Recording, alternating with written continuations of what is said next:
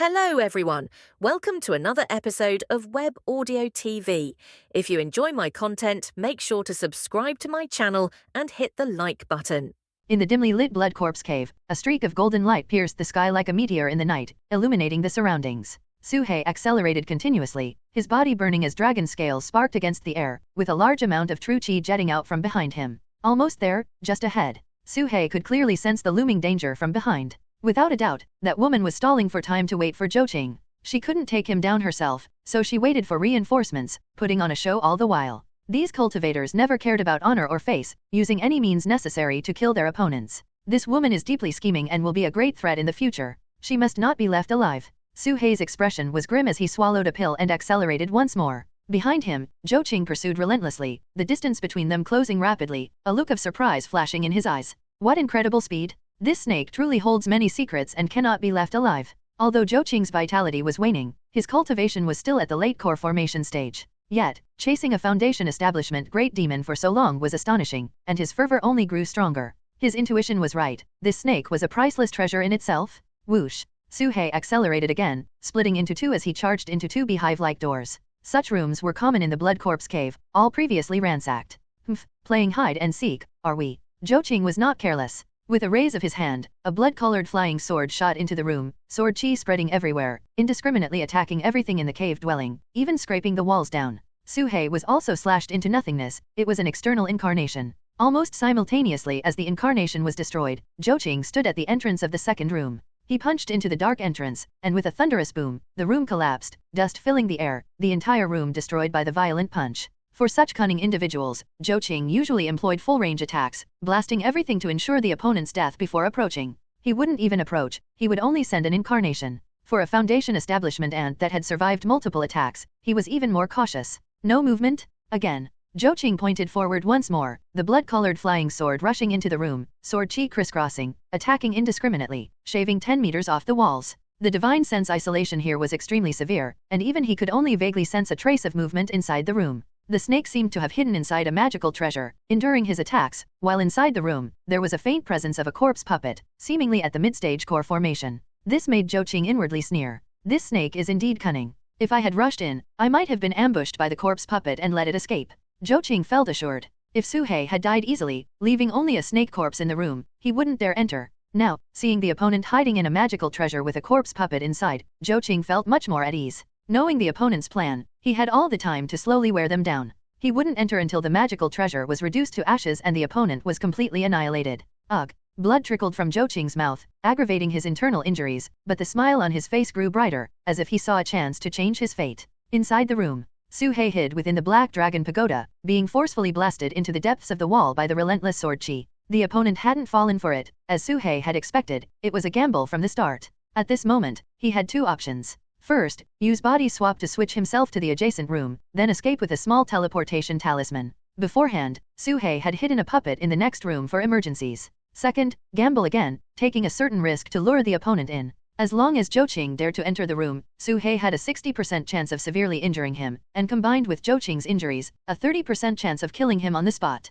At this moment, Suhei looked at the sealed formation that was also being bombarded. Inside the formation, the corpse enchantress was also looking at him. The madness in her eyes had vanished, replaced by a hint of joy as she looked at the tower, her hoarse voice coming through, "Senior brother, you've returned." From the moment Suhei entered, she showed no signs of going berserk, completely different from last time. It seemed that from the moment she saw that token, she awoke. Of course, there was still a hint of struggle in the corpse enchantress's eyes, but it was not obvious. "Yes, I'm back," Suhei transmitted his voice. "Your senior brother is being hunted. Can you deal with the opponent? N/O/vel/B/jn.C//OM." The corpse enchantress's gaze shifted to the door, a look of hatred in her eyes. She sprang up, crashing into the formation, only to be bounced back. "Yes, just like that." Suhei nodded secretly and continued to transmit his voice, "The opponent won't come in, and rushing out to kill him is too risky, he might escape. Senior brother wants you to help put on a show, lure him in, and then kill him. Can you do that?" Suhei tentatively asked. This time, the corpse enchantress was stunned for a few seconds, seemingly struggling with the complex logic. She retained only a shred of consciousness, lacking advanced intelligence, and merely nodded. "I'll listen to you." "Good, here's what we'll do next, just follow my instructions." Suhei briefly explained the plan. Outside the room, Zhou had already launched over 100 attacks, his injuries causing a pallor to his face. However, he wasn't going all out, just playing a war of attrition, and he had plenty of patience. This might be the greatest opportunity of his life, and he couldn't afford to lose it.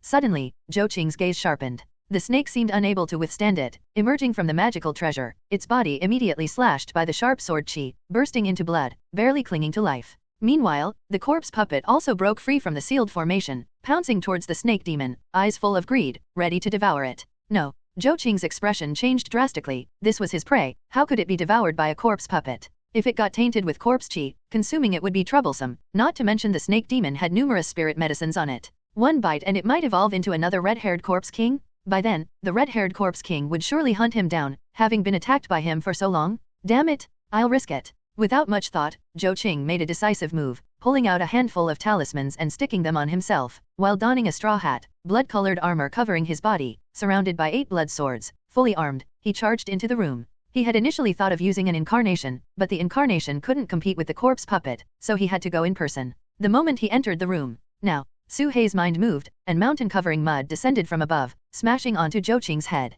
At the same time, the 10,000-word heavenly book activated, a giant stop character flying out, appearing on Zhou Qing's forehead. Su Hei ignored the corpse enchantress pretending to pounce. It was a huge risk, but Su Hei chose to trust. He had to trust. This was the best chance to kill Zhou Qing, and he couldn't let it slip away. Sure enough, as soon as the corpse puppet entered the room, it turned swiftly, charging out with the jade bottle. 2 ferocious claws extended from the bottle, sprouting countless vine-like branches, sharp as blades, enveloping Zhou Qing like a storm. In life, this corpse puppet must have had a wood spiritual root and mastered some spells. Zhou Qing's pupils contracted, and he seemed to breathe a sigh of relief. Unhurriedly, he drew another flying sword, making a total of 9 blood-colored flying swords swirling around him, reaching the pinnacle of 9. The power of the sword qi surged, forming a blood-killing sword formation. The mountain-covering mud falling from above just covered him when it was shredded by the sword formation, turning to nothingness. This third-grade middle-tier spiritual treasure was completely destroyed, yet, the stop character above his head remained. So you still have tricks up your sleeve. I didn't underestimate you after all. Zhou Qing's face darkened. As he broke through the mountain-covering mud, the corpse puppet's plant attack arrived, quickly piercing his blood-colored armor. These vines, like straws, pierced the armor, frantically absorbing the blood energy within. But Zhou Qing remained motionless, and the blood-killing sword formation slashed again, turning the vines to ashes. Su Hei released the Black Dragon Pagoda and entered it, directly merging with it. Boom! A thunderous roar echoed as the Black Dragon Pagoda expanded, like a towering giant peak, bearing down on Zhou Qing with overwhelming might. The void trembled, and the entire room collapsed, turning into a vast open space, as if to destroy everything. Zhou Qing's heart was shaken, but the greed in his eyes grew stronger. The moment the stop character above his head disappeared, Su Hei's Black Dragon Pagoda crashed into his back. Poof! The blood-colored armor shattered, and Zhou Qing spat blood, flying forward. Half of his body erupted with blood light, flesh scattered, and countless vines took the opportunity to burrow into his body again, frantically devouring what little life force he had left. I'm at the late core formation stage. Do you think you can kill me with just this? Zhou Qing was injured again, covered in blood, his life force waning, but madness surged in his eyes. A mid-stage core formation corpse puppet, dead for who knows how many years, plus a foundation establishment stage demonic beast using a high-level magical treasure. No matter how capable you are, what can you do to him? The difference between stages in core formation is vast. Besides, you have trump cards, and so does he. At this moment, the talisman on Zhou Qing's body burst with brilliant blood-colored light, soaring into the sky, sweeping across a vast area. The surrounding rocky region instantly turned to dust, melting upon contact with the blood light, vaporizing without a trace. All the vines vanished without a trace. Even the corpse puppet sensed a hint of danger, but she didn't fear, instead charging forward, releasing more vines to slay Zhou Qing. Futile resistance, useless. Zhou Qing was slightly surprised by the corpse puppet's advance, but he was already in a killing frenzy, the talisman on his body shining, unstoppable. Poof! The corpse puppet's arm turned to nothingness, her head like it was being roasted, skin cracking, bones exposed, and the bottle shattered. Even Su Hei's Black Dragon Pagoda, charging forward, was repelled by the blood light, landing in the distance. Su Hei, having used the Black Dragon Pagoda repeatedly, was nearly out of true qi. He took out the 10,000-word heavenly book, releasing a seal character and a weak character, but it was just a drop in the bucket. Zhou Qing's talisman was terrifying, destroying all nearby spells, almost entering an invincible state, a method he had never used before. This was the late core formation stage. Su Hei's trump cards were nearly exhausted, but it was still not enough to kill a late core formation stage cultivator. Should I use Ji Ying? But sending Ji Ying up is surely a dead end. Su Hei was anxious, having exhausted all his means, set up layers of traps, seized every advantage, yet still couldn't overcome the opponent. This was the gap in raw strength. No matter how many tricks you have, I can break them with sheer force. If it were a slightly weaker late core formation stage, he might have succeeded, but the opponent, being the second ancestor of the Zhou family from the Myriad Treasure Pavilion, had not only formidable strength but also numerous magical treasures, not fearing him at all. For example, the blood-killing sword formation composed of 9 blood-colored flying swords was a set of magical treasures not weaker than the 10,000-word heavenly book, and the blood-colored armor on him, withstanding the corpse puppet's attack without moving, making it impossible to kill him. The talisman he unleashed afterward was even more devastating.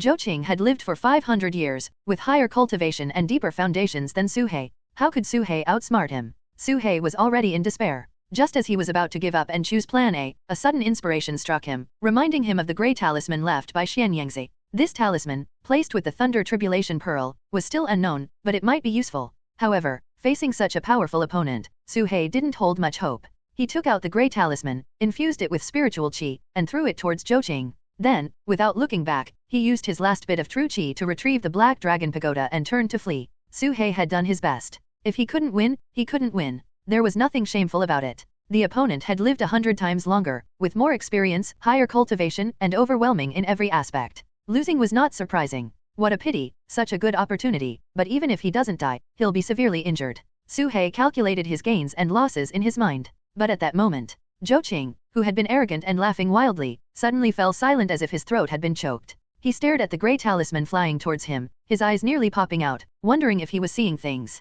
But then, focusing his mind, he immediately cried out in horror. The minor annihilation talisman. Zhou Qing's voice was filled with unparalleled shock. Without hesitation, he abandoned the idea of killing the corpse puppet and turned to flee, rushing towards the shattered space behind him. All the blood light was retracted, gathering behind him, forming layer upon layer of protection, binding thickly. Even the blood-killing sword formation was retracted, forming a shield-like defensive posture. At this moment, the corpse puppet's remaining body was almost gone. In her dying moments, she endured immense torment from the blood light, the bottle shattered, but there was a hint of relief in her eyes. Scenes from her life flashed before her eyes like a carousel, and as the minor annihilation talisman drew closer, she smiled. Senior brother, thank you. The corpse puppet lunged forward, her remaining body blooming with vibrant flowers, forming a floral barrier that bound Zhou Qing. Countless vines extended once more, wrapping Zhou Qing layer by layer, holding him firmly in place. Zhou Qing couldn't move, his eyes filled with mad hatred and unwillingness. He was already at the end of his strength, his lifespan exhausted. Even if he escaped, he would soon die, but he couldn't accept being outsmarted to death.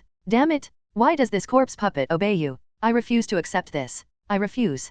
Zhou Qing stared at the approaching minor annihilation talisman, his unwillingness turning to despair. He was about to destroy all his magical treasures, preferring death over leaving them for the opponent. Suddenly, as if finding a lifeline, he took out a jade green pill and swallowed it without hesitation. It was the longevity pill? He had doubted its authenticity, but at this moment, if he didn't take it, he'd never have the chance. As the pill entered his mouth, a surge of vitality spread, rejuvenating Zhou Qing's withered life. Zhou Qing's graying hair turned black again, his dry skin regained its luster, his flesh swelled, and his body was revitalized. N/O/vel/b/in.c//om. Ha ha ha, it's the longevity pill, it really is the longevity pill? Ha ha ha, I've achieved immortality. He laughed wildly to the sky. The minor annihilation talisman exploded, a grey mist sea tearing the space apart, spreading towards Zhou Qing. Wherever it passed, the void crumbled, inch by inch, turning into a world of nothingness. But Zhou Qing was no longer afraid. His body rose, carrying the countless plant vines binding him, bursting out of the shattered world, landing outside the cave dwelling.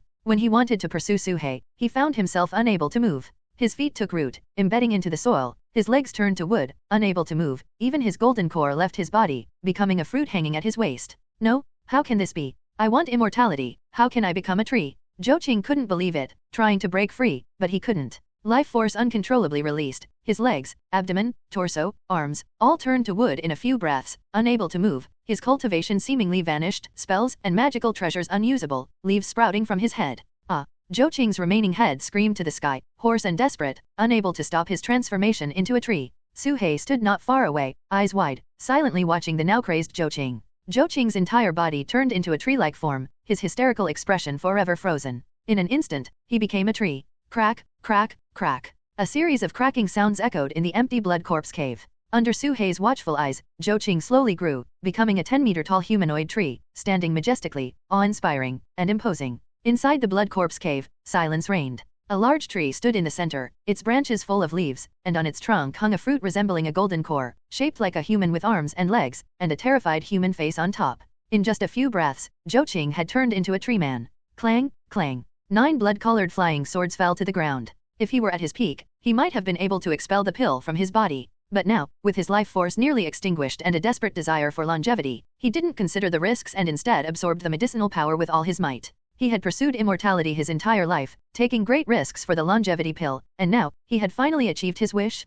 He had become a tree and no longer needed to worry about his lifespan. As long as no one cut him down, he could live as long as he wanted. Zhou Qing's thoughts slowed down, as if moving at a snail's pace, and he tried to analyze something, but no matter what, he couldn't remember. Eventually, Zhou Qing stopped thinking altogether. Su He hovered in front of Zhou Qing, his eyes wide, his mind buzzing, completely stunned. This late core formation ancestor had turned into a tree right before his eyes. Even witnessing it firsthand, Su He still found it hard to believe. But now wasn't the time to be in a daze. Su He took out a 1,000-year-old spirit medicine, bit off a corner of a leaf, swallowed it in one gulp, and used the demon god cauldron to refine it. The surging spiritual power quickly filled his body, allowing Su He to recover at the fastest speed. This was a star-shaped leaf with 8 corners, each capable of providing a massive amount of spiritual power, making it one of the relatively common spirit medicines Su He had collected. Of course, common was relative here, as every spirit medicine he gathered was extremely rare and priceless. Su He wouldn't consume them unless it was a critical moment. Refine. A corner of the leaf entered the demon god cauldron, rapidly refining into pure spiritual qi, filling his body and restoring about 30% of his strength. In the perilous blood corpse cave, Su He couldn't afford to let his true qi run dry. Even if you've turned into a tree, I must eradicate you completely. Su He summoned the black dragon pagoda, and with a thought, he directed it to crash into the tree. Boom! The earth and sky resounded with a thunderous noise as the pagoda's tip struck the tree's trunk. The tree that Zhou Qing had become shuddered violently, leaves rustling down, and the trunk was dented, with the golden core-like fruit knocked away. Su He's newly recovered true qi was once again depleted. He stared intently, his eyes widening. Unbelievable. Su He found it hard to believe. At this moment, the tree's trunk had a dent and was slightly tilted, but overall, it wasn't significantly damaged. At this rate, unless Su He could continuously strike it a dozen times, he might not be able to break it completely. With Su He's current cultivation level, it was like a fool's dream. A late core formation cultivator is so difficult to deal with. Even standing still, I can't do anything to him. Su He's face darkened as he had to admit the gap between them. He put away the black dragon pagoda, his eyes flashing as he sent a puppet forward to retrieve the storage bag from the dent. It was Zhou Qing's storage bag. He also picked up the 9 blood-colored flying swords from the ground, storing them in the void stone. Each of these 9 flying swords was extraordinary, at least top-tier 3rd-grade magical treasures, and together they could form an extremely terrifying sword formation. The mountain covering mud was instantly obliterated, not even leaving a trace, showcasing its power. The blood-colored armor was still on him, but without spiritual power to activate it, it had lost its luster. Su He didn't let it go either, fiddling with it for a while before stripping it off. The armor shrank into a palm-sized bead, hovering in front of him. Whoosh! A sound of wind breaking came from afar. A woman with butterfly wings on her back flew swiftly, hovering in the air, staring blankly at Su He in the distance, and the tree that Zhou Qing had become. This woman was Zhou Wendi, who had rushed over. From afar, she had sensed the battle fluctuations from this side. To avoid being caught up in it or being captured by Su He as a hostage, she deliberately waited for a while.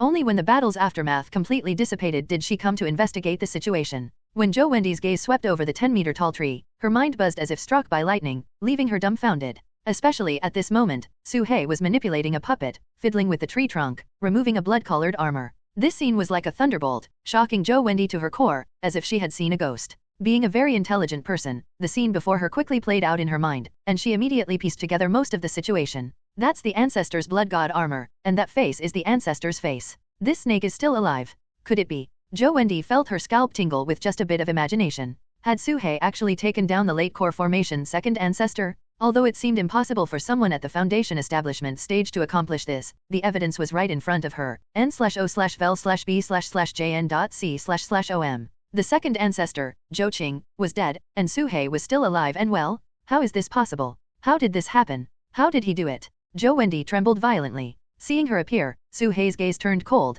and he took out a metal puppet. Without a word, he casually inserted a golden core into the puppet's abdominal cavity. This golden core belonged to Tai Xiong. With the golden core inside, the ancient metal puppet activated, its eyes glowing with a ghostly light. Su He grabbed the puppet with his tail, swung it around twice, and hurled it with all his might toward Zhou Wendi. Whoosh! The puppet tore through the sky, its eyes shooting out cold beams, its fists raised, and its feet spewing a hot air stream, charging straight at Zhou Wendi. Zhou Wendi hesitated no longer, her wings fluttering as she fled at full speed. Being naturally cautious, she knew that facing such a strange demon, which had even taken down the second ancestor, would be suicidal. Initially, she had considered testing to see how much strength her opponent had left. But when the opponent casually sent a core formation stage puppet to attack, Joe Wendy immediately abandoned the idea of testing. Who knew what other tricks the opponent had? At this moment, with the golden core installed, the metal puppet had lost control, but it instinctively pursued the nearest target, which was the woman before it. Flames spewed from its back, doubling its speed, just like when it had pursued Zhou Wenjun, now chasing after Zhou Wendy.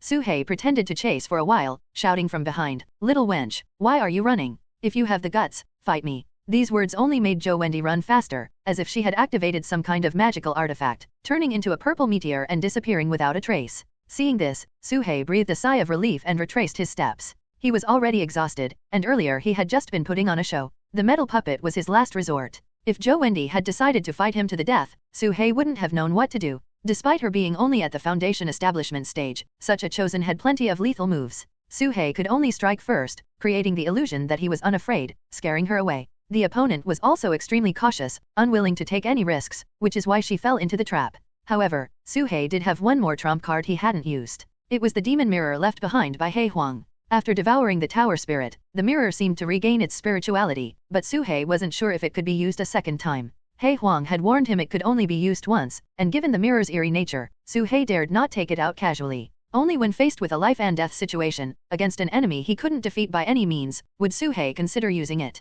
Suhei glanced back at the previous cave dwelling. At this moment, where the minor annihilation talisman had been released, was a shattered void, like a broken mirror, pitch black inside, slowly repairing itself. Minor annihilation talisman. Suhei recalled the person's words and fell into deep thought. The function of this talisman seemed to be to destroy a space, annihilating all living beings within its range. An indiscriminate attack, dealing true damage, no matter your cultivation, if caught in the shattered space, you'd be destroyed along with it. Suhei couldn't help but shiver. However, although the minor annihilation talisman was powerful, it was slow to release. If the cultivation gap was too large, as soon as you took it out, the opponent would dodge immediately, making it impossible to hit. It was only by relying on the corpse puppet's delay that the opponent was forced into a desperate situation. Xian Yangzi even managed to get his hands on this thing. How much does he hate me? If he threw this in my face, 10 of me wouldn't be enough to die. Suhei couldn't help but feel a bit of fear. Although his dragon scales were tough, whether they could withstand the minor annihilation talisman, which could shatter space, was still unknown. He secretly decided that after leaving this place, the first thing he would do was to drag Xian Yangzi out.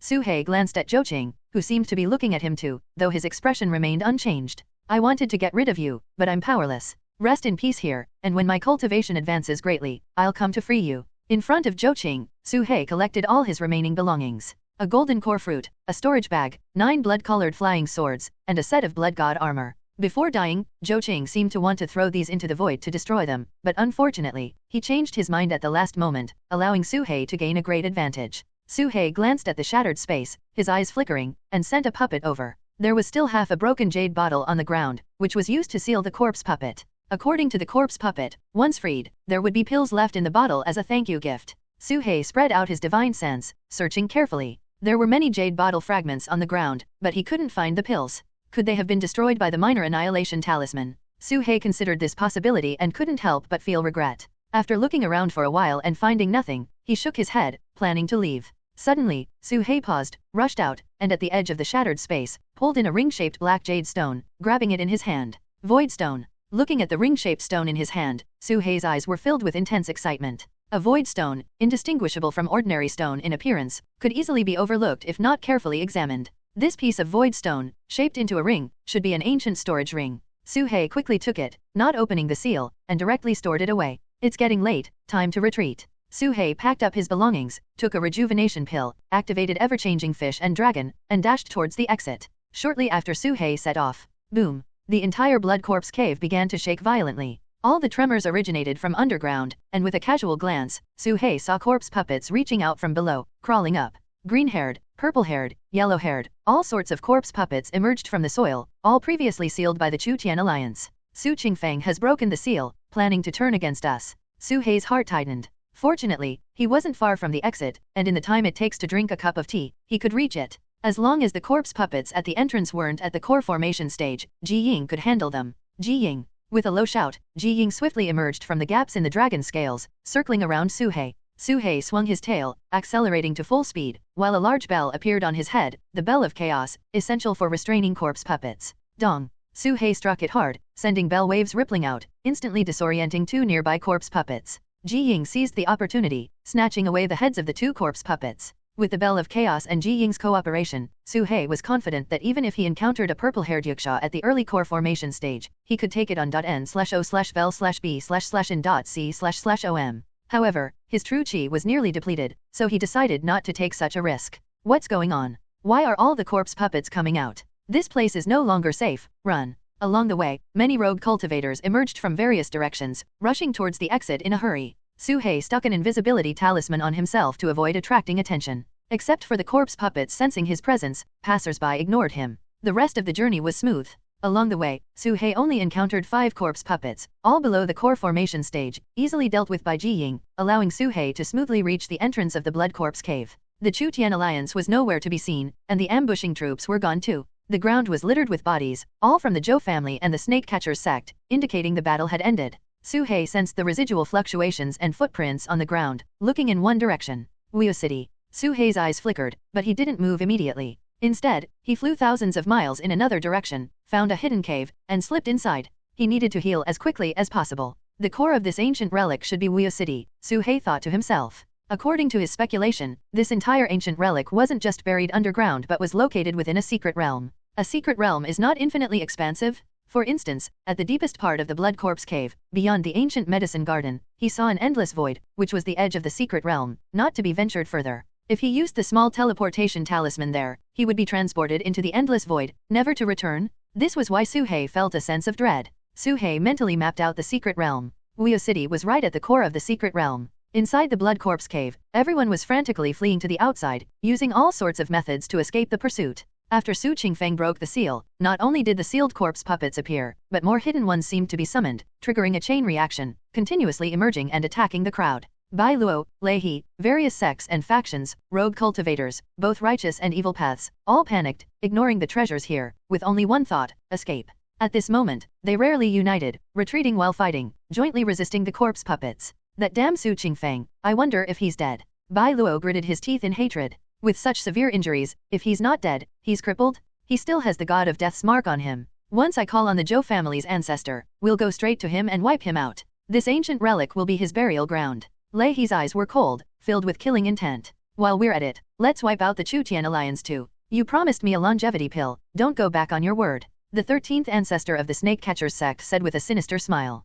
He had just received a promise that if he assisted, he would get a longevity pill, which excited him greatly, as his lifespan was nearing its end. Speaking of which, Zhou Qing should have dealt with that snake by now, so why hasn't he shown up? Lei He frowned. Bai Luo's heart skipped a beat. He was particularly concerned about that snake, which almost gave him a psychological shadow. If it were dead, it would be for the best, and he wouldn't have to recall those humiliating events. Logically, with Zhou Qing's late core formation stage cultivation, he should have dealt with not just one snake, but 100 by now. Unknowingly, they reached the outskirts of the Blood Corpse Cave. In the middle of the path ahead, a tree 3 meters high grew, standing out conspicuously. Could something have happened to the Zhou family's ancestor? Bai Luo asked, puzzled. Impossible. He's in the late core formation stage. How could anything unexpected happen to him? Lei He didn't doubt Zhou Qing's abilities. At over 500 years old, Zhou Qing possessed numerous magical treasures. Even if Lei He were to fight him, he'd have to endure some hardship. JNN. Even if Zhou Qing was injured by an aura of life and death at the elemental infant level, severely damaging his vitality, not just anyone could take advantage of him. However, Lei He did suspect that Zhou Qing, with his deep scheming, might have obtained some extraordinary benefit and simply fled. That snake was quite peculiar, possibly harboring some secret that Zhou Qing discovered and didn't want to share. It was entirely possible. The more Lei He thought about it, the more his expression darkened. He had fought Su Qingfeng fiercely, while Zhou Qing conveniently used the pretext of chasing the snake demon to escape, taking the benefits and disappearing. It was simply outrageous. Last time in the Earth Path, I offended the Zhou family. Is this some kind of protest? Lei He muttered to himself. Look, what's that? Bai Luo suddenly pointed into the distance and shouted, a tree? How could there be a tree inside the Blood Corpse Cave? Without needing Bai Luo to say more, everyone turned to look as soon as the tree appeared. The tree stood 10 meters tall, solitary in the middle of the Blood Corpse Cave, with lush branches and roots sprawling everywhere. In this deathly silent zombie cave, it was impossible not to draw attention. Even more bizarre was that the tree was shaped like a human, with 2 arms and 2 legs, distinctly outlined, as if its back was turned to them. Everyone immediately moved forward, arriving in front of the tree. As they focused their gaze, they were instantly dumbfounded. That face is... Everyone was stunned. That familiar face, with an expression of terror. Who else could it be but the Zhou family's ancestor? Lei He's eyes were vacant, staring at that hysterical face, and he couldn't help but shiver. What had Zhou Qing encountered to end up like this? Or was this just a rare spirit wood, deliberately carved to look like him? The 13th ancestor of the snake catchers sect, however, had a glint in his eyes. He rushed forward, grabbed the tree, and pulled with all his might. Rise for me. With a loud shout from the 13th ancestor, Zhou Qing's roots were so deeply embedded that only a small portion was uprooted, with countless roots snapping. Faintly, he heard a piercing scream, like a soul's roar, emanating from within the tree, making the pained face twist even more. What strong resilience? This divine sense fluctuation is indeed from the Zhou family's ancestor. It's him. The 13th ancestor hastily retreated a few steps, speaking in a deep voice. The entire scene fell into a dead silence. What had he experienced in life to become a tree? Moreover, Zhou Qing seemed not to be completely dead, with a faint trace of divine sense still lingering. This was beyond comprehension. Zhou Qing had pursued immortality his entire life, and this was his immortality? Was it that snake's doing? Bai Qiushui felt his mouth dry up. He had long thought that snake was not to be trifled with, but he hadn't expected it to be this extreme. Bai Luo's face turned pale, and he felt a wave of fear. If he had encountered it inside the pyramid, who knows what might have happened? There was no time for everyone to think deeply, as a red-haired whirlwind arose in the distance. The Corpse King, leading a large group of corpse puppets, charged in angrily, forcing everyone to flee, their hearts shaken to the core by the scene they had just witnessed. Outside the Blood Corpse Cave, in a distant underground cave dwelling, Su He opened his eyes and exhaled a stream of air. After a long period of breathing exercises, he had mostly recovered. However, the injury from the flying sword was healing extremely slowly. He had deliberately allowed himself to be hit by the blood sword to lure Zhou Qing in. It was only because he had dragon scales and Zhou Qing had held back a bit that he hadn't lost his life. Let's see what I've gained from this trip. Su He took out a storage ring and removed the seal, revealing its contents. It was a massive space, 100 meters in length, width, and height, totaling 1,000,000 cubic meters. Su He couldn't help but gasp at the sight. It was the first time he had seen such a large void stone. Inside, it was piled high with spirit medicines and pill bottles, but as Su He swept his divine sense over them, the spirit medicines turned to dust. Just like the last time, when he had cut open a void stone in the gambling stone workshop, the spirit medicines inside crumbled at a touch, having been stored for too long to be preserved. However, the jade bottles containing pills were still intact, each sealed, likely retaining some medicinal potency. In a corner, there were about 30 top-grade spirit stones piled together, which made Su He's eyes light up.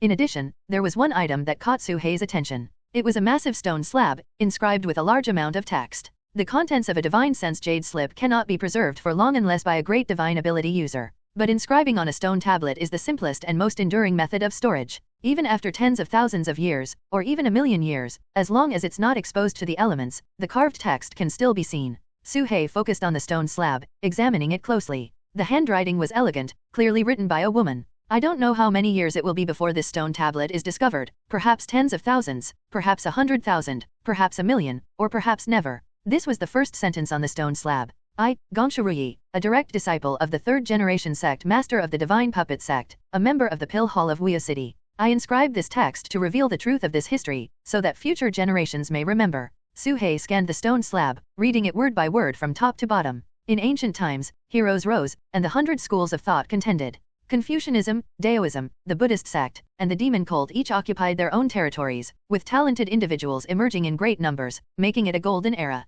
Gongshuzi, renowned for his art of mechanisms and puppets, founded the Divine Puppet sect as the first Grand Master. After breaking through to divine transformation, he wandered beyond the world and disappeared. Afterward, the second-generation sect master, Mo Ban, inherited the sect, continuing to promote the art of puppets and mechanisms, determined to change life through technology and create a perfect world. The third-generation sect master, Mo Wuyo, was even more so. He fulfilled Mo Ban's wish and created the most perfect city in the world. Wuyo City? Wuyo City, as the name suggests, is a place of long-lasting happiness without worries. The old have support, the young are cared for, no one picks up lost items on the road, and doors are not locked at night. Regardless of race, gender, or status, there is no sorrow or conflict, making it a paradise everyone yearns for. To fulfill the wish of Wuyo, he continuously improved Wuyo City, using the art of mechanisms to elevate the living standards of its inhabitants far beyond any place of the time. This was Mo Wuyo's Dao, to protect this city without worries and break through to divine transformation. Regarding this, Su He also had some understanding.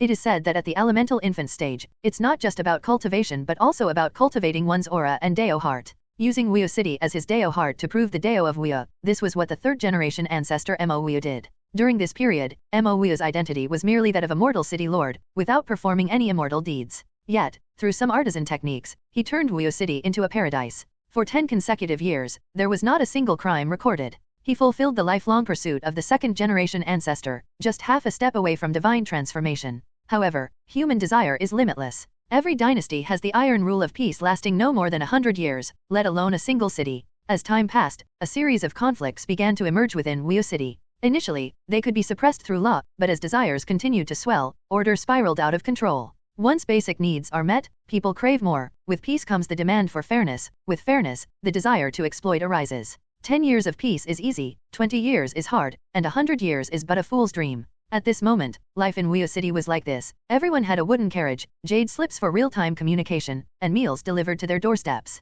while other places couldn't even satisfy basic peace and sustenance. In Wuyo City, where everyone lived like immortals, an unprecedented internal strife broke out. Cultivators led the charge, mortals rushed forward, the discipline hall was razed to the ground, the pill hall was expelled from Wuyo City, with tens of thousands dead or injured. Helplessly, the pill hall had to establish a new cave dwelling outside the city. This is now known as the Blood Corpse Cave. Why did it come to this? Suhei couldn't understand. To Suhei, peace was already a luxury, and having enough to eat and wear was a dream. Yet the people of Wuyo City, not only satisfied with these, even far exceeded them, were still not content. Of course, Suhei didn't fully believe the contents of the stone tablet, as it was left by Gongsha Ruyi, surely carrying her subjective imagination, painting herself as a victim. Later, Wuyo took a series of measures, but they only treated the symptoms, not the root cause. Eventually, everyone gave up, stopped competing, and just lay around. Since they had no worries about food and clothing, they were even too lazy to work. The whole city was in a state of eating and waiting to die. Now, it's almost impossible for Master to reach divine transformation. Wuyo City has proven to be a failed creation. True worry-free living is impossible. Master's Deo heart was frustrated, his cultivation plummeted, but later, Master he. At this point, Suhei's pupils suddenly contracted, and he continued reading. Master did something unknown and suddenly reached the divine transformation stage. The entire divine puppet sect was mobilized to hunt down Master. The 2nd, 4th, and 5th generation sect leaders joined forces to slay Master outside Wuyo City. Here, the text abruptly ended. Suhei furrowed his brows, deep in thought. He felt that a part of the content was missing, especially the last part, which was almost summarized in 2 sentences. He read it again from start to finish. The beginning seemed reasonable, the middle was mostly omitted, and the end was glossed over. There was no explanation for becoming a corpse puppet. Suhei squinted his eyes, seriously suspecting that the stone tablet had been tampered with, causing the content to be distorted. It likely involved some secrets that couldn't be known, so they were blocked by a great divine ability. Thinking of this, Suhei shook his head. Why did everyone become corpse puppets? Why was Wuyo, as the 3rd generation sect leader, hunted by the sect? Since Wuyo City was proven a failure, how did he achieve divine transformation? With so many mysteries, Suhei could only go to Wuyo City to find answers. A divine transformation cultivator. I never thought I could come into contact with such secrets. It would be a pity to miss such an opportunity. Suhei originally had no interest in history, but when it involved breaking through to divine transformation, he became curious. If someone as strong as Wuyo found it so difficult to reach divine transformation, ending up hunted by the sect, would Suhei face even greater challenges in the future? n/o/vel/b/jn.c//om. Suhei took a deep breath, stored the stone tablet, and took out an ancient essence cultivation pill. He unsealed the pill, and a rich medicinal fragrance wafted out. Without delay, Suhei opened his mouth and inhaled, consuming the rapidly withering essence cultivation pill. An hour later, Suhei had fully recovered to his peak state, with his cultivation increased by about 20%. Next, Suhei attempted to open Zhouqing's storage bag. As expected, it was completely unopenable. The seal on it was unimaginably strong. Even using dragon scales had no effect. That old bastard must have deliberately strengthened the seal before he died. Suhei's face turned grim. To be cautious, he decided to seek help from the Chu Tian alliance. Suhei didn't fully trust anyone, but based on Su Qingfeng's previous behavior, he seemed relatively trustworthy. Besides, Zhouqing had already revealed his trump cards, so there shouldn't be any unspeakable treasures in the storage bag. Afterward, Suhei tried to refine the 9 blood swords, but still failed. At this point, Suhei had little hope left. He took out the blood god armor, now in the form of a blood bead, and probed it with his divine sense. Suddenly, the blood bead floated up automatically, adhering closely to Suhei's body. Whoosh! Suhei instinctively retreated, keeping a distance, staring at the blood bead. I can actually use it? Is this for real? Suhei shook his head, his eyes serious, his heart vigilant. Zhouqing's magical treasure, at least 3rd tier top grade, could it really be used so easily? Suhei didn't believe it, suspecting a trap. He pondered for a moment, took out the butcher, approached the blood bead, and attached it, probing with his divine sense. Clang! The blood bead adhered to the butcher, immediately spreading out, transforming into a blood-red armor, forming on the butcher's body surface. During this process, blood from the butcher's body was continuously absorbed into it, albeit at a slow pace.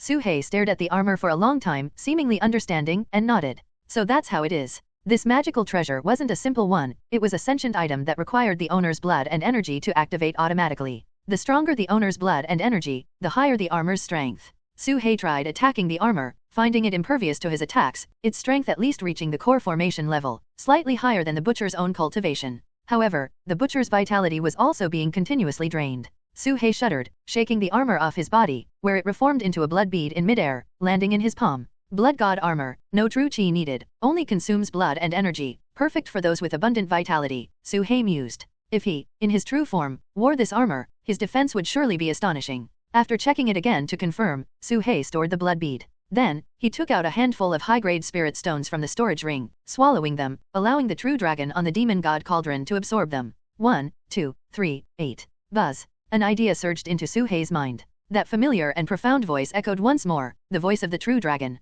Dragon Shatter Roar, a mid-grade Dragon Clan supreme technique, a sonic spell. The Dragon Clan must not only conquer with virtue but also with reason. When reasoning, use Dragon Shatter Roar to ensure the other party listens obediently. This technique consists of 7 levels, each a realm of its own, divided into Shattering Stone, Shattering Soul, Shattering Star, Shattering Void, Shattering the Firmament, Shattering Sun and Moon, Shattering the Great Dao. Countless pieces of information, like a roaring sea, flooded into Su-hei's mind. Compared to the ever-changing fish and dragon, the information of Dragon Shatter Roar was even more vast, though it had only 7 levels, it was 10 times more complex. After an unknown amount of time, Su-hei opened his eyes, carefully recalling the content that had just flashed through his mind. Dragon Shatter Roar, a mid-tier Dragon Clan ultimate technique. Unlike traditional spells, it is a perfect fusion of true chi and the physical body, not necessarily suitable for human cultivators, but extremely fitting for demonic beasts with powerful physical bodies. When used in conjunction with the 9 transformations of the true dragon, it can unleash destructive power far beyond the current cultivation level.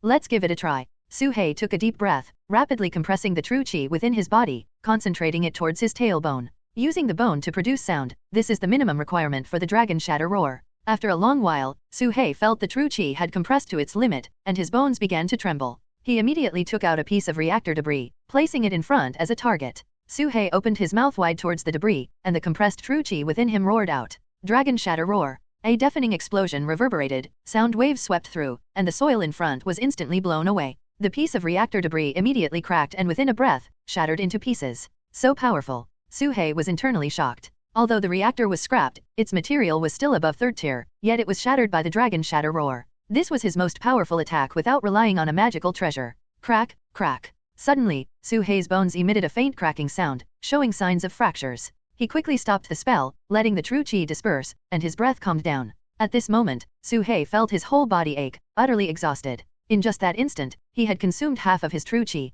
His entire skeleton was in piercing pain, with wear and tear everywhere except for the intact dragon bone at his tail. The cost of this move is too great. It should be a spell aimed at the core formation stage, requiring a full set of dragon bones, which I currently cannot handle, Su-hei thought to himself. A low-tier Dragon Clan ultimate technique requires foundation establishment. A mid-tier Dragon Clan ultimate technique requires core formation. The true dragon statue probably didn't expect Su-hei to collect 100 high-grade spirit stones before reaching core formation. Dragon Shatter Roar is truly not something ordinary people can withstand, it can only be used as a trump card. Su-hei took out a pill and consumed it for healing. This journey cost him quite a few trump cards, but he also gained a lot. South of the Blood Corpse Cave, Wuyo City. After recovering, Su-hei headed straight for Wuyo City. After a long journey, he saw the massive city in the distance, coiled like a giant black dragon. The sky was dark, covered with clouds, and the underground world never saw the sun. The air was cold and damp, with corpse puppets scattered in every corner. Su-hei found it hard to imagine that in ancient times, this place was prosperous, known as the most peaceful place in the world.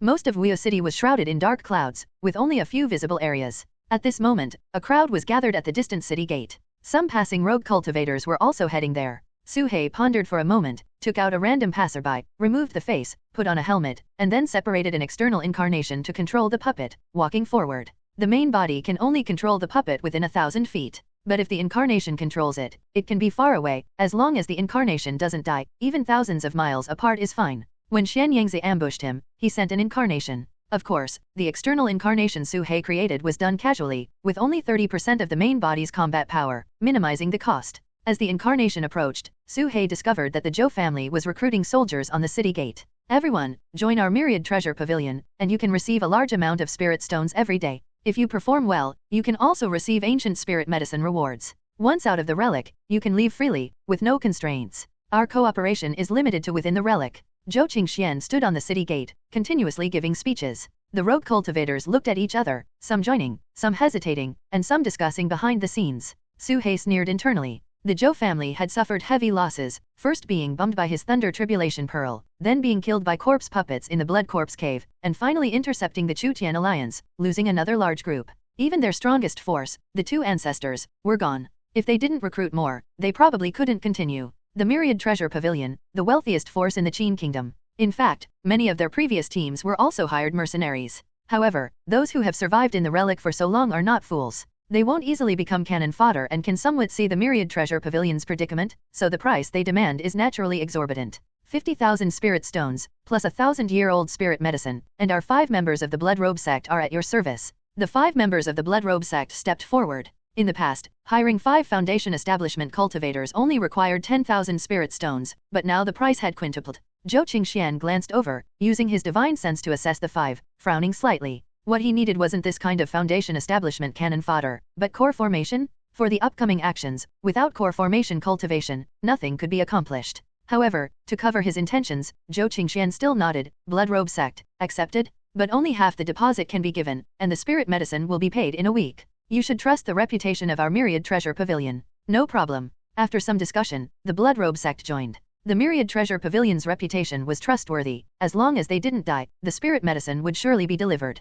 Zhou Qingxian looked over the rogue cultivators who had joined, feeling quite heavy-hearted. They had been recruiting for 2 days and only 1 core formation had joined. As pioneers, they had the latest information regarding the greatest inheritance in the ancient relic. Without core formation, they couldn't even qualify to participate. They wanted to request support from headquarters, but time was tight, and it would take several days for a round trip, with potential mishaps along the way, leaving them no choice but to take this approach. Are there any more core formation cultivators willing to join? Our reward for core formation is higher than usual, with a 1,000-year-old spirit medicine paid unconditionally. Zhou Qingxian decided to go all out and said, I don't want spirit medicine, I want 200,000 spirit stones, paid upfront. At this moment, a purple-haired youth walked over, weapons strapped all over, with a lazy expression. As he moved, his body exuded the aura of core formation, drawing everyone's attention. Bounty Hunter Han Ti. Zhou Qingxuan's eyebrow twitched, a look of disdain flashing in his eyes. What, don't trust me? I, Han, may not have much else, but I have professional integrity. I do the job once paid, no ambiguity.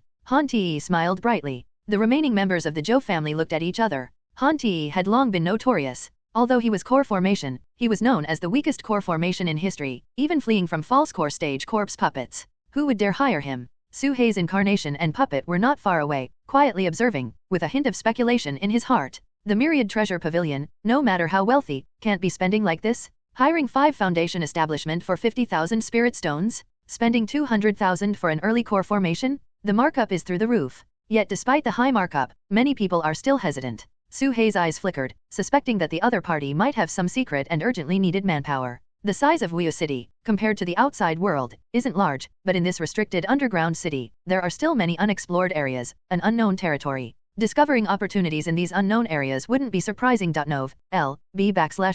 JNN. Sure enough, after much hesitation, the Zhou family still took out the spirit stones and recruited Han Ti. Ha ha ha, happy cooperation, big client. Han Ti cheerfully stored away the spirit stones, his eyes gleaming. He had never done such a big deal in his life. Seeing that even someone like Han Ti received 200,000 spirit stones, the eyes of the rogue cultivators in the distance lit up with greed. I am at the great perfection of the Foundation establishment stage. How about 100,000 spirit stones? A rogue cultivator mustered the courage to speak, but Zhou Qingxian ignored him completely. Ladies and gentlemen, we will depart in 1 hour. If anyone else wishes to join, do so quickly, or you'll miss the opportunity, Zhou Qingxian announced. Everyone exchanged glances and began to discuss among themselves. The people present were quick-witted, speculating whether the Zhou family had stumbled upon some great fortune and needed people to act as cannon fodder. Some said that the Myriad Treasure Pavilion wouldn't be so shameless, as they were businessmen, and a tarnished reputation would ruin them. Others guessed they were planning to attack the Chutian Alliance and needed manpower. Su He thought for a moment and sat cross-legged nearby, wanting to see what tricks the Zhou family was up to. Suddenly, Su He saw 2 familiar figures approaching Zhou Qingxian. One was a white-bearded elder, holding a horsetail whisk and dressed in a Taoist robe adorned with the 8 trigrams, exuding an aura of immortality. It was Tianji Shangran. Beside him was a masked man, following closely like a shadow, with sharp eyes. It was clearly Lu Buchan. Why are these 2 together again? Are they glued to each other? Su He internally complained. As if sensing Su Hei's gaze, the white-bearded elder turned his head, smiled slightly, and nodded in acknowledgement. Su He quickly averted his eyes. Tianji Shangran walked up to Zhou Qingxian and said with a smile, I, a humble Taoist, have observed that the Zhou family has a lady of great fortune, so I have come to offer my assistance. Great! How many spirit stones do you require, fellow Taoist? Zhou Qingxian immediately perked up, not daring to neglect him, and asked quickly. I do not require spirit stones. Tianji Shangran unexpectedly shook his head, then transmitted a message, the contents of which were unknown. After some contemplation, Zhou Qingxian nodded in agreement. What is this old fox planning? Should I join as well? Su He hesitated, considering that with a clone and a puppet, he wasn't afraid of being discovered. At the same time, Su He's true self was flying towards the interior of Wuyo City. Wuyo City, with its clusters of ancient buildings, mostly in a state of collapse, had its bricks and stones turned pitch black from years of accumulated yin energy, exuding an eerie aura. From beneath the surface, creaking sounds could be heard, made by corpse puppets. Looking around, one could vaguely see the shadows of its former grandeur. Su He took out a communication jade slip left by Xiaozhou.nov, L.B//JNN. Head 80 miles east, Chu Tian Alliance. Su He read the message in the jade slip and flew eastward. Moments later, he arrived in front of a relatively well-preserved pavilion courtyard. Su He pondered briefly, then sent a puppet ahead to enter the courtyard. In an instant, his vision cleared, and the light brightened, revealing a hidden world within the courtyard. Su He focused his gaze, finding the seemingly small courtyard surprisingly vast inside. Members of the Chu Tian Alliance were present, but after a glance at Su He, they ignored him and continued with their own tasks. The silver-haired witch was staring blankly at a wall. Ku Xian was chanting scriptures to the vulture. Zhang Tai was sharpening his hammer. Additionally, 5 rogue cultivators were meditating cross-legged, also ignoring Su He. You've arrived? Su Qingfeng approached. I have, Su He replied, unsure of what else to say. Have you made up your mind? Su Qingfeng asked. Su He nodded and said, I am willing to cooperate with you. This was a decision Su He had reached after careful consideration. Since Su He began cultivating, he had always fought alone, never joining any faction or power. At most, he would ask Manjin or Lei Meng for help. This expedition to the relic made him deeply aware that individual strength is limited, and the omnipresent calamities and ever-looming enemies often put Su He in danger. He had left the Blood Corpse Cave thanks to the Chu Tian Alliance's minor teleportation formation. At the exit, it was also the Chu Tian Alliance that blocked the ambush. This narrow escape led Su He to decide that if he could rely on external forces, why not give it a try? He might have survived by luck once, but there might not be a next time. Enemies like the Zhou family's ancestor were not few. Whether it was the 13th ancestor of the Snake Catchers sect or Lei He, they would not hesitate to kill him on sight. The enemy of my enemy is my friend, and the Chu Tian Alliance had helped him once, proving their sincerity. May our cooperation be successful, Su Qingfeng smiled. Successful cooperation. Su He nodded. At the same time, Su He's clone had also mingled with the Zhou family's rogue cultivator team, earning 5,000 spirit stones as a reward. Fellow Daoist, long time no see. I've missed you, Tianji Shangran beamed. Su He ignored him, took 2 steps back, and tightened his helmet. Fellow Daoist, no need to be nervous. I mean no harm. Though I cannot discern your identity, I can see that you are blessed with great fortune. I, a humble Taoist, love to make friends with those favored by fate, Tianji Shangran said with a smile. Is he a child of fortune? Su He pointed at Lu Buchan. Tianji Shangran fell silent, and Lu Buchan's expression turned awkward. At this moment, within the Chu Tian Alliance's stronghold, in a separate room, both Su He's true self and puppet had arrived. He took out a storage bag and asked, Can you open this? It was Zhou Qing's storage bag. Su He could have waited until his cultivation improved to open it himself, but time was of the essence, and his trump cards were far from sufficient. He needed to enhance his strength as quickly as possible. The Zhou family's ancestors' storage bag. Su Qingfeng took the storage bag, examined it carefully, then suddenly tossed it away and pointed at it. Bang! With a crisp sound, a golden flame burst out, twisting the void with its heat. This. Su He was stunned. The Zhou family's ancestor had ill intentions. If you had carelessly unsealed it without any precautions, this soul fire would have burned you to ashes, Su Qingfeng said solemnly. Su He's face darkened. It was his first time encountering such a trick.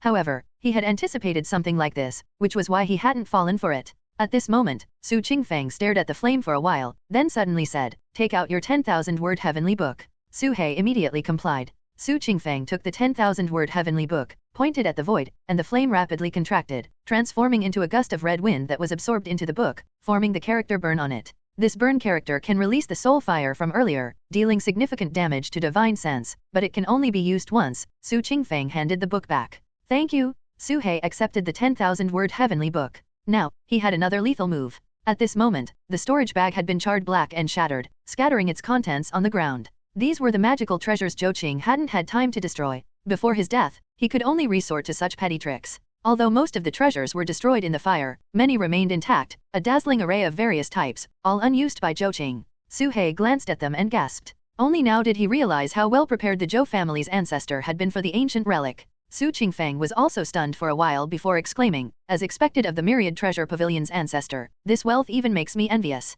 Suhei knew he was just speaking casually and wouldn't actually try to seize them. The main concern was that after the burning, many magical treasures had lost their effectiveness. Magical treasures in the form of beads numbered more than 10, including water-repelling beads, wind-stabilizing pearls, fire-avoidance beads, blood-condensing beads, soul-locking beads. Though their grades weren't high, they were practical and could be used in various environments. There were also 7 or 8 sail-type magical treasures, along with bells, seals, fans, bowls, and more, totaling over 100 items. Suhei even suspected that they might have emptied the treasury of some merchant guild. Su Qingfeng picked up a banana leaf fan, scanned it with his divine sense, and shook his head. What a pity, it's too damaged. Suhei also picked up a magical treasure and inspected each one. After a long while, Suhei shook his head helplessly. Although there were many magical treasures, they were all damaged to varying degrees. Minor damage accounted for 10 to 20%, while severe damage exceeded 80%, with some burned to ashes. Out of over 100 magical treasures, only about 20 were barely usable. However, the high-grade magical treasures were all well preserved. Suhei raised his hand and pulled over a straw hat. Zhou Qing had worn this hat before. It could conceal one's aura and remained undamaged even after being burned by flames. He placed the hat on his head, and with a flash of light, it automatically shrank to fit his head, aligning perfectly with his snake head. Suhei's aura vanished instantly, as if he were just a wisp of air, with no trace of a snake. What a powerful effect, even stronger than an invisibility talisman. Suhei marveled inwardly. Suhei then picked up a small boat, only the size of a palm. With a thought, the boat quickly expanded to 10 meters, capable of accommodating about 5 people. Earth boat, able to traverse deserts and underground, faster than the Earth escape technique, Suhei thought to himself. Next, he picked up a pair of radiant wings. Heavenly silkworm wings, can increase flight speed. One magical treasure after another was collected by Suhei. Most of the magical treasures in the storage bag had auxiliary effects, with little enhancement for combat. But when facing treacherous environments, these magical treasures could be crucial. For instance, in the Earth path before, Suhei had entered without any preparation, relying solely on luck and the small teleportation talisman to get through. But with these magical treasures, Suhei was 90% confident he could make it through. And as for the yet-to-be-explored fire path, although Suhei hadn't been there, he felt more confident. Suhei stored all the usable magical treasures and said to Su Qingfeng, "Can you repair the remaining ones? Damage below 50% should be reparable, but beyond that, I'll do my best," Su Qingfeng replied. Suhei nodded. "All right, if you succeed in repairing them, consider it your reward." The other party had helped so much, it wouldn't be right to offer nothing in return. Though getting things for free was quite enjoyable. Su Qingfeng didn't stand on ceremony, storing the damaged magical treasures, and said, "Then I won't refuse. Once I've repaired them all, I'll show you to see if there's anything you need." "Thank you." Suhei controlled the puppet to cup its fists in thanks. Su Qingfeng smiled calmly and walked towards the door. Suhei remained outwardly calm, but his heart was turbulent. Throughout, the other party's eyes never showed a hint of greed. Even if there had been a trace, Suhei would have immediately gone into battle mode, but there was none. Not even a little. In fact, Suhei suspected that if he hadn't spoken up, the other party might have left without asking for any benefits. Suhei hesitated slightly and asked, "Are your injuries all right?" Su Qingfeng appeared unscathed on the surface, but Suhei's senses were sharp. The other party was definitely severely injured. In the clash of elemental infant realms, with Yinmingzi, the 13th ancestor of the Snake Catchers sect, and other powerful figures assisting at Leihe, it was almost impossible for him to escape unscathed. "Little friend, there's no need to worry. It's just a minor injury, nothing serious." Su Qingfeng dismissed it lightly and walked out the door. Suhei said no more. He had intended to offer an ancient healing pill if the other party's injuries were severe, but since it wasn't needed, he wouldn't take it out. He took out the jade slip left by Su Bai and carefully sensed it for a moment, but found no clues. All he knew was that it was somewhere in Wuyu City, but there was no specific location. Where is Su Bai? Suhei wondered. He left the room and entered the courtyard. Everyone was busy with their own tasks. At this moment, Zhang Tai was sitting cross-legged on a prayer mat, facing Master Ku Xian, with his eyes closed. "Focus on your nose on your mouth on your heart, and with no distractions, you can suppress the demonic thoughts within." Ku Xian recited a Buddhist mantra, holding a string of prayer beads. Zhang Tai silently recited the scriptures, and a wisp of black energy on his body dissipated, his skin color lightening. Before long, Zhang Tai opened his eyes, feeling refreshed and as if a great weight had been lifted. "Thank you, Master." Zhang Tai stood up, clasped his hands, and bowed. Suhei watched from the side, feeling quite amazed. He had heard of Demon Man Zhang Tai, said to be a half-demon, prone to going berserk. Every few days, his demonic nature would flare up uncontrollably, and only Ku Xian could calm it. Demon Monk Ku Xian was a master in psychological treatment. At this moment, Xiao Zhou also approached, sitting cross-legged on the prayer mat, and said, Master Ku Xian, I've been having nightmares lately. Please help me understand them. Oh, what have you been dreaming about? Ku Xian smiled slightly. Dreaming of some women, which troubles me greatly. I'm considering becoming a monk to clear my mind, Xiao Zhou said with a troubled expression. He had long vowed never to touch a woman in this life, but being young, despite his words, his mind often wandered, leading to dreams. Su He paused nearby, watching with interest. Ku Xian was silent for a moment, then smiled. Young benefactor Xiao, it's normal for a young man full of vigor. Why not face yourself honestly? Xiao Chu's eyes flickered. Then, Master Ku Xian, what should I do? Ku Xian smiled and took a red ball from his storage bag, placing it in front of the prayer mat. JNN. Master, what is this? Xiao Zhou looked at the red ball, only half the size of a fist, fluffy. Ku Xian smiled without speaking, then took out a mirror and placed it beside the red ball. He said nothing, simply watching Xiao Zhou quietly. Xiao Zhou seemed to ponder, then his eyes lit up. I understand. Master wants me to be passionate and lively, not lifeless, to illuminate the path ahead, right? Ku Xian sighed helplessly. No. Then, seeing Xiao Chu's dumbfounded expression, he explained, I meant that you could put this red ball on your nose, then look in the mirror and recognize yourself. Hearing this, Xiao Zhou picked up the red ball and mirror, about to place it on his nose. Suddenly, his whole body froze. Xiao Zhou looked at the red ball in his hand, then at the mirror, imagining the scene, and his face turned as black as coal. Su He was utterly speechless, sighed silently, and turned to leave. Beside him, the vulture couldn't hold back and burst into sharp laughter. Only by recognizing yourself can you avoid unrealistic fantasies, Amitabha. Ku Xian clasped his hands and recited a Buddhist mantra. This time, Zhou Qingxian recruited over 30 people, including 3 at the core formation stage. One was an old white-haired man named King Ming, another was Han Ti, and the third was a newly joined middle-aged woman in blue. All 3 were at the early core formation stage. These people were all old hands, extremely cunning, forcing him to spend 5 times the usual price to barely secure their services. Only because the Zhou family was wealthy and powerful could they afford such extravagance. The Bai family wouldn't dare waste resources like this. After the group left, they were followed by a crowd of outsiders trailing behind at a distance. But after King Ming made a move and killed 3 people, the rest dared not follow any longer. Before long, they arrived at the Zhou family's stronghold. It was a spacious courtyard, once a noble's residence in ancient times, now occupied by the Zhou family. Zhou Wendi walked out from the courtyard and handed over a jade slip, saying, This is a message from above.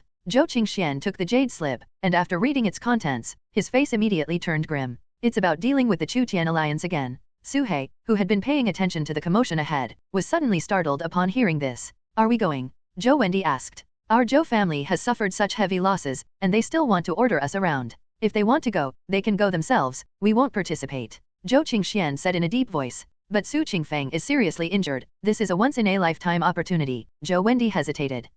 No matter, we have more important things to do. Although the Zhou family duo's conversation was quiet, they hadn't used divine sense to isolate it, allowing Su He to hear everything clearly. His eyes flickered as he quickly pieced together the contents of the jade slip. The Heavenly Puppet sect was planning to target the Chu Tian alliance and was gathering manpower, but the Zhou family had refused. But then, Su He realized something was off. Why wasn't the Zhou family keeping such important information under wraps? Anyone like Su He, who was intent on eavesdropping, could easily overhear their conversation. Weren't they afraid of leaks? Or was this intentional on their part? Su He squinted his eyes, sensing that things weren't simple. Regardless of what schemes the Zhou family was playing, the Chu Tian alliance definitely needed a heads-up. Su He's true self immediately found Su Qingfeng and briefly explained the situation. He didn't mention how he got the information, only the conclusion. Looks like we have to move again, Su Qingfeng sighed. He didn't question the reliability of the information and directly announced the move. Immediately, the members of the Chu Tian alliance began packing up. Flags from the formation were pulled up, houses were lifted and stored in their storage spaces, and traces were cleared. The whole process took only 2 breaths, their efficiency astonishing. Before long, they had relocated to a new site. This place, in ancient times, was likely a school, with statues of sages and a stone tablet in the courtyard. However, time had weathered them, leaving only faint traces of words like at the beginning of man, nature is inherently good. Su Qingfeng took out formation flags and placed them in various positions, Zhang Tai set up the houses, and Zhao Wenzhuo established a gathering spirit array. In no time, the environment transformed back to its previous state. The efficiency of this escape is truly second nature, Su He thought to himself. Hey, bald snake, what's your name? At this moment, the vulture flew over, stopping not far from Su He, and asked with a grin. Bald snake. Su He's mouth twitched slightly. Are you insulting me? How could that be an insult? You have no hair on your head, if not bald, then what? Besides, being bald isn't something everyone can have, it's a symbol of strength. I have no respect for creatures with hair on their heads. The vulture approached, acting overly familiar, pointing at others. Su-hei remained silent. Let me introduce myself first. I'm Ku-ming, that's the Dharma name Big Baldy gave me. And you, the vulture chuckled. Su-hei. So it's Brother Su. Everyone in the Chu-Tian Alliance is a weirdo, only the two of us are somewhat normal. As they say, near vermilion, one becomes red.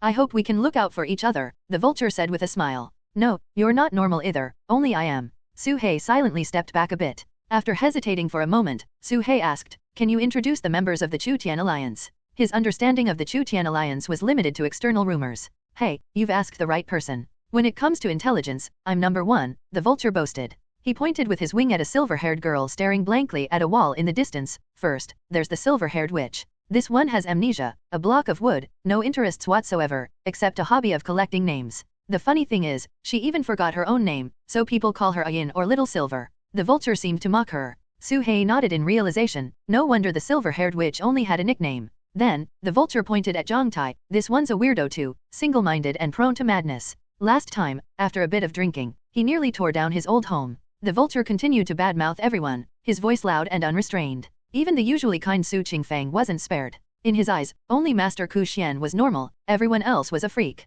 And that Zhao Wenzuo, you better watch out for him. He used to be a snake catcher, specialized in catching your kind. Don't be fooled by his honest appearance, he's actually quite devious, the vulture muttered. Su-hei grew interested and asked, how so? Tell me more. How would I know? Anyway, anyone with hair on their head is no good, the vulture concluded. Su-hei was speechless once again. In no time, Su-hei had a complete understanding of the Chu-Tian Alliance. The Chu-Tian Alliance wasn't just a few people, it had over 1,000 members led by the leader, but Su Qingfeng's team was particularly famous. Su Qingfeng's goal was simple, to restore the Chu Kingdom and establish a well-governed nation. Although the others had different personal goals, they shared a common direction, which brought them together. Boom! Suddenly, the ground shook, and a layer of light appeared in the sky, filled with cracks as if struck by some massive object. What's happening? The members of the Chu-Tian Alliance looked up, bewildered, towards the horizon. Boom! Another thunderous crash followed as the massive object struck the light again, causing the cracks to spread across the light. At the same time, tremors came from all directions, as if countless cultivators were attacking their formation.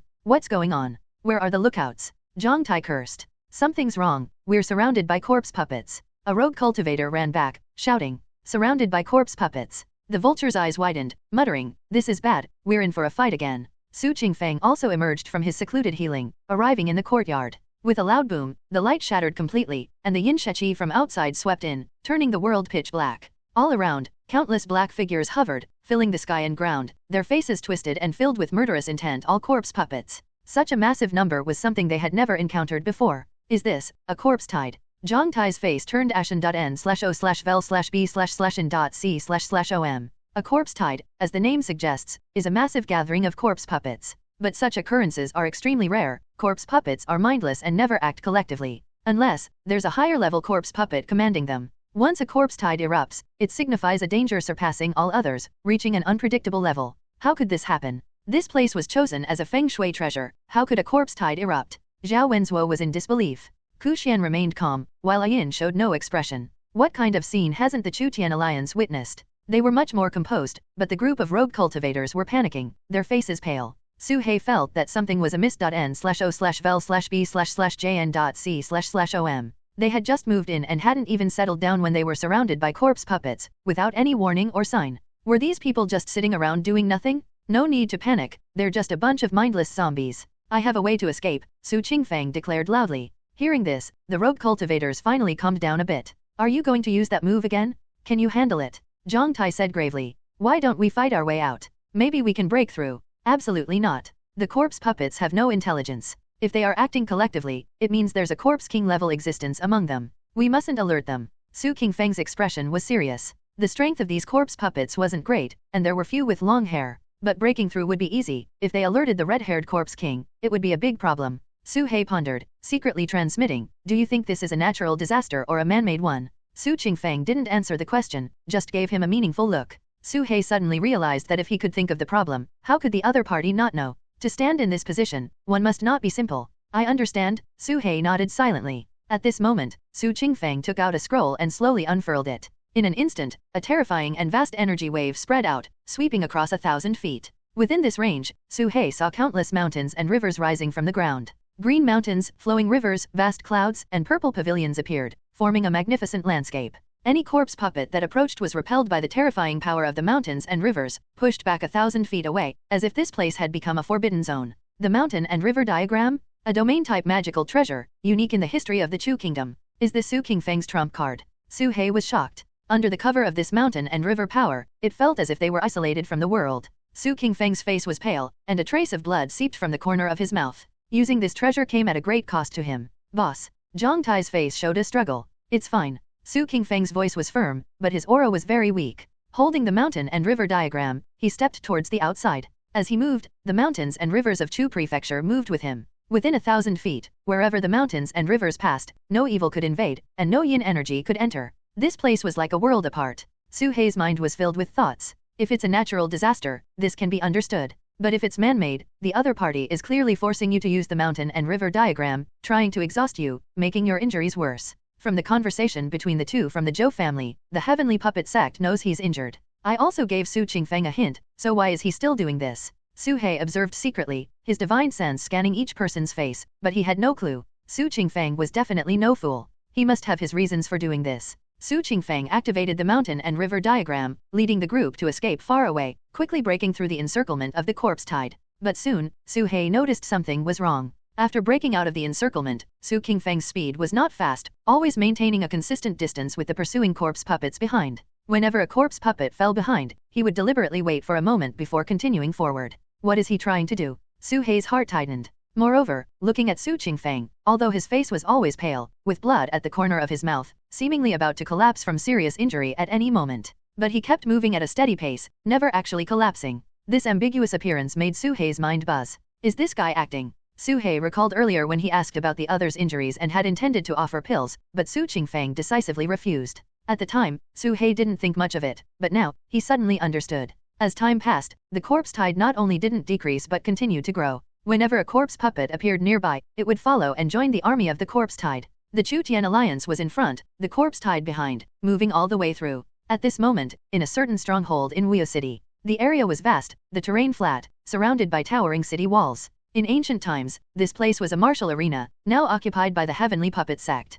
Hundreds of people from the 4 sects of the southern region were stationed here. Unlike the Zhou family and Bai family, as sects of a defeated nation, they could only comply with arrangements. However, they had gained many benefits from this trip, and many had even made breakthroughs. Especially the 13th ancestor of the snake catcher's sect, who was beaming with joy. Just now, he had received a longevity pill, a reward from Lei He, but he didn't rush to consume it. The pill was quite peculiar, and from its appearance, it didn't seem to be from ancient times. Lei He obviously noticed this too. Although he said it was a reward, he actually intended for him to test the pill. The 13th ancestor, having absorbed yin energy for years, had become neither human nor ghost, but his mind was still sharp, and he could see through Lei He's little scheme. Want me to test the pill, huh? Why don't you try it yourself? The 13th ancestor sneered inwardly. Out of caution, he planned to take it back for identification before consuming it. Additionally, he thought of that snake. That snake is definitely a rare treasure. If I can capture it, consume its blood, and swallow its snake pill, I can surely break through to the late core formation stage, or even great perfection.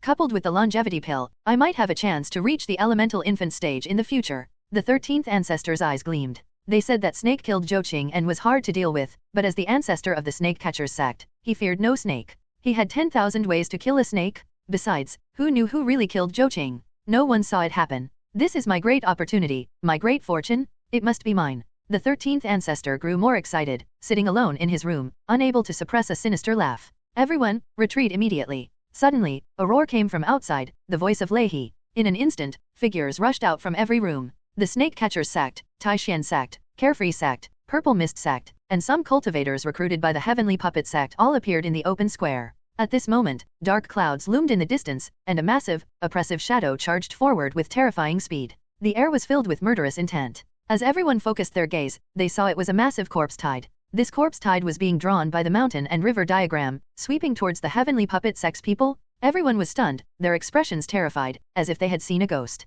How is this possible? Quick, run. No reminder was needed. Everyone scattered in all directions, only to be horrified to find that the mountain and river diagram was faster, and the corpse tide was accelerating. It was about to catch up with them. Su Qingfeng, are you courting death? Have you lost your mind? Lei He roared in anger, staring at the pale, shaky figure of the middle-aged scholar within the mountain and river diagram. In response, Su Qingfeng merely smiled calmly and said, "That's right, I'm almost done for, just holding on by a thread. You can try a bit harder." He increased his speed, carrying the mountain and river diagram and the Chutian Alliance members, quickly passing through the heavenly puppet sect's stronghold. The corpse tied behind them rushed directly into the stronghold, and the army of corpse puppets immediately changed direction, pursuing the scattered cultivators. The scene descended into chaos, turning into a multi-sided massacre. Screams and cries for help filled the air. At this point, how could Lei not realize he had been played? His fury erupted, and he gritted his teeth, cursing, Su Qingfeng, I never thought a righteous person like you could act so despicably. Despicable? You planted so many spies in my Chutian alliance, and you have the nerve to talk about despicability.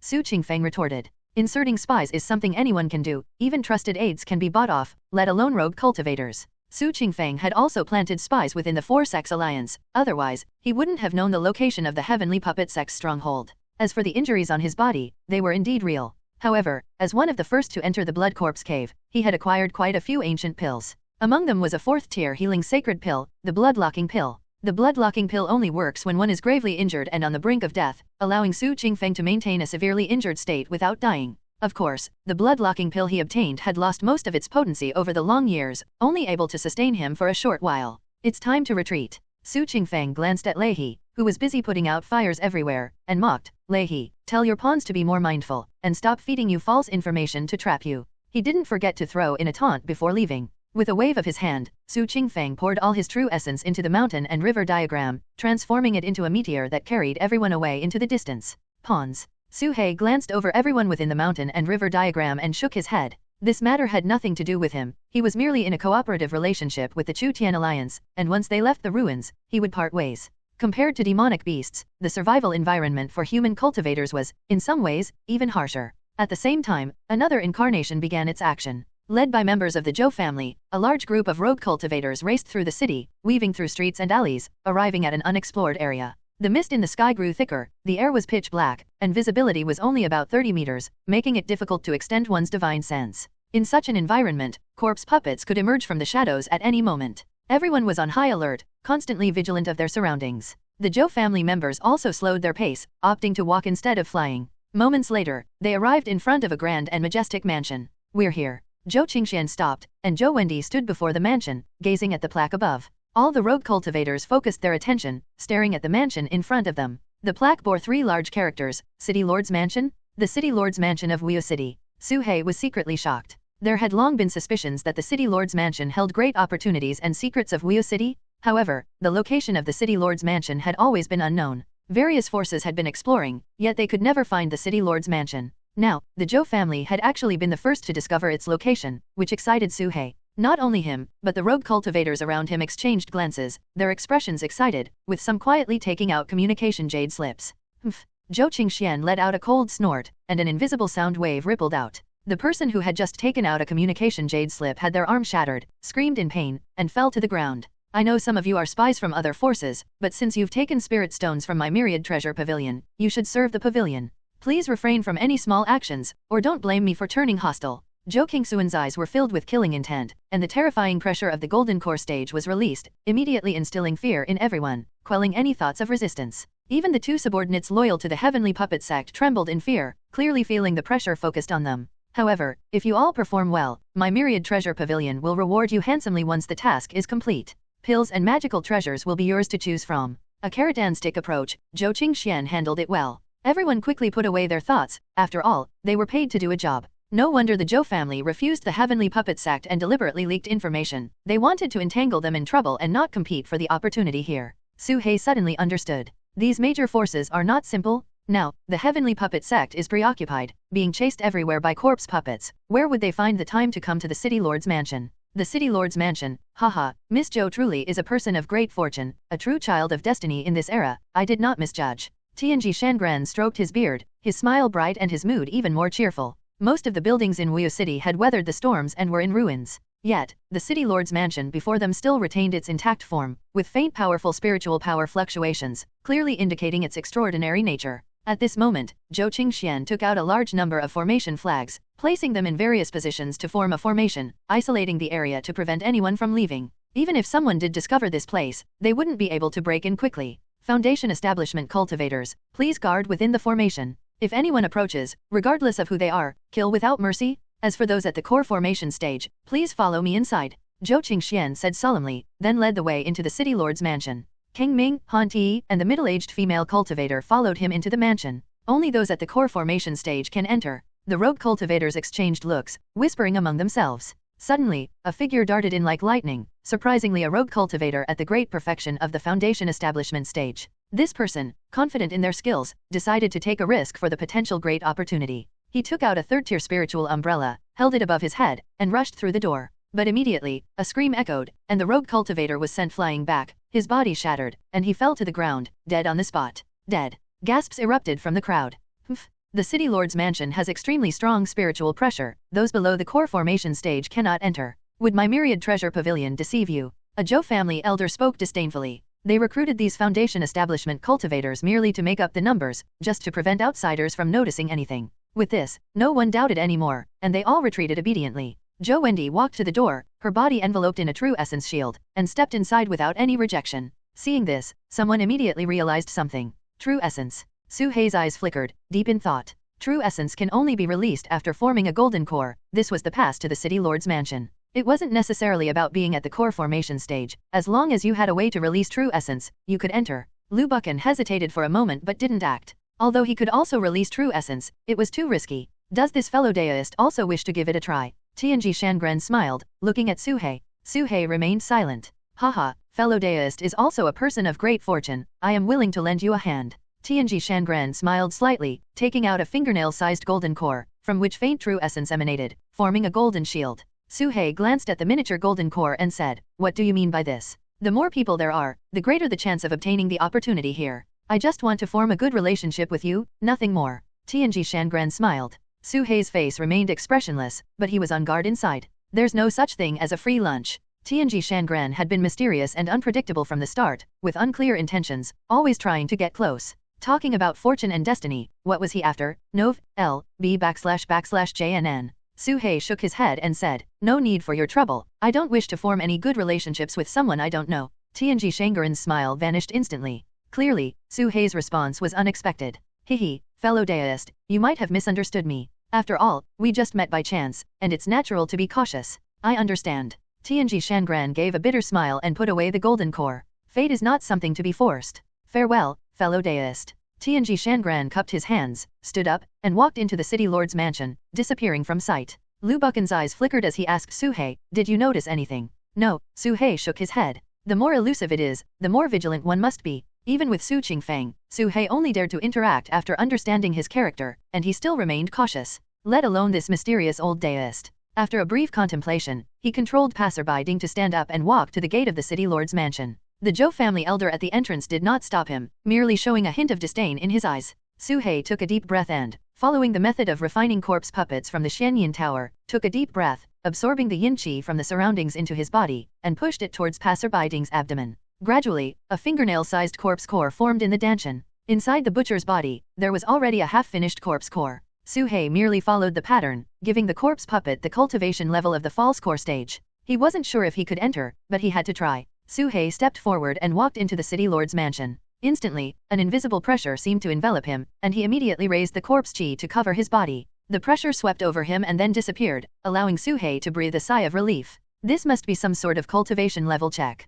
As long as one met the standard, they were allowed entry. Seeing Su Hei enter safely, the crowd outside erupted in astonishment. Another one went in. The Zhou family elder was slightly taken aback, then muttered to himself, "Hehe, what a pleasant surprise." The higher UPS had instructed that the more people who entered, the better. If not for the tight schedule and the desire to avoid attracting too much attention, they wouldn't have only recruited 3 core formation stage cultivators. Inside the City Lord's mansion, the light was bright, as if passing through a membrane and entering a grand hall. Su Hei focused his gaze and saw a human statue from ancient times standing ahead. Despite the countless years that had passed, the statue remained vivid and lifelike, its features clear, its expression calm, holding a scroll in one hand and the other behind its back, exuding a scholarly elegance, faintly showing the grace of its era. "Is this the City Lord of Wuyo City, Mo Wuyo?" Su Hei's heart tightened. At this moment, Zhou Wendy, Zhou Qingxian, and the 3 recruited rogue cultivators, along with Tianji Shangren, were all looking at the statue. Upon noticing Su Hei's entry, a trace of surprise flashed in Zhou Wendy's eyes as she looked at Zhou Qingxian, seemingly seeking instructions.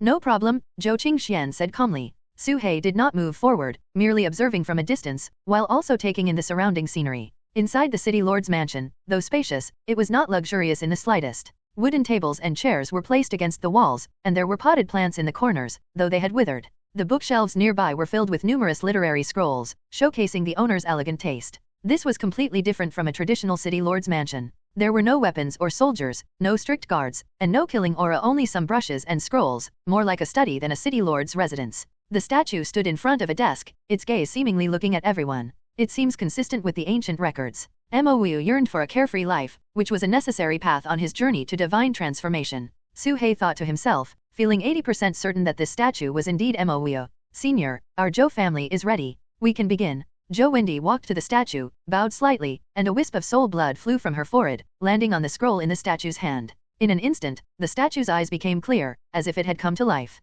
Seeing this scene, Su-hei frowned slightly and instinctively took a few steps back. At this moment, the statue's eyes sparkled with life, scanning the crowd, and a distant voice emerged, "Inheritor, Zhou Wendy, once the path of inheritance begins, there is no turning back. Are you sure?" "Yes." Zhou Wendy nodded solemnly. Even with her state of mind, she clenched her fists tightly, unable to hide her excitement. Su-hei, however, detected a layer of meaning in the statue's words. "Inheritor, Zhou Wendy. So what were they? Support? Just here to help?" The 5 elements inheritance, water realm, activate. As the statue's voice fell, the scenery in the room rapidly changed, the surrounding environment twisting as if being transported, or as if in a dream. Everyone looked tense, watching the rapidly changing environment, their palms quietly clenching. After a long time, the scene stabilized. The sky turned azure, the ground covered in white frost, with numerous lakes scattered around, rivers flowing endlessly. In the distance, ice mountains stood at the edge of sight. A rich and intense water element spiritual chi rose from the heavens and earth. This was a world of water. This is...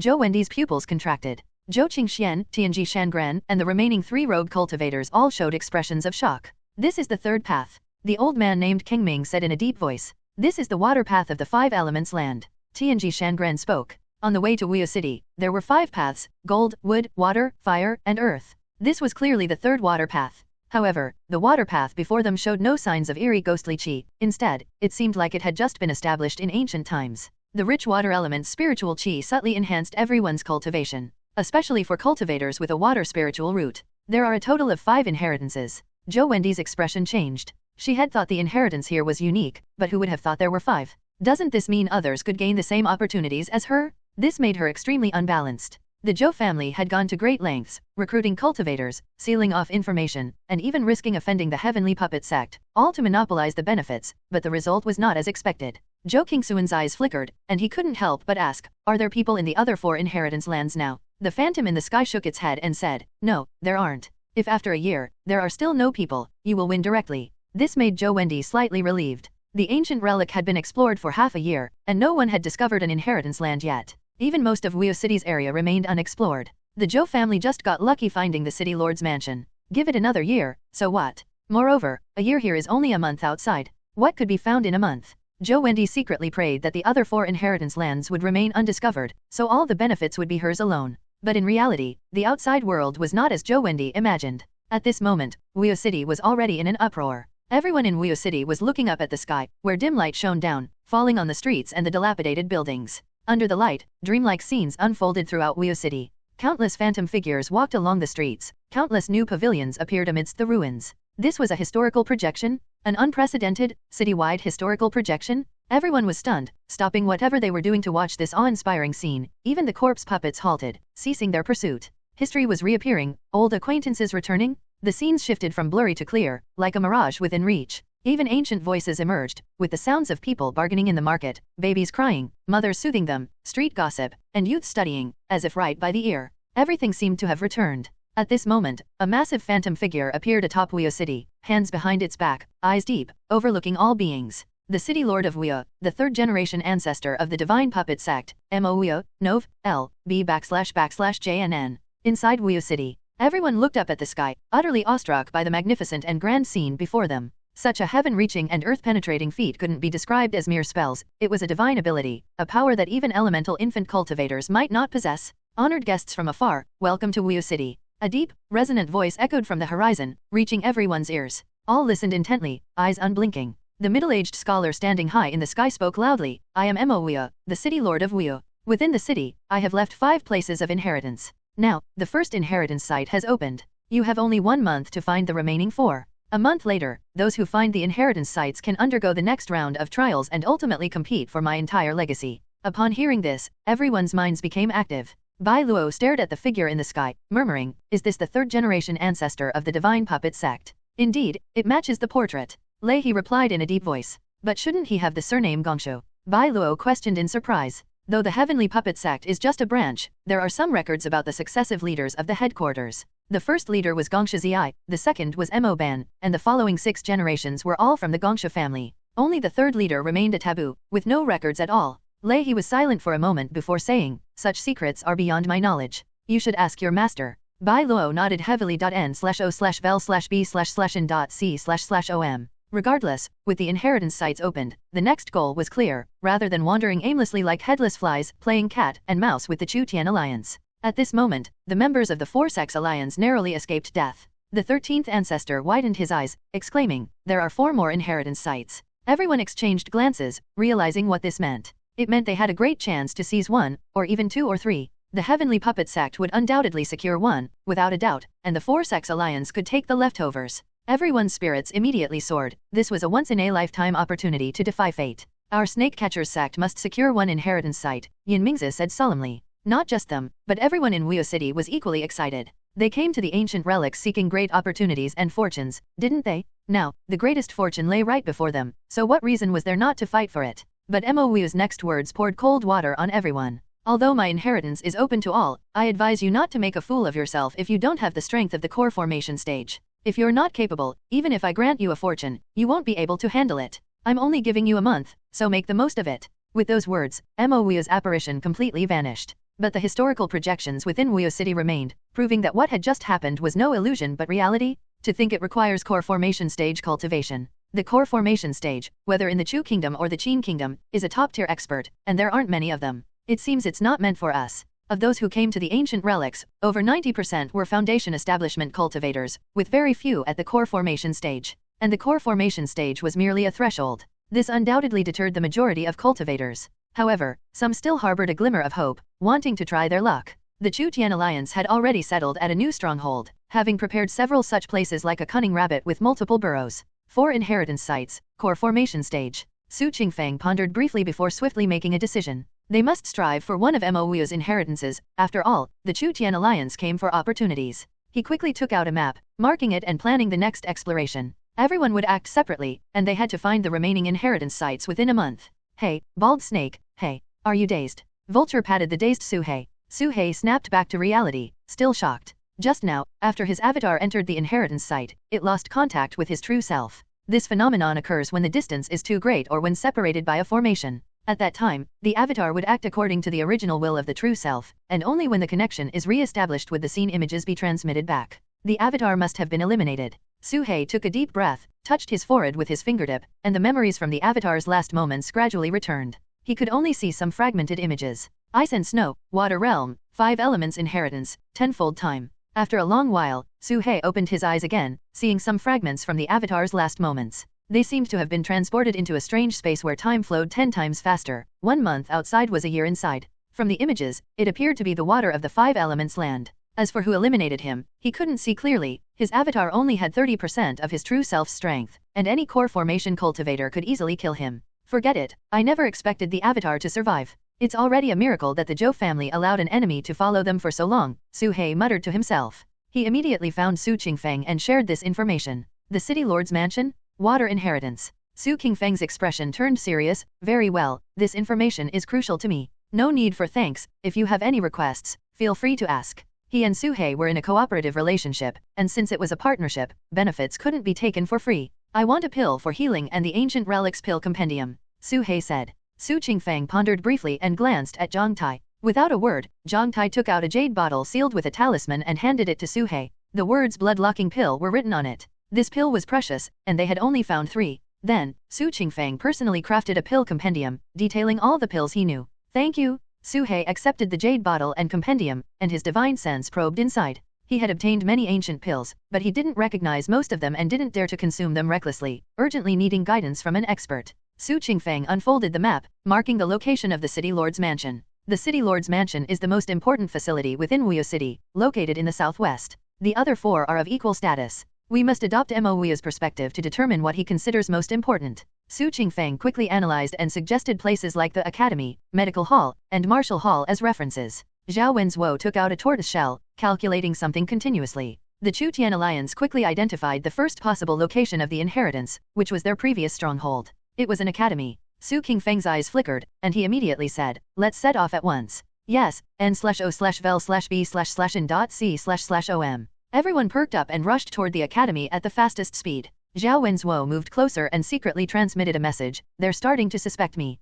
Su Qingfeng remained calm and replied indifferently, "It's normal for them to suspect you. After all, it was your idea to use the corpse-tide strategy. So what should I do? Should I continue to keep in touch with them?" Zhao Wenzuo sought advice. Su Qingfeng was silent for a long time, then looked at the younger generation beside him and smiled openly, "I appreciate your talent. You don't need to ask me about everything, you can make your own decisions." Zhao Wenzuo's eyes flickered. After pondering for a while, he exhaled and nodded, "I understand." He then added, "Thank you." Before long, everyone returned to the ruins of the academy. The corpse tide had been diverted, leaving the place deserted. Su Qingfeng landed in front of the main gate. The plaque had disappeared, but occasionally a dim yellow light would reveal a faint line of text in the sky, Yunlu Academy. In ancient times, this place was called Yunlu Academy. Inside the academy, the sound of young students reading echoed, dreamlike and illusory, as if the voices from back then were still lingering in their ears. Following the broken gate, they entered and returned to the familiar courtyard. In the courtyard, the shadows of some scholars walked by slowly, they were all students of the academy. The highest good is like water, water benefits all things without contention, dwelling in places loathed by all, thus close to the Dao.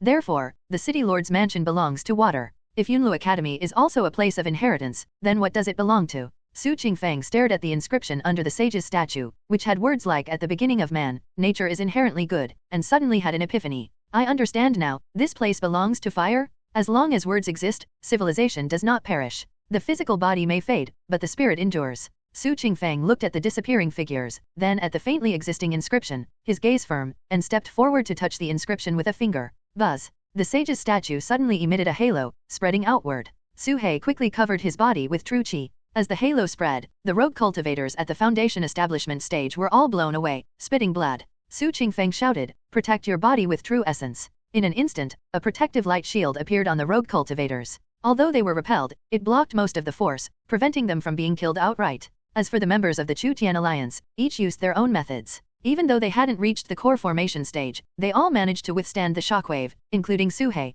Among the rogue cultivators, only one seemingly frail female cultivator remained, not being blown away, clearly hiding her true cultivation level. It really is a place of inheritance. Su He was quite surprised. Su Qingfeng had deduced this conclusion from just a few words and even found a way to activate the inheritance. He indeed had some skills. He even explained why the city lord's mansion was the water inheritance, though Su He didn't understand a word of it. At this moment, the eyes of the sage's statue came to life. This person was not Moyo, but also an ancient powerhouse. Inheritor, Su Qingfeng, are you sure you want to activate the place of inheritance? The sage looked at him. Su Qingfeng glanced at everyone, and they all nodded in unison. Su Qingfeng solemnly said, "I'm sure." 5 elements inheritance, departing fire, activate. As the words fell, everyone felt the surroundings twist, time and space shifting, as if entering an alternate space. This feeling, Su He's incarnation had experienced before, and now it was his true self. Time was set for a month, but they found the second place of inheritance in less than a day, and everyone was very excited. And at this moment, Su He suddenly sensed something, hurriedly retreated, and exited the range of the halo.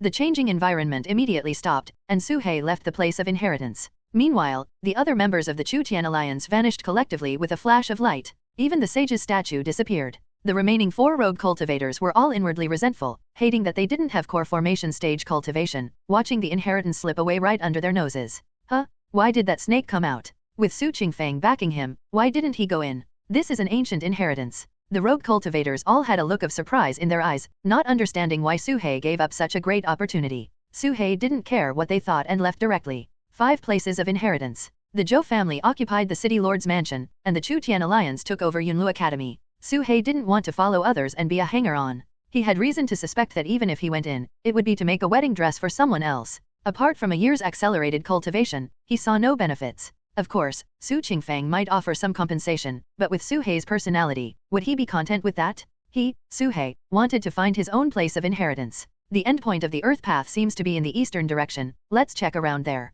Su He took out an earth boat, expanded it to 3 meters long, and got in, traveling at the fastest speed. Although the speed of the Earth boat might not match his ever-changing fish and dragon, it saved effort. Water Inheritance Land.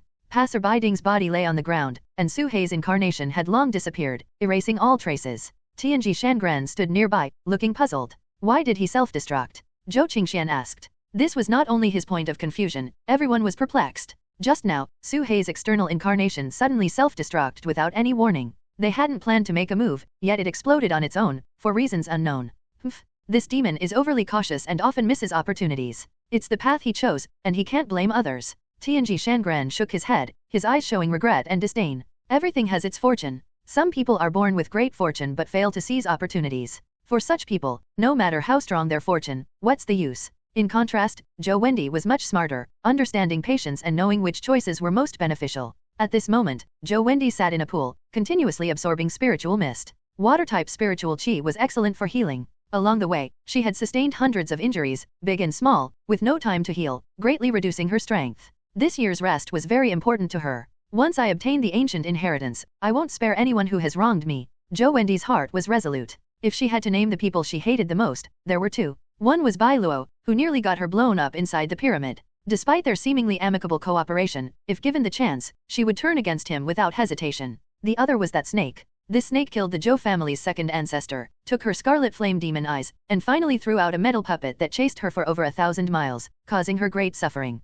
Though she seemed unmoved on the surface, her inner killing intent was stronger than anyone's. But thinking about her great chance to obtain the final inheritance, Zhou Wendi's mood improved significantly. Half a day later, Su Hei arrived at the endpoint of the Earth path. This place had been blasted by a thunder tribulation pearl, leaving a massive crater, very conspicuous. Su Hei put away the Earth boat, flashed into a ruin, and attached an invisibility talisman. Whoosh, whoosh, whoosh. Several figures descended from the distant sky. Su Hei focused his gaze and saw that they were from the Four-Sex Alliance. These people likely had the same idea, suspecting that the 5 inheritances were related to the 5 elements land, so they searched for clues at this exit. However, the main force of the Four-Sex Alliance should have split up. The team in front of him had only about 20 people, with only one core formation stage leader. The group searched the ruins in small clusters, with some observing historical projections, trying to trace clues from history. This was a very smart approach, as Su Qingfeng had gained inspiration from historical projections. Su Hei wasn't too worried about this group of competitors, the only concern was that core formation stage cultivator. He had faced off against core formation stage opponents before and knew well how troublesome they could be. In the Blood Corpse Cave, even with the help of corpse spirits and the opponent falling into a trap, having been heavily injured by Su Qingfeng, Su Hei still almost got countered by Zhou Qing despite having the advantage of time, place, and people. If it weren't for his dumb luck in pulling out a minor annihilation talisman, who knows what might have happened. Su Hei dared not be careless. Elder Lu, come quickly. Suddenly, a shout came from afar. The core formation stage cultivator's expression changed, and he hurriedly followed the sound to the entrance of a tavern. The tavern was half collapsed and in ruins, but inside, there were numerous historical projections, with all sorts of people entering, sitting at tables and benches, drinking, and talking loudly. Though the voices were muffled, one could vaguely make out some of the conversations. Listen carefully, what are they saying? A young disciple said excitedly. Oh. Elder Lu spread out his divine sense, carefully capturing each person's conversation. This man was named Lu Qingfeng, appearing middle-aged, dressed in a long green robe, with a handsome appearance, about the same age as Xian Yangzi, but with a much higher status. He was the head of the Pill Hall of the Snake Catchers sect. Speaking of which, he was also the Dao companion of the head of the Purple Mist sect, and no one dared to provoke the Purple Mist sect precisely because of his backing. Lu Qingfeng's cultivation wasn't outstanding, but his pill refining skills ranked first in the sect, and all factions sought his help. Even the Grand Elder and the sect head treated him with respect. He was not content with solitude, which was why he came to explore the ancient relic. If he didn't want to, the Heavenly Puppet sect wouldn't force him. Such talent in pill refining was rare anywhere. Brother, you're too decadent, spending all day either in the birdhouse or drinking. How can that be? Look at me, I'm also well off, yet I work an hour every day, said a scholarly-looking man at the table. Opposite him sat a drunken burly man, who cursed. What do you know? Recently, a new earth temple was built in the east of the city, and I've been working overtime every day, so busy that I can't get home until noon, missing lunch. If it weren't for that, I wouldn't have quit my job. Their conversation was full of resentment. If the mortals outside heard it, they'd be furious, calling them ungrateful. However, Lu Qingfeng caught a keyword, Earth Temple. Su Hei was eavesdropping from afar and also heard the words Earth Temple. But he subconsciously thought it couldn't be such a coincidence that it was the Earth Temple. These historical projections shouldn't be so accurate. Missing lunch? No way, the city lord of Wuyo wouldn't exploit labor like that. Is this Earth Temple really that important? The scholar frowned, as Wuyo City's labor laws strictly limited work to no more than 2.5 hours a day. Haha, why would I lie to you? Even the dogs are exhausted, let alone people, the burly man cursed. Exactly, even the dogs are exhausted, it's inhuman. As they talked, a voice chimed in, sounding like a dog's bark. It was a phantom of a big black dog, speaking human words. No one was surprised that a dog could talk in these historical projections. Wuyo City's technological level had surpassed that of cultivation sects, with machines replacing much of the manual labor. There were even mechanical birds that could deliver goods to your door, allowing you to shop from home. Su He shuddered, focusing his divine sense repeatedly to confirm he wasn't mistaken. This black dog is. Su He's pupils contracted, and his breath caught. This phantom of a big black dog looked so much like a certain Huang. No, wait. A common dog looks the same, right? What's the difference? It's just an ancient projection, nothing to be surprised about. Su He exhaled, dismissing it. But what happened next was rather bizarre. The big black dog continued. I heard the city lord of Wuyo personally went to the Earth Temple to perform a ritual, leaving something behind, and no one is allowed to approach. As soon as these words were spoken, Lu Chengfeng jumped up, eyes shining, and immediately killed the shocked young cultivator beside him. This information was too important, he was almost certain that it was the third inheritance site. Nov, L/B //JNN. It was likely the Earth inheritance. But if he left alone, it might arouse suspicion, and he didn't want the inheritance to be shared with others. I'm the only one at the core formation stage here, who can stop me? I'll leave an external incarnation here to pretend to search while my true self sneaks away to the Earth Temple. Lu Chengfeng quickly made up his mind. But just as he was about to gather his external incarnation with full true essence, a pitch-black figure suddenly appeared behind him. Hall Master Lu, you suddenly killed to silence someone. Did you discover a secret you want to keep to yourself? Lu Chengfeng trembled all over and looked back to see an old man with a ghostly aura, thin and smiling, but the smile was eerie and sinister. It was the 13th ancestor of the snake catchers sect. Lu Chengfeng was startled, cold sweat breaking out on his back, but he quickly regained his composure. So it's the 13th ancestor. I saw this person as a spy trying to leak information to outsiders, so I acted decisively. Lu Chengfeng lied without blushing or gasping, effortlessly. The 13th ancestor didn't press further, everyone knew the truth, and it wouldn't do to speak it aloud. He had coincidentally come to find Lu Chengfeng to appraise a longevity pill to see if it was consumable, and happened to witness this. But now, with Lu Chengfeng's dubious intentions, he wouldn't bring it out, nor would he trust the appraisal.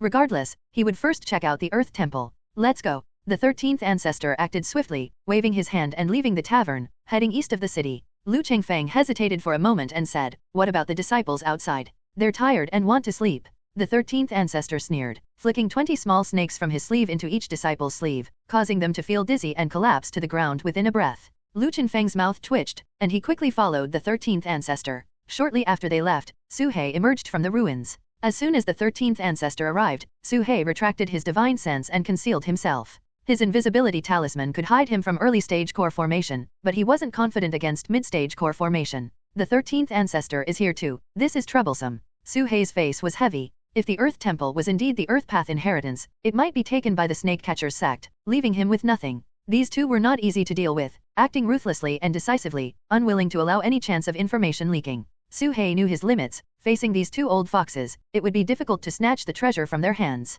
Just then, Su He felt a chill in his heart. The historical projections inside the dilapidated tavern suddenly disappeared. Su He's body suddenly froze. The random appearances and disappearances of historical projections were not unusual, but Su He always felt something was off. Especially the way that dog spoke, it sounded so familiar. Damn it, there's definitely something wrong. Su He cursed under his breath, immediately took out the earth boat, and burrowed underground, heading east. He didn't know the exact location of the Earth Temple in the east of the city, but without the corpse puppet, it was easy to find by observing the distribution of buildings. An hour later, in the eastern district of Wuyo City, at the outskirts, a temple stood at the end of the street. The temple wasn't large, with ancient figures' shadows coming and going, praying inside. This was the Earth Temple. Inside the temple, there was a statue of the Earth God, with an incense burner in the middle and a merit box beside it. As a proper city, it also needed to fulfill human beliefs. At this moment, 4 cultivators stood in front of the Earth Temple. Besides the 13th ancestor and Lu Chengfeng, there were 2 others, a man and a woman, whom they coincidentally met on the way. Oh, what a coincidence! Where is Deist Lu heading? Junior greets the 13th ancestor. The 2 were Zhang Lang, an inner elder of the Snake Catchers sect, and Shen Qingze, the head of the Purple Mist sect. One was at the early core formation stage, the other at the great perfection of the foundation establishment stage. These 2 shared a common trait, both had a deep connection with Lu Chengfeng. The former was a close friend within the sect, and the latter was his Dao companion. Their appearance was extremely coincidental, and though the 13th ancestor said nothing on the surface, his face darkened. Did you call them? The 13th ancestor asked coldly. No, absolutely not.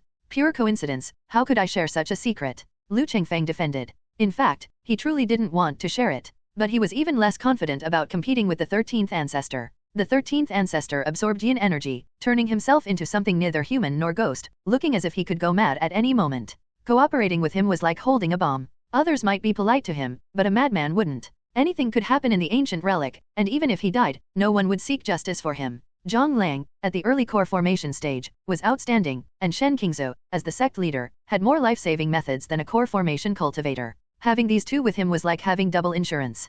Humph. The 13th ancestor snorted coldly, "We're all on the same side, no need to guard against me. I'm just afraid you'll talk too much and attract outsiders." He didn't specify who these outsiders were, but everyone knew he meant the Heavenly Puppet sect. Yes, yes. Lu Chengfeng nodded repeatedly, but inwardly he was disdainful. Not guarding against him would mean being devoured without a trace left. By the way, how is this inheritance activated? The 13th ancestor muttered to himself. At this moment, the other three also gathered around, staring at the Earth God statue before them. The historical projections continued, with ancient figures coming and going, burning incense, kneeling, or tossing coins into the merit box. Their words were all about prayers, with no valuable clues discovered. The 13th ancestor pondered for a moment, raised his hand, and pointed at the statue, but there was no response. N/O/vel/B/jn.c//om. Strange, could we have been mistaken, and this is not the place of inheritance, the 13th ancestor frowned. At the same time, Su He also arrived nearby. To be safe, he put on Zhou Qing's straw hat and stopped at a safe distance, not approaching further.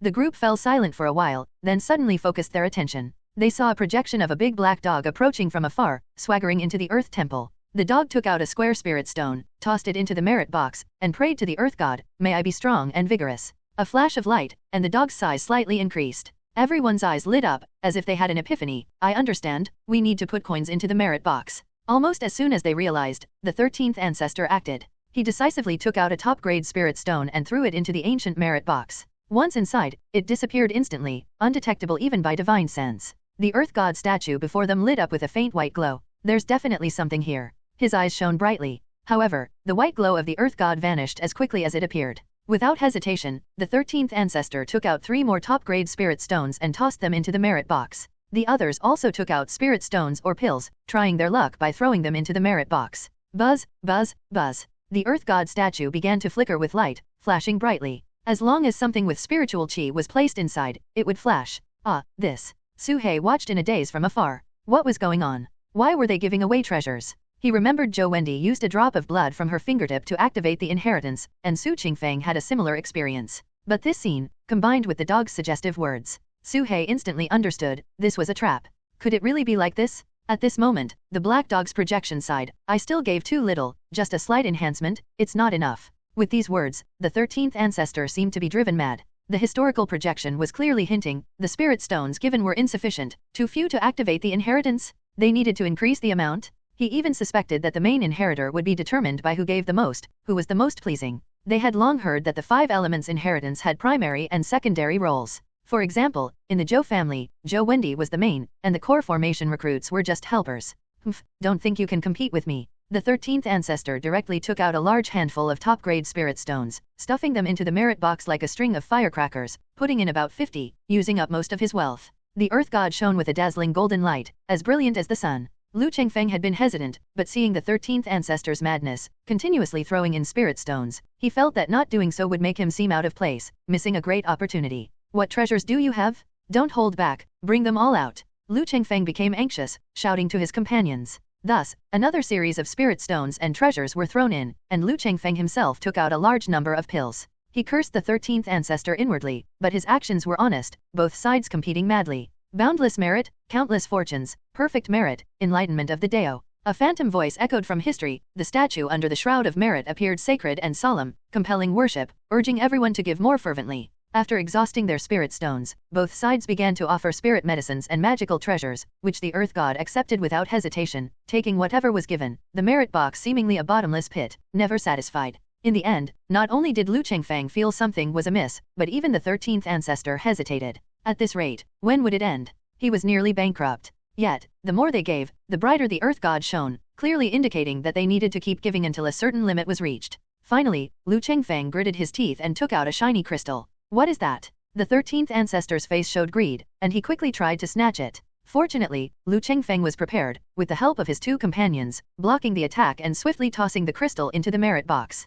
He didn't know what it was either, having found it in a mechanical box. But the concentration of spiritual chi inside was many times that of a top-grade spirit stone. It must be of great use. Buzz. In an instant, golden light burst forth, and the earth god seemed to come alive, his eyes full of vitality. Everyone stopped their actions, filled with shock, staring in awe. Yes, this is it. The inheritance is about to activate. It's going to be mine. Seeing this, Lu Chengfeng trembled with excitement. Su He also recalled the moment the inheritance was activated, the statue's eyes coming alive, identical to what he saw now. Even he was almost convinced. Humans have this kind of mentality. Once you invest money and get a step closer to your goal, you'll keep investing. With sunk costs, you won't give up halfway, even losing your rationality and numbing yourself. These human cultivators perfectly embody the gambler's mindset. Mortals do it for money, cultivators for opportunities and fortunes. Essentially, there's no difference. So much so that at this moment, they all firmly believe they are right. They've given so many treasures, nearly exhausted their spirit stones, and can't accept failure. At this moment, the earth god's gaze swept over the crowd, and he said loudly, "Thank you all for your gifts. May you all achieve perfect merit and have your wishes come true. Farewell." His gaze dimmed and he turned back into an ordinary earth god statue. In an instant, the scene froze for a long time. The imagined place of inheritance did not appear. Everyone stared at each other, their minds buzzing, unable to think, as if they were dumbfounded. Did I hear wrong? The 13th ancestor couldn't believe it. No way. Lu Chengfeng also didn't believe it, suspecting that a step was missing. The four present were convinced that their choice was correct, that this was how the place of inheritance was opened. Earth God, where is my inheritance? The 13th ancestor tried to suppress his anger, keeping his voice low. Inheritance. The earth god opened his eyes again, a lump of dog feces appeared in his hand, and he flung it onto the 13th ancestor's face. N/O/vel/b/n.c//om. This is the inheritance of the earth, the breath of the land. Please comprehend it well, don't waste such a great fortune. The earth god's voice carried a hint of laughter. The entire scene fell into a dead silence. The statue had actually thrown a lump of dog feces onto the 13th ancestor's face. Such an absurd scene left the 13th ancestor stunned. Su He's mouth twitched slightly, he already understood who this earth god was. It was the mountain god from the mountain god temple, carved from the same mold. As for the mountain god, who else could it be? Too dark, never seen anything so dark. This is pure fraud. This group of people was scammed out of everything, they're probably going to be furious. Su He internally mocked, no wonder he found it familiar, so that's how it was. Suddenly, a chill ran through his heart as he sensed something off about the 13th ancestor's mental state. He quickly retreated, ready to dodge at any moment. At this moment, the 13th ancestor was silent for a long time before his eyes regained their luster. Without a word, he reached out his withered hand, wiped the lump of earth's breath off his face. Then, he glanced at the black dog sitting on the prayer mat and the many worshippers burning incense. Historical projections. The 13th ancestor's cold voice rang out. These so-called historical projections all stopped their actions and looked over in unison. Such a bizarre scene would usually send chills down one's spine. But at this moment, the 13th ancestor's face gradually twisted, his chest heaving, initially slowly, but increasingly violently. An uncontrollable, overwhelming killing intent began to spread from his heart, like a volcano about to erupt. Lu Chengfeng, initially furious at being deceived, couldn't help but take 2 steps back after seeing the 13th ancestor's condition. Fuck, turns out it's a scam. I can still be rational, but this 13th ancestor is probably going to go crazy, better smash that statue. Lu Chengfeng's eyes flickered, he was also angry, but more so apprehensive. The other party could create historical projections to deceive, how could this be something ordinary people could do? Lu Chengfeng asked himself, he couldn't afford to provoke such an existence. Moreover, as a young pill refiner, as long as he focused on making money, he could naturally make up for the loss over time. But the 13th ancestor was different, that was his life's savings, his last opportunity in this life. Gone, truly gone? Who understands the pain of losing everything? You all go to hell, go to hell, go to hell. The 13th ancestor was utterly enraged. His arm suddenly shot out, extending dozens of meters, transforming into a giant python, opening its mouth to bite the statue, swallowing it whole. From within his body, countless venomous liquids shot out, corroding all the historical projections, turning the area into a sea of poison. But the big black dog alone kept dodging, barking incessantly. Even its illusory figure was gradually becoming solid. So it was you. The 13th ancestor suddenly realized, this damn thing wasn't a historical projection, this black dog was real. You little beast, I'm going to skin you alive, know your bones clean, and turn your soul into an oil lamp to burn for 1,000 years. The 13th ancestor's face twisted with rage as he flew up to grab it, looking like a fierce ghost, shrieking sharply. Lu Chengfeng and the other 2 quickly retreated, planning to leave first, but their backs suddenly hit an invisible barrier, bouncing them back. What? The 3 turned to look, only to see that within a 500-meter radius of the Earth Temple, there seemed to be an invisible wall isolating the area. Formation. Zhang Lang exclaimed. He was deeply versed in formations and quickly saw that waves of spiritual chi were surging from the merit box, drilling deep underground. Vaguely, these spiritual chi formed a massive formation base, encompassing the area. At this point, how could he not understand? The spirit stones and treasures they threw in earlier were all used to set up the formation. You old coot, not caring for animals, you'll get your retribution. The black dog shouted as it fled, its speed fast and movements agile, playing the 13th ancestor like a fool in such a small area, always evading capture. Finally, the 13th ancestor launched an all-encompassing attack. Hundreds of snakes shot out from his body, surrounding the black dog from all sides, finally capturing it. Help! Murder! The big black dog, entangled by the snakes, wailed loudly, shouting to the outside, "Little Sue, don't just watch. This is your relative, quickly persuade him." Suhei's face turned dark. "Relative, you have the nerve to say that? Damn it, don't call me when you cause trouble. I'm just passing by." The 13th ancestor also looked outside, but just as he turned his head, a thunderbolt crashed down from above, striking his forehead. Boom! Black light exploded, and the 13th ancestor's skull shattered like a watermelon, but no blood spurted out, only eerie ghostly energy spread. Boom! Another black thunderbolt fell, striking his headless body, knocking him to the ground. This divine thunder from the heavens was different from ordinary lightning. It was yin thunder, condensed from intense yin sheqi, possessing the same world-destroying power. 9 Nether Yin Thunder Formation? This formation was costly, requiring a large number of spirit stones to set up, with the merit box as the formation's core. Ow! The 13th ancestor let out a hideous roar. His broken body stood up, still moving. Constantly, black energy emerged from his broken body, and the snakes emanating from his body immediately turned into skeletal forms, yet this body that should have long been dead continued to move. Quick! Hurry! Lu Chengfeng was scared out of his wits, urgently urging Zhang Lang to break the formation. He also took out various magical treasures to attack. Lu Chengfeng was extremely furious, and the other two were also seething with rage, having been deceived, wishing they could skin that black dog alive. But they knew now was not the time for revenge. "You little beast, do you really think you can kill me? Today, I'll swallow you whole." The 13th ancestor's divine sense continued to echo, and his headless corpse rose, countless small snakes shooting out from his neck, only to be struck down by thunder once more. The deafening roar split the air, striking the 13th ancestor with black smoke, and the ground cracked open into a 100-jong-deep pit, blasting him into the earth. Hei Wang's face twisted with pain. These yin thunderbolts were not cheap, each attack consuming top-grade spirit stones. It was like burning money. It was only because this group generously contributed over 100 top-grade spirit stones that he dared to be so extravagant. "GGGGG, you can't kill me." A sinister laugh echoed from underground. The 13th ancestor emerged like a vengeful spirit, his broken body writhing like a snake, swift as lightning, rising again, a terrifying devouring force emanating from where his head should be, aimed at the black dog. But the next second, yin thunder fell again, blasting him back underground. Continuously, up and down, the laughter grew sharper, like a ghostly wail. Mad, the 13th ancestor is truly mad. Lu Chengfeng watched, his mouth dry. And that black dog, it's also a most evil creature. The two demons are fighting, it's best if they both die here. Lu Chengfeng felt a chill in his heart, pulling out a row of black steel nails, striking them at the formation, the nails shooting out continuously, each attack at the same small point. The other two also used their own methods, attacking the same spot. Under the full assault of the three, the formation finally showed a tiny hole, only the size of a sesame seed. Zhang Lang released a thunder pearl, which exploded at the breach, rapidly expanding it, cracks spreading. "What are you doing? Hurry up and help." The 13th ancestor's cold voice echoed from underground. No one looked back, only thinking of escaping with their lives. Escape?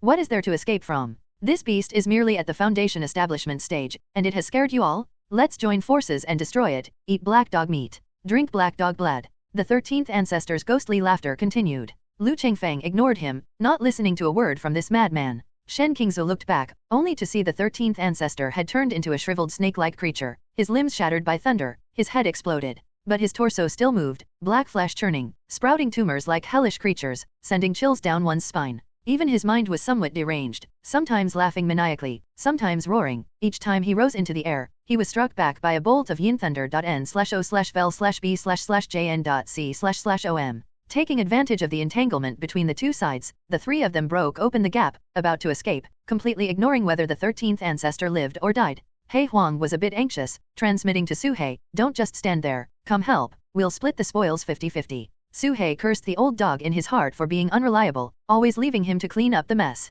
But he didn't need to be told. Suhei knew this was a once-in-a-lifetime opportunity. He had already moved ahead, arriving at the breach in the formation, wearing Zhou Qing's straw hat. No one could detect his presence. At this moment, the breach in the formation was large enough. Lu Chengfeng threw out a flying sword, shooting it outside the hole, using it as a bridge to perform a transfer technique, allowing himself to appear on the flying sword, thus escaping the formation. Zhang Lang was more straightforward, directly sticking his head out, his body shrinking into a long shape. This was the bone-shrinking escape technique, allowing him to squeeze through even the smallest openings. Whoosh! Suddenly, a massive shadow appeared abruptly in front of him. Carrying a fierce impact, it came crashing towards his forehead without warning. It was the tip of the Black Dragon Pagoda? Not good.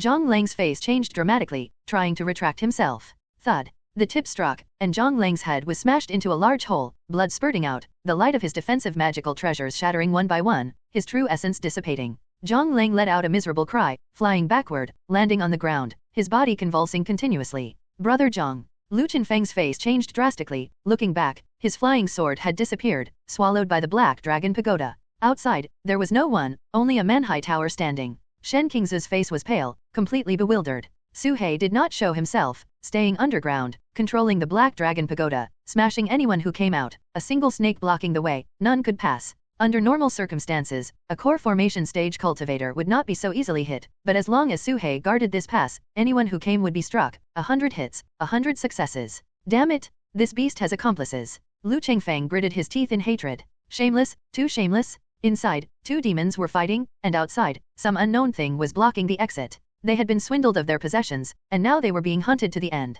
He had never seen such despicable tactics in his life. Lu Qingfeng took out a handful of black steel nails, flinging them out, shooting towards the Black Dragon Pagoda, hitting its surface with a clinking sound, but the tower remained undamaged. Su He ignored it, contemplating whether to throw some dirty tricks inside. Suddenly, the steel nails seemed to find his hiding place, shooting downward. These nails were soul-chasing nails, capable of locking onto their target's position through the divine sense imprint on a magical treasure. As long as they caught a trace of the target's divine sense, they could chase them to the ends of the earth. However, Su He's straw hat was not to be underestimated, allowing his aura to be elusive, sometimes up, sometimes down, sometimes left, sometimes right, making it difficult for the soul-chasing nails to fully lock on. Thud thud thud thud thud. Most of the soul-chasing nails brushed past Su He, with some shooting directly at him. Su He willed the dragon scales to form a shield in front, blocking all the nails. Taking this opportunity, Shen Qingzu had already squeezed half of her body out. Trying to escape. Su He multitasked. The Black Dragon Pagoda struck again, pushing Shen Qingzu back, but this time, she was prepared, summoning a lotus platform to block in front, with strong force-dissipating capabilities, but she underestimated the strength of the Black Dragon Pagoda. Boom! The lotus platform shattered, Shen Qingzu spat blood, her arms turned to nothingness. Her cultivation was a level weaker, no matter how she urged her magical treasures, they couldn't exert their full power. With just one strike, she was worse off than Zhang Lang, her body bursting with blood, her meridians severed, flying back, landing beside Zhang Lang. Fortunately, she had the jade pendant from the first ancestor of the Purple Mist sect protecting her heart, otherwise, she would have died. But at this moment, an unexpected change occurred. The soul-chasing nails that had just been shot out rapidly gathered together, forming the shape of a flying sword. What? Su He's face changed slightly, seeing Lu Qingfeng forming a hand seal, his figure instantly disappearing within the formation. The next second, he appeared on the flying sword. Just now, while Su He was attacking his Dao companion and blocking the soul-chasing nails, he used this diversion tactic to complete the transfer. The soul-chasing nails he released were not meant to attack the opponent, but to form a flying sword to perform his transfer technique. The timing was incredibly precise. As Lu Qingfeng appeared, he didn't waste any words and pulled out a giant gourd, pointing it at the ground where Su He was hiding. Boom! The gourd unleashed a powerful suction, causing the earth to crack open. Countless clumps of soil and stones were sucked into the gourd, revealing Su He's hidden figure. It was a large black snake, wearing a straw hat on its head, completely concealing its aura, making it impossible to discern its cultivation level. Lu Qingfeng was about to make another move, but when he saw the straw hat on Su He's head, his pupils suddenly contracted. That straw hat is... His scalp tingled, and his mind buzzed, as a memory of a figure wearing a straw hat flashed through his mind. It was the Zhou family's ancestor, Zhou Qing's straw hat. This was the strange snake that killed Zhou Qing. In an instant, Lu Qingfeng's hair stood on end, an indescribable fear rushing straight to his head. Run! I must run! Without hesitation, he summoned various magical treasures to shield himself, switching from offense to defense, and stepped onto his flying sword to flee. The reputation of this snake had long spread within the Four-Sex Alliance. If encountered, one must not act rashly and should immediately report to the higher UPS, namely the 13th ancestor. Ironically, even the 13th ancestor couldn't protect himself. Zhou Qing and Lei He both suffered greatly at the hands of this snake, with Zhou Qing even turned into a tree. Damn it, who would dare provoke it? As for Shen Qingzu and Zhang Lang, he didn't even spare them a glance. How could others' lives be more important than his own? Brother Zhang, Qingzu, I'm sorry. I will avenge you in the future. I'll cut this snake and dog into 1,000 pieces. Lu Qingfeng was filled with grief and indignation, and it wasn't just an act, he was genuinely heartbroken. One was his close friend, the other his Dao companion, but reality was harsh. If he didn't run, none of them would escape. Those who are indecisive don't last long. This scene left Su-hei momentarily stunned. He thought it would be a fierce battle, but the opponent got scared and ran away. Without even probing, Su-hei's eyes flickered as he made a decisive decision. Chase? Whoosh. A streak of light shot across the sky, with Su-hei fully unleashing his ever-changing fish and dragon technique, chasing rapidly like a meteor, startling Lu Chengfeng with his speed. This was definitely the speed of the core formation stage. For some reason, after He Huang appeared, Su-hei's courage inexplicably grew, daring to intercept even a core formation stage cultivator trying to escape. In the past, this would have been unthinkable. At this moment, Su-hei's throat swelled, black true qi compressed to a point, with thunderous energy surging in his abdomen, dragon bones vibrating, and all his bones humming with a terrifying aura about to erupt. Lu Chengfeng's face changed dramatically, and his speed soared again. The next moment, dragon shatter roar. A thunderous dragon roar erupted from Su-hei's mouth, shaking the heavens and earth, causing a vacuum channel to form through the yin qi, blasting towards the fleeing Lu Chengfeng. This was Su-hei's newly comprehended Dragon Clan ultimate skill, Dragon Shatter Roar. Unlike traditional sonic spells, this move wasn't an indiscriminate area attack but a targeted lock-on technique. Its power naturally skyrocketed. Of course, Su-hei's current Dragon Shatter Roar was only at the first level, the stage of shattering form, capable of attacking physical forms but unable to harm souls. Su-hei also wanted to test its effectiveness in actual combat. N/O/vel/B/in.C//om. Bang! Lu Chengfeng had just escaped 1,000 feet away when he was struck by the sound wave, as if hit by lightning, shattering countless magical treasures' lights.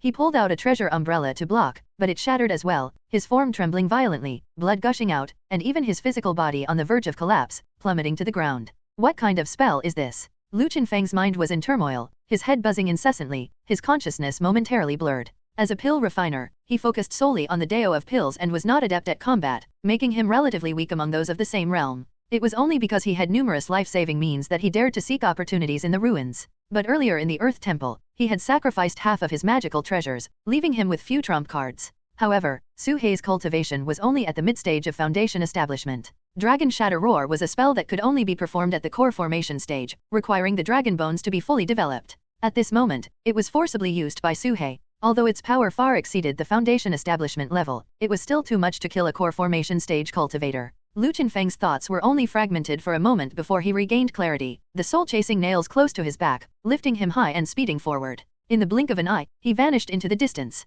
Su-hei sighed, not continuing the pursuit. Just using the Dragon Shatter Roar once caused his entire skeleton to tremble violently, with all bones except the dragon bones showing slight cracks. Killing 1,000 enemies, losing 800 of his own? However, the power was indeed extraordinary, capable of causing a core formation stage heavily protected by magical treasures to fall into a mental halt. In a battle between experts, even a brief pause could be fatal. If only Su-hei had someone to coordinate with, such a sneak attack would have been incredibly effective. Su-hei didn't expect to kill a core formation cultivator, but through this brief encounter, he realized that the gap between him and the core formation stage wasn't as vast as he had imagined. With the right timing, location, and people, along with some special means and environments, it might not be impossible to surpass his level and win. This gave him immense confidence. At this moment, Ji Ying was holding a storage bag, landing nearby. This was stolen during Lu Chengfeng's moment of distraction. You finally did something right. Su-hei praised. Ji Ying, however, felt like Su-hei was scolding it, emitting a buzzing sound as if expressing dissatisfaction. Boom.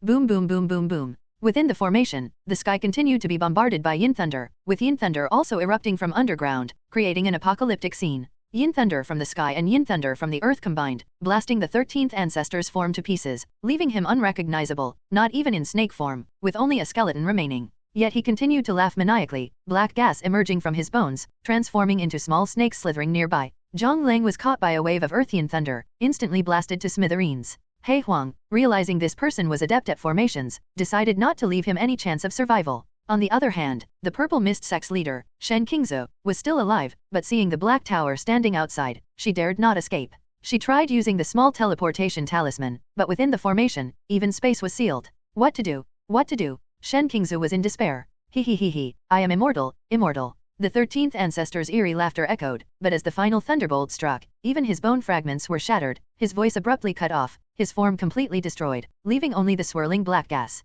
Whoosh whoosh whoosh. Countless black gas streams surged out, crashing in all directions. One of the black gas streams transformed into a black light, darting into Shen Qingzu's forehead, causing her eyes to immediately become vacant. In just a moment, a wisp of black light appeared in her eyes. Lu Chengfeng's Dao companion, this physical body isn't bad, huh? Why does this woman have Zhang Lang's aura inside her? Shen Qingzu voiced her confusion, her physical body rapidly contracting, transforming into a snake-like elongated form. The next moment, Shen Qingzhou shot up from the ground, instantly breaking through the formation's gap, moving with unprecedented speed. As she left the formation's range, she activated the small teleportation talisman, her figure flickering and disappearing without a trace. Old geezer, if you have the guts, don't run. Let's fight another 300 rounds.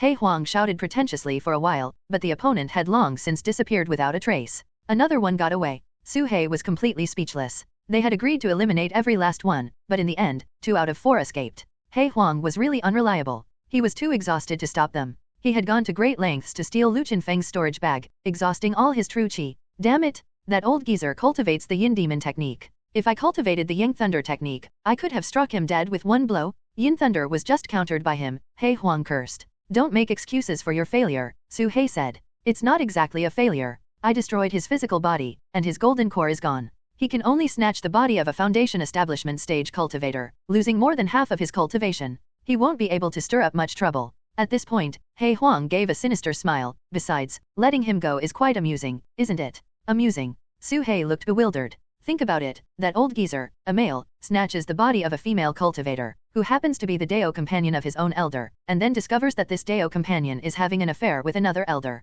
Isn't that amusing? He Huang laughed mischievously, his expression truly devilish. Su He. So that's what happened? It took Su He a while to sort out the relationships among these people, leaving him speechless. Humans are so complicated. Clearly from the same sect, Lu Qingfeng and the 13th ancestor were suspicious of each other, clearly close friends. Zhang Lang made him a cuckold. In comparison, demonic beasts are much simpler, always straightforward. Su He didn't dwell on this matter. After all, he and the Snake Catcher's sect were mortal enemies. The more chaotic the other side became, the more advantageous it was for him. At this moment, He Huang dismantled the formation and jumped out, reaching for the Black Dragon Pagoda with his paws, his eyes gleaming. Su He's mouth twitched, and he quickly put away the Black Dragon Pagoda, leaving He Huang empty-handed. So, how about a 50-50 split? Su He got to the point. Ahem. He Huang coughed twice to cover his embarrassment and took out 2 storage bags, saying, "These are Zhang Lang's and the old Immortal's storage bags. You got the alchemist's, right?" Su He said nothing, nor did he make any move, just glanced at the merit box. Damn, this formation consumes spirit stones like crazy. That little bit just now was already used up, He Huang cursed. Su He. Familiar tactics, this dog really can't change its nature. Let's not worry about this now. We shouldn't stay here long, let's find another place to talk. He Huang picked up the merit box, took out a divine wind boat, and boarded it. Su He also took out the earth boat, and the two quickly sped away, disappearing into the distance. Moments later, they found a deserted place. This place was on the outskirts of Wuya City, surrounded by abandoned fields and houses, with no one around. The two demons happily conducted a round of loot distribution. Su He gave away a large number of magical treasures he didn't need in exchange for some spell jade slips, ancient books, and various talismans. He had been longing for that spiritual chi crystal, but He Huang insisted it was consumed, leaving Su He helpless. Lu Qinfeng's pills, he gave away half of them. After all, he had ancient pills, and these modern ones weren't very useful to him. Old dog, I didn't hold back anything. I said half, and it's half. What about you? Su He's gaze fixed on He Huang. Heaven and earth bear witness. I absolutely didn't hold back anything. May I be childless if I, He Huang, lie. He Huang exclaimed repeatedly. Su He was taken aback. Since He Huang said so, he couldn't pursue the matter further. In fact, he didn't care much about this small amount of money. He Huang had helped him a lot. At this moment, He Huang took out a thick jade slip and said, "This is a set of formation insights, the most basic version. I won't take advantage of you, consider it a gift." Su He quickly took the jade slip and casually scanned it, revealing the structures of 9 basic formations. Kill formation, trap formation, illusion formation, gathering spirit array, defense formation, concealment formation. These weren't profound formation inheritances, just detailed explanations of 9 basic formations, described vividly, very suitable for beginners. Su He had learned 9 different kill formation systems in the Xianyan Tower. Now, with these, many of his doubts were resolved, opening a whole new door for him. Just in time? This is very important to me. Thank you, Su He said. He Huang squinted his eyes and smiled. So, how do you plan to thank me? I noticed that tower you used earlier seems quite good, and that straw hat too. Could you lend them to me for a few days? He rubbed his paws together, his eyes filled with excitement. Su He stepped back repeatedly, cursing, "You're really pushing it. Nov, L, B / JNN. I'm just borrowing it, not taking it. Dream on. Hey, you shameless snake." Su He realized that with this old dog, he couldn't say a single kind word. The two demons exchanged pleasantries for a while before calming down. Suddenly, Su He seemed to remember something and took out the black mirror, asking, "What's the deal with this magical treasure?" He Huang glanced over and was immediately taken aback, tapping his paw. "Oh, it actually swallowed an artifact spirit. He picked up the mirror, looked it over, and tapped on the mirror surface, producing a thumping sound and ripples. Inside the mirror, a shadow appeared. Suhei instinctively stepped aside, not wanting to be reflected in the mirror. He Huang chuckled, put the mirror back into the storage bag, and tossed it over. It functions the same as before, but can only be used once. Suhei couldn't help but ask curiously, what's inside this magical treasure? Being able to split evenly with anyone, it sounded truly unbelievable. He Huang was silent for a moment and said, I can only tell you that this mirror is called the Heavenly Demon Mirror, but I can't say more to avoid unnecessary trouble. It might even attract some evil spirits when you break through. Hearing this, Suhei's eyes flickered, and his heart tightened. Attracting evil spirits during a breakthrough, it sounded ominous. Suhei, before you reach sufficient strength, the less you know about some things, the better. Don't overthink it, and don't inquire. A troubled mind won't achieve anything, He Huang advised earnestly. Seeing the other party suddenly serious, Suhei nodded. He knew that curiosity could kill the cat, and he wouldn't dwell on things he shouldn't think about. Human cultivators might have many distractions, but Suhei wouldn't have such phenomena. His thinking was sometimes even too simple. Next, Suhei asked about the main issue, do you have any clues about the 5 elements inheritance? He Huang immediately sneered, that Earth Temple is the inheritance site. I wasn't lying to you. Huh. Suhei was dumbfounded. The city lord of Wu is very particular about the 5 elements inheritance. If you study it carefully, it's easy to figure out. This kind of thing can't be faked, only half true. He Huang explained, so, I only swapped the statue, nothing else. Suhei, this old dog, so cunning, could actually do such a thing, pretending to be the mountain god and swapping the earth god. If there were real immortals, he'd be the first to go to hell. Where's the statue? Suhei quickly asked, knowing it was the key to unlocking the inheritance. Thrown in a ditch. He Huang lazily pointed in a direction, seems to be over there. Without another word, Suhei took out the earth boat and headed in that direction, with He Huang jumping on board and sitting cross-legged. After a moment of silence, Suhei took out the straw hat from the storage bag and tossed it over. Lend it to you for a few days, remember, it's a loan. Suhei didn't spare his words, but he knew that a straw hat was nothing. Then I'll keep it safe for you for now. He Huang moved quickly, taking the straw hat, branding it with his own mark, and wearing it on his head without any courtesy. In an instant, his aura disappeared, completely undetectable. Good stuff, even better than an invisibility talisman. He Huang's eyes lit up, and he took out a sword, strapped it to his back, and covered his face with the straw hat, speaking in a low voice, Little Su, do I look like a peerless master? Suhei glanced back, finding the image beyond words. On the journey, He Huang recounted his experiences from the past year. The place he was searching for, the land of extreme yin, was this ancient relic, where the yin energy flowed endlessly, enough to absorb for years without depletion. But after just over a year, cultivators started intruding. Suhei knew what happened next. More and more people came to this place, making it impossible for He Huang to meditate in peace. Damn it, I found this place first, and these humans are so unreasonable. Every time this was mentioned, He Huang would grit his teeth in anger, wishing he could trick everyone. Suhei just sneered without saying a word. It wasn't long before they found the ditch He Huang had mentioned. In ancient times, this should have been a canal used for irrigating farmland, now long dried up. The earth god was stuck upside down in the ditch, with only a small tip protruding from the ground. Suhei hurriedly dug a hole to pull the earth god out. Perhaps due to the infiltration of yin energy, the statue had turned black, and the smile on its face appeared sinister and eerie. Is this it? Suhei asked. That's right, this thing can't be stored in a storage bag, so I had to bury it, He Huang replied. Suhei was speechless, discovering a place of inheritance and thinking first to use it to trick people was something only He Huang could do. Why don't you activate the inheritance? Why would I? I don't care about this inheritance. A friend of mine can casually create hundreds of them, He Huang said disdainfully. Suhei's eyes flashed. You said it. He set the statue upright, climbed up, recalled the methods of Zhou Wendi and Su Qingfeng, and flicked a drop of fresh blood, using the tip to touch the statue. By the way, this place of inheritance has a time acceleration effect. 1 month outside is equivalent to a year of cultivation inside, and the spiritual qi is abundant, Suhei said softly. Hearing this, He Huang's eyes lit up immediately, and he ran over, rubbing his paws with a sheepish grin. Why didn't you say so earlier? Didn't you say you didn't care? When did I say that? Don't slander me. Suhei had nothing to say to this shameless dog. Buzz. In an instant, the statue emitted a powerful light. Suhei was prepared, taking out a corpse pill to support a true essence barrier. No matter how much true essence there was, as long as there was a trace, it wouldn't be rejected. Suhei had discovered this rule, which served as a threshold for accepting the inheritance. He Huang reacted quickly, mimicking Suhei, and wasn't repelled. As the halo spread, the earth god's stiff body came to life, his eyes gaining luster, just like the previous 2 activations. The earth god scanned the surroundings, confusion flashing in his eyes, and a deep voice emerged. Where is this? Suhei paused and said, this is the earth temple. Yes, this is the earth temple. He Huang nodded while filling the hole beside him with dirt. The earth god examined the surrounding environment, initially bewildered, then turning to anger. especially upon seeing a deep pit of the same size as himself. Though his face couldn't show expressions, his eyes seemed to blaze with fury. Suhei felt a chill, sensing something ominous. Humph. This is outrageous, moving me out and burying me in the ground. What decorum is this? The Earth God said angrily. Suhei remained silent. He Huang also stayed silent. The Earth God looked around at the environment, then at the large pit in the ditch, growing more and more furious. Unbelievable. Absolutely unbelievable. You descendants are utterly disrespectful. Suhei said nothing. He Huang was immediately displeased, glaring and pointing at the Earth God. Old man, we found the place of inheritance according to the rules. Hurry up and activate it. Don't be ungrateful. Hearing this, Suhei's face darkened. Damn it, if you want to die, don't drag me into it. Suhei's eyelids twitched, and he transmitted his voice. Isn't that a bit too much? Maybe. You.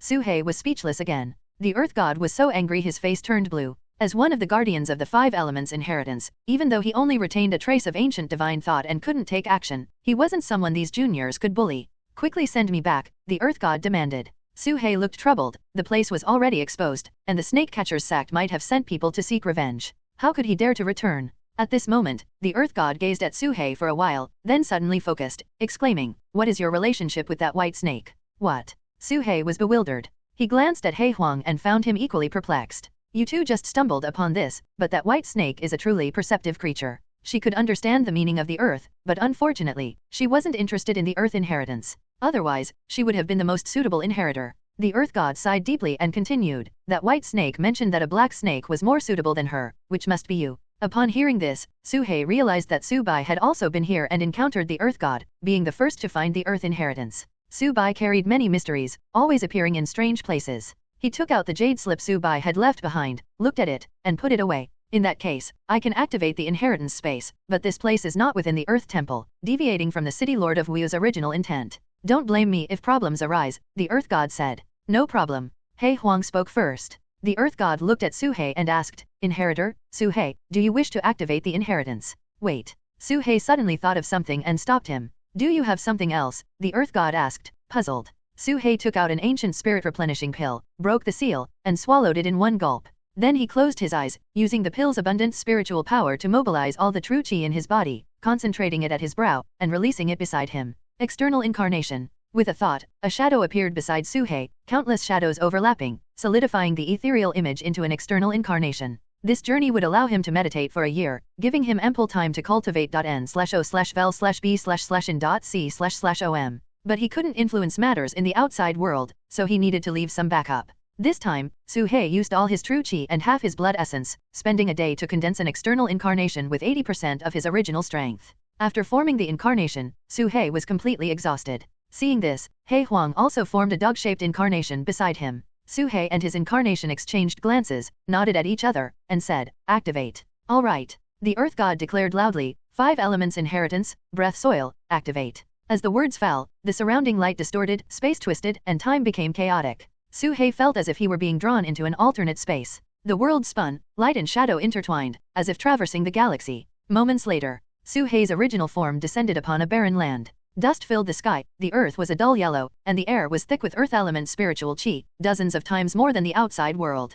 Poplar trees, cacti, palms, various desert plants grew here, along with a pool of spiritual spring, adorning the landscape. He lost contact with his incarnation. Suhei gazed into the distance. Although the landscape had changed dramatically, he could still recognize it as the Earth Path. Despite being a desert and a wasteland, it retained vitality with towering cacti and scattered oases, making it an ideal place for seclusion. He Huang had already dived into one of the oases, devouring it madly. A miraculous inheritance space, Suhei thought to himself. At that moment, a voice came from the sky. 1 year here is equivalent to 1 month outside. You have 1 year to prepare. After that, you will compete with others from the places of inheritance, the Earth God said before disappearing. Compete. Suhei wasn't sure what kind of competition it would be. He only had 2 demonic beasts, while the Zhou family and Chu Tian alliance each had 6 people. Without overthinking, Suhei immediately entered an oasis, practicing breathing exercises to quickly restore his depleted true chi. His external incarnation would lose contact if too far away and would act according to his original self's style. The incarnation had 80% of his cultivation but lacked the Black Dragon Pagoda, Ji Ying, Blood God armor, and various talismans and magical treasures.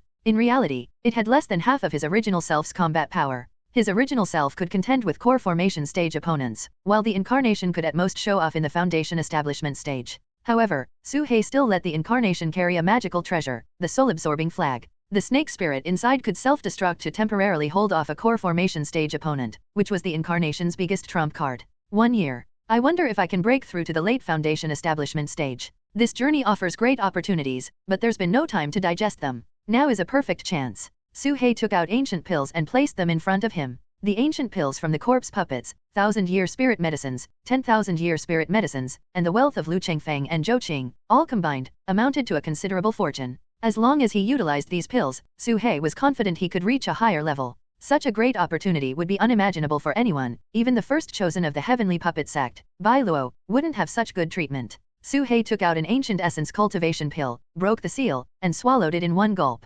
Boom. The pill dissolved, and surging true qi rushed through Su-hei's meridians and flesh. The biggest difference between ancient pills and modern ones was the quality of spiritual qi. Back then, everyone achieved perfect foundation establishment, so the pills were naturally tailored for that. When Su-hei took ordinary pills, he couldn't feel any fluctuation in his cultivation. Now, he immediately felt his cultivation rising. The effect lasted only a day before the medicinal power was exhausted. His cultivation increased by about 1%. These ancient pills are good, but they've been stored too long, losing much of their potency. There are pros and cons. Su-hei sighed inwardly. He took out another essence cultivation pill and swallowed it, fully refining it. Any improvement was better than standing still. There were enough essence cultivation pills for him to consume for 2 months. Additionally, there were 9 yang powder, muscle-easing pills, sky blue pills, and others to enhance various attributes, including body strengthening, marrow cleansing, bone refining, and mind sharpening, enough to transform Su-hei's physique. These ancient pills and 1,000-year spirit medicines, if taken out casually, would cause a frenzy. Moreover, he had a pile of unopened mystery boxes that required a key, and he didn't know what pills they might contain. Since entering the ruins, Su-hei hadn't had a moment's peace, constantly fighting or on the way to a fight. Now, he finally had a chance for seclusion. Outside the inheritance space, Su-hei's external incarnation also sprang into action. The incarnation would act according to his original self's will. His task was to find Su-bai's location and observe others' movements. Su-hei took out a jade slip, activated it with his divine sense, and sped towards the southeast. In the blink of an eye, 5 days had passed since the first inheritance opened. More and more people entered Wuyo City. Without the interference of corpse puppets, they conducted a thorough search, leaving no stone unturned. Along the way, Su-hei discovered many unfamiliar teams. From their conversations, they seemed to be reinforcements invited by the heavenly puppet sect. This gave Su-hei a sense of urgency. The competition in a year. I don't know the rules. If it's a numbers game, I have no advantage, Su-hei thought. At the edge of Wuyo City, in a botanical garden. In ancient times, this place had the most plants, but they all withered and disappeared. Today, plants emerged again, growing all sorts of rare herbs, lush greenery, and shrubs, teeming with precious spirit medicines, as if life had returned. The anomaly quickly attracted the attention of a group of rogue cultivators. As they approached, each one screamed in agony and never appeared again. A day later, 2 more people discovered the place. Look, what's that? I remember there were no plants there. Why have so many grown? These 2 cultivators were from the Four Sex Alliance. Faced with such a strange phenomenon, they didn't approach rashly but reported it to their superiors. Just then, Su-hei arrived. He looked at the dense forest in the distance and caught Su-bai's scent. So Su-bai is here. Su-hei's eyes flashed. He glanced at the 2 foundation establishment cultivators in the distance and stealthily approached, directly using the mountain embrace seal. Boom. The mountain crushed down, instantly turning the 2 into meat patties. After disposing of the evidence, Su-hei entered the botanical garden. The plants here were bizarre, unlike anything he'd seen before. There were even human-like trees, which reminded Su-hei of the Zhou family's second ancestor. Is this all Su-bai's doing? Su-hei's heart raced. The forest wasn't large, but the plants were strange, some clearly possessing offensive capabilities. Relying on his incarnation, Su-hei fearlessly charged in but encountered no attacks. Moments later, Su-hei reached the core area. In the dense forest, he saw a white snake coiled around a jade-green cauldron, energy gathering within it, with an ancient pill floating inside. This is... Su-hei immediately recognized it as an ancient essence cultivation pill used for cultivation. As energy gathered, the ancient essence cultivation pill slowly rotated, with each turn increasing its potency, and its shriveled form gradually restored. Is Su-bai repairing the pill? The thought suddenly occurred to Su-hei. After observing for a while, Su-hei became more convinced of this idea. Ancient pills would dissipate if not consumed shortly after being taken out, but the scene before him defied that understanding. Su-hei had many ancient pills. If he could restore these depleted pills to perfection, what an achievement that would be. Su-hei took a deep breath and didn't disturb the process, quietly watching from the side. An hour later, whoosh, the essence cultivation pill flew out, landing in front of Su-hei, its fragrance rich and medicinal power potent, not only restored but now with a shelf life, no longer disintegrating at a touch. For you, Su-bai said with a gentle gaze and a smile. N/O/vel/b/n.c//om. Su-hei took the essence cultivation pill and said, "How can I accept this? Even as he spoke, he pocketed the pill. Don't ask where he learned that. Su Bai didn't mind at all. She glanced at Su He and said, "Did you find the Earth inheritance?" "That's right, and I have you to thank for it." Su He recounted the events that had transpired. At the same time, he was curious about how Su Bai had gained the Earth God's approval. Su Bai couldn't help but laugh, taking out a perfectly round pill. She said, "This is an Earth Spirit pill. Once consumed, it can greatly enhance the purity of one's Earth spiritual roots in a short time, increasing affinity with the Earth. I used this pill to fool the Earth God." Su He was speechless. Fool? So the Earth God was tricked all along? He had genuinely thought Su Bai had a stronger affinity for Earth. "I knew you were suited for the Earth inheritance. I was just worried someone else might take it, so I went ahead and fooled the Earth God," Su Bai explained. Su He suddenly understood. He couldn't help but feel amazed. He used to think Su Bai was just a kid obsessed with pill refining and causing trouble with unreliable pills. Now, without realizing it, Su Bai had grown to this extent.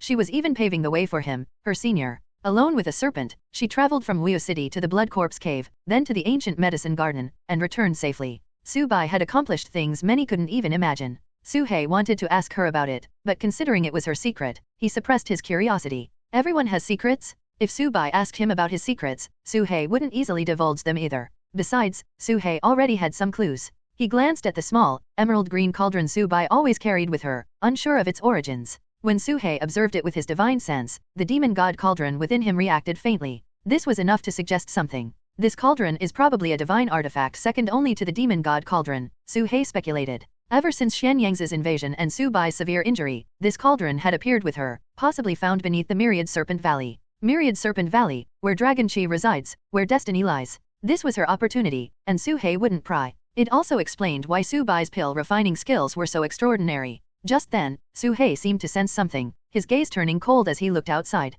Su Bai also turned her attention outward. At this moment, a large group of people had arrived outside, surrounding the botanical garden. The group consisted of 20 people, similar in scale to Lu Chunfeng's team, led by a core formation stage elder with 20 foundation establishment cultivators following. What a strange place. Could it be the wood inheritance? The leading elder, known as Lai Yunzi, was naturally cautious. He had heard about Lu Chunfeng's encounter with the 13th ancestor. For places suspected to be inheritance sites, he first suspected whether any demons were trying to trap them. He wouldn't make the same mistake twice, especially not such a basic one. Whatever inheritance it is, let's set it on fire first. Lai Yunzi, true to his fiery nature, conjured 2 fireballs in his palm, ready to throw them. Elder, don't. If it's the wood inheritance, destroying it would be disastrous, a foundation establishment cultivator urged anxiously. Lai Yunzi glanced at him, nodded slightly, and said, you have a point. Then you go in and take a look. He raised his hand, activating the gravity technique, and directly flung the cultivator inside. The cultivator screamed as soon as he flew in, a vine piercing his chest, extracting his flesh and blood, turning him into a dried corpse. Everyone was horrified, hurriedly summoning various magical treasures. Lai Yunzi's gaze turned cold as he said, indeed, it's evil. Burn it, n/o/vel/b/in.c//om. He threw a fire serpent into the dense forest, setting the entire woodland ablaze. The others also hurled fireballs, continuously bombarding the area until the grass, strange trees, and spirit medicines were all reduced to ashes. Against the countering flames, no plant could survive. At this moment, Su He noticed the commotion outside. If his true body were here, he might have a chance, but his avatar had no good solutions. This way, Su Bai put away the green cauldron and slipped into the trunk of a poplar tree, following its roots deep underground. Su He followed her into the depths. Deep underground, Su He discovered that the tree roots had long intertwined, extending thousands of feet below, branching out in countless directions, leading who knows how far. Following the roots, Su Bai could travel freely. In the ancient relic, even the earth escape technique couldn't achieve such convenience.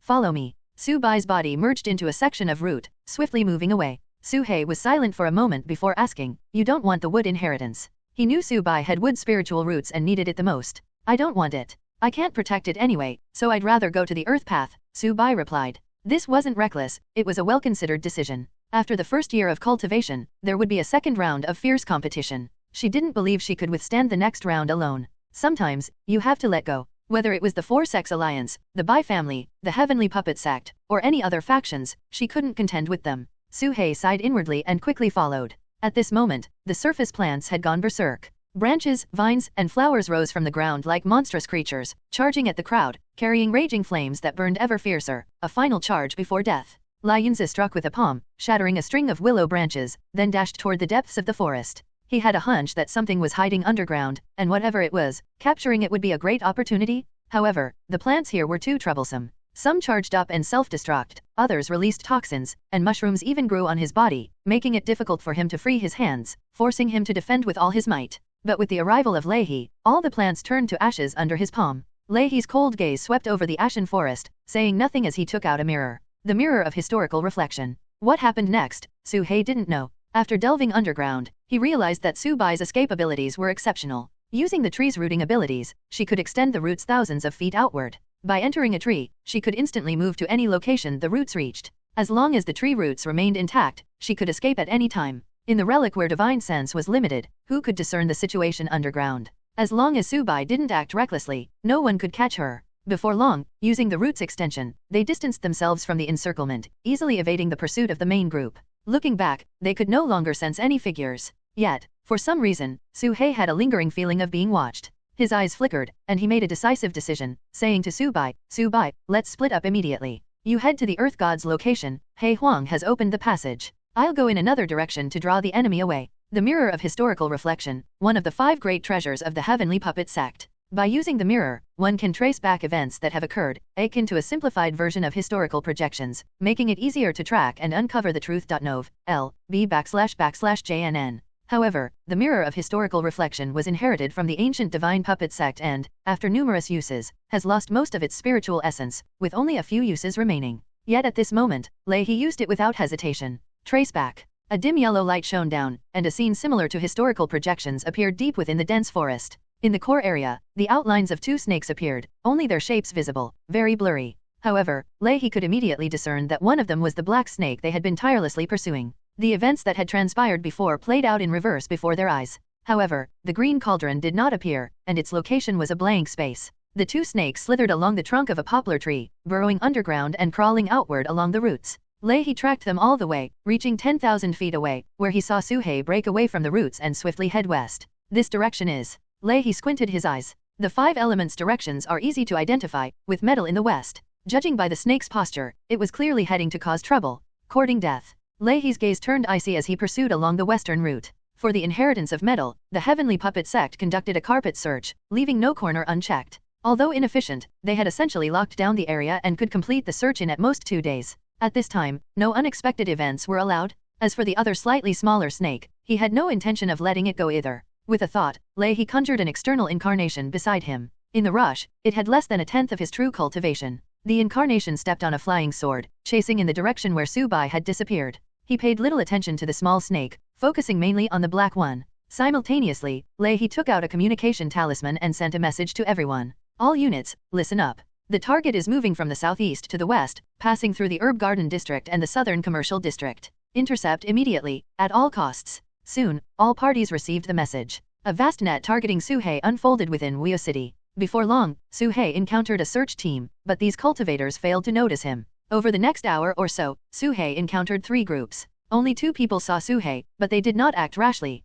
Instead, they quickly sent messages to their elders, reporting Su-hei's location. There are more and more people in Wuyo City. The Heavenly Puppet sect is really sparing no expense. Su-hei thought to himself. He wasn't worried at all. After all, it was just an incarnation. The more people chasing him, the safer Su-bai would be. In fact, he didn't believe Su-bai would be caught. Being able to navigate the ancient relics with ease, she couldn't possibly have just these few tricks. He was merely being cautious, deliberately attracting others to capture him to cover for Su-bai. As time passed, the crowd in the vicinity gradually increased. Basically, every stick of incense's time, Su-hei would spot a team. Yet without exception, whether Su-hei was hiding too well or others were pretending not to see, no one dared to stop him. The people the Heavenly Puppet sect brought in, are they all this useless? Su-hei sneered inwardly. He was just an incarnation, but his reputation was well known. No one would risk their life to attack him. But gradually, Su-hei sensed something was off. When he noticed a team ahead and planned to change direction, he found another team on the other side. Each team had a core formation cultivator in charge, making it impossible for Su-hei to charge through.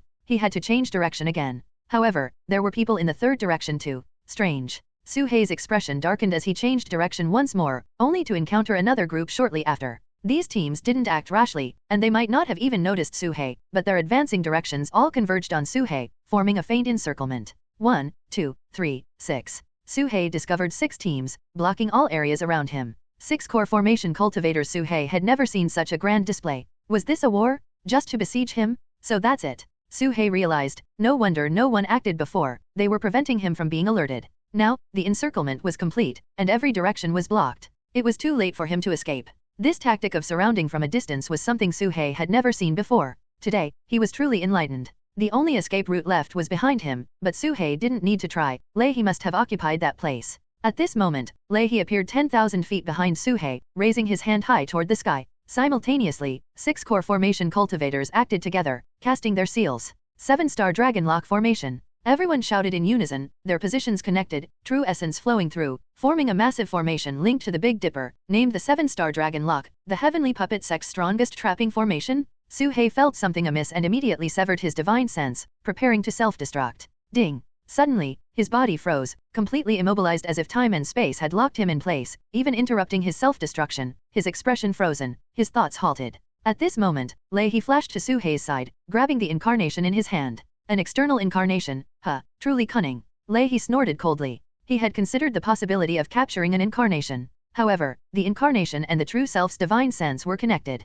With the right method, he could still use the incarnation to affect Su-hei's true body. At the very least, tracking was entirely feasible. Lei He pointed at Su-hei's forehead, sensing slightly, and discovered that Su-hei's true body was not in this space, unable to be sensed, likely having gone to the place of inheritance. His gaze turned cold as he took out a black jade slip. This black jade slip contained countless chaotic memories, all records of cultivators experiencing inner demons. By recording these memories into Su-hei's incarnation, even Su-hei's true self would suffer severe backlash. As a cultivator, whether human or demonic beast, some things are better left unknown. A pure and unblemished heart is conducive to cultivation. You think sending an incarnation means I can't deal with you? I'll gift you these memories and see how you can peacefully cultivate. Lei He flicked his finger, and the black jade slip transformed into a long rainbow, aiming to enter Su-hei's forehead. Suddenly, a piercing scream erupted nearby. In one corner of the 7-star dragon lock formation, a core formation cultivator's back exploded with a bloody hole, falling backward as if struck by thunder. Lei He's expression changed drastically. In that instant, the Su-hei in his hand broke free from the formation's restraints, his body immediately swelling. With one corner of the 7-star dragon lock formation missing, the entire formation collapsed. With a thunderous explosion, Su-hei's body detonated, transforming into a violent gale, sweeping in all directions. The black jade slip was shattered, sending Lei He flying, scattering countless scales and burning talismans, which exploded among the distant crowd. Boom boom boom boom boom. A series of explosions echoed, countless low-level cultivators caught in the aftermath. The injured core formation cultivator took a heavy blow and was then bombarded by a large number of talismans that exploded on his face, shattering his head and causing blood to gush out. The others, due to the formation being broken, spat blood one by one and were sent flying backward. Nearby Foundation establishment cultivators suffered heavy casualties, their wails echoing continuously. In just a moment, the team that constructed the 7-star dragon lock formation collapsed completely. Though the formation was strong, it had significant drawbacks. It required 7 people to activate simultaneously, and breaking one would cause the entire formation to fail. However, once trapped, no matter how great your divine abilities, you would be in a state of temporal and spatial lock. The cost and effect are always proportional. Lei He looked at the devastation around him, his face dark and gloomy. Who did this? Nov. L. B//JNN. He looked toward the direction from which the attack had come, his eyes filled with murderous intent. I didn't expect this serpent to have external support. It was indeed a miscalculation. A calm voice came from beside him. It was a middle-aged man in black, with a gentle and scholarly demeanor, his face like jade, exuding a scholarly aura. He was one of the 7 who had formed the 7-star dragon lock formation. This man was none other than the famous strategist of the Qin Kingdom, Li Si. Originally from the Chu Kingdom, he later joined the Qin Kingdom. The 7-star dragon lock formation was his strategy to deal with Su-hei, and even capturing an incarnation would cause significant damage. This time we failed, but next time, this serpent will be even more cautious, Lei He said in a deep voice. Sometimes, no matter how cautious you are, it's useless. Strength determines everything. Once the inheritance ends, I'll have my own way to deal with him, Li Si said nonchalantly. On the surface, he spoke calmly, but internally he was quite heavy-hearted. As Lei He said, the cunning of this serpent far exceeded his expectations. Taking advantage of the time Su-hei was buying, Su-bai smoothly arrived at the place where the Earth God had disappeared. A halo emanated from this spot, a passage created by He Huang. Su-bai rushed in, and the halo closed, instantly teleporting her away. At this moment, in the place of inheritance, Su-hei suddenly opened his eyes, panting heavily. Just now, he received fragmented images sent back after his incarnation's death. Although disjointed, they allowed him to piece together the events. What kind of formation was that, with such power that it completely immobilized me, preventing even self-destruction? Su-hei was shocked internally. He didn't know what the other party would do after capturing his incarnation, but it certainly wouldn't be anything good for his true self. Moreover, judging by the black jade slip the other party took out, they definitely had a special method targeting him. I was careless, made 2 fatal mistakes on this trip, Suhei thought to himself. He hadn't encountered any attacks and thought no one had discovered him, or that everyone was too afraid to act. Little did he know, the other party had set a trap, slowly tightening it until a thunderous strike. Not acting immediately was just to make him lower his guard. That was the first mistake. The second mistake was that after discovering the encirclement, he didn't choose to self-destruct immediately, thinking that as an external incarnation, he had nothing to fear and could take a few down with him before dying. The rest was history, if not for He Huang following, who knows what consequences he might have faced. Of course, the reason Suhei was so bold was also because the old dog was following behind. Making mistakes isn't scary, everyone makes mistakes. It's precisely these repeated mistakes that have allowed Suhei to grow to this point. Although he hasn't been cultivating for long, he has a strong learning ability and won't make the same mistake twice. This Qin Kingdom general, Lei He, actually has such means. If he had this strategy, why didn't he use it earlier, and only now against me? Suhei's eyes flickered, deep in thought. Considering the unfamiliar core formation faces that appeared later, Suhei strongly suspected that the Qin Kingdom had brought in another wave of reinforcements, with someone strategizing behind the scenes. Now, the situation was quite serious. He didn't know what the rules of the inheritance were, but Suhei's side, including Subai, only had 3 people in total. If having more people was advantageous, he would be at a significant disadvantage. At this moment, a spatial fluctuation flashed ahead, and Subai's figure appeared, landing in the sand. Suhei breathed a sigh of relief. This is your magical treasure. Subai tossed over a soul-absorbing flag, which Suhei caught. When they parted, he had entrusted the soul-absorbing flag to Subai for safekeeping, while his incarnation was armed with talismans. Once his incarnation died, all the talismans would automatically fire. And the soul-absorbing flag, if Subai encountered danger, all the snake spirits inside would rush out to self-destruct. It seemed she hadn't encountered any danger. And here are your pills. Subai also brought over 2 bottles of repaired ancient Pi Wen pills. Suhei accepted them without hesitation, then handed over his own ancient Pi Wen pills to her for repair. This way, each bottle of pills could be utilized to the fullest. Of course, he only dared to consume the ones Subai repaired. As for those she refined herself, he'd let He Huang test them first. Suhei swallowed a Pi Wen pill and began to refine it immediately. The purer medicinal power than before swept through Suhei's body, and he could clearly feel his cultivation steadily improving, his meridians filling, and the spiritual foundation within the demon god cauldron slowly growing. This time, the refinement lasted for 3 days before the medicinal power was fully absorbed. Great! At this rate, the remaining Pi Wen pills will be enough for half a year, which will definitely allow me to break through to the late foundation establishment stage, and perhaps even have some surplus. Suhei was overjoyed. The unexpected surprise Subai brought filled Suhei with hope. As long as his cultivation could improve, he would have greater confidence in facing whatever came next. However, Suhei wouldn't get complacent too soon. While he was in seclusion cultivating, others were also in seclusion cultivating. Everyone was progressing. Suhei just had slightly better resources than others. If possible, he would aim for the great perfection of the foundation establishment stage. Days passed one by one. Meanwhile, while Suhei was in seclusion, outside, in Wuyo City, the Heavenly Puppet Sect successfully found the last 2 places of inheritance for gold and wood. The gold inheritance naturally fell into Bai Luo's hands, as he was originally of the gold spiritual root, and the Heavenly Puppet Sect came for him. The wood inheritance, after a series of internal struggles, was claimed by Bai Qiushui of the Bai family. The Bai family sent numerous experts to guard it, and even the 3rd-generation ancestor came out of seclusion, forcing those who sought to seize it to retreat. Thus, the 5 great inheritances were concluded. Zhou Wendi, Bai Qiushui, Bai Luo, Suhei, Su Qingfeng. The 5 forces each had their targets, aiming to enhance their strength as much as possible within this precious year. In terms of resource abundance, Suhei couldn't compete with the other 4, but in terms of resource quality, he was undoubtedly the best. Many things couldn't be bought even in the outside world. Day after day, month after month. 3 months later, Suhei's spiritual foundation had doubled, his cultivation reaching over 50%. He estimated that in another 3 months, he could attempt a breakthrough. This oasis was nearly drained by him. Suhei delved deep underground, passing through the sand layer, reaching the rock layer, and continued downward. The pressure increased with each step, and he encountered an area of extremely dense magma.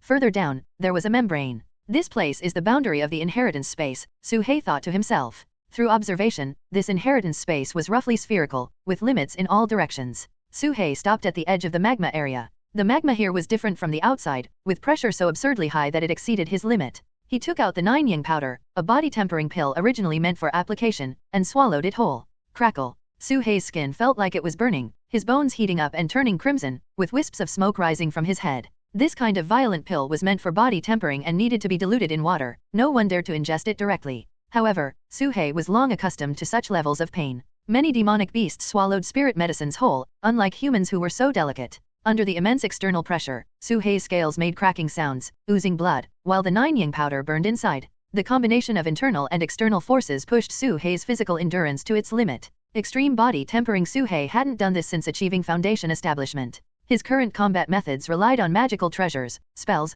puppets, and talismans, rarely engaging in physical combat. But he couldn't neglect the primal combat techniques of demonic beasts. Some methods he might not use, but he couldn't be without them. After enduring for an hour, Su Hei felt he was nearing his limit. I'm about to reach my limit. Su Hei steeled himself, took out a star-shaped leaf, consumed a corner, and abundant spiritual power surged through his body, healing his injuries at a visible rate. This 1,000-year-old spirit medicine was indeed pure and effective, working instantly. In the following days, Su Hei focused entirely on body tempering, using the star-shaped leaf to aid in healing. Such extravagant methods could only be carried out by Su Hei. The earth element spiritual qi underground was even denser, and as Su Hei tempered his body, his cultivation level steadily rose. A month later, the star-shaped leaf was consumed entirely. A new section of dragon bone had formed at Su Hei's tail. Now, without the need for healing medicine, his body's natural recovery could withstand the burning of the 9 yin powder. Time flew by. By the end of the 7th month, Su Hei's cultivation finally reached a bottleneck, achieving great perfection of the mid-stage foundation establishment.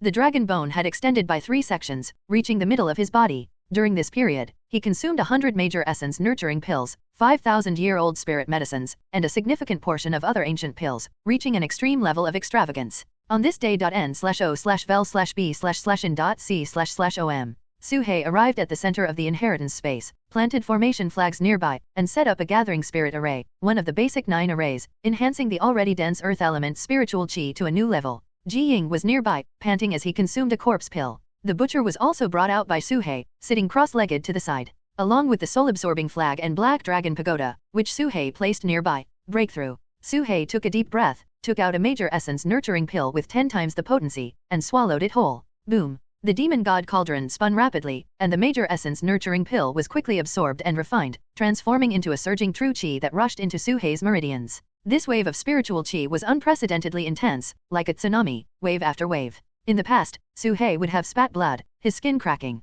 but his tempered physical body easily withstood the impact of the spiritual qi, causing only slight pain.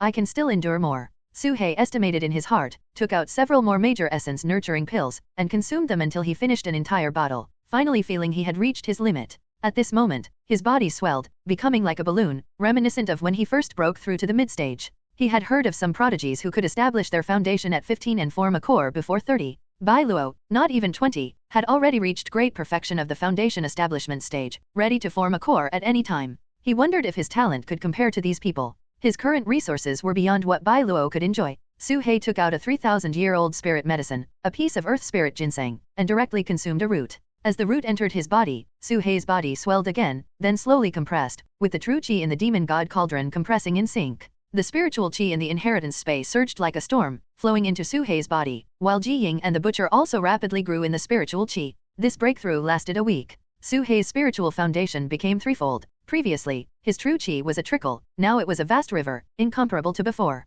Late foundation establishment stage. Su Hei opened his eyes, his powerful aura dispersing the dust, his bones crackling, and black true qi like swimming dragons coursing inside and outside his body, his gaze flashing with thunder, exuding immense pressure. Even the dragon bone extended beyond half his body, spreading towards his upper abdomen. Late foundation establishment stage. I wonder how much my strength has improved compared to half a year ago. Su Hei moved around, flickering back and forth, with the sound of wind and thunder, lightning flashing, even the air exploding, leaving countless after-images. Ever-changing fish and dragon, his speed was about twice as fast as before. He then tried activating the black dragon pagoda, finding he could use it twice consecutively with ease. Next, he performed some earth element spells, easily casting both falling stars and the 3rd-tier spell mountain severing abyss. Although Su Hei was still at foundation establishment, in every aspect, he had the qualifications to compete with the core formation stage. 3rd-tier spells, 3rd-tier magical treasures, and 3rd-tier talismans could all be used effortlessly, the amplification from perfect foundation establishment manifesting vividly at this moment. Moreover, Su Hei hadn't reached his limit and could continue to improve. The butcher had already condensed corpse pills, more than one, with 7 or 8 in his danshan, and new ones continuously forming. Ji Ying began to molt, seemingly undergoing a transformation. Su Hei took out the blood-killing flying sword seized from Zhou Qing, a total of 9. With his current cultivation, he still couldn't control the blood-killing sword formation, but refining one flying sword was possible. Additionally, Zhou Qing had left some spell jade slips, which he could study in his spare time. Time flew by, the sun and moon sped by, and in the blink of an eye, a year had passed. In the water inheritance space, deep underground, At the center of the 10,000-year ice, a woman who had been in seclusion for a long time slowly opened her eyes. The moment she opened her eyes, invisible ripples spread from them. At this moment, one of her eyes was golden, burning with flames. The other was azure, with snowflakes falling, an icy world. Ice soul demon eyes. Haha, truly a person of great fortune, losing a scarlet flame demon eye but gaining an ice soul demon eye. This woman's fortune is extraordinary. Tianji Shangren smiled brightly. A child of destiny would never be defeated by a minor setback but would use it to rise stronger. In the water inheritance, at the center of extreme cold, there was a heart of ancestral ice, which she used to awaken a new eye. In the 5 elements inheritance, each inheritance had a place of fortune, waiting to be discovered. And it wasn't just a place for secluded cultivation. These opportunities were hidden deeply, almost impossible to find without great fortune. Zhou Wendy stood up, emerging from the thick layer of ice, her figure ethereal, like a person in a mirror. Is it time? Zhou Wendy's voice remained indifferent, just like last year, but her eyes now brimmed with strong confidence. Now, losing one scarlet flame demon eye was not a bad thing, but rather a good one. If not for this, she wouldn't have developed the ice and fire dual eyes. There's one last day. Zhou Qingxian looked at the sky, a cold smile appearing on his face. The day of the Zhou family's rise is now. Place of Earth inheritance. On the last day, Su He was still tempering his body in the deepest part of the underground magma. Currently, his cultivation was not yet perfect, but it was close. The dragon bone had reached 70% and had stopped growing. It seemed to have reached a bottleneck. Su He wasn't surprised by this. The further one progresses, the less effective conventional cultivation becomes, requiring insight. Just like the last piece of dragon scale, it needed a chance to comprehend. It couldn't be forced. It's time to leave. It's a pity that I can't take this blue magma with me. Su He sighed inwardly. At this moment, where he was, the magma was no longer red but blue. The blue area was small, but the temperature and pressure had reached astonishing levels. No one at the foundation establishment stage could last a second, and even those at the core formation stage needed to sustain a true essence shield to withstand it. This was the deepest center of the inheritance space, where the pressure was greatest. Su He had only barely reached this place a month ago. After entering this blue magma, his strength grew at a terrifying speed, and even his earth spiritual roots began to change. No one knew how much time had passed. Suddenly, Su He closed his eyes. His heart and pulse beat slowly, and with each beat, the entire blue magma pulsated. This ripple of movement spread through Su He, through the magma, through the rock layers, through the desert. The range of the ripple grew larger and larger until it encompassed the entire inheritance space. At this moment, Su He seemed to enter a state of unity with heaven and earth. He didn't need to extend his divine sense to sense everything within the inheritance space. Su Bai was merging with a cactus, controlling it to walk. He Huang was making straw hats, crafting 2 identical ones. The butcher's body was emitting over a dozen corpse pills. Ji Ying was staring at the butcher's head, drooling. Su He didn't extend his divine sense, and his divine sense couldn't possibly cover such a large range, but he could clearly see every detail. What is happening to me? A question arose in Su He's heart. At this moment, he had a feeling that he could influence any part of the space, any point, with just a casual move. This feeling had never occurred before, as if he was connected to this land.nov.l.b//JNN. On this final day before leaving, Su He entered a mysterious state. However, this feeling came quickly and left just as fast. In an instant, Su He withdrew from the mystery, and his consciousness returned to himself from the entire land. Suddenly, He Huang seemed to sense something and disappeared from his spot in an instant. The next moment, he appeared right in front of Su He, first glancing at him in surprise, then turning his gaze to the mass of blue magma, his eyes nearly popping out. This is breath soil. He Huang took a deep breath, his eyes burning with excitement, licking his lips. Seeing He Huang's greedy look, Su He knew it must be something extraordinary and quickly asked, "What is breath soil?" "It's this blue magma. It can continuously provide earth element spiritual qi. The spiritual qi of this entire space is provided by this breath soil, known as the source of spiritual veins." He Huang didn't hold back, explaining enthusiastically, "Additionally, this thing can help you comprehend the realm of unity between earth and man, which was your state just now." Unity between earth and man. Su He pondered. He Huang didn't waste any more words and immediately took action, scratching with his dog paws, carving strange ripples like formation patterns. Breath soil couldn't be taken away by conventional means. What was taken would be waste material. It had to be done with formations, and it had to be an immortal pattern level formation. Immortal patterns, even for He Huang, could only be partially arranged. With this corner of an immortal pattern, not to mention breath soil, even stars can be plucked down. He Huang finished his preparations and reached out to the front. Immediately, a chunk of blue magma was gone. And in He Huang's dog paw, there was a small piece of blue stone, solid in form, no longer liquid. Then, He Huang continued to pluck, grabbing 5 or 6 thumb-sized pieces of breath soil. Suddenly, the space began to tremble, showing signs of instability, and He Huang quickly stopped, not daring to continue. Damn it! That bastard city lord even set a restriction, afraid someone would steal it. How stingy! He Huang cursed. So, you plan to sneak back later and take it all for yourself? Su He sneered. Hey, Am I that kind of person? Don't look down on me with snake eyes. He Huang retorted. You're a dog, Su He thought to himself. However, seeing He Huang's anxious look, it seemed he really couldn't pluck any more. Afterward, He Huang gave Su He 3 pieces of breath soil, splitting it 50-50, since this place was discovered by Su He first. Once I reach core formation, I'll take all this breath soil without leaving a drop. At most half a year, I'll definitely come back, He Huang said indignantly. Just then, a familiar and powerful voice came from outside. The time has come, all inheritors, exit immediately. It was the voice of the city lord of Wu. With the arrival of the voice, everyone in the 5 places of inheritance exited their closed-door cultivation state. Su He also immediately emerged from the underground, coming to the surface, looking at the phantom in the sky. He Huang handed over 2 identical straw hats. These were Zhou Qing's straw hats, somehow duplicated by He Huang. These hats are for you. They can block divine sense. Although we are demonic beasts, we still need to act like normal people to avoid being targeted. He Huang put on a straw hat, donned a cloak, and wore a long knife at his waist, walking upright, transforming into a dwarf-like human form. Su He thought for a moment, then took out the butcher, put on heavy armor, wore the straw hat, and entered the butcher's body. Su Bai took out a pill and swallowed it, her body immediately transforming into a woman, hiding her figure with the straw hat. You. Su He was dumbfounded.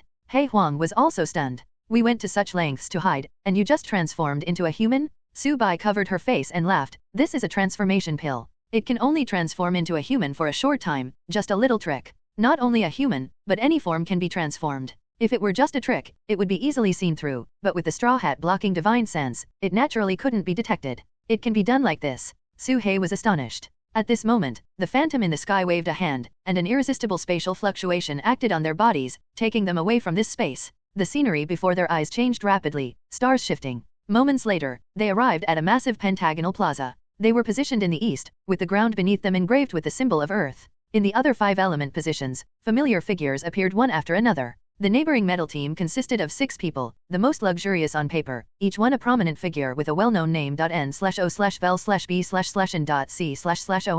Leahy, the strongest combat power, unparalleled in killing. Li Si, strategist of the Qin Kingdom, skilled in the art of talisman formations. Lu Chengfeng, the top alchemist of the 4 sects. Yin Mingzi, Grand Elder of the Snake Catchers sect. Li Yuanhao, the #1 body cultivator in the Qin Kingdom, with an invincible physical body. And the most talented Bai Luo. This team could be described as the most luxurious lineup. They could withstand and fight, with skills covering all angles, ready to face any upcoming challenges with ease. The wood team from the Bai family was second only to the metal team, consisting of the best selected talents from within the Bai family, each with their strengths, also numbering 6. In comparison, the water team from the Myriad Treasure Pavilion seemed a bit bleak. Zhou Wendi, Zhou Qingxian, along with Tianji Shangran, and 3 rogue cultivators temporarily recruited. Although also 6 people, they were far behind the first 2. If Zhou Qing were still around, it wouldn't be so bleak. The fire team from the Chu Tian Alliance was even more unbearable. At least the Myriad Treasure Pavilion had members at the core formation stage, while they only had Su Qingfeng and Zhang Tai at core formation, and it was unclear if the others had broken through.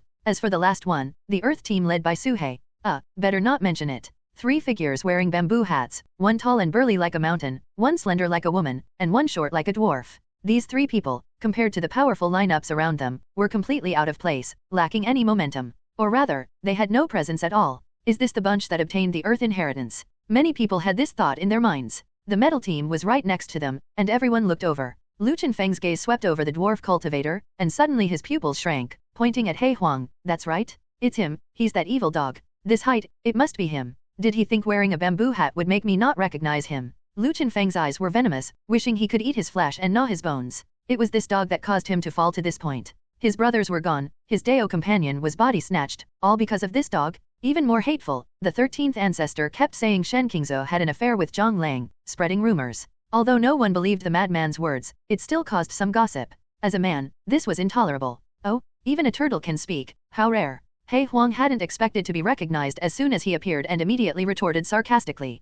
Hearing the word turtle, Lu Chengfeng was instantly furious. You dog, today I'll personally slaughter you and stew black dog meat. Lu Chengfeng drew a flying sword, pointed it forward, and stabbed towards He Huang. However, midway, the flying sword hit an invisible wall, shattering instantly into flying ash. Only then did everyone realize that there was a wall between each team, separating them. Tisk tisk tisk. With this level, you want to make a move? Let me show you how it's done? Woof. He Huang sneered, lunging forward, biting into the void with his dog teeth. Originally, everyone was just watching for entertainment, but then a crisp sound of bones breaking echoed, shocking everyone. Immediately after, a scream like a pig being slaughtered rang out. Lu Chengfeng clutched his crotch, fell to the ground, his body curling up like a shrimp, his thigh bitten off, blood flowing everywhere. What? Everyone was horrified. This old dog could actually hit someone through the void? Clearly biting into the void, yet injuring someone from a distance? And no one sensed any spell fluctuations? This is... Su Hei's pupils shrank. Just now, he sensed a familiar feeling, that was the unity between earth and man. Little Su, did you see clearly? That's the use of breath soil. Just one grain can put you in a state of unity between earth and man, hitting someone through the void, He Huang proudly transmitted. So, you just consumed a piece of breath soil to bite off that guy's leg. Su Hei said speechlessly. Don't worry, I can go back to that place and get them all out, there's no end to it, He Huang sneered. At this moment, in the metal team, everyone looked at the painfully howling Lu Chengfeng with somewhat unsightly expressions. Their team had the most luxurious lineup, exuding pressure as soon as they appeared. But in one encounter, they suffered a silent loss, bitten by a dog. Lei He's face was gloomy. Whether Lu Chengfeng was injured didn't matter, but losing face for their team was intolerable. Courting death. Lei He pointed forward, ripples flashed in the void, but when they reached the wall, the ripples dissipated instantly. Then, he tried various methods, launching a series of attacks on He Huang. But without exception, as long as the spells reached that wall, they would dissipate immediately, no matter the attack, it couldn't harm He Huang. Woof. He Huang bit again, and with a crack, Lu Chengfeng's other leg broke, emitting a shrill wail, rolling on the ground in pain. Seeing this, Li Si immediately set up a formation to protect Lu Chengfeng. Next time I'll dye the hat green and send you one, He Huang taunted. Lu Chengfeng was so angry his face turned black. Seeing the attacks were ineffective, Li Si stepped forward, intending to use verbal attacks. This dog fellow, if you have the ability, let's have a direct confrontation. Why resort to sneak attacks? That's the act of a petty person. Who are you calling a dog? He Huang immediately shouted. Li Si squinted his eyes. Am I not speaking the truth? Crack. As soon as he finished speaking, Li Si felt a sharp pain in his leg. Buzz buzz buzz. The talismans on his leg activated one after another, but they had no defensive effect, as if the attack could penetrate all defenses, directly affecting the physical body. Ugh. Li Si's leg also broke, his body bending down, clenching his teeth, sweat beading on his forehead. He tried to stand up with his true essence, but found he couldn't muster any strength, which shocked him even more. What powerful dog teeth! No wonder Lu Chengfeng, a core formation cultivator, was rolling on the ground in pain. Spit. People can't spit out ivory, you're the dog, your whole family is dogs. He Huang cursed. He also cared about his face, and in front of so many people, it was time to establish his image. How could he be called such? In the past, it was whatever, but now, he wanted to make a name for himself.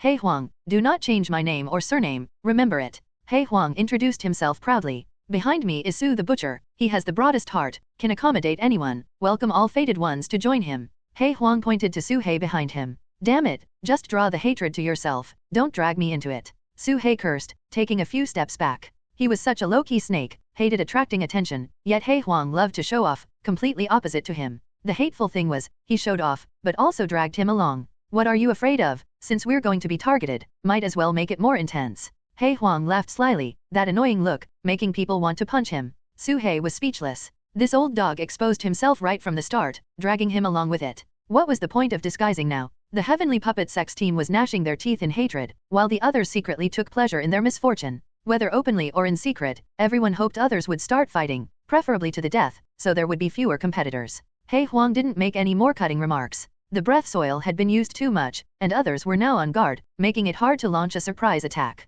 Only by catching them off guard could they be truly defenseless. Don't panic. Let him be arrogant for a while. There will be plenty of chances to kill him later. Lei He said coldly. Bai Luo's expression was calm, like an ancient well without ripples, and he even felt like laughing inside. In the space of the gold inheritance, he had obtained a great opportunity that others would never have imagined. This place of inheritance was not just about cultivation. These short-sighted fools only know how to fight over pride. In the end, the only winner will be me. Bai Luo sneered. He wasn't the only one with such thoughts. Others are just support. Only being strong yourself is the hard truth. Zhou Wendy glanced over the luxurious lineup behind Bai Luo, a look of disdain flashing in her eyes. This person is not to be provoked. I must hide myself well and not let anyone know I've obtained great fortune. Bai Qiushui's eyes flickered as he decided to keep a low profile. He had no advantage against any side and could only bide his time. Do your best and leave the rest to fate. Su Qingfeng sighed inwardly, not caring about the final ranking. It was enough that their Chu Tian alliance had come this far and gained such opportunities. What should we do next?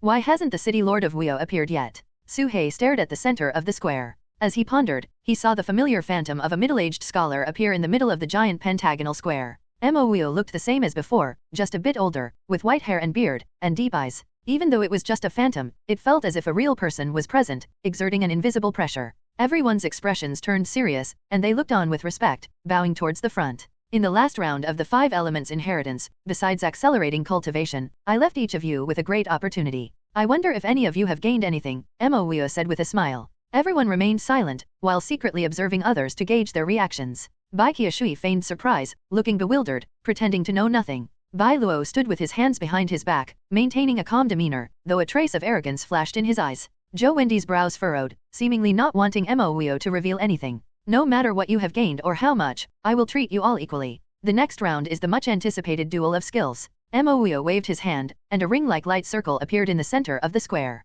Within the circle, the environments of the 5 places of inheritance appeared. A duel of skills. Everyone's eyes lit up, their minds racing with various thoughts. Some faces darkened, while others were overjoyed. Especially the Heavenly Puppet Sex team, whose eyes shone brightly, with Bai Luo's smile almost visible on his face. When it came to a duel of skills, their team was practically invincible. In terms of cultivation strength, they were top tier across the board. Just sending Lei He out would secure an unbeatable position. Why even fight? The opponents might as well surrender. However, the duel of skills I'm referring to is not in the narrow sense, but encompasses various aspects. It can be alchemy, talisman crafting, comprehension, debate, or even a game of chess. All can be a duel of skills. In my Wuyo city, cultivation is just the threshold and cannot decide everything. Mo Wuyo said slowly. Just as expected. Su Qingfeng's eyes brightened, as if he had anticipated this. If it were just a contest of strength, no one would be a match for the Heavenly Puppet Sect. Upon hearing this, Bai Luo and the others remained calm. Regardless of the aspect of the contest, they were top-notch and feared no opponent.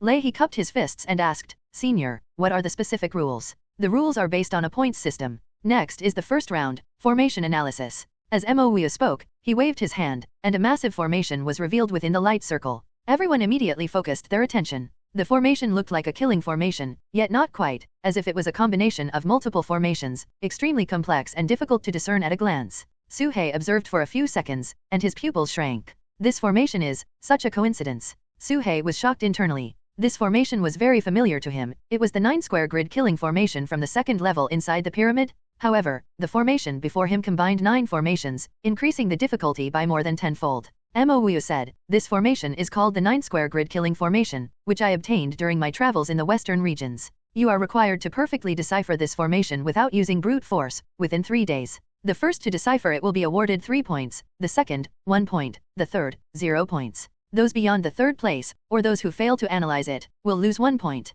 Each of your 5 teams starts with 10 points. You have the time of a stick of incense to consider and decide whether to participate. As Mo Wuyo's words spread, everyone fell into contemplation. The 5 teams began discussing strategies internally. Formation? Leave it to me, Li Si. First place is in the bag. Li Si's eyes were filled with strong confidence. My only rival is that old man Tianji. He seems to have some real skills, but I have more than a 70% chance. Li Si looked towards the Zhou family's team in the distance. The Chu Tian alliance also deliberated on who to send out and finally made a decision. The Bai family discussed for a long time and decided to forego participation. They weren't confident of securing the top 2 spots, and taking the last 3 would be meaningless, even resulting in point deductions. He Huang stared at the formation for a moment and muttered, this formation seems complex, but it's not simple at all. What are you even saying? Su He was baffled. Would you really need me, the emperor, to handle such a low-level thing? You can manage it yourself, right? He Huang laughed. At this moment, Lu Chengfeng from the neighboring team was staring intently at him, as if ready to retaliate the moment He Huang made a move. Su He also noticed this and said, all right, I'll do it. Finally, the participants were confirmed. Mo Wuyo waved his hand, extracting 4 figures and sending them into the light circle in the center. They were Su He, Li Si, Tianji Shangran, and Zhao Wenzuo. 3 men and a snake, each facing a formation, and the timer began. Li Si only observed for a few seconds before starting to decipher it. He cast one spell after another into the air, precisely hitting the correct spots. Although the speed was slow, it was effective. The first layer of the formation was being deciphered. So fast? We've got this in the bag. Lei He laughed. Su He also saw the structure of the formation but didn't rush to act, pretending to be deep in thought. Tianji Shangran only glanced at it and already had the answer in his mind, sneering inwardly before beginning his actions. But just then n/o/vel/b/in.c//om. Suddenly, a cold voice emerged from the side. Old Taoist, I see your forehead is dark, and your complexion is dull. You are in for a bloody disaster today. Zhao Wenzuo held a tortoise shell, looking at him calmly, murmuring.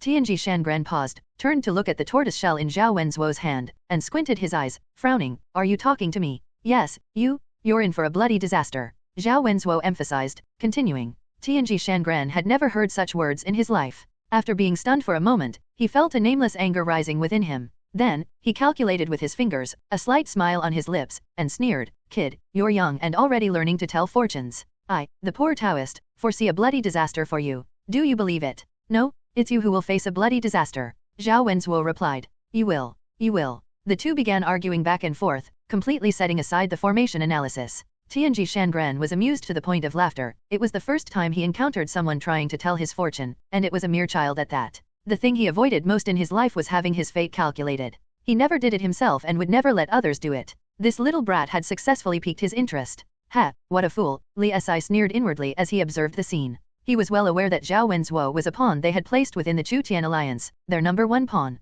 This young man, given his age, couldn't possibly have any profound understanding of formations. Whether he could even unravel a formation was questionable. Zhao Wenzuo's sole purpose in participating was to mess with their minds, to first eliminate Tianji Shangran, their rival, so he could easily claim the top spot. Seeing through the opponent's plan, Li Si felt reassured. With one less competitor, the first place was within easy reach. As for Su the butcher, he naturally ignored him, thinking, a snake, what does he know about formations? Tianji Shangran stared at Zhao Wenzuo for a long time before slowly saying, I see water and fire clashing in you, a fate marked by disaster. I fear you were born into misfortune, bringing bad luck to anyone around you. These words hit Zhao Wenzuo's sore spot. His eyes narrowed, but he maintained a cool tone. You harbor fire in your fate, hiding malicious intent. Anyone you fixate on is bound to suffer great misfortune. Upon hearing this, Tianji Shangran's eyes narrowed to slits, but soon he sneered, young man, some words shouldn't be spoken carelessly. Why are they arguing? Su He was taken aback. The two kept cursing each other, exposing each other's weaknesses, seemingly intent on mutual destruction.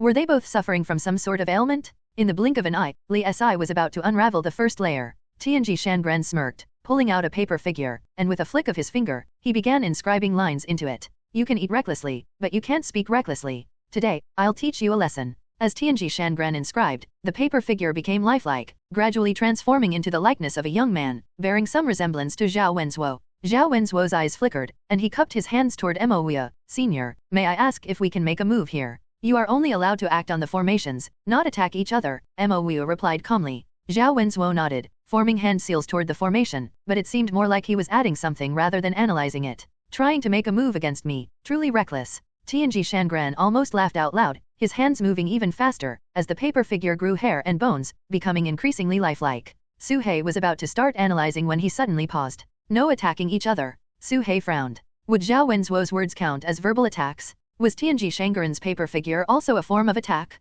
Mo, if he truly wanted to prevent interference, could have locked them in separate rooms. Why let them sit face to face in the open? It was clear he tacitly allowed them to attack each other. Su He realized this belatedly. Originally planning to immediately analyze the formation, he hesitated. If he could see this, had the other three also noticed? Was Li Si, who seemed to be unraveling the formation, also up to something behind the scenes? The only thing not to worry about was external interference. This place was isolated from the outside, and any changes would occur internally. I've long memorized these 9 formations. It's not enough to merge them, I must thoroughly understand them first. Su He didn't act immediately but instead sent his divine sense into the formation, studying every detail meticulously. It's like analyzing a lock, you can open it, but you can't understand its mechanism. At this moment, Su He was studying the mechanism. N/O/vel/B//in.C//om. Time ticked by. Unknowingly, most of the first day had passed. Li Si had already unraveled 6 formations, but the difficulty of the last 3 increased exponentially, 10 times harder than before, and the time spent was incomparable.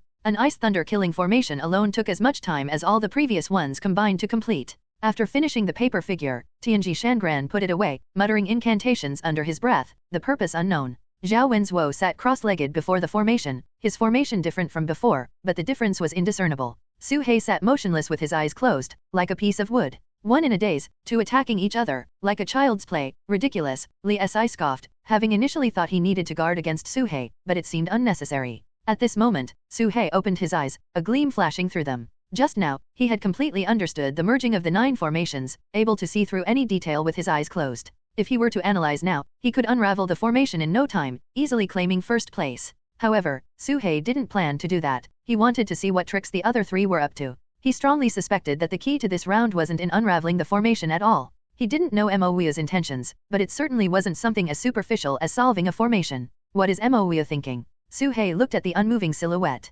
Fire poison killing formation, complete. As Su He pondered, Li Si unraveled another formation, leaving only the final one. This was the most complex 5 elements killing formation. From the progress, he was far ahead of the others, with first place almost guaranteed. Su-hei couldn't wait any longer. He didn't know how long it would take the opponent to unravel the final formation. What if it went wrong? No, I must start now. If Li Si is holding back and suddenly speeds up, catching me off guard, it would be troublesome. Su-hei thought to himself. Such suspicion wasn't unfounded. Li Si had clearly slowed down intentionally toward the end. As soon as the last formation began to be analyzed, it accelerated, indicating prior rehearsal. Su-hei immediately approached the formation, intending to unravel it as quickly as possible. And just then, Zhao Wenzuo suddenly pointed at the formation, releasing a burst of flame toward Tianji Shangren's face, a fiery array from within the formation. Foolish. Tianji Shangren sneered, seemingly prepared, waving his sleeve to reveal a bagua pattern that dissipated the flame. Then, Zhao Wenzuo continued to activate the formation, launching all attacks toward Tianji Shangren. Tianji Shangren casually waved his sleeve, easily neutralizing these simple attacks. Is this all you have to cause me harm? Not enough. Tianji Shangren sneered, taking out the completed paper figure and pointing at it. Li Si looked over curiously. Su-hei's eyes narrowed as he saw the paper figure's appearance change, initially resembling Zhao Wenzuo, but suddenly twisting into Li Si's likeness. Not good. Li Si's face changed drastically. Karma transfer. Tianji Shangren pointed at the paper figure, which quickly burned to ashes, an invisible karma linking the two formations. Attacking the person was forbidden, but attacking the formation wasn't. The formation in front of Li Si, just one step from completion, was instantly swapped and transferred to Tianji Shangren. Meanwhile, Tianji Shangren's new formation was transferred to Li Si. The two had swapped. Tianji Shangren had directly stolen the completed solution from his opponent. Did you think he was doing nothing before, just wasting time arguing? How naive and laughable. The sudden reversal left Su-hei utterly astonished. Good thing I didn't rush to break the formation. If it had been stolen from me, all my efforts would have been in vain. Su-hei was relieved that he had kept his composure. Meanwhile, the situation on Zhao Wenzuo's side was also becoming clear.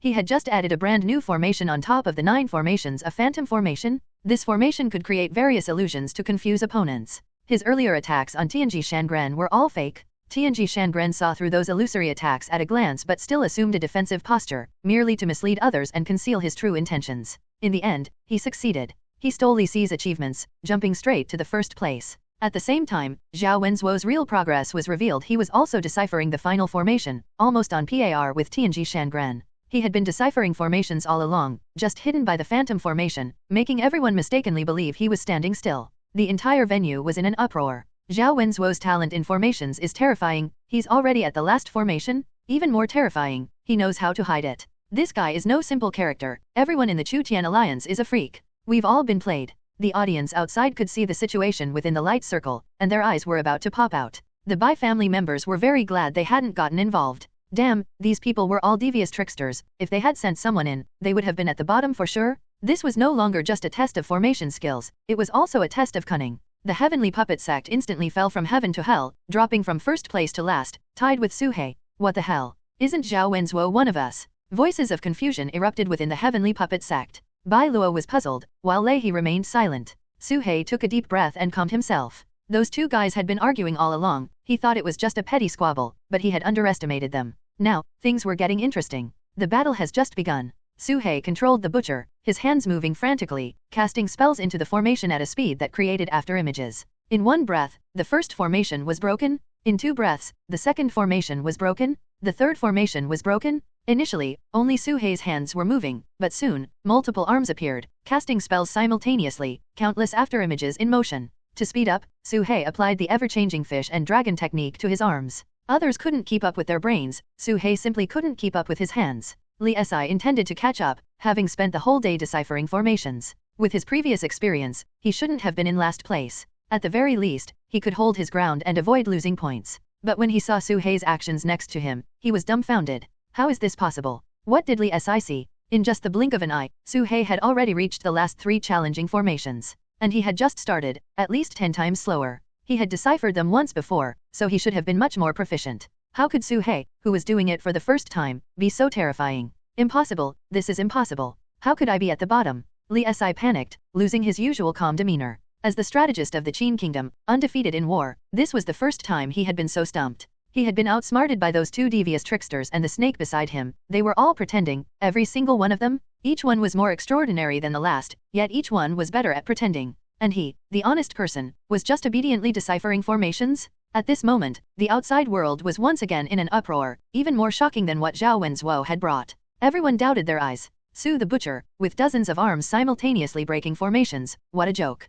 He was just a snake. A snake? Only now did they realize Suhei had been severely underestimated. The 7th formation, the 8th formation. In the blink of an eye, these extremely complex 2 formations were also effortlessly broken by Suhei. Now, he arrived at the final formation, the 5 elements killing formation. Suhei, Zhao Wenzuo, and Tianji Shangran stood on the same starting line. The original first place, Li Si, had turned into a laughingstock, as ridiculous as could be. Hee, things are getting interesting, Mo chuckled. Li Si's eyes flickered, stopping his actions, a trace of malice flashing in his eyes. In the final formation, the 3 were incredibly fast, but upon closer comparison, they found Suhei was more than 10 times faster than them.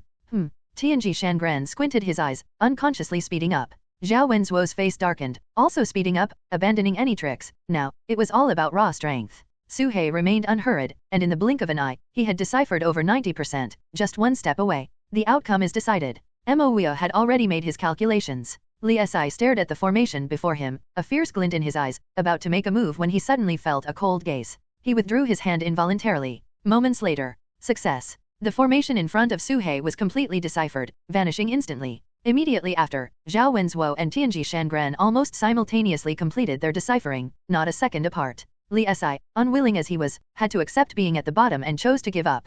Alright, the first round is over. The Earth team takes first place, earning 3 points, now with 13 points. The Water team and Fire team tie for second, each earning 1 point, now with 11 points. The Metal team is fourth, losing 1 point, now with 9 points. Nov, L, B /JNN. Mo waved his hand, and the 4 turned into rainbows, automatically flying back to their team locations. Li Si returned to his spot, and no one blamed him. Bai Luo consoled him, a temporary setback is no big deal, the road ahead is long. Li Si took a deep breath, nodded, and regained his usual calm demeanor. Indeed, we have the advantage. Li Si thought of his arrangements, regaining his confidence, though his fists clenched tightly, eyes filled with killing intent. When Tianji Shangran returned, the Zhou family welcomed him with the utmost enthusiasm. Tianji Shangran, however, was not in the mood, waving them off. Second place, the biggest loser, nothing worth celebrating. But the Zhou family didn't see it that way. Their only opponent was the Heavenly Puppet Sect. As long as they pulled them down, it was a success. As for the team composed of those 3 beasts, they didn't even consider them a threat,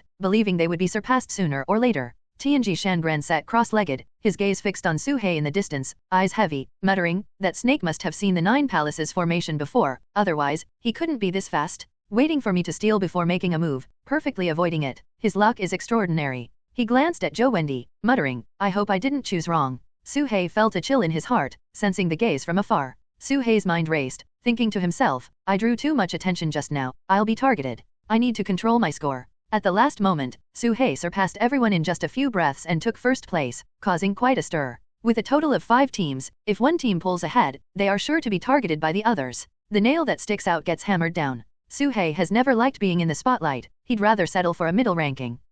What kind of nonsense is this, trying to be a strategist? With skills like that, you might as well put a dog's head on your face and be a dog-headed strategist. He Huang couldn't resist mocking the neighboring team. Li Si was fuming, but remembering the opponent's sharp teeth and the dull ache in his thigh, he knew he couldn't gain any advantage. He snorted coldly and ignored them. Say what you will, but once this is over, none of you will escape. Li Si's eyes were venomous. Lei He and Bai Luo seemed confident, not at all worried about the unfavorable start. The second round, sword forging. Mo laid out a pile of oddly shaped metal materials on the ground. Everyone quickly gathered to look. The pile consisted of irregularly shaped stones, entirely pitch black with a hint of deep purple, twinkling with starlight, as if infused with some strange energy. Is this meteorite iron from beyond the heavens? He Wang's eyes narrowed with greed. Explain, Suhei asked. Heavenly meteorite iron, as the name suggests, is stone that falls from the sky. The materials are bizarre, but all contain the power of the stars. If refined properly, even trash can become treasure. The key lies in that trace of star power. He Huang rubbed his paws together, looking somewhat excited.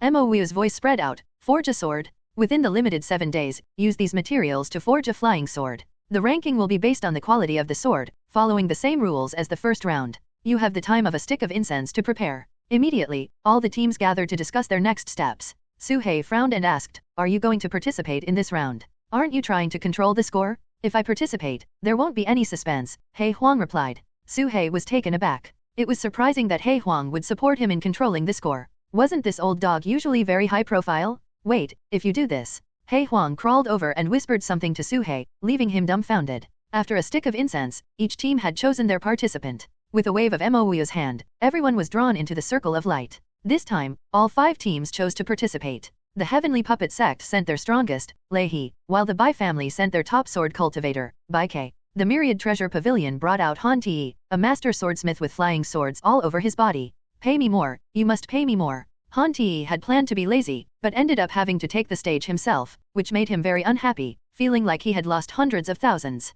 The Chu Tian Alliance sent Zhang Tai, and Su He represented his own side. In the center of the 5 participants lay a large pile of irregular heavenly meteorite iron. They looked similar in appearance, but the materials were surely different. This was also a test of one's discernment. Stones falling from the sky couldn't all be the same, the materials could vary greatly. The only commonality was that they all contained star power. Choose the right material and forge the strongest sword. Remember, each person can only choose one piece, and once chosen, there's no going back. In this round, interference with others is prohibited. Violators will be expelled. Mou announced. Everyone understood. While interference was prohibited, there were no barriers between them. In essence, it was still up to each person's ability to maneuver within the rules. The 4 of them focused ahead, their divine senses scanning each piece of meteorite iron, hesitant to decide. Since they could only take one piece and couldn't change their minds, they had to choose carefully. But if they took too long, someone else might snatch the piece they wanted. Zhang Tai only observed for a few breaths before stepping forward to grab a millstone-sized piece of meteorite iron. Then, one by one, others went up to choose their desired materials. Su He approached the largest piece of meteorite iron, which stood 5 meters tall, like a massive meteorite. The butcher's arms wrapped around the giant stone, trying to lift it, but couldn't move it. He controlled the butcher, using all his strength and even channeling black true qi, barely managing to lift it. What is he thinking? Zhang Tai didn't quite understand. Taking such a large piece, how long would it take to refine? The time limit was only a week. Moreover, the quality of the flying sword wasn't solely dependent on the material's value, it had to suit the user. Leihi showed a disdainful expression. No tricks would work in this round. So heavy? With this weight, it must contain top-grade materials. Su He was thrilled and directly stored the meteorite iron in his storage bag. Then he said to Mou, I forfeit. What? The crowd was in an uproar. Even the confident Leihi was stunned, clearly not expecting this development. JNN. A brief silence fell over the surroundings. Forfeit. Mou looked at him for a while and asked, Are you sure? Yes, I forfeit. I'm no match for these people, I just wanted to grab a piece of material and leave, Su He answered honestly. This left everyone speechless. No wonder Su He chose the largest piece, he planned to grab it and run, not aiming for any ranking. You have to admit, this move was quite practical. No one would have thought of this, as only a weirdo like Su He would think of controlling the score, while others didn't have this awareness at all. Alright, the Earth team loses 1 point, leaving 12. With a wave of Mou's hand, Su He was directly sent flying out, back to the outside of the circle of light. Meanwhile, the others sat in their respective positions, calming their minds and observing their materials. Forfeiting is also a wise choice, at least he knows his limits. Lu Qingfeng sneered inwardly. A team of 3 demonic beasts winning once is just good luck, losing consistently is more reasonable. Yin Mingzi nodded in agreement. Quick, take it out and let's see. He Huang said excitedly. Su He took out the 5-meter diameter meteorite iron, entirely dark with a purple glow, the largest in size, and almost too heavy for him to move, showing how dense it was. He Huang sniffed it with his nose, tapped it with his paw, and praised, if I'm not mistaken, it should contain about 10% star purple gold, 5% Tianxian divine sand, 20% Orient Lung god rock, 50% mysterious steel, and the rest are impurities. Su He didn't understand a word and asked, Can you speak human language? It's very valuable. He Huang replied. Got it, Su He nodded. By now, the participants in the arena had already begun melting their materials. He Huang cut open the material, extracting some purple substance, and said, Little Su, why not try forging a flying sword for yourself? After all, you're not doing anything else. Me? Forge a flying sword? Su He was momentarily stunned. He had never forged a flying sword before, his previous ivory flying sword was simply carved into shape and used directly. He had refined one of Zhou Qing's blood-kill swords, though. You're almost at core formation, how can you not have your own life-bound flying sword? Give it a try, I've prepared all the materials for you, He Huang encouraged. Su He nodded and immediately began to act. Refining a flying sword is not a task that can be completed in a day or two. A flying sword crafted within 7 days would never be of high quality, especially a life-bound flying sword, which requires years of nurturing to achieve extraordinary power. Su He didn't want to hastily forge one just to win a rank. In the blink of an eye, 7 days passed. During this week, a series of events unfolded in the arena. Initially, Leihi and Bai Ke engaged in a continuous and widespread clash of sword intents, clearly having a mutual understanding to disrupt others. Han Ti, to avoid being affected, planned to withdraw, but suddenly heard a voice. 1 point for 100,000? 1 point for 100,000. Han Ti shivered, his eyes glowing red. If I take first place, wouldn't I get 300,000 spirit stones? Damn it, I'll fight for it. Han Ti gritted his teeth, combining his flying swords to form a shield, blocking all interference. On the last day, the products were completed. Lei He and Bai Qiu's flying swords were both impressive, rare treasures. Han Ti's flying sword was broad and tall, more like a shield than a sword. Zhang Tai, however, crafted a hoe. Master Ku Xian told me that whenever demonic thoughts arise, I should abandon the intent to kill and forge a sword into a plow. I think that's the true intention of Wuyo City, Zhang Tai said slowly. This statement shocked everyone, making them break into a cold sweat. If forging a sword had this meaning, they would surely lose, and even the best flying sword would be meaningless. However, it was just a false alarm. What I require is sword forging, not reading comprehension. Fire team, last place. Mo Wuyo said without hesitation, directly expelling Zhang Tai. This made everyone breathe a sigh of relief. Forging a sword into a plow, the Chu Tian alliance does have some insight, but not much. Li Si sneered. However, the competition among the remaining three sparked some controversy. The flying sword contest was not to be interfered with by cultivation, purely comparing the quality of the flying swords. Bai Qiu's flying sword was inferior and lost. Han Ti and Lei He, however, entered an incredible stalemate. Han Ti's flying sword had zero offense but full defense, making it impossible for the opponent to break through, and his sword couldn't break through the opponent either. After several rounds of stalemate, neither could do anything to the other. This cunning trickster. Lei He looked livid, his sword forging skills inferior to a bounty hunter, leaving him humiliated. If he could enhance his cultivation, 10 Hantes wouldn't be enough for him, but in terms of pure flying sword quality, they were evenly matched. Han Ti also looked grave, secretly worried. Damn it! To earn this 300,000, I've exposed my sword forging skills. Will someone target me now? I have no money on me, no opportunities either, don't look at me. Han Ti tightened his storage bag, feeling like ants were crawling all over him under the various blatant stares. Mo Wuyo said, you two are tied for first. Lei He angrily said, flying swords are meant for killing, who uses them like him? This is clearly a turtle shell. Being tied with this guy is a disgrace to us. Poof. As soon as he finished speaking, Lei He was blasted away, spitting blood, making him restrain his murderous aura and dare not act rashly. The results were out, two tied for first, both earning 3 points, Bai Qiu 0 points, Zhang Tai -1 point. In this way, Su He successfully controlled the scores, very successfully. At this moment, Su He's flying sword had barely formed a prototype, far from a finished product, and couldn't be taken out for competition. Suspended before him was a purple sword embryo, said to be made from the best component of star meteorite, preserving the complete power of the stars.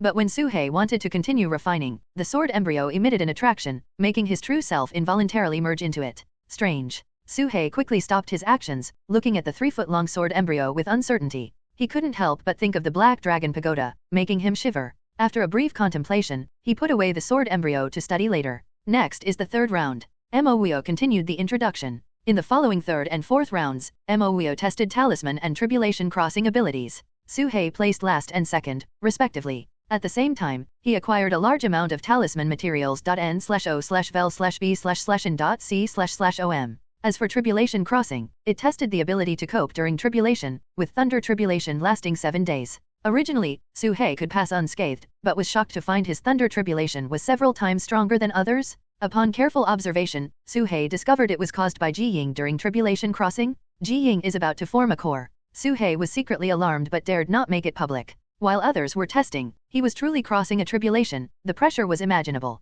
However, if Ji Ying formed a core, it would be a great help to him, becoming one of his strongest trump cards. After all, it was a genuine core formation stage, and being a corpse beetle, it was much stronger than human cultivators. Through these tests, Su He's strength quietly grew. Others might be aiming for points ranking, but Su He was purely aiming to become stronger. As for the final ranking rewards, Su He no longer cared, whether he got them or not didn't matter. After a series of tests, Su He only scored 12 points. The Zhou family ranked first with 16 points, Heavenly Puppet Sect second with 15 points, Chu Tian Alliance 13 points. The Bai family was at the bottom. During this time, Su He witnessed the methods of various parties. Tianji Shangren repeatedly took action, always coming in second, earning him the nickname Eternal Second. This seemed to remind him of unpleasant past memories, making his face look grim. The only time Chu Tian Alliance won was relying on Su Qingfeng's talisman skills, using words to transform into talismans, overwhelming everyone. Although Heavenly Puppet Sect won twice, they were still behind the Zhou family due to losing a point at the start. Next is the final round, pill refining. Mo Wuyo said, taking out various ancient spirit medicines, piling them within the light circle. Finally, it's here. Su He took a deep breath, having anticipated this round, as the tests were mostly within the 6 arts of cultivation. Is it my turn? Su Bai was quite excited. Yes, perform as you wish. Su He smiled. He was currently at 12 points, ranking 4th. Winning or losing didn't matter, as he couldn't take first place anyway. The 5 teams quickly made their decisions. The Bai family and Chu Tian alliance forfeited, leaving only 3 participants: Lu Chengfeng, Tianji Shangren, and Su Bai. Seeing Su He send out a mysterious woman, everyone was a bit surprised, but didn't pay much attention, as Su He's previous actions had minimized his presence. He only won the first round by sheer luck, and his subsequent performance was on par with the Bai family, akin to hidden talents. I'm only 1 point behind the Zhou family. As long as I take first, I can surpass them. Lu Chengfeng was full of confidence, having prepared thoroughly, determined to surprise everyone. The Zhou family once again sent out Tianji Shangran, who almost always participated, securing a point each time, steady as the old dog. This round, I will pave the way for you. Next, it depends on Zhou Wendy herself. Tianji Shangran thought to himself. The medicinal herbs provided by Mo, though common spirit medicines, were all at least 1,000 years old, making them rare treasures in the market. Even an ordinary spiritual herb, after living for 1,000 years, would have its spiritual qi greatly increased. For this round, the requirement is to refine a golden essence pill for core formation cultivators. Only 1 pill is allowed, and the one with the highest quality wins. Mo announced. The golden essence pill is similar in effect to the foundation essence pill, commonly consumed by cultivators. The former is for the core formation stage, while the latter is for the foundation establishment stage. Any core formation cultivator can refine such pills, but the quality is not guaranteed. Tianji Shangran moved swiftly, selecting 5 medicinal herbs and starting the refining process. Lu Chengfeng, confident, chose 6 herbs, took out his pill furnace, and threw in one of the herbs, injecting a cluster of golden flames. In an instant, the flames shone as brightly as the sun. The moment the golden light appeared, the crowd's eyes focused, followed by exclamations.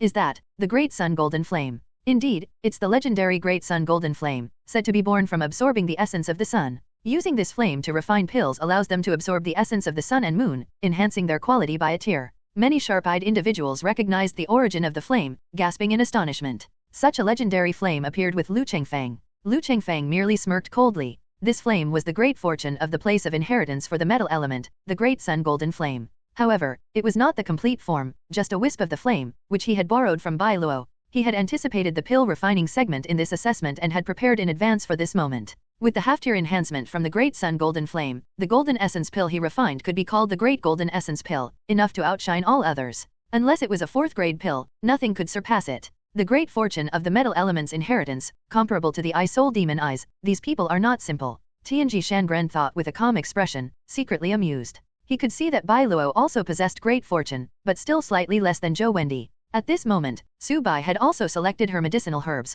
only 3, and they were extremely rare, ones many had never seen before. Why is that? Su Qingfeng, observing the scene, couldn't help but frown. The herbs for refining the golden essence pill were well established, based on the experience of predecessors. It's not that other herbs couldn't work, but this was the optimal solution. Using other combinations would result in either low-quality pills or failed ones, with almost no exceptions. Su Bai took out a small emerald green cauldron, placed the 3 herbs inside, and a wisp of green flame enveloped the herbs. It seemed ordinary, just for show, and the crowd quickly lost interest after a glance. Su He, on the other hand, watched with great interest, as he had never seen Su Bai refine pills before. This was his first time. Time slowly passed. N/O/vel/B/JN.C//OM. In the blink of an eye, 2 days went by. The refining of 3rd-grade pills always took a long time, especially when pursuing quality and perfection. However, with the aid of the Great Sun Golden Flame, Lu Chengfeng's pill had already taken shape, entering the final condensing elixir stage. With the support of the exotic flame, even the speed was remarkably fast.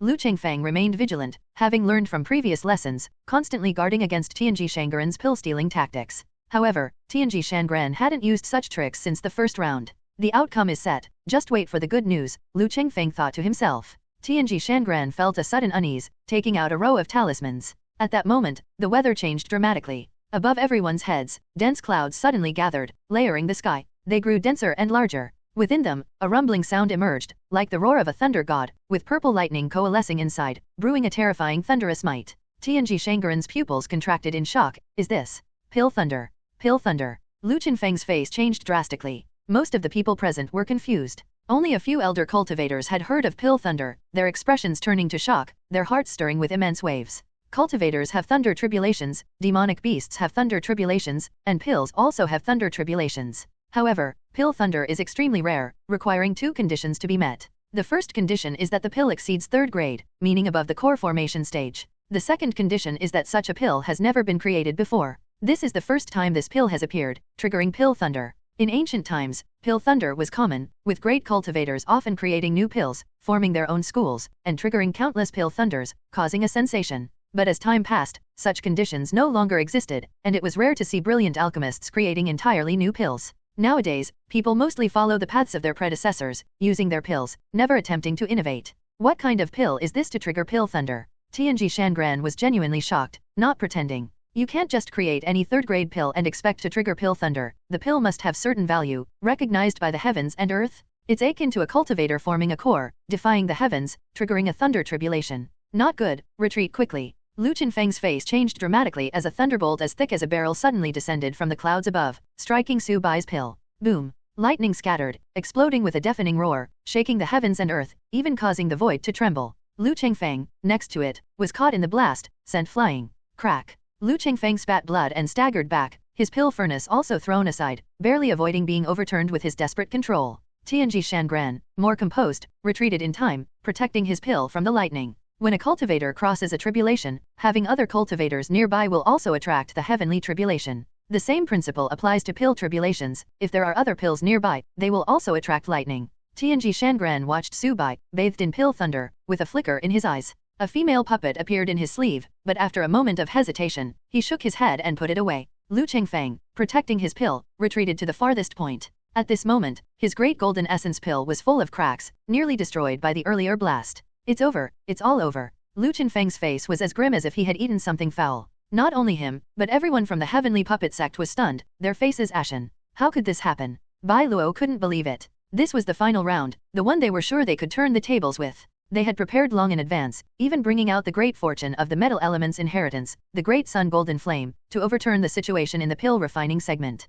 In fact, according to their plan, overtaking the score and seizing first place was a sure thing. But then, a heaven-defying pill triggered pill thunder. Is there any comparison left? Everyone, don't panic. Triggering pill thunder only indicates that the pill is innovative. It doesn't mean its quality surpasses the great golden essence pill, Li Si said calmly. Creating a never-before-seen pill and triggering pill thunder is indeed a rare feat. But can that pill, in terms of quality, surpass the great golden essence pill? That's a quasi fourth-grade pill. Unless it's a true fourth-grade pill, there's no chance. Hearing Li Si's words, the crowd came to their senses, finding his reasoning sound. Boom. Pill thunder struck continuously, landing right where Su Bai was. Su He asked worriedly, is pill thunder rare? It's quite common, nothing to fuss about. They just haven't seen much of the world, don't follow their example, He Huang replied. Su He nodded. At this moment, the pill thunder kept striking the green cauldron, tempering the golden essence pill within the lightning, emitting a golden glow, no longer resembling a typical golden essence pill. The two people nearby stopped their pill refining, intending to wait until the storm passed.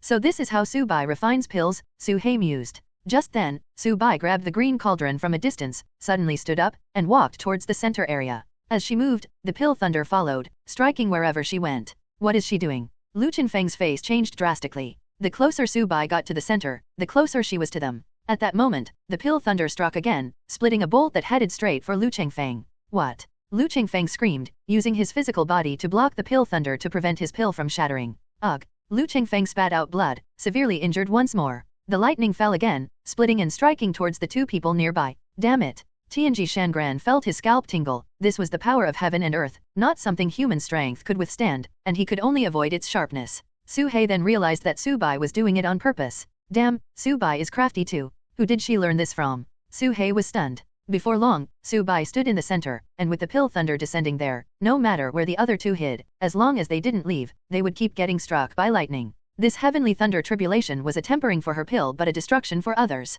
Tianji Shangran calculated with his fingers and saw a pill thunder strike down, turning his pill into ashes. Looking at the scene before him, Tianji Shangran's face turned as black as coal. I give up. He was very decisive, leaving the circle immediately and returning to the Zhou family's position. Zhou Wendi glanced at him, puzzled. No worries, it's not over yet, Tianji Shangran said. Not long after, Lu Qingfeng couldn't hold on either, and his pill shattered all over the ground. Failing in pill refining resulted in a deduction of 1 point, regardless of your rank. Lu Qingfeng could only give up, prepared to be scolded. The pill thunder lasted a whole day before it ended. Su Bai's green cauldron didn't have a single crack, and the pill was perfectly preserved. There was no need for evaluation, even if it was a trash pill. The other two had failed, so naturally, she won first place. Despite this, Mo still evaluated it and said, a golden essence pill, yet not quite like one. What is the effect of this pill? He couldn't discern the pill's purpose and had to ask Su Bai, It enhances cultivation, but it's meant for special demonic beasts, Su Bai answered truthfully. Special demonic beasts.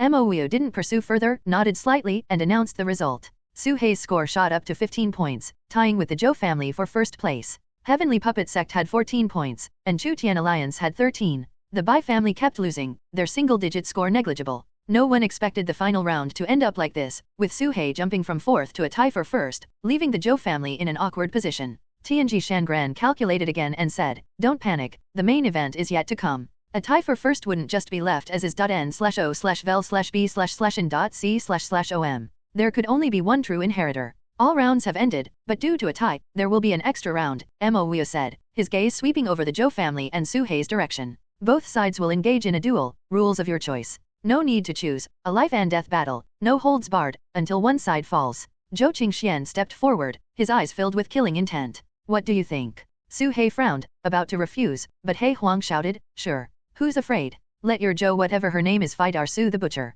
Loser kneels and kowtows." Zhou Qingxuan's face darkened, he had planned to fight himself. With his mid-stage core formation cultivation, wouldn't he be able to handle it easily? "I agree." Zhou Wendi stood up, her eyes swirling with a mix of ice and fire, burning slowly in her pupils. After a year, facing Su Hei again, there was no fear in her eyes, only confidence, the confidence of being an unparalleled arrogance. Tianji Shangren's eyes lit up, this was the moment he had been waiting for. Zhou Wendi and Su Hei would determine the first place. But Bai Luo of the Heavenly Puppet Sect didn't show much anxiety, standing with his hands behind his back, quietly observing. Outside the ancient relic, in the capital of the Qin Kingdom, within the Imperial City, a golden token flew over from the horizon, shrouded in a divine aura, like a flying dragon, exuding a terrifying pressure akin to a superior immortal's arrival. Qin Sunji appeared immediately, respectfully catching the token in his hand. At this moment, a phantom figure appeared on the token, its features indistinct, only 2 eyes shining brightly. "With this decree, eliminate Mo Wio." The phantom figure spoke only one sentence, accompanied by a majesty comparable to the divine transformation stage, enveloping the sky.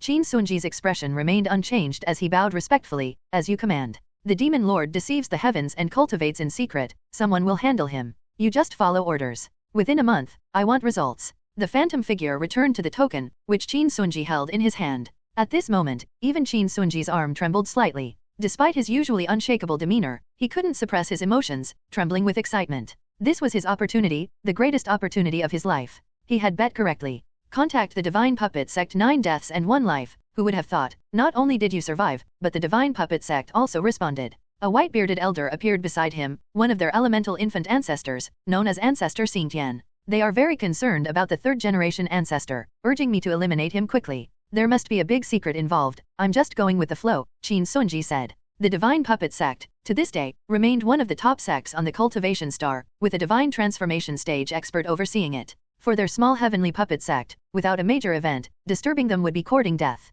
Qin Sunji had risked his life on this gamble. No wonder the 3rd-generation ancestor harbors such hatred for the Divine Puppet Sect, even forbidding entry into the Wu Mountain area. It's a blood feud to the death. Ancestor Xingtian sighed. Qin Sunji wasted no more words and immediately gathered all the elites of the Heavenly Puppet Sect. "Everyone, move out immediately, surround Wu Mountain, and don't let even a mosquito escape." "Yes." The deafening response echoed throughout the Imperial City and beyond. No one knew how many disciples and elders the Heavenly Puppet Sect had, only that their puppet army was invincible, breaking through all obstacles, the most terrifying force in the world. Wherever they pointed, even if it was a demonic beast's territory, they could carve out a path. That day, dense clouds gathered in the sky, setting out from the Qin Kingdom, drifting towards Wu Mountain in the Chu Kingdom, the vast and boundless army of the Heavenly Puppet Sect. Mo Wio gazed into the horizon, seemingly sensing something in the void. After a moment, he let out a sigh. What is meant to come will eventually come. Time is running out. He looked at the participants and produced a large piece of intricately patterned jade, which he tossed out. The jade pieces landed in front of the 5 teams.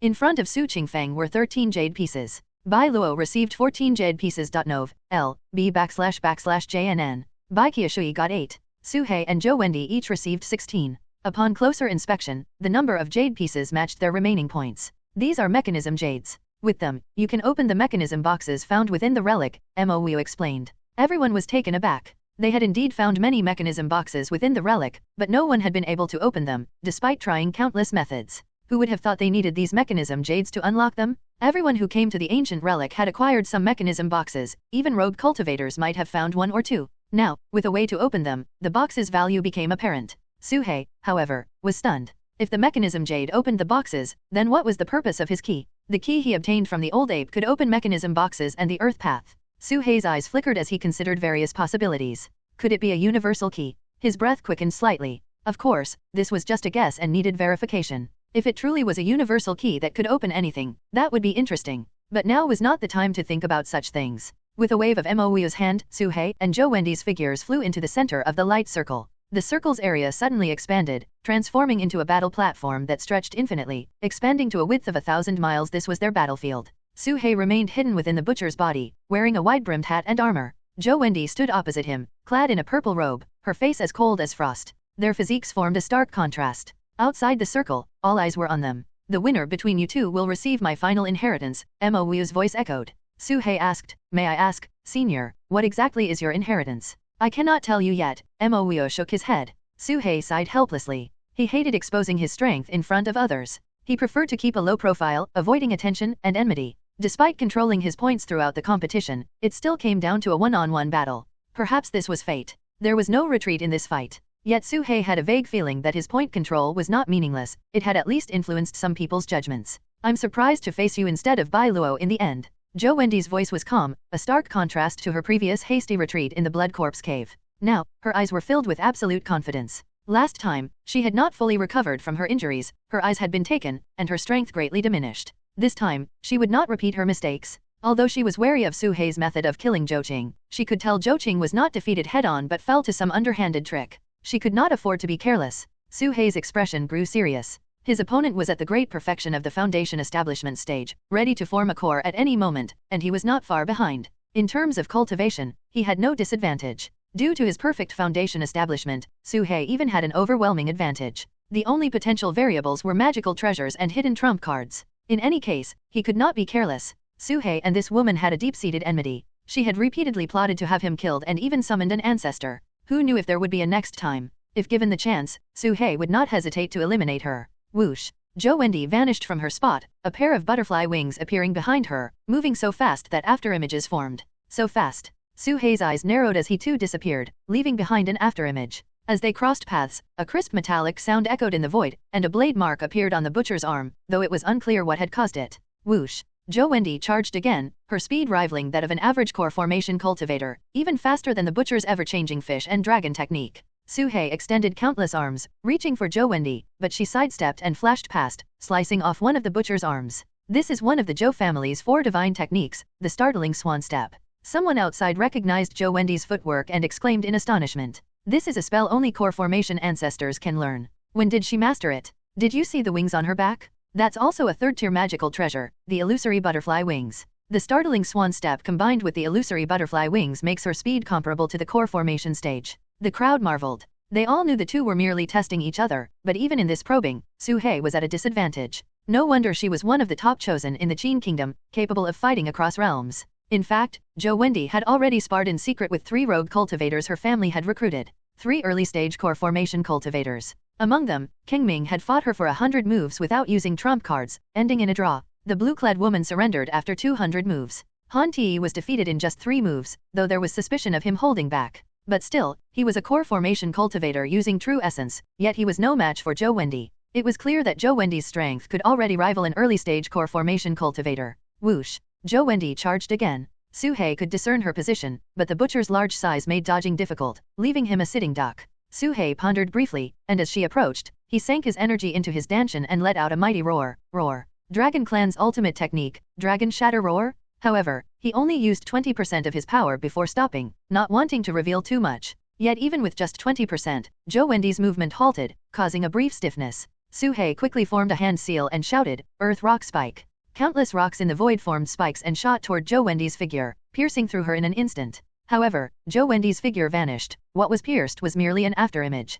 So it was a feint. Suhei's expression remained unchanged as he struck the void beside him, sending 3 ivory flying swords stabbing into a large umbrella, spinning and bouncing off. Suhei realized immediately that this woman had too many defensive magical treasures, protecting not only her physical body but also her divine sense. Even soundwave spells couldn't catch her off guard. Of course, Suhei had only used 20% of his power in the Dragon Shatter Roar, so it was normal not to break through her defenses. Whoosh! Zhou Wendy retreated 1,000 feet away, covering herself with her wings and vanishing from sight. At this moment, she withdrew to a corner, her expression heavy. This person is incredibly strong. I've already used 50% of my cultivation and the startling swan step, yet I can't do anything to him. Even getting close is extremely difficult. Jo Wendy swallowed a pill to maintain her optimal state. At this rate, even if she used all her cultivation, without employing her ice and fire dual pupils, victory would be hard to achieve. Because she could tell her opponent was also hiding his strength, though she didn't know how much. I'll use the 4 divine techniques to force out his true self. Jo Wendy made up her mind.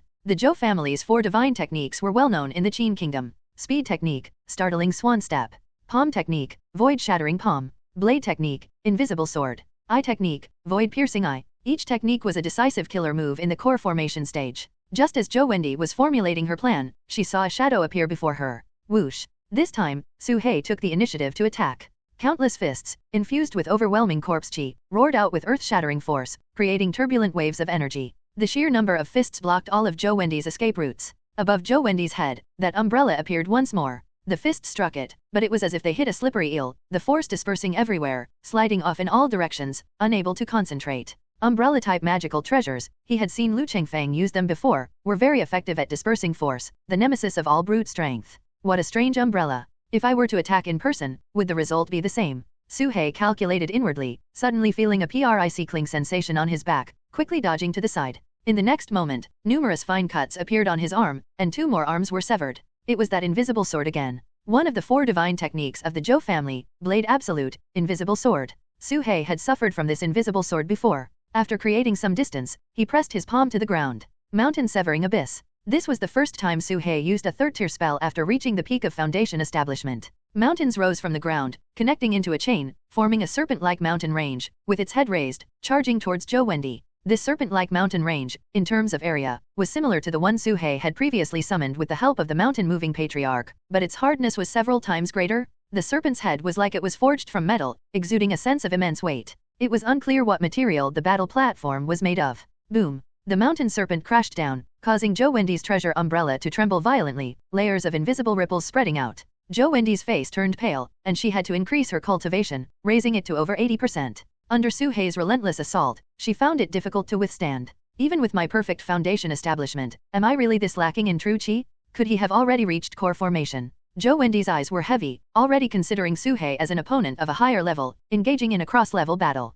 Spurt. She spat out a mouthful of blood, a streak of purple light appearing beneath her feet, her speed increasing several times, instantly escaping the range of the mountain serpent's impact. Then, her figure vanished. You like to hide, huh? Let's see where you can hide. With a thought, Su Hei caused the butcher's body to suddenly split into multiple figures, identical, faceless, with only limbs and heads. Passers-by A, B, C, D, E, F, G, H. Each passerby was covered in various offensive talismans, ranging from the peak of the 2nd tier to the 3rd tier. Su Hei had collected a basketful of these talismans, using them freely. Go. With a point of his finger, these passerby corpse puppets flew out, appearing at any possible location Jo Wendy might move to, stopping and self-destructing. Whoosh whoosh whoosh, Nov, L, B /JNN. The talismans on their bodies shot out in all directions, exploding at various locations. For a moment, the battle platform was filled with continuous explosions, the entire world shaking, violent true chi scattering everywhere. Wind blades, fireballs, thunder, whirlpools, countless talisman spells erupted, sweeping across all areas, a full-scale bombardment with no blind spots, leaving Jo Wendy nowhere to hide.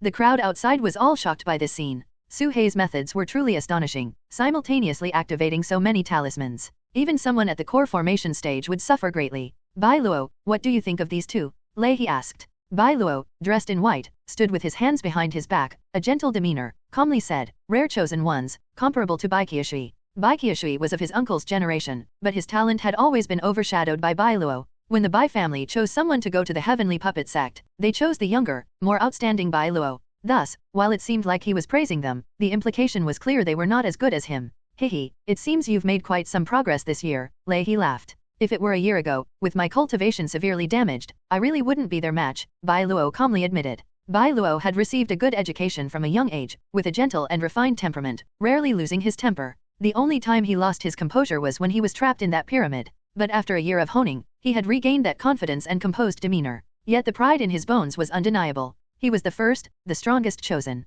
As the top genius of the number 1 sect, the Heavenly Puppet Sect, this was his pride. These two were still fighting to the death for Mo Wu's inheritance, unaware that everything here would eventually belong to the Heavenly Puppet Sect. Third in points, so what? He hadn't even stepped onto the stage once, not because of his lack of strength, but because his team was too weak. If he wanted, he could become the rule maker at any time, not even bothering to take first place. Only the weak are bound by rules. Boom boom boom. The fierce bombardment in the arena lasted for several breaths before it ended. Suhei scanned the area, only to see a turtle shell-like light shield curled up in a corner. The light shield was covered in cracks, Jo Wendy's body was pitch black, hair disheveled, her aura chaotic, even her eyes appeared unfocused. But Suhei wouldn't believe any of her displays. Even if she was dead, he would grind her to ashes, only believing she was dead once the ashes were scattered. Go. With a point of his finger, 3 flying swords shot out again, sword chi crisscrossing, forming an impenetrable sword net. At the same time, falling stars was unleashed, meteors crashing down everywhere, another round of relentless bombardment.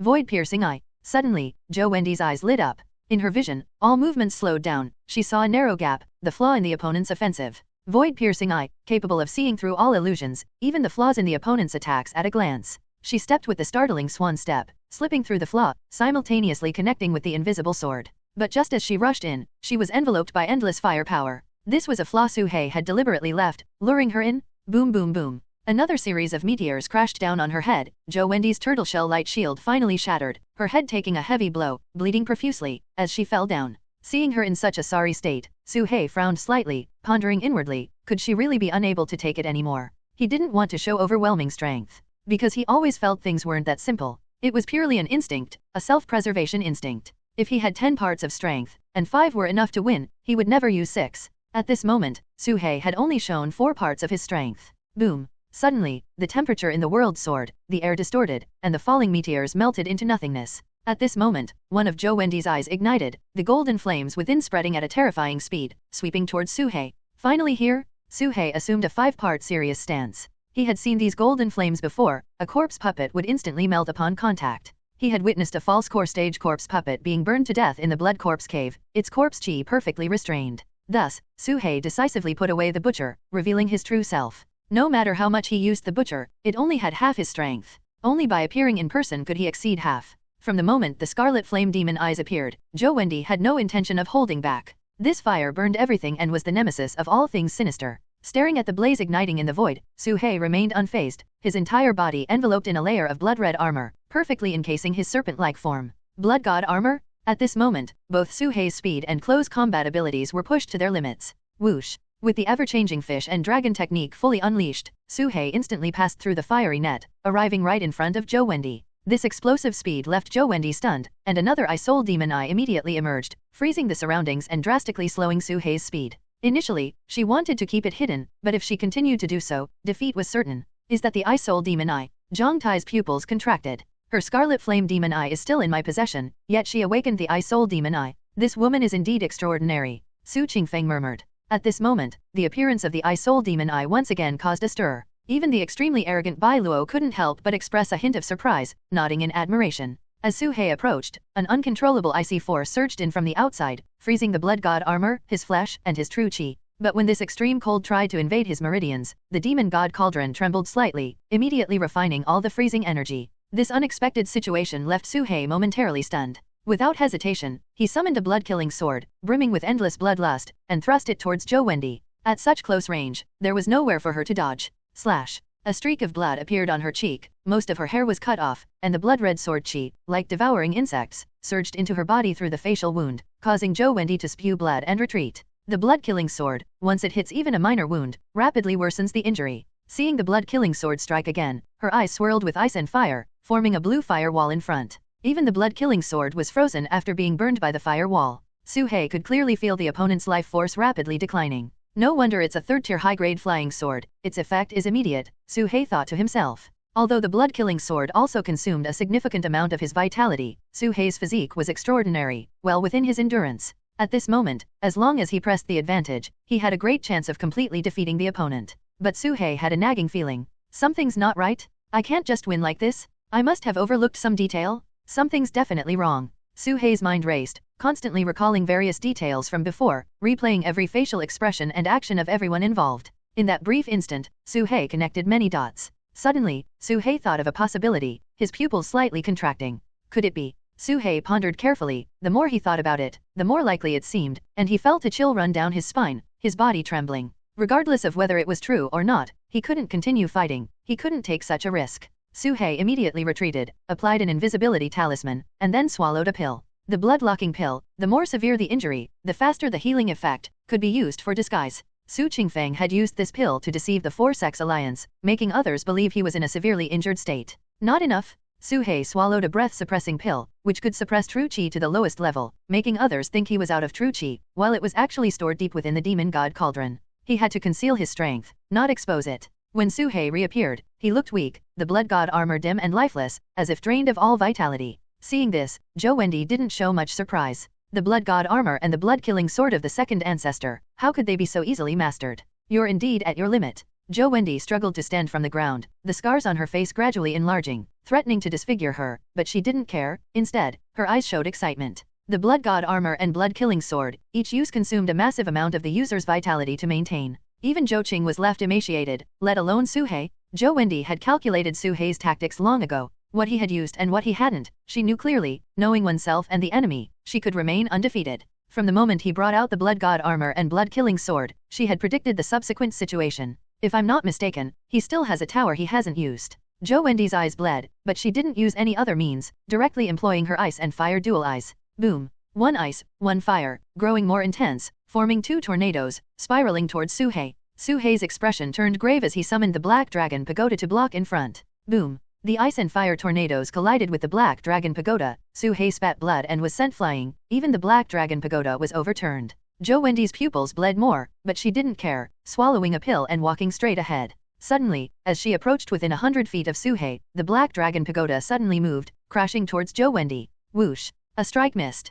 Zhou Wendi's void-piercing eye and startling swan step were always active, constantly guarding against any sneak attacks. If Su He had no backup plan, she would have been more worried. It seems you're at your limit too, even your sneak attacks are powerless. At this moment, she retreated to the other side of the Black Dragon Pagoda, took out a longbow, drew it fully, and placed a black arrow, aiming at Su He. Demon Slaying Bow, Demon Exorcising Arrow? This was her final trump card, the top-tier magical treasure in the Myriad Treasure Pavilion. It had a strong restraining effect on demonic beasts and evil spirits. Once locked on, there was no escape. It was almost a guaranteed kill. With the Demon Slaying Bow and Demon Exorcising Arrow, it should be over. Zhou Qingxian sighed. Others also sighed. This battle had undergone two reversals. Initially Zhou Wendi was suppressed, but once the ice and fire dual eyes were used, the situation reversed, and Su He was constantly restrained. The blood god armor and blood-killing sword, though possessing unparalleled defense and attack, were used by the Zhou family's second ancestor, not something ordinary people could easily master. Defeating the enemy at the cost of one's own damage.n/o/vel/b/jn.c//om. Whoosh. Zhou Wendi released her grip, the demon exorcising arrow shot out instantly, tearing through the sky, leaving a deep mark in the void. Su He launched himself with the ever-changing fish and dragon technique, flying towards the distance, leaving countless afterimages in midair, splitting into two, creating an external incarnation. But to Zhou Wendi, all this seemed like a futile struggle. Poof. The incarnation was pierced through, and the demon exorcising arrow locked onto the true body, striking Su He. Boom. The dragon scales emitted a metallic sound, not pierced in the slightest, but his internal flesh collapsed, spewing from his mouth, crashing to the ground, unable to move. Piercing one, slaying the incarnation, destroying the true body, the power of the demon exorcising arrow was fully displayed. It's over. Zhou Wendi exhaled deeply, her body nearly collapsing to the ground. Su Bai and He Wang's eyes were wide open, staring at Su He in the field, as if dumbfounded. Ha, the outcome is the same, why bother? Zhou Qingxian sneered. Various teams sighed, voicing all sorts of opinions. Only Tianji Shangran remained silent, doing something unknown. In the sky, Mo Wu's phantom also appeared, about to announce the result. And at this moment, from Tianji Shangran's sleeve, a female doll appeared, lifelike and indistinguishable from Zhou Wendi, except the eyes hadn't been drawn. At this moment, Tianji Shangran gently tapped, and the doll's eyes appeared, one blue, one red, ice and fire dual eyes. After receiving so many favors from me, cause and effect must be repaid, it's time for you to return the favor. Tianji Shangran took out the doll, some snake scales on the doll's surface fell off, dissipating in midair. This was his second layer of preparation, turning it into a snake, but it seemed unnecessary. Zhou Wendi was indeed the child of destiny. No need to change, his choice was correct. Cause and effect transfer. Tianji Shangran clenched his fist, Zhou Wendi's doll dissipated, merging into his body. Tianji Shangran, from the moment he entered the ruins, was constantly searching for someone with great fortune. He believed that with his strength, it was impossible to obtain the final inheritance, so he could only plunder. Stealing the secrets of heaven, seizing creation, using his supreme art of Tianji, he sought out the child of destiny to snatch a piece of the future. At this moment, Zhou Wendi's figure suddenly became illusory, as if an irresistible force of causality was acting upon her. She could clearly feel herself being separated, her identity being swapped with Tianji Shangran, a power from the mysterious heavens, leaving her unable to resist. And in the memories of everyone present, a series of errors appeared. For instance, in their impression, it was Tianji Shangran who first entered the city lord's mansion and initiated the inheritance. It was Tianji Shangran who hired the 3 rogue cultivators. It was Tianji Shangran who fought against Suhei. This was the most ruthless technique of stealing causality, 10 or even 100 times more vicious than what he had previously used, capable of even altering the memories of others. You old scoundrel, you won't succeed. Zhou Wendy gritted her teeth, took out a jade talisman, and crushed it directly. A phantom figure appeared behind her, a divine halo enveloping her. This was the first ancestor of the Zhou family. Under the divine halo, the layer of causal force couldn't get close, being repelled every time it approached, solidifying her once illusory form. It's useless. The causality between you and me is too deep. If it weren't for my intervention, how could you have obtained the first place? How could you have the qualification to fight the opponent? You received my favor, so you must pay the price.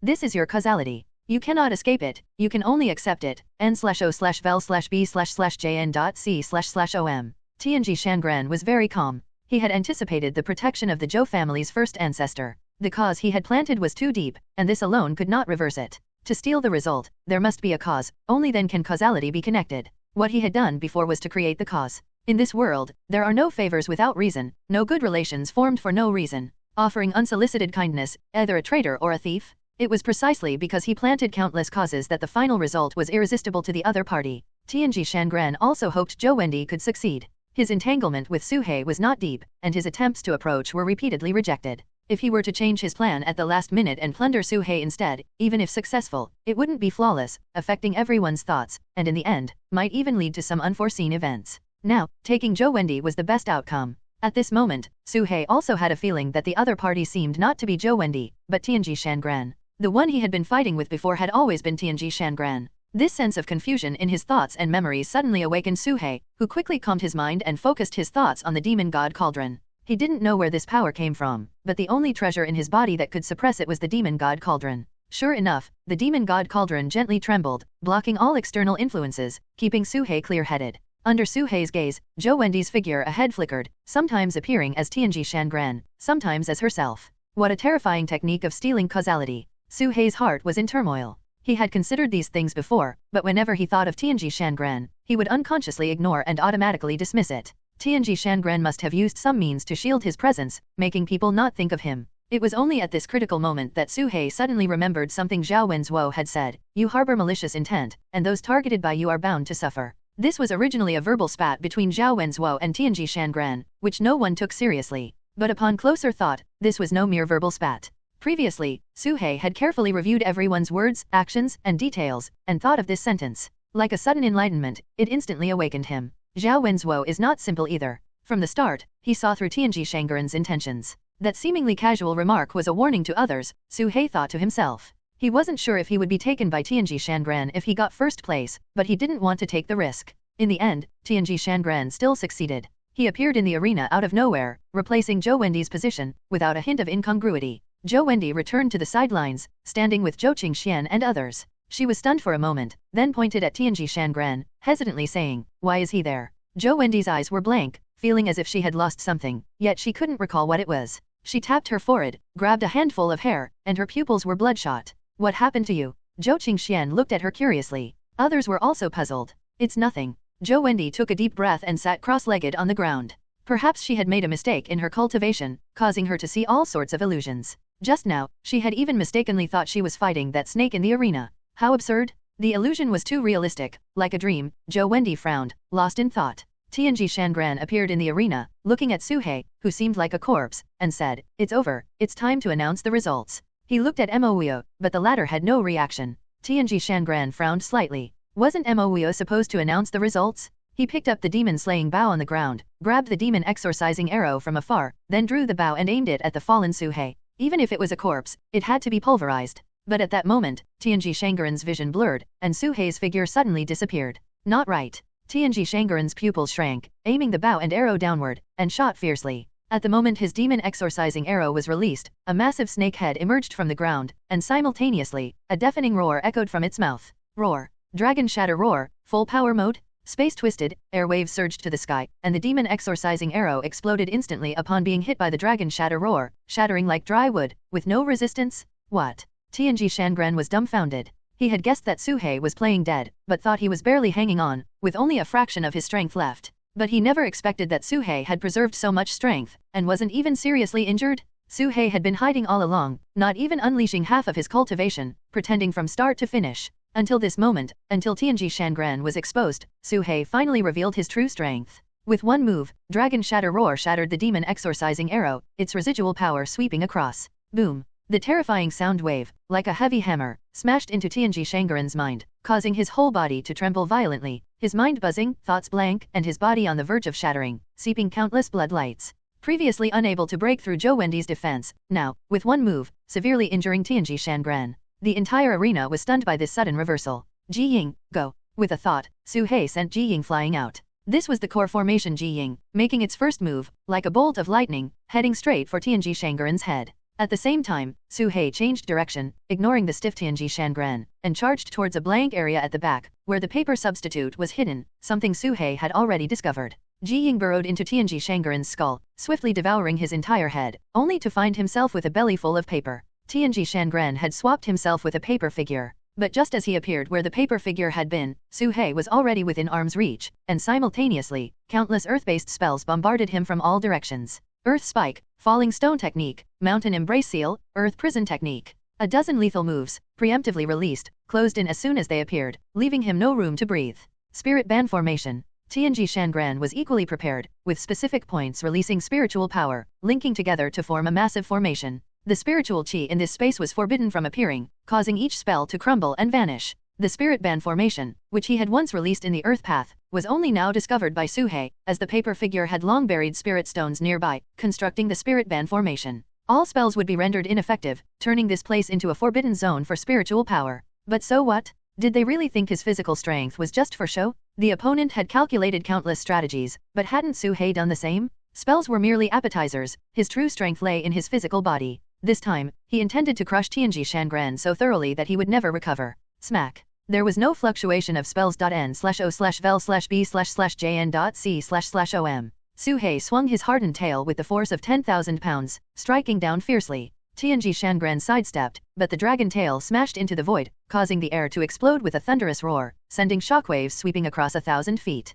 Yet, even though Tianji Shangran dodged this blow, his head suddenly exploded with a boom, shattering into pieces. Breath soil? Su He had consumed breath soil in advance. A moment later, Tianji Shangran reappeared intact in the distance. However, this time, his face was deathly pale, his body emaciated, his robe tattered, and he could barely stand, as if he might be blown over by the wind at any moment. His disheveled appearance was secondary, the shock in his heart was like a tidal wave, indescribable. He had been wrong, terribly wrong. Zhou Wendi was not the child of destiny, this snake was. He had wanted to seize fortune, but how could true destiny be so easily taken? Boom. Another heavy blow struck the void. Tianji Shangran tried to dodge, but with the breath soil's enhancement, the entire earth was connected to Su He, allowing him to strike across mountains. Half of Tianji Shangran's body was blown apart, transforming into countless paper figures that scattered. Devour them all, leave none behind. Su He growled lowly, and Ji Ying shot forward, no longer holding back. It opened its mouth wide, tracing an arc in the sky, and wherever it passed, paper figures turned to ash, and silhouettes vanished, accompanied by Tianji Shangran's wails, as the devouring never ceased.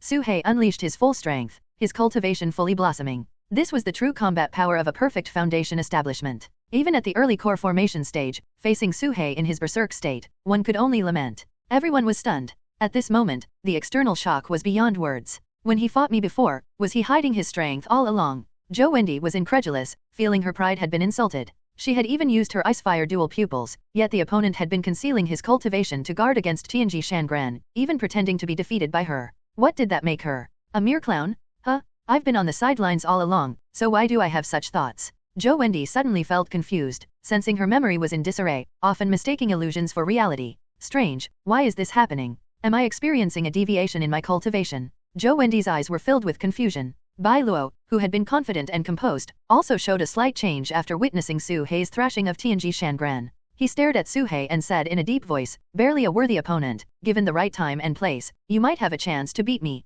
How big a chance? Lu Chengfeng couldn't help but ask. Around 20%. Bai Luo didn't answer directly, merely estimating in his mind. He wouldn't belittle anyone verbally, as it was his courtesy, but deep down, he looked down on everyone. Even after witnessing the terrifying Su He, this thought seemed somewhat self-deceptive. Our judgment was correct, he truly is a rare talent. Not being able to join the Chutian alliance is because our temple is too small to accommodate him. Su Qingfeng, with his broad-mindedness, was genuinely happy to see Su He achieve such success. Thankfully, we didn't offend this snake. In the future, the Bai family must never provoke him. Bai Qiushui was very relieved by his decision. Not competing, not showing off, staying low-key was the way to survive. No one expected the battle to be so one-sided, with Tianji Shangran unable to put up any resistance, completely suppressed. This only indicated one thing, Tianji Shangran and Su He were not on the same level, not even close. Strong? Absurdly strong, inexplicably strong? Not only Su He himself but also Ji Ying, something beyond normal comprehension. In the arena, after being trampled by Su He repeatedly, Tianji Shangran was powerless to reverse the situation, repeatedly using causality to substitute for his injuries, but the more he used it, the more helpless he became. I forfeit. Tianji Shangran shouted unwillingly. If he didn't forfeit, he would be beaten to death by Su He. He had severely underestimated his opponent, and even if he were at the core formation stage, it would still be a dead end. Good. Mo Wu nodded, a rare look of satisfaction in his eyes. Tianji Shangran was kicked out of the space, appearing in the Zhou family's ranks. As soon as he appeared, he spat a mouthful of blood, staining his robe red. He immediately sat cross-legged and swallowed a handful of pills, focusing on healing. Strangely, the Zhou family members didn't step forward to console him. Zhou Wendy even felt a hint of pleasure in her heart, not knowing why. Her own team lost, yet she felt happy. Towards Tianji Shangran, she even felt a rare trace of killing intent. This thought startled her, and she quickly dismissed it. Su He's victory was undisputed. Previously, it could be said to be opportunistic, but this final battle thoroughly convinced everyone. Mo Wu announced the results. Final ranking, Earth Team first. As Mo Wu spoke, he suddenly looked up at the sky. In the distance, faint spatial cracks appeared in the void, seemingly spreading in this direction. Mo Wu remained indifferent, calmly saying, Su He, you may receive all my inheritance. Others can also receive a gift, the lifelong insights of my 5 avatars, which will greatly aid your breakthrough to the elemental infant stage. The lifelong insights of a divine transformation stage? Hearing this, everyone's hearts raced, and their breathing quickened. Divine transformation insights, invaluable and immeasurable, would influence one's entire life. This gift was countless times stronger than any previous tangible rewards, especially Lei He, who had been stuck at the late core formation stage for countless years. If it could help with the elemental infant, any price was worth it. At this moment, the cracks in the void grew more numerous and dense, gradually spreading to every corner. A cold laugh echoed from outside.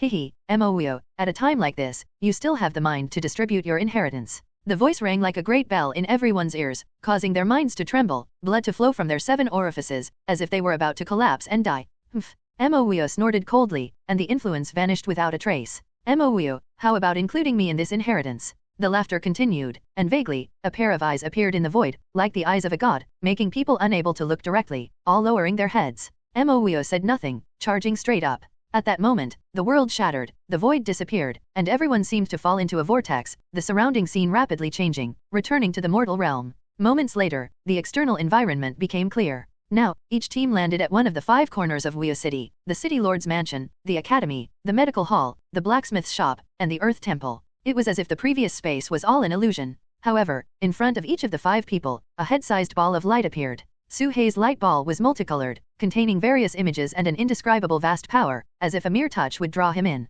What is this? Su He wondered, unsure. This is Mo Wu's lifelong insight, invaluable to you, He Huang said solemnly. At this moment, the sound of rushing wind came from all directions, with more and more unfamiliar faces appearing. The suppression of divine sense in this place had also weakened significantly, allowing it to easily spread over 10,000 feet. Mo Wu's influence was waning. Let's go quickly, this place isn't safe for long. Find a secure location to comprehend this inheritance, He Huang advised. As soon as He Huang finished speaking, the sky darkened, and a massive inverted bowl descended from the heavens, crashing down towards their area. Boom. Its speed was indescribable, arriving almost the instant Su He and the other 2 landed. He Huang, unhurried, changed his hand gesture and shouted, minor teleportation formation. Whoosh. The figures of Su He and the other 2 vanished instantly, reappearing thousands of feet away. This was a contingency plan He Huang had prepared in advance, not something set up on the spot. In the distance, a large shadow approached menacingly. He Huang urged, quick, go. Without hesitation, Su He swallowed the inheritance light orb, took out the earth boat, and loaded Su Bai and He Huang onto it, speeding away from Wu City at full throttle.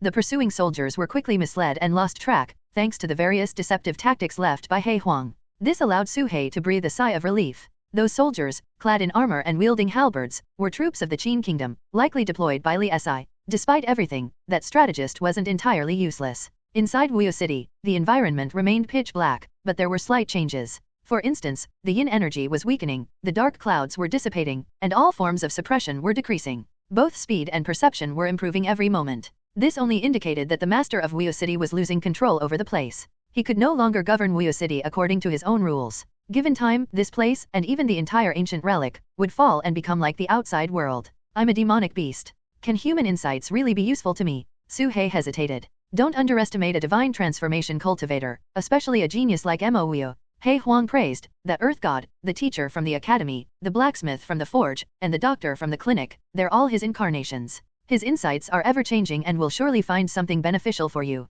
If he says it can help you form a nascent soul, then it certainly can. Su He was taken aback. It was the first time he'd heard He Huang praise someone so highly. Su He indeed needed insights. His dragon bone had reached a bottleneck, and without insights, he couldn't advance. He deeply understood the importance of insights. Insights from the divine transformation stage. Su He had no concept of the divine transformation stage. Both the elemental infant and divine transformation stages were beyond his understanding. However, hearing He Huang speak of it, he felt a deep respect. Time slowly passed. Along the way, they encountered many people, but they were all soldiers of the Qin kingdom, with no disciples from the heavenly puppet sect. He Huang casually set up a formation on the boat, easily blocking all prying eyes, allowing them to travel unimpeded. The earth boat burrowed deep underground, traveling at an incredible speed. Before long, they reached the city gate, where a vortex hovered in the distant sky, marking the way out. But just then, He Huang suddenly shouted, "Stop!" Su He immediately halted the earth boat, looking at him in surprise and doubt. "There's a divine sense membrane ahead. Remember the one at the Purple Mist sect?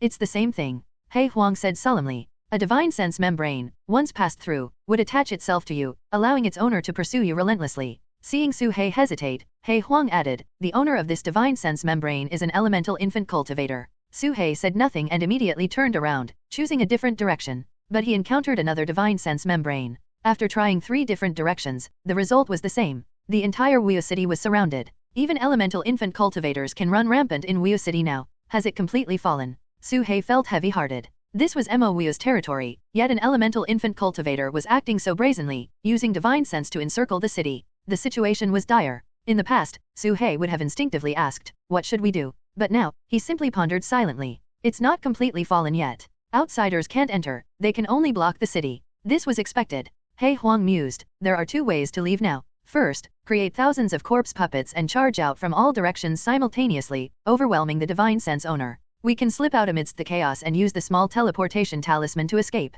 Our chances of all 3 escaping are about 50%. Next option, Su He said. He knew all too well about He Huang's 50%. Last time, even a 90% chance nearly got them killed. 50% was far too risky. Besides, where would he find so many corpse puppets? The butcher could only split into 20 at most. Second, give me 3 days to set up a large teleportation formation, He Huang said. 3 days. Su He was speechless. The city was already surrounded by divine sense today. Who knew what would happen in 3 days? His enemies weren't just any random foes, they were from the heavenly puppet sect. Once Qin Sunji arrived, it wouldn't just be a simple divine sense encirclement. What about finding allies? Suddenly, Su He's eyes lit up. Let's find the Chu Tian alliance. They're facing the same predicament. He Huang pondered for a moment and nodded. Not a bad idea, but remember, the Chu Tian alliance is a thorn in the Qin kingdom's side and will be heavily targeted. Collaborating with them might bring trouble. I understand. Su He said no more, steering the earthboat southeast. This relic expedition made Su He deeply realize the limits of individual power.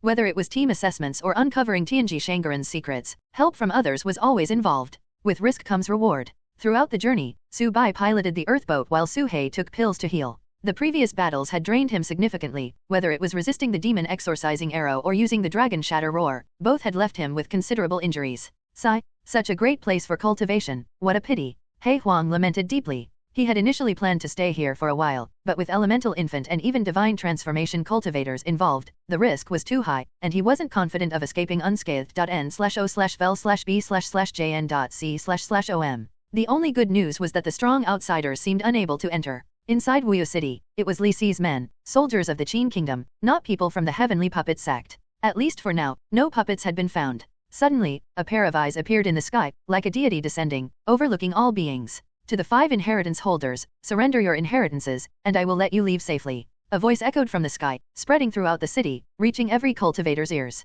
But then, dark clouds gathered, obscuring those godlike eyes. Boom boom boom. The earth trembled, and the rumbling continued. The previously thinning yin energy suddenly surged. Withered claws emerged from the ground corpse puppets. The corpse puppet army of Wuyo City? In Wuyo City, everyone must abide by the city's rules. If you want to seize opportunities, do it with your own skills. Another majestic voice spread, this time Mo Wuyo's voice. Suhei immediately understood that Mo Wuyo was resisting the invaders. Mo Wuyo had only left behind a wisp of his soul, and the invader was also just a divine sense. Mo Wuyo is a peerless genius, he won't hand over this city easily, He Huang said. Suhei nodded firmly. Yunlu Academy, Chu Tian Alliance. The moment the Chu Tian Alliance returned, they were surrounded. Li Si had left almost all his arrangements at Yunlu Academy. As a thorn in the Qin Kingdom's side, they were bound to receive special attention. However, the Chu Tian Alliance was not to be trifled with. Upon appearing, they demonstrated astonishing combat prowess, cutting down dozens and forcing Li Si's army to retreat, though 2 of their own were injured. Su Qingfeng, as long as you hand over the inheritance, I promise not to trouble any of you, and the heavenly puppet sect will let you leave. Li Si shouted from outside, his army still in formation, surrounding the place. Do you think I would believe your lies? Su Qingfeng replied coldly. I swear by the name of a saint. In Li Si's palm, a statue of a saint appeared. Li Si, also a scholar, would never lightly invoke the words of the sages. But once he did, his words carried the weight of law. Su Qingfeng remained silent, directly summoning the mountain and river diagram. Li Si's eyes flickered as he took out a projection jade slip. With a tap of his hand, the contents were displayed, revealing scenes in the sky filled with countless figures. These were the Confucian cultivators who had been imprisoned. Su Qingfeng glanced at it and immediately recognized many of his disciples, fellow brothers, and uncles. Over 100 people, all shackled and confined in a courtyard. In addition, there were piles of scrolls and books, towering like mountains, the painstaking efforts of Confucian disciples over millennia, the carriers of culture. In the center of the courtyard was a massive pit, surrounded by stacks of firewood. What do you mean by this? Su Qingfeng squinted his eyes, a hint of madness flickering. Su Qingfeng, the fate of Confucianism lies in your decision. Li Si spoke unhurriedly, as the chancellor of the Qin kingdom, with just one word of advice, I can have the Qin king burn these students and those precious books to ashes. You should know what these people and these books represent. Su Qingfeng was well aware, more than anyone else, if the people live, the books live, and the inheritance continues, if the people perish, the books are destroyed, and the inheritance is severed. The implication was clear, if he did not hand over Mo Wuyo's inheritance, Confucianism and its millennia-old cultural legacy would be destroyed. Boss, don't believe his nonsense. Zhang Tai quickly interjected. Although he trusted Su Qingfeng's judgment, he couldn't help but speak up in such a matter. Su Qingfeng's gaze was fixed on Li Si, gritting his teeth, he spoke in a low voice, you are a scholar too. Li Si laughed, you're right, burning books is something barbarians do. Since we are both scholars, how about a debate? According to the rules of the city lord of Wuyo, a duel doesn't have to be about fighting. Alchemists can compete in pill refining, artifact refiners in sword forging, and you and I, in a debate. If I lose, not only will I let you go, but I'll also release all the Confucian cultivators, including those scrolls and books. If you lose, hand over the city lord of Wuyo's inheritance. I swear by my Dao heart, this is no lie. What do you say? Li Si's words were a deadly move. It was a carefully laid plan, thoroughly understanding a person's psychology, making it impossible to refuse. Li Si's confidence earlier was not without reason. What do you want to debate? Su Qingfeng asked. At the beginning of man, nature is inherently evil. Li Si pointed to the statue of the sage in the academy, the first words under the statue were these 6 characters. Except he had changed the last character to evil. At this moment, the eyes of the sage statue came to life again. It looked at the two and said in a loud voice, if you agree, I can act as a witness. This sage was one of Mo Wuyo's 5 elemental incarnations, truly capable of making words come true. Li Si strictly adhered to the rules of Wuyo City, triggering an additional duel, seeking fortune through genuine skill. Su Qingfeng stood still, nodding heavily, all right. When Su He arrived, he happened to witness the entire scene. Sigh, can't help at all, absolutely can't help. He Huang scratched his head, sighing. They were good at fighting and scheming, but in this situation, they couldn't intervene at all. Li Si's move was a retreat to advance, seemingly making concessions, but actually forcing Su Qingfeng to comply. Underestimated this strategist, he really has some tricks up his sleeve. Even someone as clever as Su Qingfeng fell for it. He Huang sighed. What if he doesn't agree? Su He asked. If he doesn't agree, the thought that Confucianism perished because of him will linger in his heart. Even a trace of this thought is fatal for a Confucian cultivator. Not to mention being unable to break through for a lifetime, it might even cause a regression in cultivation. Li Si's move is ruthless. He Huang explained. Moreover, even if he didn't agree, he might not be able to break through the encirclement of Wuyo City, leaving him with no choice. Su He, who hadn't studied, didn't understand at all. His gaze swept over Li Si's army, secretly estimating the combat power of both sides. He Huang closed his eyes, observed for a long time, then suddenly opened his dog eyes, a sharp light flashing through them. I see. The Chu Tian Alliance is also stalling for time, they're secretly setting up a formation. He Huang exclaimed in surprise. What formation? They're opening a path to the land of fire, but at their speed, it will take a long time. I'll lend them a hand. He Huang immediately disappeared, burrowing underground, heading towards the academy. Wuyo City, Clinic. Led by Bai Qiushui, the Bai family forces were also surrounded by the Qin army upon their return, receiving the same treatment as the others. What are you doing? The Grand Elder of the Bai family immediately stepped forward, pointing at the Qin army and angrily rebuking, "Our Bai family ancestor is your superior, are you rebelling?" To everyone's speechlessness, many of the Qin soldiers were from the Bai family themselves. Fighting against themselves? What a joke! Not long after, Bai Luo emerged from the crowd. He stepped forward, hands behind his back, looking at Bai Qiushui with calm eyes, and said indifferently, "Uncle Qiushui, orders from above state that any inheritance from Mo must not remain, it must disappear from the world forever. You're no exception, hand it over." This time, he unprecedentedly used a respectful address. The Bai family, as a prominent family in the Qin kingdom, a military family, always obeyed orders from above. The Grand Elder hesitated, looking at Bai Qiushui, his eyes showing struggle. This was a great opportunity for the Bai family, how could they give it up? As for making it disappear from the world, who would believe such nonsense? Who could guarantee that besides insights, there were no other treasures in the inheritance? Mo's magical treasures and lifetime collection were still unknown. Qiushui, it's your choice n/o/vel/b/n.c//om. A voice came from the shadows, the voice of the Bai family head. Although he wasn't present, he had been observing with his divine sense. Bai Qiushui remained silent for a long time, taking a deep breath, stepping out from the crowd, standing face to face with Bai Luo. Bai Qiushui stood tall, his eyes showing a proud demeanor. In stark contrast to Bai Luo's seemingly gentle yet arrogant demeanor, this was blatant arrogance. What do you mean by that look? Bai Luo's eyes narrowed. Bai Luo. Bai Qiushui stared at him, speaking slowly, "Do you really think I'm not your match?" Bai Luo was inwardly furious, but his upbringing allowed him to maintain his composure, smiling calmly, "Uncle Qiushui, I've never thought that way. We are both chosen of the Bai family, there's no distinction between us." Bai Qiushui merely shook his head, "I know, the heavenly puppet sect took all the inheritances for you alone. They want you to take everything, to grow into the next Mo. Am I right?" These words stirred a great storm in Bai Luo's heart, a look of shock flashing in his eyes, but he forcibly suppressed it, coldly saying, "What do you mean? My meaning is simple." Bai Qiushui stepped forward again, eyes filled with overwhelming battle intent. "You and I, a fight to the death? If you win, I, Bai Qiushui, will hand over the inheritance. If you lose, you will be expelled from the Bai family." After Bai Qiushui's words left his mouth, everyone was in disbelief, not just the Bai family, but even the Qin kingdom soldiers surrounding them looked as if they had seen a ghost. The Bai family's unparalleled twins were actually going to engage in a life-and-death battle. Bai Luo was stunned for a long while before saying, "This joke isn't funny at all. Take back what you just said, and I'll pretend nothing happened. I'm not joking with you." Bai Qiushui directly drew a snow jade flying sword and pointed it at Bai Luo. Such an action was tantamount to declaring war. Everyone in the Bai family's faces changed dramatically. But Bai Luo merely shook his head and said to Lei He behind him, "General Lei, Bai Qiushui has gone astray in his cultivation. Knock him out and take away the inheritance." He had no intention of fighting Bai Qiushui.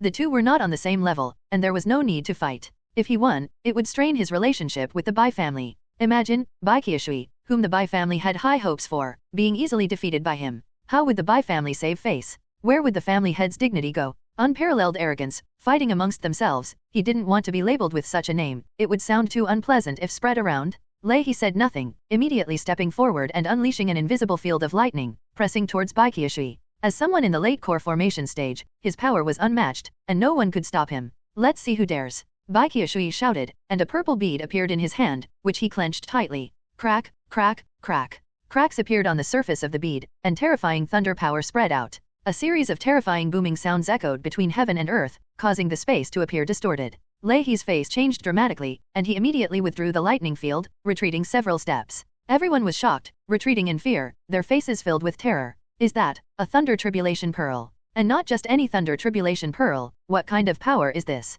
Could it be the 5-9 heavenly tribulation of the elemental infant stage? Everyone's eyes were fixed on that purple bead, feeling their scalps tingle and their hair stand on end. Such heavenly power was unshakable? This thunder tribulation pearl was something Bai Qiushui had obtained using a mechanism jade. He had previously collected many mechanism boxes, among which one seemed to contain thunder power, which he had paid special attention to. This thunder tribulation pearl was precisely one of the treasures he had obtained. Bai Luo's expression finally changed. He had never looked Bai Qiushui in the eye from the beginning, but now he had to take him seriously. Holding the thunder tribulation pearl, Bai Qiushui was full of pride, suddenly thinking of the person who detonated the heavenly tribulation in the gambling house, thinking of Su He. To protect himself, he had to risk his life? In the blink of an eye, one man can stand against a nation. Bai Luo, put away your arrogance, you have no choice today. Bai Qiushui stared ahead, speaking coldly. Madman. At this moment, everyone had this thought in their minds. Bai Luo finally took a deep breath, nodded, and said seriously, "Fine, you brought this on yourself. In the struggle for the great Dao, everyone is like a dragon.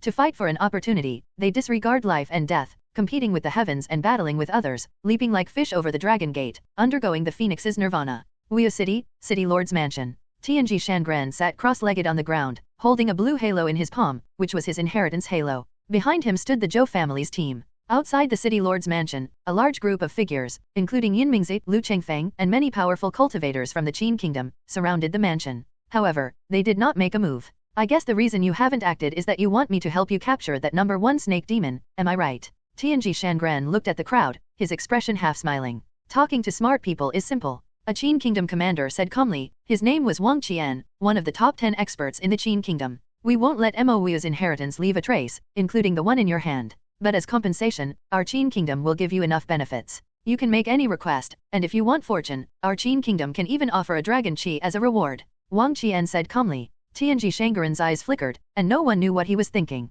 After a moment, he simply nodded heavily. All right. Good. May our cooperation be successful. Wang Qian raised a slight smile. Su He, having nothing better to do, used 2 mechanism jades to open 2 blind boxes, obtaining a piece of meteorite iron from beyond the heavens and a compass-shaped magical treasure. N/O/vel/B/in.C//OM. Su Qingfeng and Li Si were debating the nature of good and evil in humanity, but Su He couldn't care less and didn't understand what there was to argue about. It would be better to just have a fight. Whoever's fist is bigger is the hard truth. External incarnation. With a thought, Su He created an incarnation, which immediately dove underground and slipped away. He knew that the heavenly puppet sect was pursuing and blocking every inheritor. There was nothing to worry about with the Bai family, but he was concerned about the Zhou family, as Tianji Shangran's treacherous heart was still alive, wanting to conspire against him. He wasn't afraid of Tianji Shangran's strength, but he was most worried about his heavenly divination skills, always coincidentally encountering him. How could there be such a coincidence? The other party must have a way to track fortune? Although he trusted He Wang's concealment skills, he wanted to take multiple precautions. Fellow Daoist, please stay. Su He's incarnation hadn't gone far when he heard a ghostly voice appear on the street above. It was a paper figure of Tianji Shangran, facing the void, talking to itself. Fellow Daoist, how about we make a deal? I can help you shield the heavenly secrets, making everyone ignore your existence. Su He didn't even bother to listen, turning around and leaving. This isn't a benevolent fate, but a transaction. The cause and effect are resolved, and there will be no repercussions. Tianji Shangran's paper figure shouted. Su He didn't want to hear what he had to say, fully activating the Earth escape technique and disappearing without a trace. At the same time, Su He's true self received a summons from He Huang, and he quickly entered the formation set up by the Chu Tian Alliance. Buzz. The void twisted, the world turned upside down, and Su He's figure disappeared from this space, immediately losing connection with his incarnation. This time, the teleportation did not send him to the land of fire but stopped in a strange spatial crevice. The 5 elements land has fallen, only this place is safe. You can meditate here without any disturbance. He Huang said. Su He looked around, finding it pitch black, unable to see his hand in front of him, with very little space to move. Only the formation beneath him emitted faint energy fluctuations. Is this a spatial crevice? Su He wondered. This is a space I painstakingly opened up, only 5 cubic meters, enough for you to hide. I have things to do outside and will go meet your incarnation first. After giving a brief explanation, He Huang vanished. Su He calmed his mind and released the multicolored light orb. Mo Wu's lifelong inheritance. He hesitated no longer, focusing his divine sense and entering it. In a daze, Su He heard a voice. Young Dragon Clan member. This inheritance poses great risks for you, and you may never awaken. Are you sure you want to enter? This was Mo Wu's voice. He actually referred to Su He as a young Dragon Clan member? Su He's heart trembled, and he quickly asked, please, senior, explain further. My insights begin in Wuyo City and end in Wuyo City. The so-called worry-free is meant for humans, not demonic beasts. I will let you experience this journey as a human, but you might become lost and never awaken. Young dragon of the Dragon Clan, are you sure you want to do this? Mo Wu's voice came again, unusually serious. Su He had no hesitation, saying, a bird is reborn as a phoenix through nirvana, a flood dragon becomes a true dragon through tribulation crossing. The 9 transformations of the true dragon, each transformation is a matter of life and death. I am ready. 1 transformation, 1 life, and death. This is the essence of the 9 transformations of the true dragon, a destined path. Good. I await the day you awaken. Mo Wu's voice carried a tone of relief. Buzz. A ball of light rapidly expanded, like a mass of cotton, completely enveloping Su He's body. His consciousness plunged into a fantastical world. Wuyo City, bustling and lively, with streams of people and vehicles. This was the 500th year since the founding of Wuyo City, a time of peak prosperity. A small life was born in the Su family. It's born, it's a boy. People gathered around, and the midwife slapped the baby boy's bottom, trying to make him cry, but he remained motionless, his eyes filled with confusion and vigilance as he looked at the surrounding crowd and his parents. Wow, this kid can bite. What strength. Haha, this child is naturally combative, with a black mark on his forehead. Let's call him Suhei. N/O/vel/b/in.c//om. Weo City. Boom. A loud explosion echoed from afar, and a figure in white was blasted away, crashing heavily into the bricks and stones, blood spraying, head broken and bleeding.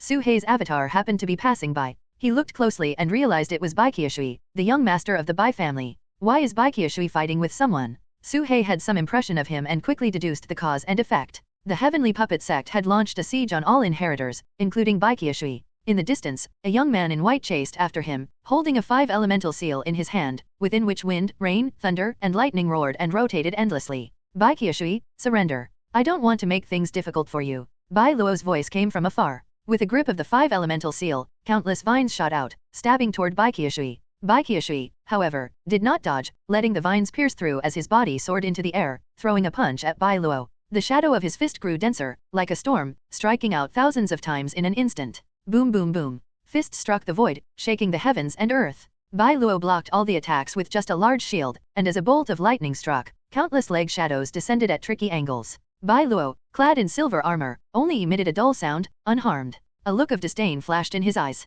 This outdated way of fighting could only be taught by the Bai family. The Bai family's fusion fist and lightning leg are mastered to perfection by you, worthy of being the Bai family's young master. But we are all cultivators, such physical combat is useless. Bai Luo summoned 4 flying swords, forming a sword formation that instantly slashed Baiqiushui, causing blood to flow and leaving countless wounds on his body, like rain falling. Suhei watched in astonishment. It was the first time he had seen a human cultivator use such a purely physical fighting style. Even the body cultivators of the Iron Mountain sect had tempered their bodies countless times, their bodies as strong as refined iron. Tai Xiong and Tai Niu each possessed their own third-tier magical treasures. Baiqiushui looked like an ordinary martial artist without any cultivation. No magical treasures, an unremarkable physical body, relying solely on leg techniques. Could he defeat a cultivator? Boom. Baiqiushui fell from the sky, leaving a human-shaped imprint on the ground, his body covered in blood and bones shattered. Bai Luo's eyes showed disdain, but he still generously advised, stop now, and I can pretend nothing happened before. Even among the chosen, there are different levels.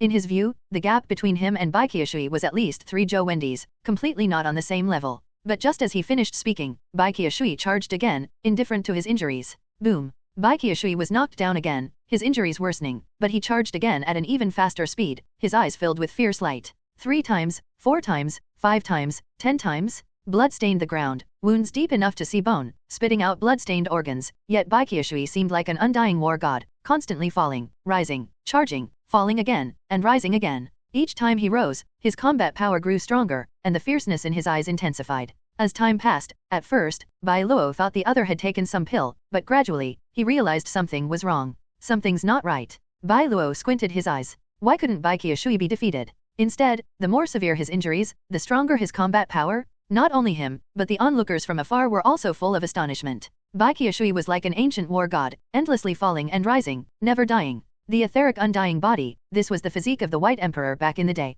I didn't expect to see it today. Behind Suhei, Hei Wang's voice was filled with surprise. What is the etheric undying? Suhei asked. It means you can't be killed. Who knows what fortune this kid obtained in the wood element area to gain the etheric undying body. It's much more formidable than that Zhou family's girl's ice and fire dual pupils. Hei Huang clicked his tongue, but just being unkillable is useless. True Qi will eventually run out. It still needs to be paired with other cultivation techniques to unleash its power. In just a short moment, Baiqiushui had already fallen 100 times. Bai Luo had also tried using sealing and binding magical treasures, but they were ineffective, always being broken free. Humph, don't blame me then. Bai Luo's gaze turned cold, and the 4 flying swords beside him shot out like lightning, aiming to sever Baiqiushui's limbs and turn him into a human stick. Ding! Suddenly, the flying swords seemed to strike refined iron, rebounding from the thick spiritual power. At this moment, Baiqiushui's body was like glass, his skin crystal clear and transparent, as if a layer of water rippled within, exuding a terrifying pressure that was no weaker than the core formation stage. Bai Luo's calm eyes finally changed.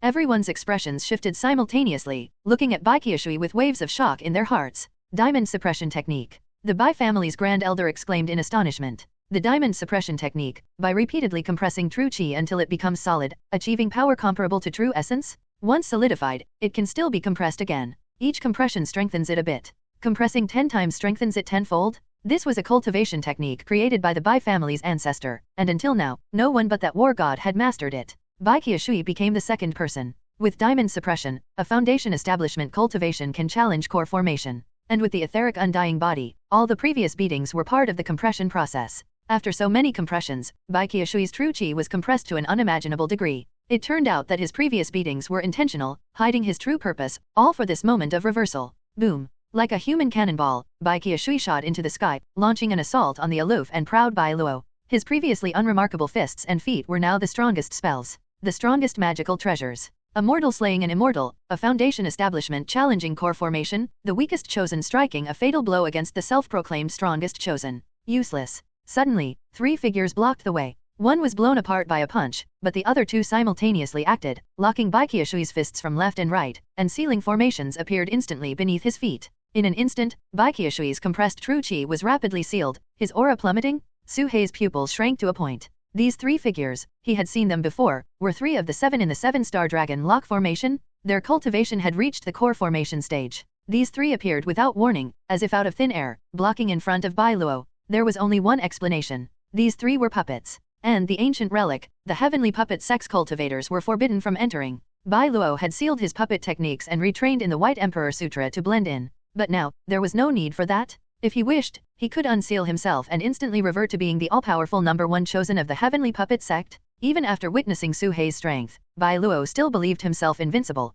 thinking the opponent only had a 20% chance of defeating him, and it wasn't without reason. His confidence was not self-deception. 3 core formation puppets were his trump card. Which foundation establishment stage could withstand them? You forced me to use my trump card and even destroyed a puppet. Bai Qiushui, you have enough to be proud of. But times have changed, and the Bai family's combat style is outdated. Bai Luo's voice was low, and countless spiderweb-like threads emerged from the puppet, entangling Bai Qiushui. However, Bai Qiushui's forward momentum was not halted. Instead, his strength grew stronger. His entire body radiated a brilliant glaze, and the 2 core formation puppets couldn't stop him. Even the newly formed sealing formation was about to be broken. What? Bai Luo's pupils contracted as he saw a massive fist, unstoppable, break through the seal and crash into his face, leaving no room to dodge. The Bai family's nuclear fusion fist? Bang! A crisp sound of bones shattering echoed as Bai Luo's nose collapsed, his entire face caved in, teeth flying out like a kite with a broken string, crashing into the ruins, causing a thunderous vibration and creating a 100-jong-wide crater. He actually broke through. Su Hei was full of shock. The sealing formation just now was already a simplified version of the 7-star dragon lock formation, yet Bai Qiushui broke through it. Without using a single spell, relying purely on physical strength. Was the diamond suppression technique really that powerful? Su Hei, who do you think will win? He Huang laughed. How would I know? Su Hei shook his head. Bai Luo spat out a mouthful of blood, seeing Bai Qiushui dive down like a meteor. He no longer held back, summoning a large number of mechanical puppets, forming a battle formation with full firepower coverage. Bai Qiushui didn't use any defensive magical artifacts, allowing the shells to hit him without fear. His body friction sparked, like a brilliant star, crashing down from the sky. On one side were the advanced spell mechanisms of the heavenly puppet sect, on the other, the Bai family's traditional hand-to-hand combat. This battle was not only a contest of strength but also a clash of ideologies. 2 chosen of the Bai family's generation had embarked on completely different paths. Bai Qiushui, with a determination to die, took out the Thunder Tribulation Pearl. Was it really just for himself? For Mo Wu's inheritance? No, Bai Luo, I will use the Bai family's fists and feet that you look down upon to utterly destroy you. Bai Qiushui's eyes blazed with immense fire, and with a long roar, he charged towards the endless army of puppets, accompanied by fists and feet crashing down from the sky. Wuyu City, Yunlu Academy. Teacher, you always say that human nature is inherently good, but I see that little Su from the Su family is clearly inherently evil. Just born and already biting people. At 3 he can crush a chick to death. At 5 he uses a slingshot to shoot birds, and often bullies other children. If not for his parents' discipline, who knows what trouble he might cause. In front of the academy, Sun Qing spoke to an elderly gentleman with white hair. The old gentleman shook his head. The little one from the Su family is just mischievous. How can that be related to evil? Next year his parents will send him here to study, and his temperament will naturally improve. It had been 8 years since Su Hei was born. Su Hei retained the nature of a snake, full of hostility towards any foreign object. While ordinary people would fear killing chickens or slaughtering cattle, he could wield the knife himself. The little tyrant of the world, Su the Butcher, the king of children. At just 8 years old, he had earned a series of titles. He didn't understand what good and evil were, only knowing that anything threatening him must be eliminated. But within Wuyu City, nothing posed a threat to him. N/O/vel/B//J/N.C///OM. Under the meticulous care of his parents, day after day, year after year, Su Hei finally restrained his temper somewhat, no longer attacking people unprovoked. Tomorrow you're going to Yunlu Academy. Su Hei, you must listen to the teacher and not cause trouble. If you're wronged, just come home, don't get into fights outside. His parents' repeated reminders were etched in Suhei's mind. At night, Suhei went to his room and took out a snake as long as an arm from under the bed. This was a pet snake, entirely golden yellow, with a gentle temperament. Originally a fierce species, but after years of Suhei's nurturing, it no longer had any aggression, even its venomous fangs had fallen out. Like a wolf tamed into a dog, a wild chicken tamed into a domestic one. In a peaceful and carefree environment, the snake lost its fangs, and Suhei learned to care for a pet. Hey Huang, tomorrow I'm going to the academy, do you want to come with me? Suhei asked. Hey Huang was the name of the pet snake. The little yellow snake only flicked its tongue, and Suhei seemed to understand its meaning, nodding. All right, I'll take you with me. The next day, at Yunlu Academy, when a snake crawled out of Suhei's bag, it instantly caused an uproar. Run, there's a snake. Someone help. Get him out of here. Various urgent cries rang out, and for a moment, the scene was chaotic and disorderly. In the end, it was the old gentleman who stepped in, calming everyone down. This kid is a bad seed, he can't stay here. Keeping a snake as a pet is too dangerous. Despite everyone's strong persuasion, the old gentleman still decided to keep Suhei, but the price was to release the snake. Originally, the demand was to kill it, but after much debate, it was changed to releasing it. Why can't snakes be allowed? They're living creatures too, why treat them differently? Suhei was very confused. Some at the academy kept birds, some kept fish, some kept cats, but snakes were not allowed. Even without fangs, it wasn't allowed. Remembering his parents' advice, Suhei gritted his teeth and released the little snake into the pond behind the mountain. From then on, he would come here every day to feed it. From then on, Suhei had a confusion in his heart. The good and evil people spoke of had double standards. Suhei found the teacher and asked, Teacher, what is goodness? Goodness, you can understand it as being kind to others, helping each other, being sincere, and having a positive impact on everything, the old gentleman replied.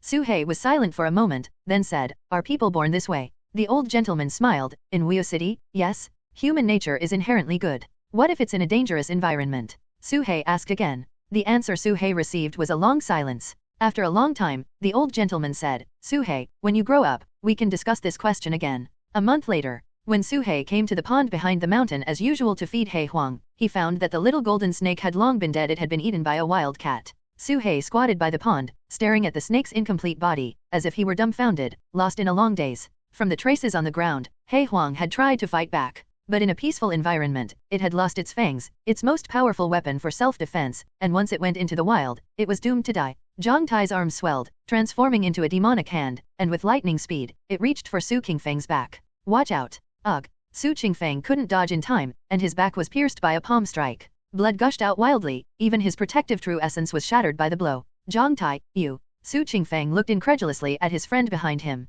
At this moment, Zhang Tai's eyes were pitch black, devoid of emotion, and his body was emitting a sinister demonic aura. Black hair sprouted on his arms and body, and his teeth were becoming sharp. Zhang Tai had succumbed to madness. Haha, Su Qingfeng, Zhang Tai hasn't gone mad, he's lost his reason and returned to his true nature. Humanity is inherently evil, this is his nature. Killing and plundering, that's the primal instinct. Li Si laughed heartily. A powerful suction appeared on Zhang Tai's arm, drawing Su Qingfeng's true essence into his body. This technique of absorbing others' true qi was extremely dangerous and malicious. Originally, Zhang Tai had sealed this technique, vowing never to use it again, but now he had unleashed it once more. Su Qingfeng did not resist, his eyes bloodshot. He looked at Zhang Tai calmly and said, Zhang Tai, look at me, wake up. Zhang Tai remained unmoved. He continued to absorb and plunder others, strengthening himself. This was the law of nature, the essence of living beings. Su Qingfeng, humanity is inherently evil, you've lost. Li Si sneered coldly. Nearby, the army surrounded Yunlu Academy, all brandishing magical treasures and weapons, ready to attack at a command.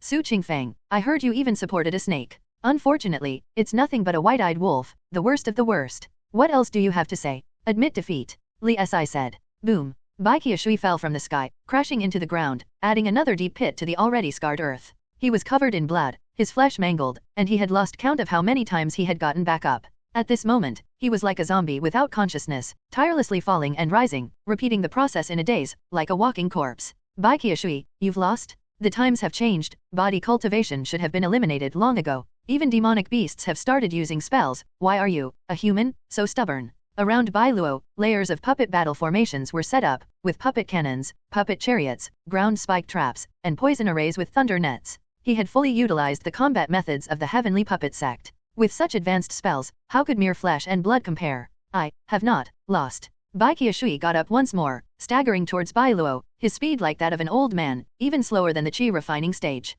Step by step, he raised his fist and walked forward. This time, Bai Luo did not attack, only a look of mockery and a hint of regret flashed in his eyes. Thud. Bai Qiushui fell to the ground. Without encountering any attack, he collapsed, his blood drained, his body covered in wounds, and his bones exposed, lying in front of Bai Luo. Bai Luo shook his head, a smile tugging at his lips. In the end, he still won. Just as his smile appeared, a twinge of pain shot through his face, a reminder of the nuclear fusion fist from the Bai family that had struck him. He touched his face, the lingering pain casting a shadow over his victory. Southern region, headquarters of the Snake Catchers sect. On this day, Qin Sunji personally visited, prompting many ancestors to emerge from seclusion, and the current sect leader, Su Qingzi, welcomed him with open arms. I've come to ask you to catch a snake. Can you do it? Qin Sunji got straight to the point. We can. Su Qingzi immediately understood his intention, his eyes flickering as he replied in a deep voice, as long as we have the blood or scales of the target, I can catch it, even if it's a relative of the same species. Qin Sunji nodded slightly and waved his hand.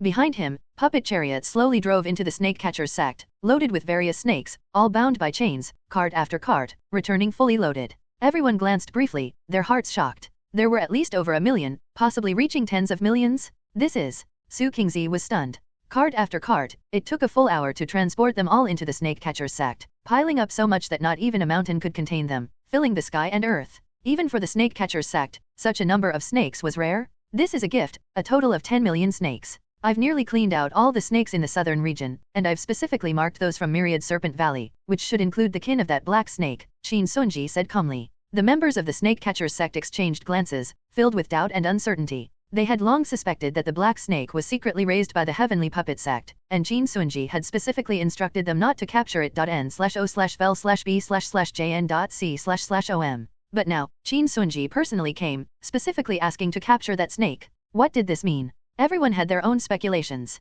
Regardless, they had to accomplish this task. Even if Qin Sunji didn't arrange it, they would still grind that snake to dust. I will ensure this task is completed. Su Qingzi cupped his fists and bowed. With 10 million snakes, even if he couldn't immediately break through to the elemental infant stage, reaching the great perfection of the golden core stage and keeping pace with Qin Sunji was no problem. This was a great opportunity and fortune for the Snake Catchers sect, unprecedented. With the backing of the Heavenly Puppet sect, they would soar to great heights. Very well, I give you half a month. Leaving these words, Qin Sunji turned and left. After leaving the Snake Catchers sect, he went to Chuang City and summoned Elder Dog, instructing, the Xiao family no longer needs to exist. Huh? Aren't you going to recruit Xiaozhou? Elder Ding Quan was taken aback. Qin Sunji merely shook his head self-deprecatingly. Initially, he had seen potential in Xiaozhou and made various arrangements, going to great lengths to win him over, but repeatedly failed, and Xiaozhou even joined the Chu Tian alliance. This was clearly a slap in his face. Everything he had done seemed laughably foolish. The facts prove that gentle methods have no effect. Only with an iron fist, only through killing, can one make others submit. Kindness? How ridiculous! Only through extreme evil can one reign supreme. Qin Sunji sneered and shook his head, instructing, exterminate the entire Xiao family, extract everyone's souls, and make them into soul banners to take to the Wu Mountain ruins. Elder Ding Quan was astonished, but after a moment of silence, he cupped his fists and said, yes, I will carry out your orders immediately. In the end, Su He was persuaded to leave the academy. His nature was too unruly, one could even describe it as evil, making him unsuitable for life at the academy, so he returned home to farm with his father. The Su family was known as melon farmers in the east of the city, cultivating several acres of watermelons, living a life free from want. Su He, it's okay if you don't study.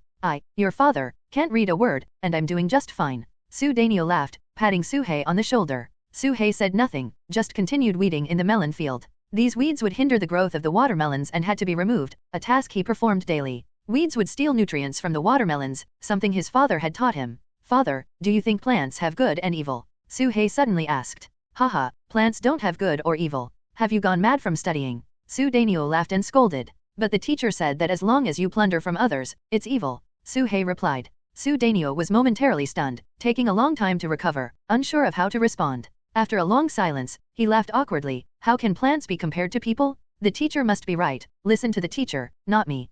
Your father, am uneducated. 3 years later. With the widespread use of mechanism techniques, Su He no longer needed to manually weed. Using a weeding machine, he could easily clear all the weeds. The free farm vehicle could automatically fertilize and water the fields, saving a lot of effort. There was even a mechanical dog to help drive away wild boars. N/O/vel/B/in.C//OM. This gave Su He more free time. Su He, since you don't want to study, how about practicing martial arts? I see the martial arts school is recruiting young people. As long as you pass the test, you can be selected. During dinner, Su Dainio suggested at the table. Suhei's mother also agreed. The technology in Wuyo City was becoming increasingly advanced, freeing up manpower to do what they wanted. All right, I can give it a try, Suhei nodded. That night, Suhei returned to his bedroom and said to a black snake by the window, Xiaohei, I'm going to the martial arts school tomorrow. I won't be taking you this time, so you don't end up like Xiao Huang last time. The black snake seemed to understand and nodded its head. This was a pet snake Su Dainio had bought for Suhei 3 years ago. The death of He Huang had been a big blow to Suhei, and his father thought of this way to comfort him. Although Xiaohei was a snake, it was soft all over, had no teeth, and even its bones were soft, more like a big earthworm. It was a new breed cultivated in the environment of Wuyo City, gentle in temperament and completely non-aggressive. The next day, Suhei arrived at the martial arts school and queued up for a physical test. When it was Suhei's turn, the master at the martial arts school checked him over and was instantly shocked, quickly running into the school. Soon, a white-bearded elder came out, holding a crystal ball. Quick, place your hand on it, the white-bearded elder urged. Suhei placed his palm on it, and the crystal ball immediately emitted a dazzling brown light. An exceptional earth spiritual root, a candidate for cultivation, the white-bearded elder exclaimed. Cultivation. Everyone showed expressions of shock and envy. Most of Wuyo City's population were mortals, but there were also many cultivation candidates. The advanced mechanism techniques were created by those cultivators. An hour later, Suhei was taken to the city lord's mansion to meet the legendary city lord. This person appeared middle-aged, with a gentle and amiable demeanor, a kind smile, clearly a benevolent person.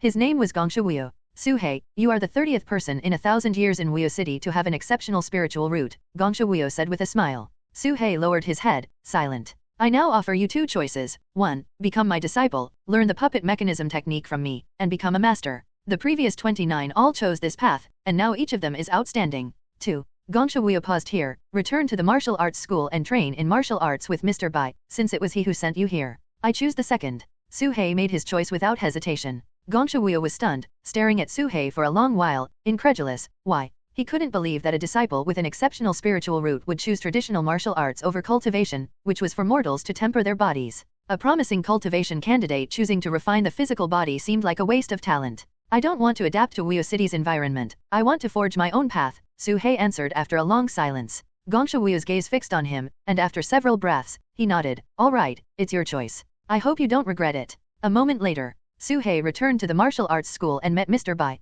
Mr. Bai was over 60, with white hair, showing no trace of an immortal's aura, more like an elderly mortal who enjoyed exercising. Suhei, since you've returned to the martial arts school, let me make it clear, you will be treated the same as other students, with no special privileges. Do you understand? Mr. Bai said sternly. I understand. Suhei nodded. Very well. Today's lesson is to temper your physical body, clear your meridians, and harden your bones. Mr. Bai said harshly. Tempering the physical body meant taking a beating. Suhei was hit with various sticks, his bones fractured, and he was half dead, only barely recovering after soaking in a medicinal bath. The second day, the third day, this continued for a year, every day the same. Initially, 10 strikes were enough to knock Suhei down. Later, it took 20, 50, 100. Now, no amount of sticks could make Suhei fall. Not only had his physical body and bones been tempered to an extraordinary degree, but his willpower also far surpassed that of ordinary people. Afterward, there were various harsh trials. The children who started with Suhei had long given up, with more than half eliminated, but Suhei endured it all without even frowning. Suhei vaguely felt that even though he hadn't practiced breathing exercises, his strength was advancing rapidly, not at all inferior to an immortal. 5 years later, Suhei was now 16, considered an adult in Wuyo City. Suhei, in 1,000 years, you are the first with an exceptional spiritual root to join the martial arts school and the first to endure so long without falling. Mr. Bai stood before him, unchanged from years ago, with no signs of aging, time leaving no mark. He looked at Suhei, his expression serious. Now, I will teach you a cultivation technique. A cultivation technique. Suhei was taken aback, puzzled. Isn't that something only immortals learn? Hehe, who says only immortals can learn it? Mr. Bai smiled meaningfully. This technique is known as the strongest body cultivation technique, called Diamond Suppression Technique. Suhei was stunned, murmuring to himself, Diamond Suppression Technique. This technique has a unique aspect. It tests not the physical body, not the spiritual root, nor talent, but willpower. Mr. Bai said. As long as your willpower is strong enough, your true chi can be compressed infinitely. Do you know what infinite compression means? Mr. Bai smiled at him.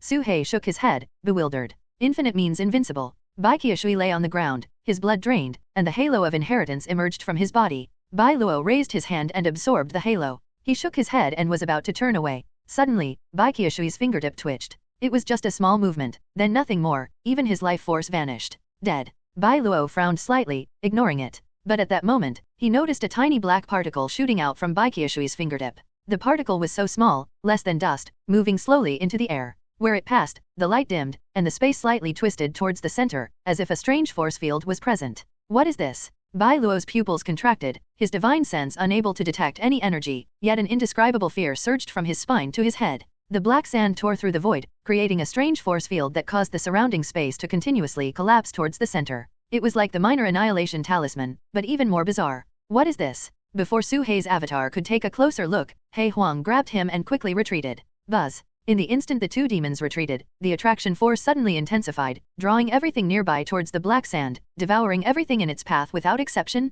Even the space itself was completely sunken, forming a broken void. Su Hei immediately thought of the minor annihilation talisman, which could cause a similar effect. Bai Luo's puppets, mechanical formations, spiritual power treasures, everything was sucked in. No matter what kind of spell it seemed powerless at this moment. How could this happen? What is this? From afar, Bai Luo's scream echoed. Too far away to see what was happening, Su Hei's divine sense was forced to retract as He Huang continued to pull him back. Finally, buzz. A deafening roar echoed in the distance, and a blinding light illuminated everything, as if all things had vanished. Boom. The sky shook, the sun and moon lost their light, and the terrifying power was unmatched, as if it had reached a critical point. Even the space couldn't bear it and was collapsing. Su Hei was completely stunned. Is the diamond suppression technique really that powerful? Su Hei exclaimed in shock. Of course. It's a technique created by the White Emperor, no weaker than Gongsha Zi's divine puppet technique, one of the strongest techniques of our time, He Huang said solemnly. It's just that no one can master the diamond suppression technique, so it's not well known, unlike puppet techniques, which even you can cultivate.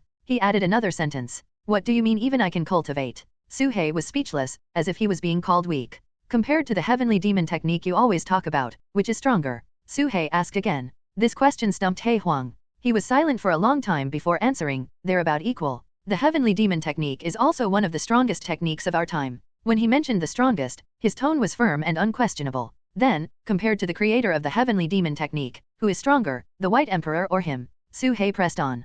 He Huang turned to look at him. Can you ask another question? Su Hei was taken aback. By the way, are those two dead? Su Hei looked at the void in the distance, puzzled. If there's no external interference, they're likely both dead. He Huang pondered. Rumble. Suddenly, the world trembled violently, the void shook, and the entire Wuyo city felt it, as if an unprecedented earthquake had erupted. Everyone stopped what they were doing and looked towards the sky in unison. Su Hei and He Huang also looked up, focusing on the sky above. A narrow beam of light appeared on the pitch-black sky, like a crack opening in the sky, with sunlight streaming in.n/o/vel/b/jn.c//om. Then, the ground began to rise, as if the entire city was being lifted straight up. Due to inertia, everyone was knocked to the ground. What's happening? Wuyo City is flying. In every corner of the city, people were shocked and moved. The crack in the sky grew larger, and light poured into the city, seemingly connecting to the outside world. And the Wuyo City they were in was flying towards the outside world. What a grand gesture. This ancient city is about to see the light of day again, He Huang exclaimed. Su Hei was too shocked to say a word.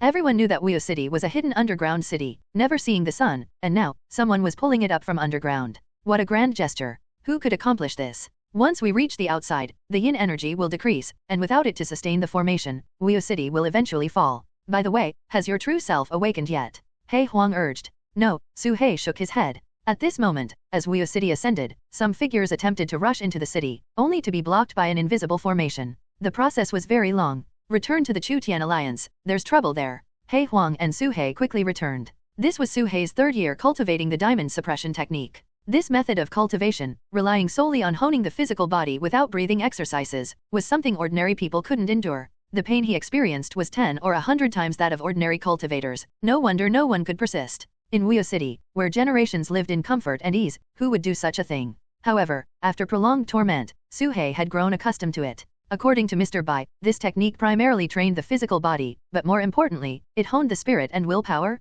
In the early stages, the physical body is the bridge for the spirit, the carrier of the spirit. But in the later stages, the mortal body is no longer the carrier, but a shackle. Your spirit must surpass the physical body, break the shackles of the flesh, connect to the heavens with your mind, and transform into the divine. Su Hei only half understood Mr. Bai's words. He was still far from that level, and what he needed to do now was to hone his physical body and continuously refine his spirit and will until the day he surpassed his physical body. Interestingly enough, as Su Hei cultivated, his little black snake at home also gradually grew stronger, its body no longer soft and weak. Su Hei, you're 20 years old this year, and it's time for me to leave. Mr. Bai found him and spoke with a smile. Leave. Su Hei was stunned and quickly said, why are you leaving? And my cultivation technique, I've just started. Getting started is enough. The road ahead is yours to walk alone. I can't teach you much more. Mr. Bai smiled gently, speaking slowly. I stayed in this world to find a successor, to prevent this technique from being lost. Now that my wish is fulfilled, it's time to leave. Mr. Bai looked towards the boundless sky, his eyes filled with longing and nostalgia. Su-hei looked on in confusion, his mind filled with questions and doubts. Successor? Lost? Stay in this world? Leave? Su-hei's mind buzzed with so many questions that he didn't know where to start. At this moment, Mr. Bai took out an ancient map and handed it over. Su-hei glanced at it, and the map had 4 names written on it: Superior Immortal de Luo, Heavenly Demon Scattered Person, Tianjitsi, and Green Emperor. Each name was written with a different stroke, as if penned by different people, each carrying a unique aura. Just a glance brought an indescribable sense of oppression. Superior Immortal de Luo, radiant with golden light, celestial music lingering. Heavenly Demon Scattered Person, demonic aura soaring, evil thoughts rampant. Tianjitsi, the path of change, mysterious and profound. Green Emperor, life-giving, blessings descending. This is. Su-hei took several steps back, as if unable to bear the powerful wills, but with a wave from Mr. Bai, he returned to normal. These 4 people once came to challenge me. After our encounters, they left their names. As long as you hold this map and find them, they will fulfill one request unconditionally, Mr. Bai said with a smile. Su-hei remained silent. He took a deep breath and guessed, are these 4 people your defeated opponents? Leaving their names and promising to fulfill a request clearly indicated they lost the challenge and willingly accepted the penalty. Mr. Bai simply shook his head. In the path of cultivation, is there really a distinction between victory and defeat? Su-hei carefully took the ancient map and stored it away. At that moment, he witnessed a scene that he would never forget for the rest of his life. In the sky above, a rift suddenly appeared, as if a heavenly gate had opened. Within this gate was a vortex leading straight to the heavens. This sight was invisible to mortals and cultivators alike, only visible in the area where Su-hei stood. N/O/vel/B/jn.c//om. From the vortex, a hazy light emanated, shining upon Mr. Bai, as if celestial energy was cascading down, guiding him to ascend to the heavens. Mr. Bai looked up at the sky, seemingly reminiscing, savoring the moment. He turned back to glance at Su-hei, stepped forward, and patted his shoulder. Su-hei, from now on, you're on your own, Mr. Bai said with a smile. Su-hei hurriedly knelt and bowed. Farewell, Mr. Bai. Under Su-hei's gaze, Mr. Bai soared into the sky, transforming into a white streak of light, flying higher and higher, until he disappeared into the heavenly gate. City Lord's Mansion. Gongsha Wu lifted his head, gazing beyond the clouds, as a stream of celestial energy descended, enveloping him. Deo rhythms flowed, divine light surrounded him, and countless insights emerged in his heart. After a long while, Gongsha Wu opened his eyes, bowed deeply, and said, "Thank you, Mr. Bai." He sat cross-legged, his eyes no longer hesitant. Divine transformation stage, he silently recited in his heart. The next day, the news of Mr. Bai's departure spread throughout the martial arts school, and after Su-hei declined the position, the inheritance fell to senior sister Bai Wei. Bai Wei was not Mr. Bai's descendant, merely adopted by him and named Bai Wei. In terms of seniority, she grew up in the martial arts school, had been there the longest, and had the highest cultivation level. Her appointment as the head of the school was widely supported. Sister Bai Wei, Mr. Bai's cultivation technique is too difficult to learn. I want to simplify it and pass it on to future generations. That way, even after I'm gone, the technique won't be lost, Su-hei suggested. The woman in front of him had short hair tied up, a lithe and heroic figure, exuding a sense of strength. This was Bai Wei. That makes sense? Although the technique is difficult to learn, Mr. Bai's martial arts skills and physical combat techniques can be passed down and integrated. What should we call it? Bai Wei hesitated. Su-hei pondered for a moment and asked, "Do you know Mr. Bai's real name?" Bai Wei shook her head. "I don't know. Everyone calls him Mr. Bai, that's how it's always been." She paused, then hesitated again. "However, I heard from the older generation that someone once came from outside the city and called him the White Emperor." Su-hei's eyes flashed, and he nodded. "Then let's call it the White Emperor Sutra." The White Emperor Sutra, what a great name. Bai Wei's eyes lit up. The diamond suppression technique was not only difficult to master, but its name was also somewhat rustic. Renaming it to the White Emperor Sutra after simplifying it was perfect. It sounded like an unparalleled divine skill. Wuyo City, City Lord's Mansion. A rift opened in the space, and a demonic hand reached out from within, followed by a pair of eyes as dark as ink. Then, a pitch-black body crawled out of the rift, filled with demonic energy, and approached Gongsha Wuyo. This was a demonic body, without features, only eyes. At this moment, it looked at Gongsha Wuyo, its appearance slowly changing until it became identical to Gongsha Wuyo. Gongsha Wuyo opened his eyes, looked at the figure before him, and said, "The extraterrestrial heavenly demon has finally arrived." Breaking through to the divine transformation stage often attracted extraterrestrial heavenly demons? Or rather, inner demons? This was almost an ironclad rule since ancient times. The extraterrestrial heavenly demon sneered. "Extraterrestrial heavenly demon, what an outdated name. From today on, I shall be called Mo Wuyo, how about that? Your Deo is the Deo of Wuyo, I will turn the Deo of Wuyo into something illusory." Mo Wuyo mimicked his actions, sitting cross-legged and facing him. The struggle of the great Dao was a life and death battle. Gongsha Wuyo simply looked at him calmly and said, "My Dao heart is unbreakable by anyone." Ha ha ha. Mo Wuyo laughed wildly. "Is that so? I will make you understand how fragile your so-called peace and worry-free life is." A sudden famine swept through Wuyo City. For 3 whole years, there was a severe drought, and not a single grain was harvested. Initially, cultivators could use spiritual energy to hasten the growth of plants, but as time passed, spiritual energy became increasingly scarce, and crops could no longer be grown. 3 years later, a plague targeting cultivators broke out, even bringing down those who practiced cultivation. People ate all the birds, all the rats, even the grass and tree roots were consumed. The population plummeted, and corpses littered the streets. Mortals, accustomed to peace and worry-free life, were utterly vulnerable in the face of such natural disasters. In reality, Wuyo City, after a long period of elevation, had risen to the surface, replacing a large area of the Wu Mountain range. The sky remained gray and sunless, with the clouds of Wu Mountain looming over everyone's hearts. Such a magnificent scene shook everyone's soul. The long-hidden Wuyo City had re-emerged into the daylight. At the entrance of Yunlu Academy, Su Qingfeng was half kneeling on the ground, with all members of the Chu-Tian Alliance severely injured, blood flowing like a river. The statue of the sage was right in front of him, the 3 large characters innate goodness stained red with blood. Li Si looked ahead and sneered, "Su Qingfeng, you still refuse to admit defeat." With a wave of his hand, a recording jade slip appeared, projecting the scene within. It showed the Qin army besieging the city, the famine within the city. People eating each other, burning bones for fuel, exchanging children for food.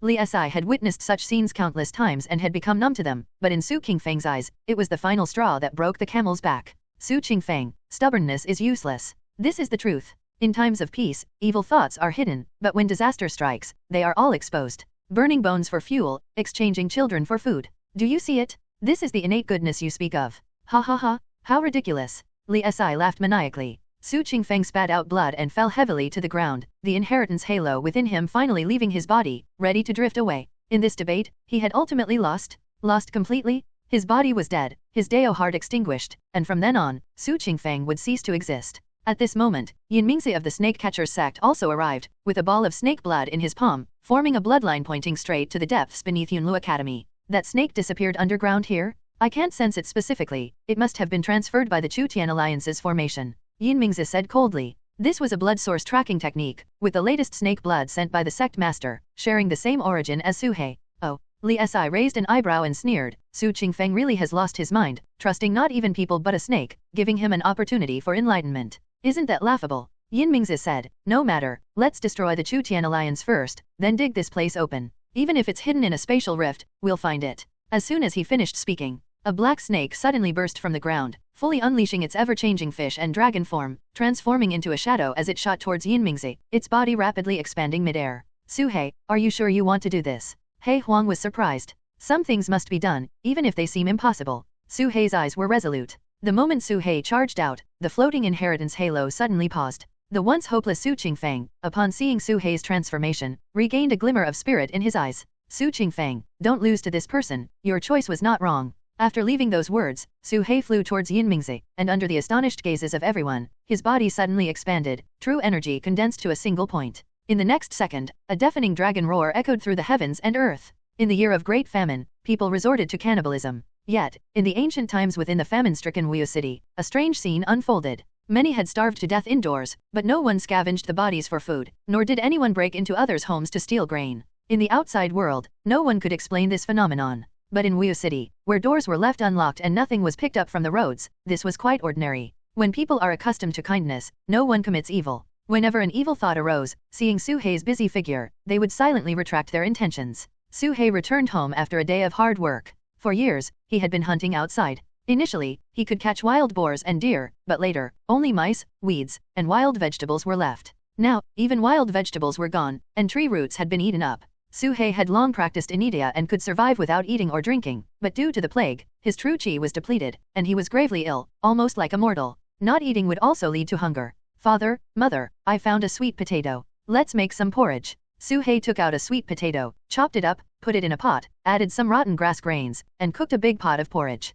Child, you eat. Mother is not hungry. Su's mother said weakly from the bed. Su Dainio was also beside her, eyes closed. Your father isn't hungry either, eat up. Su's mother smiled kindly. Su He seemed to sense something, his body stiffened, and he quickly moved closer. Su Dainio lay on the bed, his breath faint. Su's mother still had her eyes open, but they were losing focus. Father, mother. Su He called out anxiously. but neither could respond anymore. He quickly filled a bowl with porridge and brought it to his parents, but they just turned their heads away, unwilling to take a bite. Tears streamed down Suhei's face. How could he not understand? His parents were clearly refusing to eat, hoping to leave more for him, so he could have a bit more. Suhei was the hope of the family. They would rather starve to death than let their child suffer from cold and hunger. If there is kindness in the world, then parents are the greatest embodiment of it. Suhei knelt on the ground, constantly begging them to take a bite of porridge, but the two remained unmoved. It was too little. A rotten sweet potato couldn't sustain them for long. Father, mother, the city lord said it will rain soon, and there will be food. Hold on for these 2 days, we can all survive.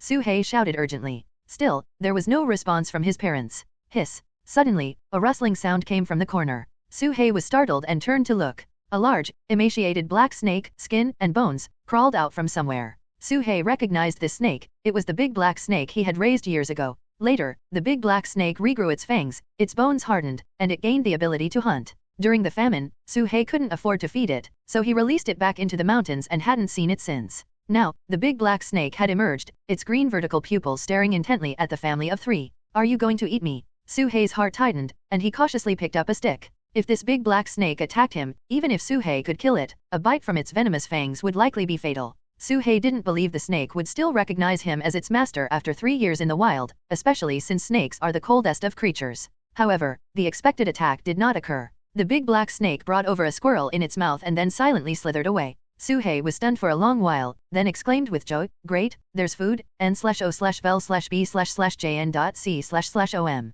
For several days thereafter, strange food appeared in the house, sometimes insects, sometimes mice or wild vegetables. But the rain never came. Food was limited, and there would come a day when it ran out. It had been a week without any food appearing. That day, Suhei returned empty-handed once again, but from afar, he smelled the aroma of meat coming from home. What is that smell? Suhei hurriedly ran back home. On the stove, a large, emaciated snake lay quietly in the pot, the fire burning brightly. The aroma of snake meat wafted from the pot. Suhei stood as if struck by lightning, frozen in place. Wuyo City, City Lord's mansion. Suhei stood at the entrance, took a deep breath, and closed his eyes tightly. After a long time, when he opened his eyes, a resolute gleam flashed within them. Boom! The dilapidated door was kicked open, and Suhei stepped inside the mansion. In his palm, a blood-red aura continuously gathered and compressed. This was not true chi, his true chi had long been exhausted. This was his vital energy. As the vital energy compressed, Suhei's body visibly shrank, becoming skin and bones, his physical body decaying, and his vital energy waning.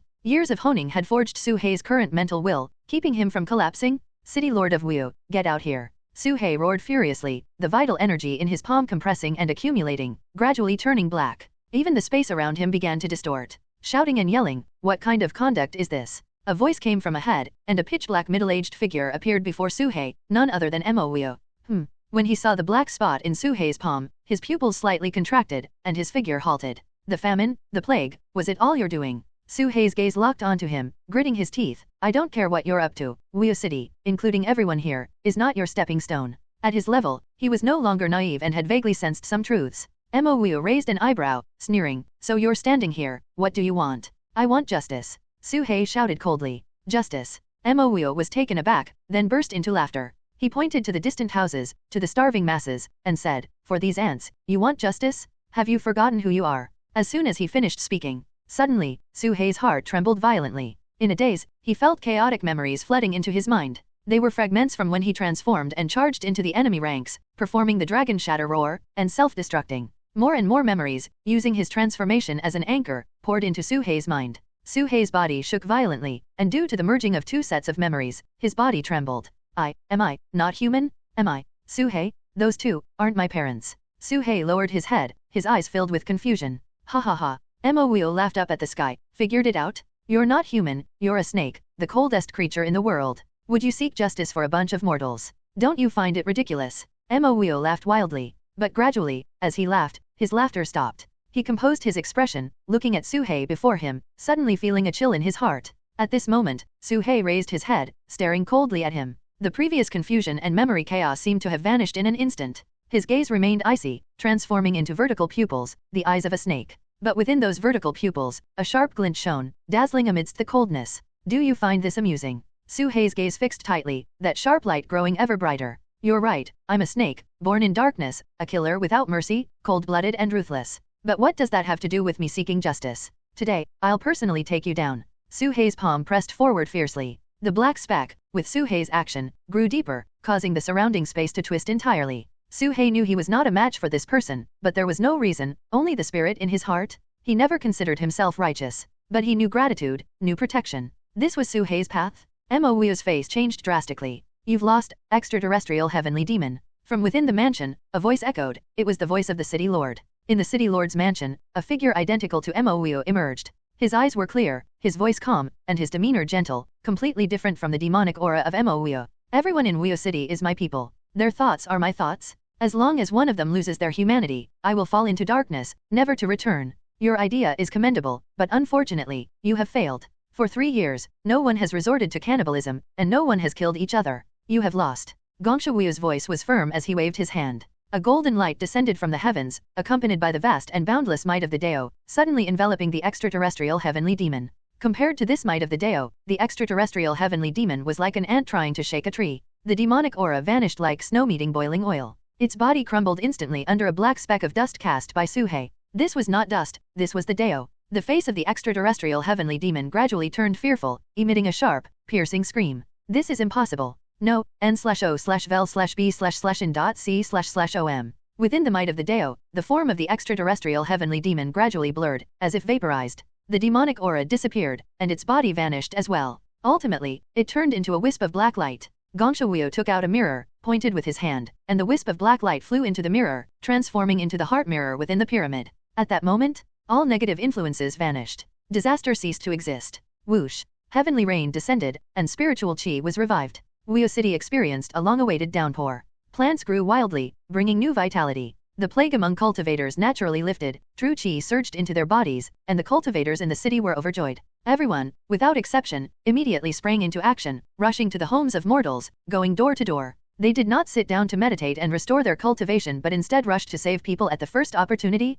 This was the order of Wuyo City. In times of disaster, good intentions were hidden, but when peace returned, everything would revive. Lives were saved one by one, and those on the brink of death awoke under treatment. Some healers collapsed on the front lines, and some cultivators permanently lost their cultivation, but they had no regrets. Suhei's gaze swept over Wuyo City, witnessing everything within the city, his eyes filled with awe. At this moment, he finally understood. The people of Wuyo City were the anchor points of the city lord's Dao heart. As long as these anchor points did not fall into darkness, the city lord would not either. Once an anchor point had issues, the city lord would also be doomed. Suhei also had his own anchor point, which was that big black snake. He gave up comfort, endured daily beatings, and practiced the diamond suppression technique, causing the big black snake to grow stronger, regain its wild nature, and develop venomous fangs. He learned gratitude, and the big black snake followed suit, knowing to repay kindness. Are these scenes real or fake? Suhei couldn't help but ask. By now, he had recovered all his memories. He had entered this world after receiving an inheritance. No matter how he looked at it, it seemed like a dream, an illusion, but it was too real for Suhei to distinguish.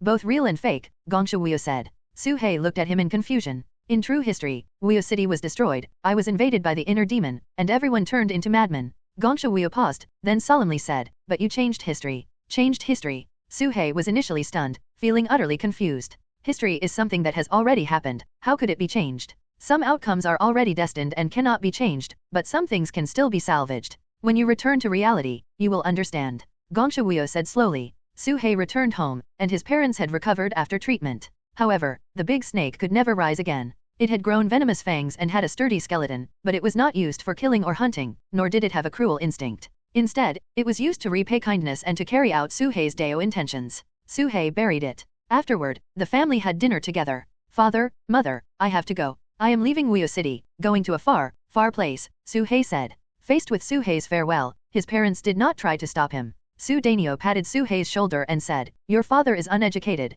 doesn't know what to say, take care. Su's mother said, don't fight with people outside, and if you feel wronged, come home. Suhei's nose tingled, and he nodded heavily. Even though he knew that father and mother might be fictional, an illusion, he couldn't help but shed tears. Why was this? Suhei didn't know, he didn't understand, he was just a snake, unable to comprehend such complex things. A snake's life is 3 years, a human's life is 20 years. He carved the names and portraits of the 3 family members onto a stone tablet and buried it underground. Father, mother, I'm leaving. At the gate of Wuyo City, Suhei turned his back, eyes filled with tears, and walked towards the city gate. In a daze, Suhei returned to the moment he first gained awareness. Reincarnated for countless lifetimes, living once as a human. He envied humans. How wonderful it would be to live in Wuyo City forever. Suhei did not look back, resolutely walking towards the city gate, just as he chose the most challenging path of body cultivation. A life of comfort was not for him. Buzz. A bright white light shone before him, illuminating everything. Space twisted, consciousness was extracted, and he traveled swiftly through the void.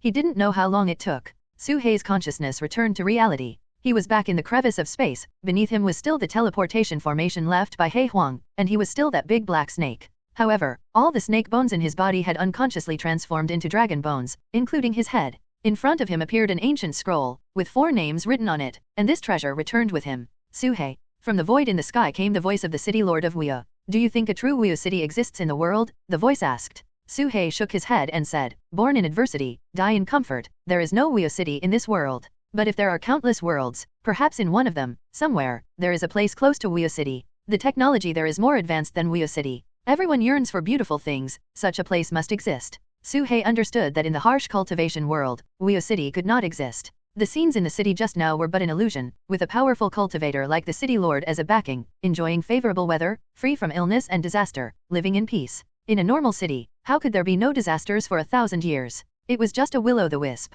Born in adversity, die in comfort. Everyone yearns for beautiful things. Ha ha ha, it's a pity you weren't born in my era. The city lord of Wuyo laughed heartily, his voice tinged with regret, gradually fading away. At that moment, the world suddenly shook. Suhei looked up at the void, where a vortex appeared, leading to the heavens, as if terrifying thunderclouds were forming in the vast void. These thunderclouds were countless times more terrifying than any Suhei had seen before. The core formation stage tribulation is here. Suhei thought to himself. Suhei chose not to break through here. He Huang had warned him that if the formation here was shattered, he would be left adrift in the void, unable to return. He put away the ancient map, only to discover, to his surprise, that a new name had appeared on it, making it 5 in total. The new name was White Emperor. Suhei carefully rolled up the ancient map and swallowed it. Teleportation formation, activate. With a thought, Suhei was enveloped by the light of teleportation. The scenery before him twisted rapidly, and Suhei transformed into a beam of light, traversing the void and arriving in the modern Wuyo city. Above Wuyo city, a thick layer of dark clouds appeared immediately. The oppressive clouds loomed over the city, rumbling like muffled thunder. Countless bolts of lightning brewed within the clouds, which were at least 10,000 feet high and 1,000 miles wide, still expanding, like a mountain and sea of thunder suspended overhead, ready to pour down at any moment. What is that? Look at the sky. Everyone stopped what they were doing, including Li Si's army, who were about to besiege the Chu Tian alliance. They all looked up at the sky in unison. Gazing at the thunderous clouds, everyone felt a deep sense of fear, because these thunderclouds were hanging right above their heads. 49 heavenly tribulations? No, how could the 49 heavenly tribulations be this terrifying? But this clearly looks like the 49 heavenly tribulations that appear when someone forms a core. Everyone speculated, unable to make a decision. With such a sword hanging over their heads, no one could remain calm. They all involuntarily retreated, seeking a safe place to hide or summoning defensive magical treasures. Don't panic. Before coming to Wuyo City, I made thorough preparations. How could I not have measures against lightning? Li Si took out a series of formation flags, placing them in 4 directions, scattering spirit stones to construct a massive lightning avoidance formation. This formation could divert the lightning to the periphery, preventing harm to the center. Still feeling insecure, he set up additional defensive formations, lightning blocking formations, bell formations, and a series of life-saving formations. If it weren't for Tianji Shangran stealing his formation, he could have won first place in that round, showing that Li Si's formation skills were quite impressive. Outside Wuyo City, in the Wu Mountain range, Qin Sunji sat high above the clouds, staring at the thunderclouds gathering in the distance, his eyes narrowing. Core formation. His eyelids twitched, a sense of foreboding rising in his heart. We can't wait any longer. Break open the shell of Wuyo City immediately. With a wave of Qin Sunji's hand, a gigantic cannon, 1,000 feet wide, appeared in the sky, aimed at the distant gate of Wuyo City. The dark muzzle seemed capable of devouring the heavens and the earth. Boom! The cannon fire descended. Simultaneously, the thunder tribulation fell. At this moment, Wuyo City trembled, the heavens and earth shook, the void inverted, the universe reversed, and the sun and moon lost their light. The majestic heavenly might traversed the void, crashing onto Suhei's head, striking the reverse scale on his forehead. A world-destroying electric light burst from Suhei's body, illuminating the entire Wuyo City. The deafening roar exploded in everyone's ears, almost deafening them, their minds buzzing. Suhei not only did not retreat but instead rose from the ground, soaring into the sky, facing the thunder head-on. Reverse scale, growing in adversity. Dragon bone, born in peril. The biggest difference between a snake and a worm is that a snake has bones. In a comfortable environment, a snake will shed its venomous fangs, lose its hard bones, and become as soft and powerless as a worm. Wolves will lose their sharp teeth and claws, becoming dogs. Wild chickens will lose their ability to fly, becoming domestic chickens. When apes put on clothes, they lose their warm fur. In a comfortable environment, no true dragon can emerge. Dragon bones can only grow in adversity. This is the way of the dragon bone that Suhei learned in Weo City. Boom! Another bolt of thunder struck down. Suhei did not flinch, shouting loudly as he charged into the sky, confronting the thunder head-on. Each time the thunder tribulation struck, the entire Weo City shook violently. Suhei's body was charred black, suffering severe injuries both inside and out.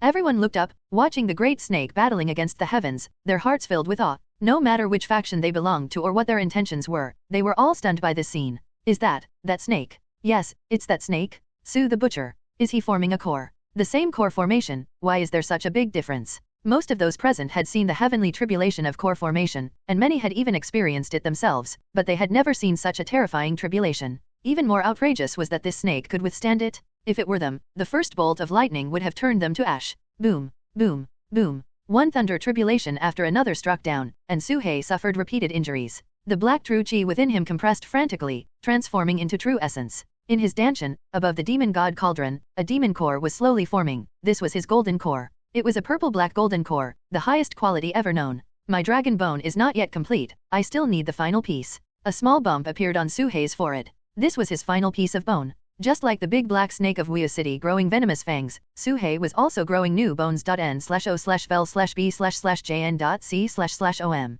Li Si could no longer sit still. He had a premonition that he must not let this snake succeed in crossing the tribulation, or the consequences would be unimaginable. In the forbidden area of the back mountain of the snake catcher's sect, Sect Master Su Qingzi, soaked in a vat of snake blood, suddenly opened his eyes, feeling his eyelids twitching. All the snake demons raised by the sect fell silent, trembling with fear, looking towards the horizon as if some powerful creature was about to be born into the world.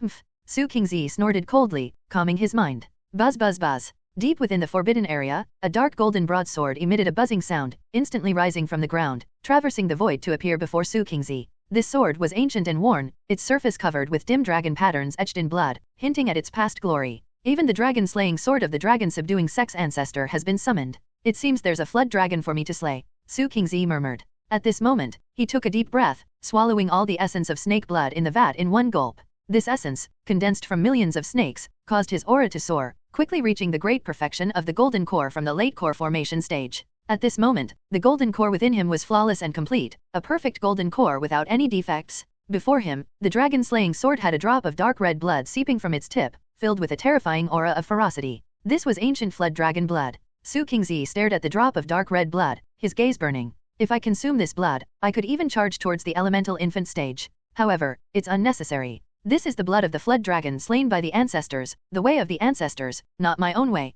Su Qingzi shook his head. The way of the dragon-subduing sect is to slay dragons and slaughter flood dragons, proving the Deo with dragon blood and breaking through shackles. Consuming this blood would prove someone else's Deo, not his own. Only by personally slaying a dragon, drinking dragon blood, and refining the flood dragon's soul could he achieve a perfect elemental infant. He put away the drop of blood and grasped the ancient dragon-slaying sword. This sword had slaughtered flood dragons. Su Qingzi could faintly feel the will of the dragon slayers of the past, filling him with heroic spirit. He soared into the sky, rushing towards the Wu Mountain range at the fastest speed. Boom boom boom boom boom. Thunder crashed down in waves, striking Suhei's head and surging through his entire body. Each bolt of the tribulation made his bones harder, and the horn on his head slowly grew out. His reverse scale shifted to his neck, becoming his horn, a dragon horn. With the 9 transformations of the true dragon, Suhei was finally about to complete the second transformation, the dragon bone transformation. Forming a purple-black golden core, transforming dragon bones and growing horns, Suhei's power would reach an incredibly terrifying level. Tianji Shangran stood in a corner of Weo City, continuously calculating with his fingers.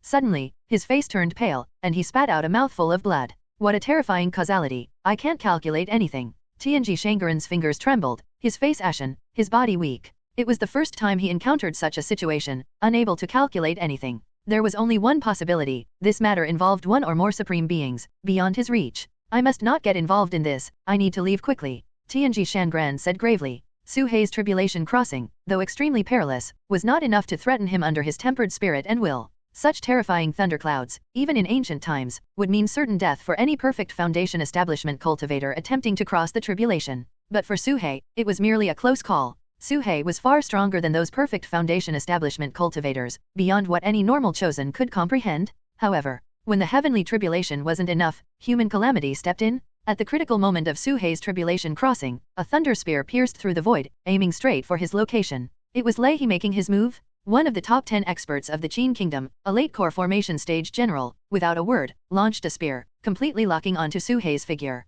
Su Hei noticed the piercing thunder spear, his gaze turning cold. Is this also part of the tribulation crossing? In the past, facing such a formidable enemy, he wouldn't even have time to defend, only able to escape using a small teleportation talisman. Zhou Qing's casual slap, with just a bit of residual force, could severely injure him. But now, Su Hei was no longer the same. Su Hei did not dodge. A fierce glint flashed in his eyes as he charged head-on with his horn towards the incoming thunder spear. Diamond suppression technique. With a low shout, all his true essence gathered at his head, the purple-black golden core spun wildly, the surging true essence transformed into ocean waves, layer upon layer, compressing madly, making his dragon horn shine with a black light. Boom! The dragon horn collided, and the thunder spear from afar disintegrated instantly upon impact, shattering into powder. Su Hei also suffered a heavy blow, his body thrown back, blood splattering, bones trembling violently, muscles tearing, suffering severe injuries. However, he did not fall. After retreating 1,000 meters, he steadied himself. He withstood the strike. How is this possible? Lei He in the distance, witnessing this scene, let out a sharp cry, his eyes filled with shock.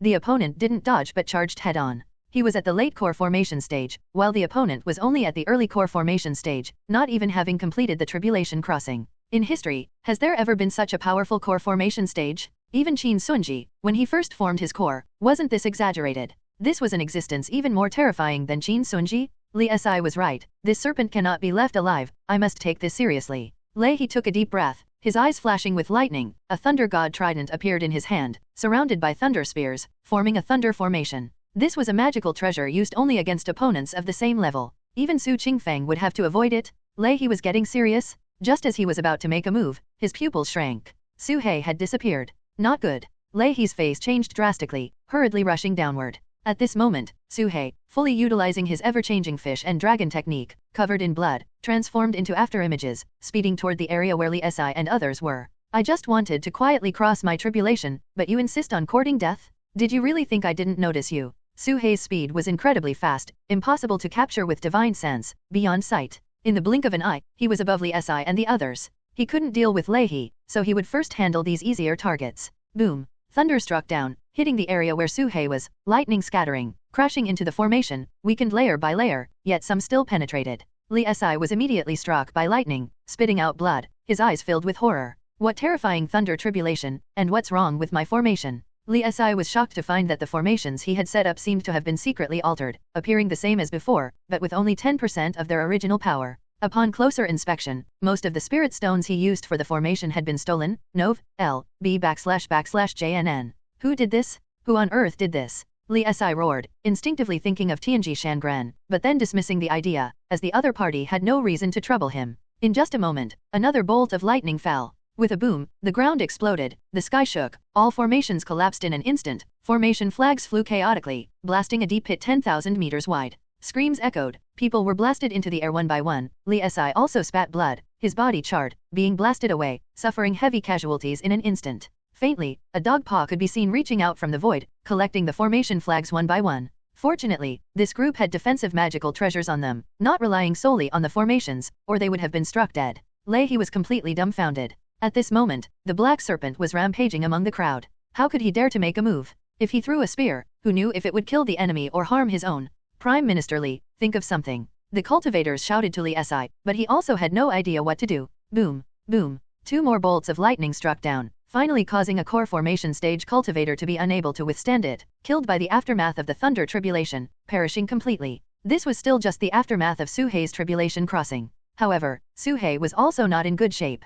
He had to concentrate to withstand the thunder tribulation. If he hadn't been pushed to the brink, he wouldn't have resorted to such methods to intimidate his opponents. Su Hei roamed around again, another early core formation stage was struck dead, and 3 to 5 foundation establishment stages were turned to ash. Li Si's heart bled. Every core formation stage was a deputy general level figure, losing even one was painful. Fortunately, Su Hei didn't take further action, and everyone quickly hid behind Lei He. Lei He also dared not make another move, lest Su Hei, pushed to the limit, charged at him. Even if he could escape unscathed, those around him could not be saved. Is that Senior Su Hei? Xiao Zhou was stunned. The bald snake, no longer bald. Vulture's eyes were wide, staring at the horn on Su Hei's head. Amitabha, great virtue. Ku Xian clasped his hands together. That was close. I couldn't calculate anything this time, I was just guessing. Zhao Wenzuo gritted his teeth, the tortoise shell in his hand trembling. So he's called Su Hei. The silver-haired witch murmured softly. The madness in Zhang Tai's eyes faded a bit. Su Qingfang said nothing, just exhaled deeply and closed his eyes.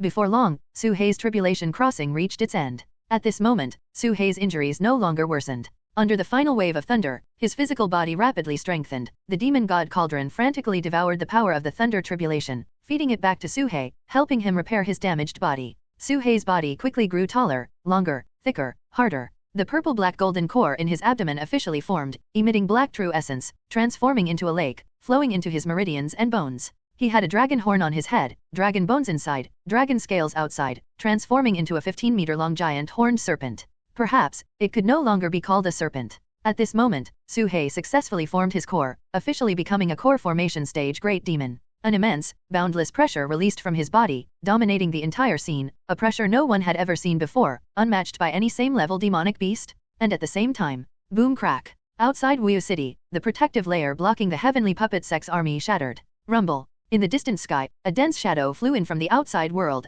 arriving above Wuyu City. It was a massive, endless army of puppets, covering the already dark sky with a black cloud. As the thunder tribulation dissipated, the puppets entered the scene. At the forefront of the puppet army was a middle-aged man in brocade clothing, exuding a long-lasting aura, his eyes deep as if containing flames and thunder, with various storage artifacts hanging from his body. Qin Sunji, a formidable cultivator who had reached the extreme realm of the core formation stage, was a force capable of conquering an entire city on his own. Countless renowned experts of the Chu kingdom had perished under his puppet battle formation, and numerous cities had fallen to his single-handed assault. Though he was one of the top 10 experts of the Qin kingdom, the pressure Qin Sunji brought was more terrifying than 10 Lei he combined.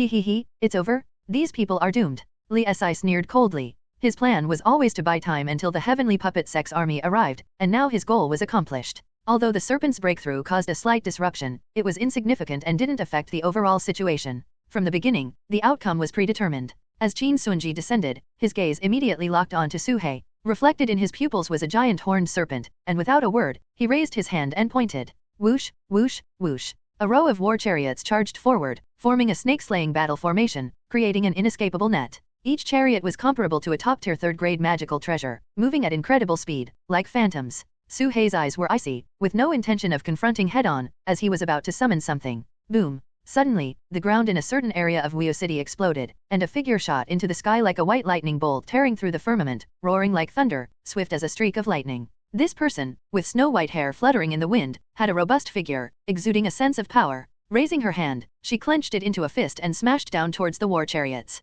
Nuclear fusion fist, formation breaking style. With an earth-shattering shout, the fist moved like a gale, piercing through the sky. The rows of war chariots were blasted apart with a single punch, shattering into countless fragments, turning to dust. Seeing the familiar martial technique and the figure with white hair flying, Su Hei's mouth gaped open, his body frozen in place. What? Li Si's pupils contracted sharply. Qin Sunji's gaze also focused, saying, an elemental infant stage corpse puppet. Red hair above, white hair. This was an elemental infant stage corpse puppet. The number 1 on the legendary danger list. It's here, it's here. This is the number 1 on the danger list, the strongest demon puppet. Han Ti shrank into a corner, trembling, his eyes fixed on the hole in the sky, thinking of escaping from there but too afraid to move. The moment the elemental infant stage corpse puppet appeared, everyone's expressions changed drastically, their hearts filled with terror. This was a corpse puppet, killing anyone in its path, unstoppable by anyone. However, this corpse puppet did not actively attack people. That agile figure, strong physique, aside from the white hair being different from back then, was still so familiar. Su Hei's body trembled as he looked at the back of that figure, murmuring, senior sister. His voice even trembled slightly. This white-haired corpse puppet was the martial arts school's senior sister from back then, Bai Wei. Bai Wei did not answer him, nor did she turn around, just stood quietly in the void, locking onto Qin Sunji. Though she had become a corpse puppet, and a cultivator's lifespan couldn't last that long, Bai Wei did not attack people. She just stood at the front, guarding this land. It was her instinct. If human nature is inherently evil, then after becoming a corpse puppet, the instinct would be slaughter. If human nature is inherently good, then what they do is protect. Whoosh. Bai Wei's figure vanished on the spot, transforming into a long rainbow, stepping on one of the White Emperor's ultimate techniques, the lightning leg, sweeping towards the puppet army in front. Boom, boom, boom. The airwaves surged, the void trembled, forming wave-like shockwaves that swept across the sky. Under this leg, the puppet army exploded one after another, shattering into pieces. No matter how strong the puppets were, they had no power to resist this fatal strike. This was the elemental infant stage. Even as a corpse puppet, it was not something the core formation stage could withstand. Look, what is that? That figure looks so familiar. I think I've seen it in the Bai family's ancestral spirit hall. The Bai family's team, also trapped within Wuyo City, looked towards the horizon, watching the white-haired figure flying among the puppet army, each showing a look of shock. Especially the Bai family's grand elder, whose eyes were filled with excitement, his body trembling, tears streaming down his face. The Bai family's first ancestor, Bai Wei, passed through the puppet formation, striking directly at the retreating Qin Sunji with a punch, the force surging, unstoppable. Humph! A cold snort came from beyond the sky. A white-haired figure appeared almost instantly, with a wave of his sleeve, forming a gentle force that neutralized all the energy. The elemental infant stage ancestor of the Qin kingdom, Ancestor Xingtian, also appeared, the one who had previously sealed the city with his divine sense. Even with an elemental infant stage corpse puppet for protection, it was unexpected, but your fate is sealed today, n/o/vel/b/jn.c//om. Ancestor Xingtian's face was expressionless. The heavenly puppet sect had made countless preparations, no matter how many changes you had, it was a dead end. The Qin kingdom did not fight unprepared battles. They had conquered countless cities in the Chu kingdom. What was one Wuyo city? Bai Wei showed no fear, charging at Ancestor Xingtian, who frowned, throwing out a copper bell magical artifact, pressing forward. Yet Bai Wei punched through the sky, even denting the copper bell, which then exploded. A rare body-refining corpse puppet. Ancestor Xingtian squinted his eyes, not daring to be careless, retreating while fighting, continuously summoning magical artifacts. You can stop me, but can you stop our puppet army? Ancestor Xingtian sneered. At this moment, under Qin Sunji's control, the puppet army reformed, covering the mountains and plains, the sky, and the earth, as if the space within his storage artifact was endless. Crack, crack, crack. Suddenly, the ground of Wuyo City cracked open. Withered hands reached out from underground. One by one, corpse puppets crawled up, standing within the city. However, these corpse puppets were different from before. They had no sinister aura, no ghostly energy, and no murderous intent. Their steps were firm, their eyes clear, looking towards the heavenly puppet sect's army in the sky. In life, they were farmers, carpenters, builders, students of the academy. In death, as corpse puppets, they still protected this land. Roar. All the corpse puppets let out a thunderous roar, stepping on the ground, rising into the sky like sharp swords, charging towards the endless heavenly puppet sect army. Protect Wuyo City, protect this sky. Unknowingly, after Su Hei's inheritance ended, the corpse puppets changed as well. Su Hei's eyes were vacant, staring blankly at everything between heaven and earth, finally understanding the meaning of that sentence. History is destined, unchangeable, but some things can be redeemed. In the sky, the dark clouds that had been covering Wuyo City split open, and long-lost sunlight shone down, falling upon the earth, illuminating everyone's hearts. Su Qingfang gazed at the sun pouring down from the sky, seemingly lost in thought, his eyes squinting against the glare. More and more experts from the heavenly puppet sect descended upon Wuyo City, each carrying a multitude of puppets, with any one of them equivalent to an entire army. However, Wuyo City's army of corpse puppets was equally vast, emerging from the ground in waves, an awe-inspiring sight. Kill. Leihi, his body surging with blood energy, wielded a war halberd like an invincible war god, charging into the army and effortlessly cutting down swathes of corpse puppets.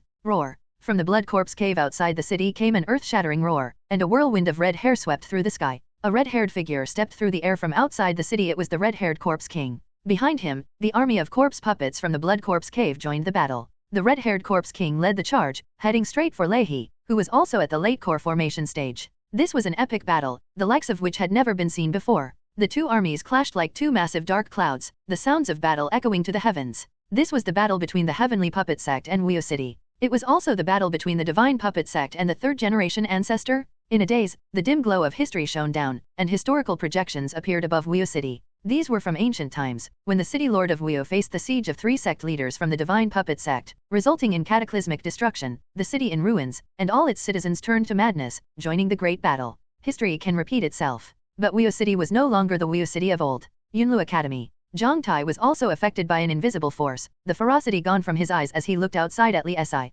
Boom. In the next moment, he stumped the ground and shot out like a black cannonball, his body undergoing demonic transformation, a thick layer of black keratin forming on his skin, with demonic flames burning in his eyes. This enhanced form only appeared when one was possessed, and Zhang Tai maintained it to attack his enemies? You, die. Zhang Tai clawed at Li Si's neck, who immediately summoned a demonic bell. The sound waves rippled out, impacting Zhang Tai, but he was unaffected, not even pausing for a second. How is this possible? The demonic bell is useless. Li Si was shocked and dismayed. The demonic sound was the culprit that drove Zhang Tai to madness, yet it had lost its effect. Without hesitation, Li Si retreated swiftly. Villains, halt. Suddenly, from behind came the surge of 100 spells, crashing down with a roar. Fire Snake Technique, Storm Technique, Water Blade Technique, all basic spells, only second tier in power. But their sheer number forced even Li Si to stop. Who? Li Si and his men looked behind them. On a broken street, at some unknown time, a large group of rogue cultivators had taken over. Among this group, more than 90% were Foundation establishment cultivators, with only 5 at the early core formation stage, totaling around 80 people.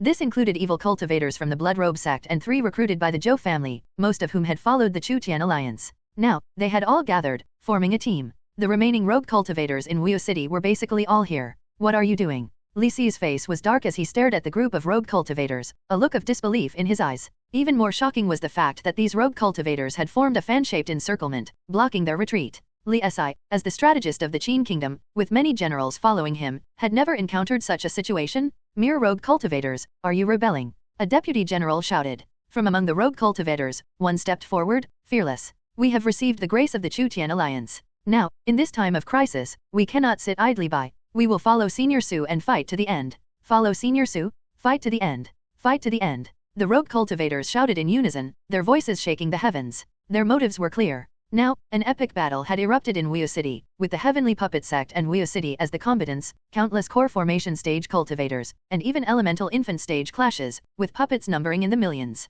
These rogue cultivators, caught in such a war, were like ants, like dust, easily wiped out by any stray wave. To survive, they had 2 choices, join Li Si or join Su Qingfeng. Who to choose? Is there even a question? Whether you are a villain or a virtuous person, whether righteous or evil, you would unhesitatingly choose the latter? Following the righteous path, seeking benefit and avoiding harm, is human nature? At least, Su Qingfeng would not kill without reason, would not betray you. Do you know what you are saying? Li Si's face was grim as he spoke in a low voice, I am the Prime Minister of the Qin Kingdom. I give you a chance, join me, and you will have a way out? If you dare to resist, once you leave this place, none of you will escape. Immediately, a rogue cultivator retorted, we rogue cultivators have no ties, the world is vast, where can't we go? At worst, we'll leave the Qin Kingdom. Following Senior Su, at least safety is guaranteed. But following you, who can trust you? Who can trust you? The rogue cultivators shouted, their voices overlapping. Someone like Li Si could offer you benefits one moment and sell you out the next. Sow evil, reap evil, cultivate good, receive good.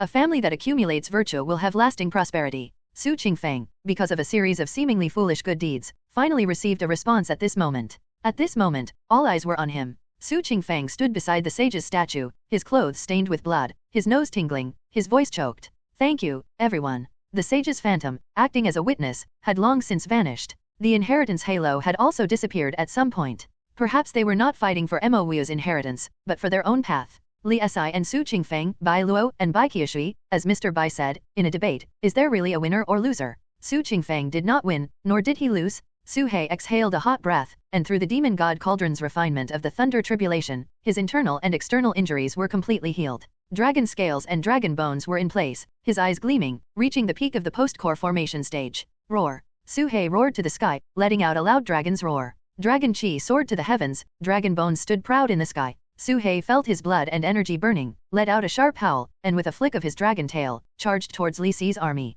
Today, Li Si's blood would be the first sacrifice? Stop him! Li Si's face changed dramatically, formation flags were placed on the ground, spirit stones rained down like a storm. With the retreat blocked by rogue cultivators, he could only use a teleportation formation to escape. Crack! Su He opened his massive jaws and bit down, shattering the armor of a core formation stage deputy general clad in golden armor, his body and a 3rd-tier mid-grade magical treasure crushed to powder, blood and flesh flying, not even a scream escaping, his form and spirit annihilated. Same realm, a one-hit kill, n/o/vel/b/in.c//om. Smack. With a flick of his tail, another core formation stage cultivator was smashed, along with various 3rd-tier magical treasures shattered, this person giving his all, yet unable to withstand a casual strike. Everyone was shocked, their eyes wide, as if seeing a ghost. What terrifying power! Is this a demonic beast? Can a demonic beast be this strong? Even 3rd-tier mid-grade magical treasures are useless? What kind of existence is this? At this moment, whether it was Li Si's army or the nearly 100 rogue cultivators watching from behind, their jaws nearly dropped. Even a mid-stage core formation cultivator dealing with an early-stage core formation cultivator couldn't do it so easily. And this was without using spells, just close combat? What would it be like if spells and magical treasures were added? Ever-changing fish and dragon. Su He's figure flickered, shooting like an arrow into Li Si's formation. At his realm, ever-changing fish and dragon could already ignore some weaker formations, moving as if on flat ground. Stop him! Li Si shouted. He pulled out a jade talisman and crushed it, the talisman transforming into a golden seal, standing proudly in the air, accompanied by an overwhelming imperial aura, reigning over the world, the emperor's might suppressing all. Li Si's strongest trump card, the Qin Emperor's seal. In the shadows, a towering and majestic emperor could be seen, holding the Qin Emperor's seal, reigning over the world, standing proudly in the void, his eyes gazing down upon all living things. The Qin Emperor's seal, which governs the fate of a nation and controls the myriad laws of the universe, though merely a manifestation, is not something that can be easily shaken, capable of suppressing even those at the late core formation stage. Suddenly, something in Su Qingfeng's storage bag began to vibrate violently.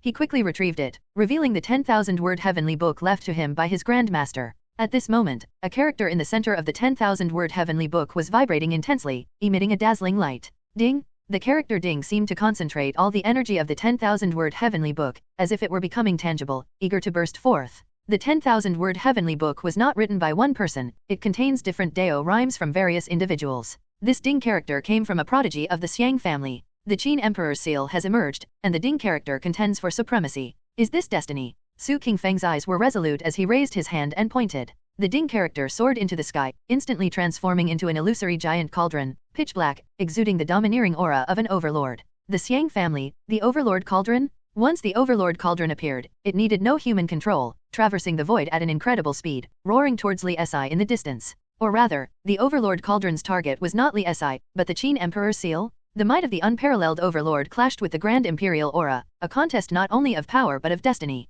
Boom! With a collision that shook the heavens, the phantom of the Qin Emperor's seal crumbled instantly, and the Overlord Cauldron shattered as well. Li Si's pupils contracted, and he cried out in disbelief, "This is impossible. Nothing is impossible." The Qin Emperor's seal was only out for 2 breaths before being destroyed by the Overlord Cauldron. Ugh! Li Si spat blood, his entire skeleton shattered, swept by the terrifying aftermath, nearly reduced to dust. With the Qin Emperor's seal gone, no one could stop Su He. Su He, unstoppable, charged into the formation, without any fancy moves, directly using the horn on his head to ram into Li Si. Bang! Just as the formation was about to activate, Li Si's body was completely torn apart by Su He's strike, turning into countless pieces of flesh, scattering across the sky. Even the teleportation formation was mostly destroyed by Su He's collision. However, Su He noticed that within Li Si's shattered body, a phantom shadow slipped into a void stone, and with a flash of formation fluctuation, the void stone was directly transmitted away. Escaped. Su He frowned slightly, not wanting to leave such a menace behind. However, with his physical body destroyed, a mere core formation cultivator could at most linger on like the 13th ancestor of the Snake Catchers sect, relying on special means, neither human nor ghost. Although the opponent might not have teleported far, still within Wuyo City, Su He had no interest in searching. Li Si's army still had some small fry left, which Su He, together with many rogue cultivators, quickly slaughtered cleanly. The trouble they now faced was still the Heavenly Puppet sect. The numbers were simply overwhelming, and this kind of puppet battle between immortals was nerve-wracking to even glance at. Unless one possessed late core formation stage combat power to break through locally and thus affect the overall situation, it was impossible to intervene. The Chu Tian Alliance at its peak might have been able to do it, but now, with the Chu Tian Alliance mostly crippled, and Su Qingfeng having fainted directly after using the Overlord Cauldron, Su He said, "You stay here, find an opportunity to escape, and leave the rest to me." Without hesitation, Su He soared into the sky, his gaze fixed on Lei He, who was fighting in the distance. At this moment, Lei He was engaged in a fierce battle with the red-haired Corpse King from the Blood Corpse Cave. The two sides were locked in a stalemate, and the red-haired Corpse King, now fully awake, was even stronger, effortlessly wielding various spells. Lei He also realized he was being targeted by a snake, frowning slightly but not overly concerned. As long as Su He dared to intervene, he was confident he could ensure Su He would not return. Su He's eyes flickered as he was about to take out the Black Dragon Pagoda. But suddenly, he felt a tightness in his chest, a sensation of being locked onto, his blood boiling uncontrollably. This made him frown deeply, hesitating. Su He, this is the karma of the Divine Puppet sect. It was sown by me back then, and I will end it. You also have your own karma. At this moment, a familiar voice reached Su He's ears, the voice of the City Lord of Wuyo, transmitted through a corpse puppet. Su He seemed to sense something, raising his head to look towards the horizon. At this moment, outside Wuyo City, a figure entirely bathed in crimson was approaching, riding on a wave of blood. The overwhelming murderous aura transformed into a mountain of corpses and a sea of blood, pressing heavily on Su He's heart from an endless distance, having slaughtered countless snake creatures. Such an existence, with just a glance, could make snakes tremble in fear. Even snake demons of the same cultivation level would instinctively feel terrified when encountering such a snake killer, unable to exert even a fraction of their strength. Su He originally felt a sense of dread, but as his 9 transformations of the true dragon cultivation technique circulated, all fear vanished, replaced by anger and hatred. The instinct of a living creature made him almost unable to control himself, wanting to kill this person, to grind their bones to dust. Calm down. Su He muttered to himself, forcing himself to remain calm. Undoubtedly, the opponent was a peerless expert, with means to restrain snake demons. Even though Su He was no longer a pure snake, he couldn't blindly confront them head-on. Each level of a core formation cultivator is vastly different, and Suhei had just broken through. To fight against a great perfection core formation cultivator would be suicidal. Moreover, within Wuyo City, he didn't want to expose himself too much. Otherwise, if Qin Sunji or the elemental infant stage ancestor decided to eliminate him at all costs, it would be a huge problem. During his attack on Li Si, he had already felt some gazes from afar. N/O/vel/B/jn.C//OM. Suhei could sense that every move he made, every display of strength, was being watched by someone in the shadows. He was able to shatter Li Si's physical body thanks to Su Qingfeng's Overlord Cauldron, which didn't attract much attention, and even Lei He held a slight contempt for him. This was exactly the situation Suhei wanted. If Suhei's strength exceeded a certain threshold, seen as a threat by the heavenly puppet sect that must be eliminated at all costs, it would be very troublesome. Suhei, come here. He Huang's voice transmitted over. Suhei immediately descended and burrowed underground. At this moment, He Huang had already constructed a giant formation, hidden beneath the earth. The Great Teleportation Formation. This was what He Huang had mentioned before, giving him 3 days to set up a great teleportation formation to escape Wuyo City, and he had succeeded. Fight or retreat. That guy seems obsessed, just fixated on you. I could see it from afar, He Huang said. Suhei replied solemnly, let's leave this place first. Suhei stealthily entered the underground, arriving within the formation. Activate. With a clap of He Huang's claws, the light of the formation immediately enveloped Suhei. The space twisted, as if a small teleportation talisman had been activated. Suhei's figure swiftly transformed into a streak of light, diving into the void and traversing at an astonishing speed. In the blink of an eye, Suhei had escaped the confines of Wuyo City, passing through the blockade and reaching the outskirts. Finally, he descended onto a mountainside in the Wu Mountain Range. The Wu Mountain Range was shrouded in mist, with a humid climate. Looking back, Wuyo City was not far behind, resembling a massive black dragon lying coiled in a cracked valley. Even from this distance, the terrifying fluctuations of battle could still be felt, occasionally accompanied by earth-shattering booms, as elemental infant cultivators clashed. However, the blood-red figure in the distance continued to approach Suhei, as if it had locked onto him. Blood source tracking technique. This person has devoured the blood of your kin, and won't rest until they catch you, He Huang said. Suhei said nothing, taking out a spirit stone and beginning to construct a formation. As the city lord of Wuyo had said, this was his karma, and this battle was unavoidable. He never intended to flee, merely to change locations to kill quietly, avoiding interference and misleading others into thinking he was running away. At this moment, not only was the blood-red figure closing in rapidly, but also some cultivators from the Snake Catchers sect were flying out from the top of Wuyo City, also heading towards Suhei. The Snake Catchers sect was Suhei's karma? The name of the sect destined that only one side could survive. At this moment, the entire Snake Catchers sect, from the sect master and ancestor to the foundation building disciples, all charged towards Suhei. They had received orders to spare no effort in eliminating Suhei, to drink his blood, gnaw his bones, and seize his fortune. Suhei was an unprecedented great fortune for the Snake Catchers sect, a living flood dragon. Every inch of his body was a treasure, each scale a supreme treasure, every drop of blood capable of helping disciples break through. In an era where true dragons were extinct and flood dragons were hard to find, Suhei was a rare gem. They're here. Gazing at the approaching blood-red figure, Suhei's eyes were solemn. He had already recognized who it was, the sect master of the Snake Catchers sect, Su Qingzi, the strongest snake catcher of the current generation. And even stronger than the rumors suggested? The sky darkened, blood-red murderous aura filled the heavens, and wherever Su Qingzi passed, the air turned crimson, a result of slaughtering millions of snakes. Before Su Qingzi even got close, he let out a low shout, and the surging murderous aura pressed towards Suhei. But Suhei was unaffected, his eyes not showing fear but instead burning with immense fury. Su Qingzi frowned slightly, clearly surprised by Suhei's reaction. Even a flood dragon should be somewhat affected. N/O/vel/B/in.C//OM. No matter what, today you will die under the dragon-slaying sword of our ancestor. Su Qingzi took a step, covering 1,000 feet, rapidly closing in, almost reaching Suhei in the blink of an eye. Suhei didn't hesitate, taking out a golden storage bag, and with a flick of his snake tail, a mirror appeared. The Heavenly Demon Mirror. The Heavenly Demon Mirror aimed at Su Qingzi, but the latter vanished instantly, like an illusion, not captured like Xianyangzi had been. However, the Heavenly Demon Mirror was no ordinary item, automatically seeking its target, aiming at a distant void. There, Su Qingzi's figure reappeared, and in the Heavenly Demon Mirror, an identical image of Su Qingzi emerged. What is this? Su Qingzi had heard rumors of this mirror 2 years ago and was prepared, creating a wisp of illusion to approach and see if he could trick the mirror out. He succeeded, as Suhei indeed used the Heavenly Demon Mirror. But he also failed, as he was still captured. From the Heavenly Demon Mirror, a figure identical to Su Qingzi stepped out, clad in blood-red robes, handsome in appearance, and the sky was immediately covered with overwhelming blood-red murderous aura, standing in opposition. The difference was, a cold smile appeared at the corner of his mouth. The rumors are true, you really have a mirror that creates inner demons. Su Qingzi's eyes narrowed, but he also let out a cold smile. You can copy me, but can you also copy the dragon-slaying sword? Before Su Qingzi could finish his sentence, he saw another Su Qingzi take out a dragon-slaying sword, identical, with murderous aura reaching the heavens, seemingly having also slain a fled dragon. Su Qingzi's pupils contracted. He had never seen an inner demon in his life and had no idea how they worked. There were only rumors that the mountain-moving patriarch encountered an inner demon during his nascent soul formation, leading to his death and the dissipation of his Dao, but the details were unknown. Then, Su Qingzi took out various magical treasures and talismans, but without exception, they were all mirrored by the other Su Qingzi. I underestimated you, but since I anticipated this scene, how could I not be prepared? Su Qingzi sneered, sending a message, Master, you can act now. Whoosh, whoosh, whoosh.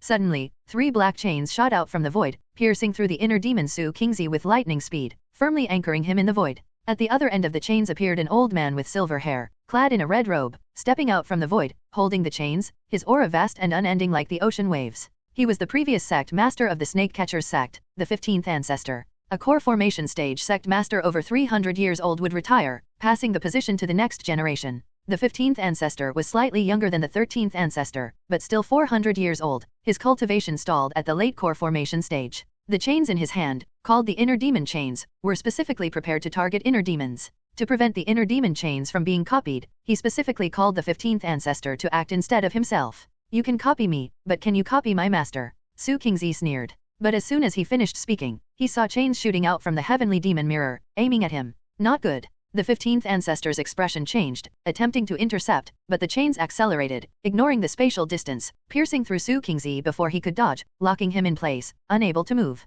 From the mirror of the heavenly demon mirror stepped out an old man, clad in red robes, with silver hair, holding the other end of the chains, his aura vast and unending like the ocean waves. Identical to the 15th ancestor? How can this be? Both were dumbfounded. Su He was also stunned. 2 inner demons? This heavenly demon mirror can replicate 2? Hey, don't just stand there, do something. My time is precious, urged the inner demon Su Qingzi, shaking the dragon-slaying sword impatiently. Do what? I'm already 400 years old, these old bones can't handle fighting? A few more hits and my lifespan will be gone. The inner demon 15th ancestor cursed. At this moment, the scene was deathly silent. Su Qingzi and the 15th ancestor's eyes were wide as saucers, not knowing what to do. They had rehearsed ways to deal with inner demons, but the current situation was completely unexpected. Su He's mind buzzed, quickly sending a message underground. Hey Huang, what's going on? Why can this mirror replicate 2 people? However, there was no response from He Huang. Su He scanned with his divine sense, only to find that He Huang had long disappeared, whereabouts unknown.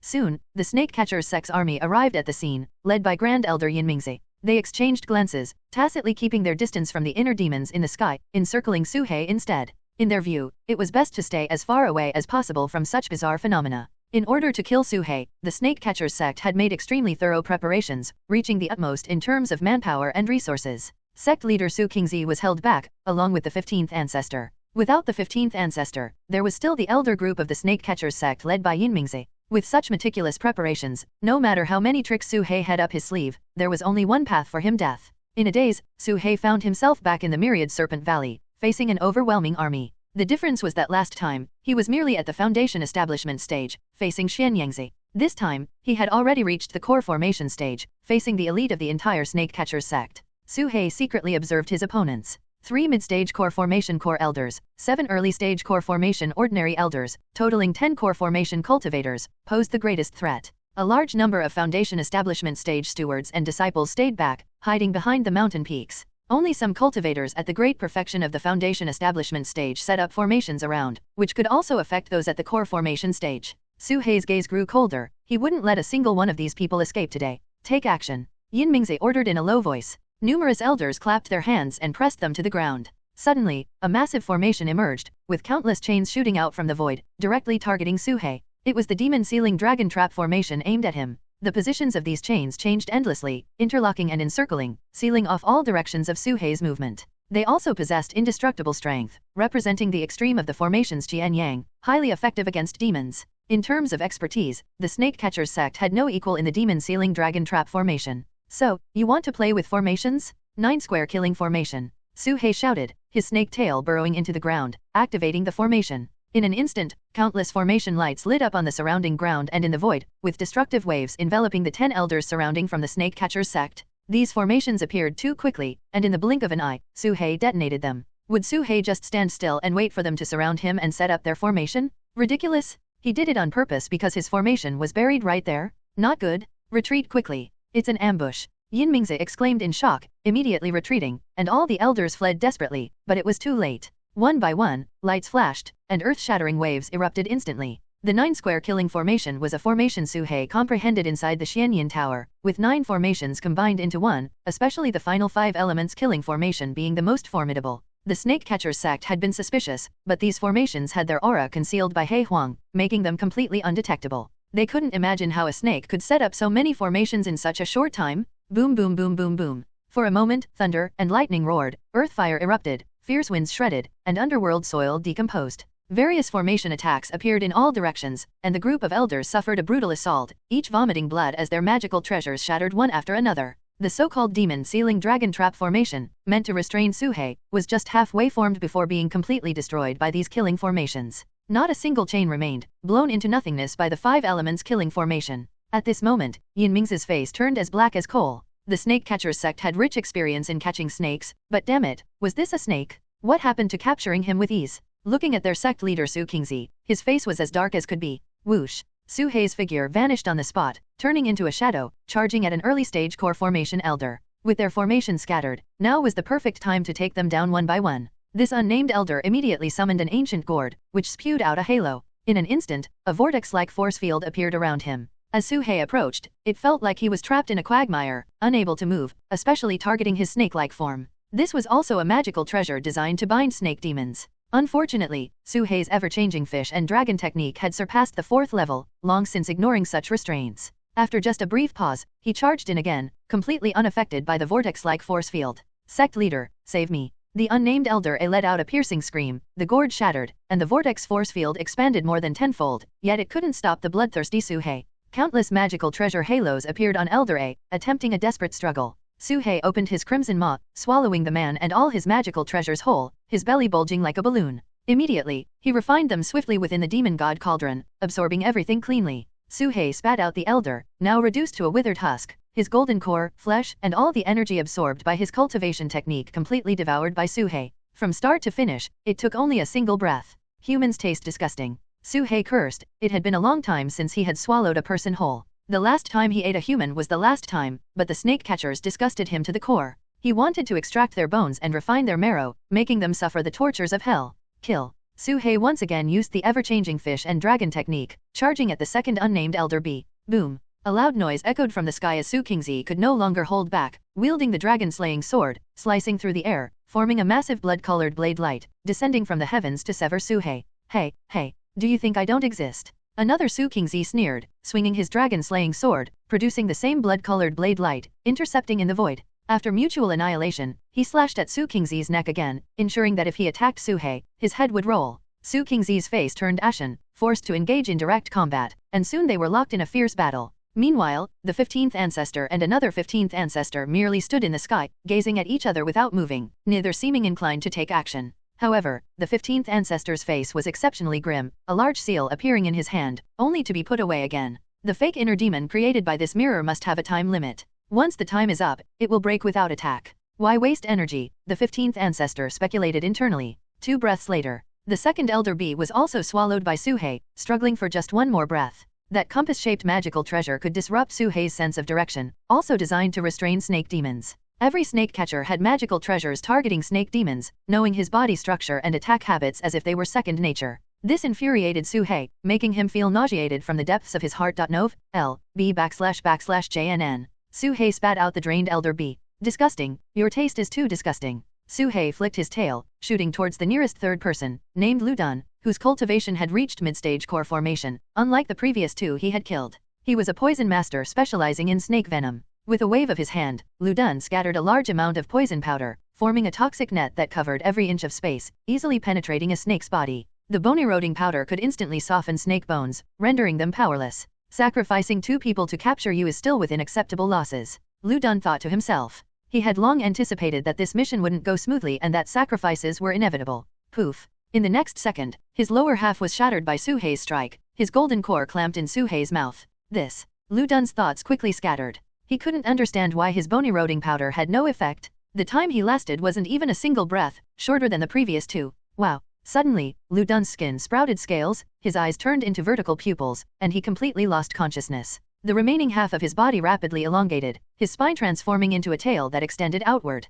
In the blink of an eye, Lu Dun had turned into a giant python. The python's face still faintly retained Lu Dun's features, but its eyes were devoid of emotion, filled only with a mad-killing intent. Elder Lu has succumbed to the snake sacrifice. Voices of shock echoed around. Snake catchers, who cultivate using snakes, have remnants of snake demon pollution within them. Once they lose the suppression of their cultivation, this pollution spreads throughout their body, causing them to transform into snakes, hence the term snake sacrifice. Only elders with profound cultivation or those deeply polluted might experience a snake sacrifice. Hiss. Lu Dun opened his massive mouth, his venomous fangs lunging at Suhei, his body coiling around him. Suhei's dragon scales bristled, instantly piercing Lu Dun with countless wounds. Die. Suhei thrust his head forward, his horn piercing through Lu Dun's skull, creating a large hole. Lu Dun let out a shrill scream as he plummeted from the sky, crashing to the ground. Mid-stage core formation, truly not easy to deal with, Suhei thought to himself. At the same time, countless snake-shaped flying swords shot towards him from the sky, clashing against his dragon scales with a clanging sound. Simultaneously, a large number of snake shadows surged out like raindrops, completely enveloping Suhei. The remaining two mid-stage core formation cultivators, Yin Mingzi and Red Fang, quickly adjusted and launched a fierce attack on Suhei. Bang, bang, bang. The snake shadows exploded around Suhei, releasing a large cloud of black mist that could obscure divine sense and corrode flesh. These were talismans refined using venomous snakes. Gradually, the other cultivators also adjusted, immediately forming a battle formation to launch an offensive against Suhei. One magical treasure after another was thrown out, and various spells to counter snake demons were continuously unleashed. Suhei immediately summoned the Black Dragon Pagoda, placing it in front of him to block all attacks. The pagoda shook violently, and Suhei was blasted backward. Everyone, don't hold back. Use whatever trump cards you have. Can our snake catcher's sect not handle a single snake? Even a fled dragon must be brought down. Yin Mingzi shouted, and the morale of the crowd was immediately boosted. One must admit, the snake catcher's sect, with its countless years of inheritance, indeed had some means. Initially caught off guard by the formation, losing 2 people and 1 to a snake sacrifice, Suhei had taken them by surprise. But soon, they adjusted. Dragon Binding Rope. 8 Extremes Thunder Seal. Yellow Spring Swamp. Another round of spells descended upon Suhei, trapping him in the Yellow Springs, striking him with thunder, and binding him with the Dragon Binding Rope. Even with his physical body, he suffered significant injuries. Especially those 2 mid-stage core formation cultivators, each strike brought immense pressure to Suhei. Ever-changing fish and dragon. Suhei unleashed his full speed, his form turning into countless afterimages as he charged forward. But the light ahead suddenly twisted, causing Suhei to lose his sense of direction and miss his target. In the air, illusions of the Yellow River appeared, greatly disrupting his vision. This was a magical treasure specifically targeting movement techniques, the 9 Bends Yellow River. Thud. Suddenly, a massive seal slammed into Suhei's back with tremendous force, causing him to spit blood and stumble forward, taking another heavy blow. Suhei glanced back, spotting the assailant hidden among the Foundation establishment cultivators. It seemed to be a woman, with a sinister smile on her lips. The 13th ancestor. Suhei instantly realized that a Foundation establishment cultivator couldn't possibly harm him. It could only be the 13th ancestor who had snatched the woman's body. Keep attacking? Don't give him a chance to breathe. Don't stop. The next second, a new wave of attacks descended. The opponents timed it perfectly, the remaining 7 taking turns to attack, not giving Suhei a moment's respite. Boom, boom, boom. Heavenly thunder and earthly fire, the ground shook and mountains trembled. The mountain Suhei stood on was blasted open, creating a 1,000-foot abyss. The destructive power of core formation cultivators was enough to shake a mountain. Mountain severing abyss. Suhei shouted, and the mountain beneath him rose, forming a massive serpentine mountain range that charged towards the crowd. This giant serpent was several times larger than any Suhei had previously summoned, blocking out the sky like a prehistoric beast. Nov. L. B/JNN. However, the opponents had already calculated for this move. Earth Dissolution Technique. Elder Bing clapped his hands on the ground, and the mountain serpent's body collapsed, disintegrating into rubble that fell like rain. Suhei then used Falling Stars and Mountain Embrace Seal, but all were easily countered. Every spell and technique Suhei had used before had been anticipated by the opponents, who had prepared countermeasures. Even every magical treasure and talisman he had used, including the small teleportation talisman, had been guarded against in advance, everything calculated to the last detail. The only thing that exceeded their calculations was the initial formation, which caught the snake catcher's sect off guard. But the subsequent developments were all within the sect's control. Give up struggling, today you will surely die, Yin Mingzi shouted. I know you still have a puppet, the Zhou family ancestors' blood-killing sword, blood god armor, soul-absorbing flag, and Su Qingfeng's 10,000-word heavenly book, but they're all useless. Su the butcher, you've been seen through. You're at the end of your rope. The crowd continued their verbal assault while relentlessly casting spells. Metal, earth, wood, all 5 elemental spells were used, anything that could counter snake demons. Su-hei didn't know how many attacks he had endured. Even with dragon scales protecting him and a strong physique, it was hard to withstand so many assaults. In a one-on-one fight, Su-hei could easily defeat any of them, killing one in 2 breaths. But together, they produced an effect greater than the sum of their parts. These elders were no longer the riffraff of myriad Serpent Valley, they were the core elder group of the Snake Catchers sect. A total of 10, each having lived for over 100 years, experienced and coordinated, having rehearsed countless times against Su-hei. Any one of them could rival the likes of Xianyangzi, each a renowned expert in their own right. At this moment, the entire sect joined forces against Su-hei, holding nothing back, giving him the utmost attention. Almost. Su-hei continued to endure the attacks, his flesh splitting, his internal organs severely injured. But as the attacks continued, the true chi within him was being compressed. In a daze, he returned to the martial arts school in Wuyo City. Mr. Bai, holding a stick, beat him black and blue, day after day of severe injuries, forging Su-hei's spirit and will to be harder than steel. In his mind, he saw Bai Qiushui falling again and again, only to rise each time. The more you get beaten, the stronger you become. So this is the essence of the diamond suppression technique. Gradually, Su-hei's skin began to emit a golden light, producing a metallic clang, a sign of true essence being refined to the extreme. Yin Mingzi, holding a black snake sword, pointed it forward. The snake sword flew out, instantly striking Su-hei's vital point, blood bursting forth as Su-hei plummeted from the sky, creating a snake-shaped crater on the ground. No matter what tricks you have, today, not even the gods can save you. Yin Mingzi didn't dare approach recklessly. He raised his hand, and the black snake sword shot out again, aiming to decapitate Su-hei, refusing to stop until his head was severed. The others' attacks continued unabated, determined not to stop until Su-hei was reduced to pulp. The outcome is decided. This snake has no strength left to struggle, not even a sound. Su Qingzi sneered coldly. The inner demon in front of him also sneered, slashing at him with a blade, forcing Su Qingzi to parry. But just as Su Qingzi finished speaking, roar! A resounding dragon roar echoed through the heavens and earth, spanning 1,000 miles, directly targeting Elder Bing, Su-hei's long-prepared killing move, Dragon Shatter Roar. This wasn't a traditional spell but a dragon clan's ultimate technique. When true essence is compressed to the extreme, the power of Dragon Shatter Roar skyrockets, a perfect fusion of physical body and spell. This strike pierced the sky. Boom! Elder Bing, 30 miles away, didn't even have time to grunt before his body exploded, turning into fragments that rained down from the sky. After obliterating one, Dragon Shatter Roar spread out from the center, instantly severely injuring the 2 nearby. Their eyes burst, blood flowed from their orifices, and their magical treasures exploded one by one. Everything happened too quickly. The others were still in a daze when 1 was dead, and 2 were severely injured. I wonder if you anticipated this strike. Su-hei climbed out of the pit, his body now radiating golden true essence, coating his skin. This compressed true essence elevated his physical strength to the extreme. This is... Yin Mingzi's pupils contracted to a point. Su Qingzi also showed a look of horror, a storm raging in his heart, unable to believe his eyes. This is the diamond suppression technique? How is it possible? Besides that Qin Kingdom god of slaughter, how could anyone else have learned it? Su Qingzi was shocked beyond measure. Even more astonishing was that Su-hei's cultivation technique seemed more orthodox and purer than that of the god of slaughter. Whoosh! Su-hei vanished on the spot, without a sound of breaking wind. The next second, Su-hei was right in front of them, his speed 10 times faster than before. From a distance, Su-hei thrust his horn forward, the compressed true essence within him pouring out madly through it. Boom! A thunderous sound echoed, as if the void itself was being pierced. Despite the distortion of light, the entire space ahead was covered by this strike. Boom, boom, boom. Terrifying shockwaves soared into the sky, sweeping across the heavens, shattering clouds, collapsing the earth, and disintegrating mountains. Su-hei's strike from afar created a scene of apocalyptic destruction. Elder Ding and Elder Wu in front were instantly obliterated by the horn, not even knowing how they died.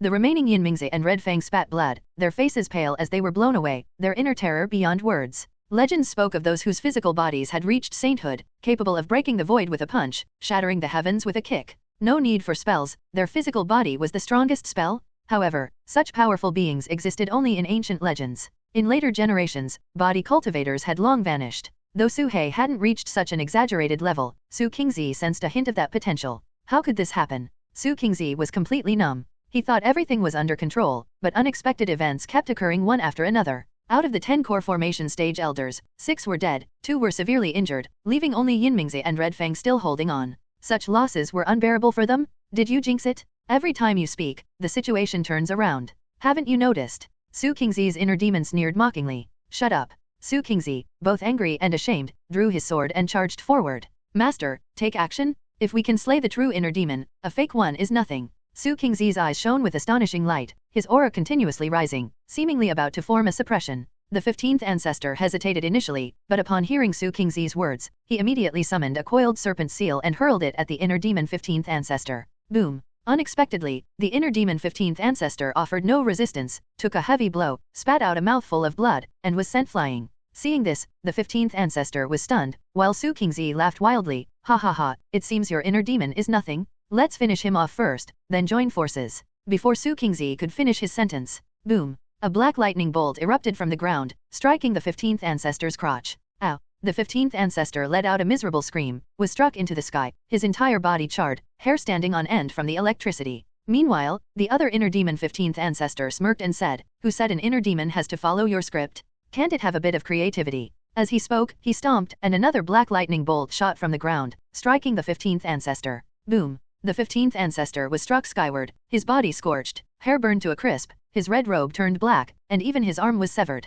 Everyone was dumbfounded. A late-stage core formation 15th ancestor was being beaten by an inner demon? In a corner, a female Foundation establishment cultivator in the crowd watched the familiar scene in the sky, her eyes nearly popping out. Yin Thunder formation. Her pupils contracted, then she jumped in rage, gritting her teeth. Damn it! It's that old dog. This woman was Shen Qingzi, who had been possessed by the 13th ancestor, and the reason for her downfall was being struck by the 9 Nether Yin Thunder formation. She recognized it at once, it was the same formation that had attacked her, and she had suffered greatly from it. Now, the 15th ancestor was also suffering, struck repeatedly by the Yin Thunder from above and below, with no chance to fight back. He hid inside a pagoda, but the pagoda was soon shattered to pieces. The 13th ancestor cursed inwardly. What nonsense, inner demon, it was that wretched old dog in disguise. That old dog kept claiming to be 400 years old and unwilling to fight, but was secretly setting up a formation, fooling everyone. They had believed him wholeheartedly. How absurd. Boom! Another thick Yin Thunder bolt erupted from the ground, striking the 15th ancestor, sending him soaring 9,000 miles into the sky before crashing down like a dead dog. N/O/vel/b/jn.c//om. Su Qingzi was anxious but could only watch helplessly. Hey, what did you just say? Truly, your words have power. Su Qingzi's inner demon sneered. At this moment, everyone in the distance felt an urge to curse. In the brief moment Su Qingzi was stunned, the inner demon seized the opportunity to slash out, the blood-red blade light like a devouring claw, striking his chest, leaving a deep gash, blood bursting out, even breaking his ribs. Bang! Su Qingzi was sent flying, crashing into a mountain, causing it to collapse. Hey, can you show some respect? I'm right in front of you, and you dare to look elsewhere. I feel discriminated against. The inner demon mocked. It's over. Everyone's hearts sank. The sect leader was injured, now things were really bad. If Su Qingzi lost to the inner demon, the snake catcher's sect would be utterly defeated, with no chance of recovery. Bang! Su He and Yin Mingzi collided with great force, both sent flying. Yin Mingzi's body felt like it was falling apart, Su He's skin was torn, blood dripping, but his eyes grew fiercer. Again. Su He consumed 1,000-year-old spirit medicine and a handful of rejuvenation pills, without pausing for even a second, shot up again like a storm, his body like a whirlwind, charging towards Yin Mingzi and Red Fang with pure physical strength.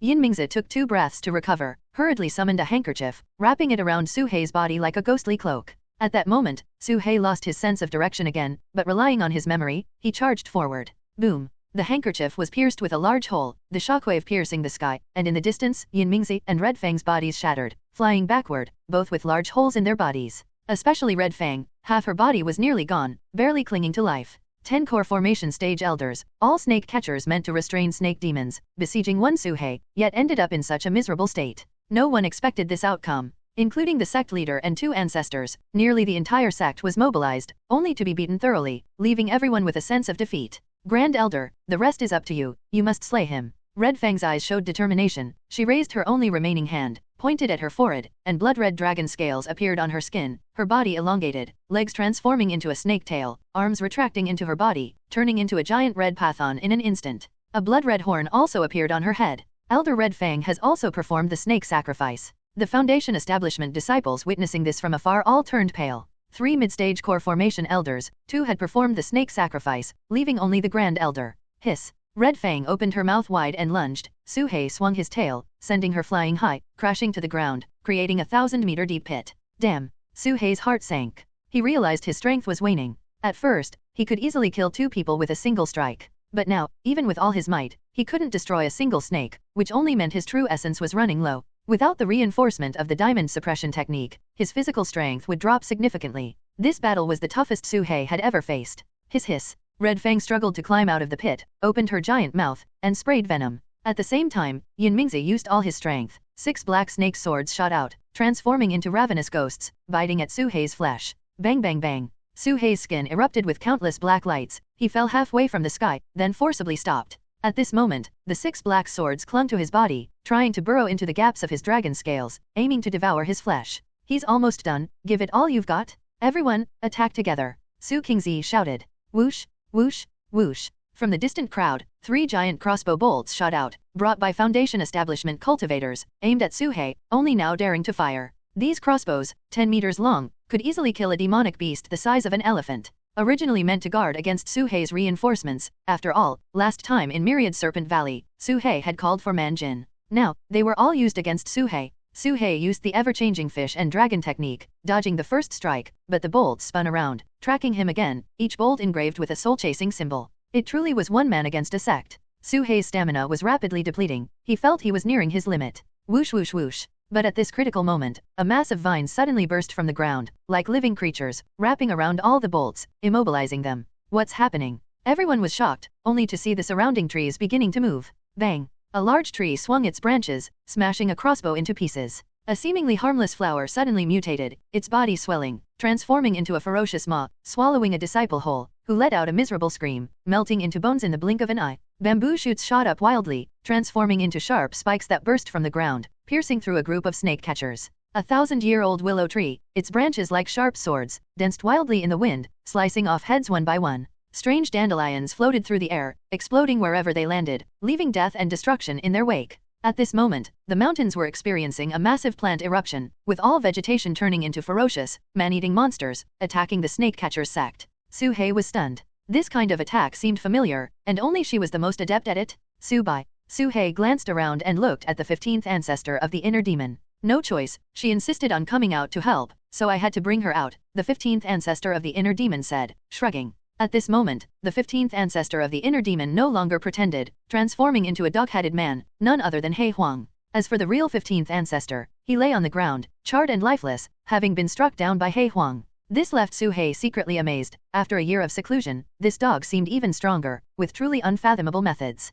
Meanwhile, beside Suhei, lush green lotuses sprouted, emitting a gentle light that enveloped him, aiding in his rapid healing and accelerating the recovery of his true essence. Suhei took a deep breath and regained his composure. He looked into the distance and saw a giant cactus swiftly moving through the ranks of the snake catcher's sect disciples. Wherever it went, cries of misery followed, and many disciples were pierced by cactus spines. Su Bai was hiding inside the cactus. By now, Su Bai had become a great demon capable of holding her own. Suhei finally breathed a sigh of relief. Ji Ying, attack. With a low command from Suhei, Ji Ying emerged from the dragon scales, another of Suhei's hidden aces. Ji Ying finally appeared, letting out a joyful hum before shooting forward like a cannonball, shattering all 6 black snake swords nearby, and then charging towards the stunned Yinmingzi. The snake-transformed Red Fang lunged at Suhei, eyes filled with crazed hatred. Suhei showed no fear, using his last ounce of strength to open his mouth wide and bite down. Rip. Suhei bit down on her head and twisted fiercely, tearing off a massive snake head. Red Fang spewed venom, drenching Suhei, her severed body still attacking him.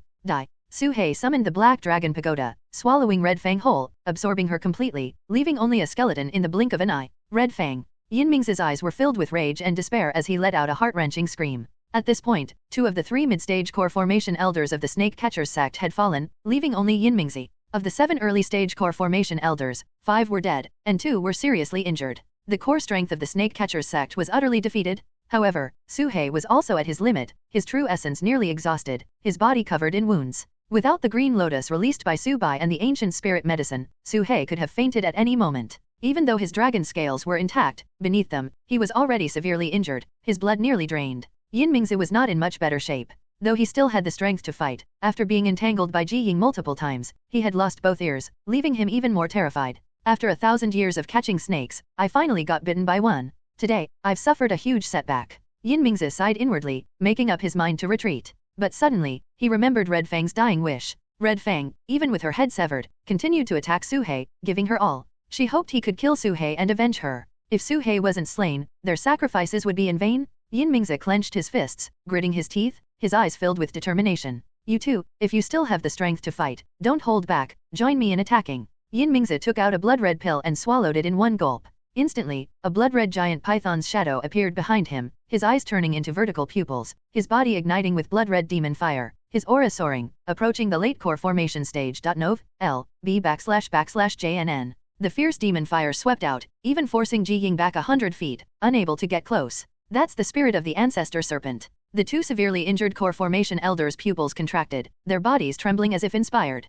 One of them took out a giant python statue, tore off his own arm, and directly sacrificed it to the statue. The other burned his lifespan, chanting incantations, releasing a terrifying wave as if about to cast some forbidden technique. Su He immediately felt a sense of danger approaching. He Huang frowned and cursed, "These old bastards, they're going all out. Su He, if it doesn't work, we should retreat." Retreat? Su He's true essence was exhausted, barely able to move. How far could he escape? Su He said nothing, taking out a 5,000-year-old ancient spirit medicine and swallowing it whole. Using the demon god cauldron, he forcibly refined it, causing a surge of violent true essence to flow through his meridians, making his whole body ache. At this point, he couldn't worry about any after effects. If the other side was going all out, he had no choice but to do the same. Blood god armor, blood-killing sword, soul-absorbing flag, 10,000-word heavenly book, Su He summoned them all. Now, it was do or die, no turning back. He had no choice. The only option was to kill the opponent, eliminating future threats. He didn't want to run anymore. Su He, rest well. Suddenly, a powerful voice echoed from afar, resonating in his ears. Su He looked up to see a golden radiance flashing from the horizon, a giant elephant with gleaming golden light and sharp tusks. Manjin? Before even reaching him, a golden light shield enveloped Su He, a metal element spell from Manjin. Additionally, a thunder lion stepped on lightning, riding the storm, descending from the sky in an instant. It was the purple lightning lion king, Lei Meng. There was also a mid-stage core formation old monkey king, an early-stage core formation wind eagle king, and an early-stage core formation old flood dragon, all arriving on the scene. Behind them were their respective demonic beast armies. Groups of demonic beasts approached, their steps shaking the earth, a thunderous sound like 1,000 horses galloping. You all. Su He was struck as if by lightning, frozen in place. These demonic beasts were the 5 great demon clans that once fought against the Four-Sex Alliance, driven away for thousands of miles, now all present. Awua. From afar, a loud wolf howl echoed through the mountains. A wolf king, stepping on the verdant mountains, led a massive pack, quickly occupying a mountain peak. Among the wolf pack, a black and white wolf watched Su He and He Huang with burning eyes, filled with long-lost excitement. This wolf was very familiar, none other than Argo, lost for many years. A snake in distress, supported from all sides. Su He was no longer the lone fighter in Myriad Serpent Valley, battling the heroes, never to return home. He had friends, these demonic beast friends, to lend him a hand. Su He, rest well, leave the rest to us, Manjin said solemnly. As he spoke, the golden shield around Su He's body added 8 more layers, no longer just an eggshell, but a thick golden wall, shielding him from wind and rain. Manjin stood before the golden shield, like a towering mountain, blocking Yinmingzi and the others. They've returned, all of them have returned. Every demonic beast Su He knew was present. Looking at those familiar figures, Su He was so overwhelmed with emotion that he couldn't speak. He had been prepared to fight to the death, but seeing the massive figure of Manjin before him, Su He exhaled and said, "Thank you, all of you." For the first time in his life, Su He uttered such words. In contrast, the members of the Snake Catchers sect looked as if they were in a daze. At this moment, Yinmingzi's face was as dark as it could be. Where is the Four-Sex Alliance? Where are our people?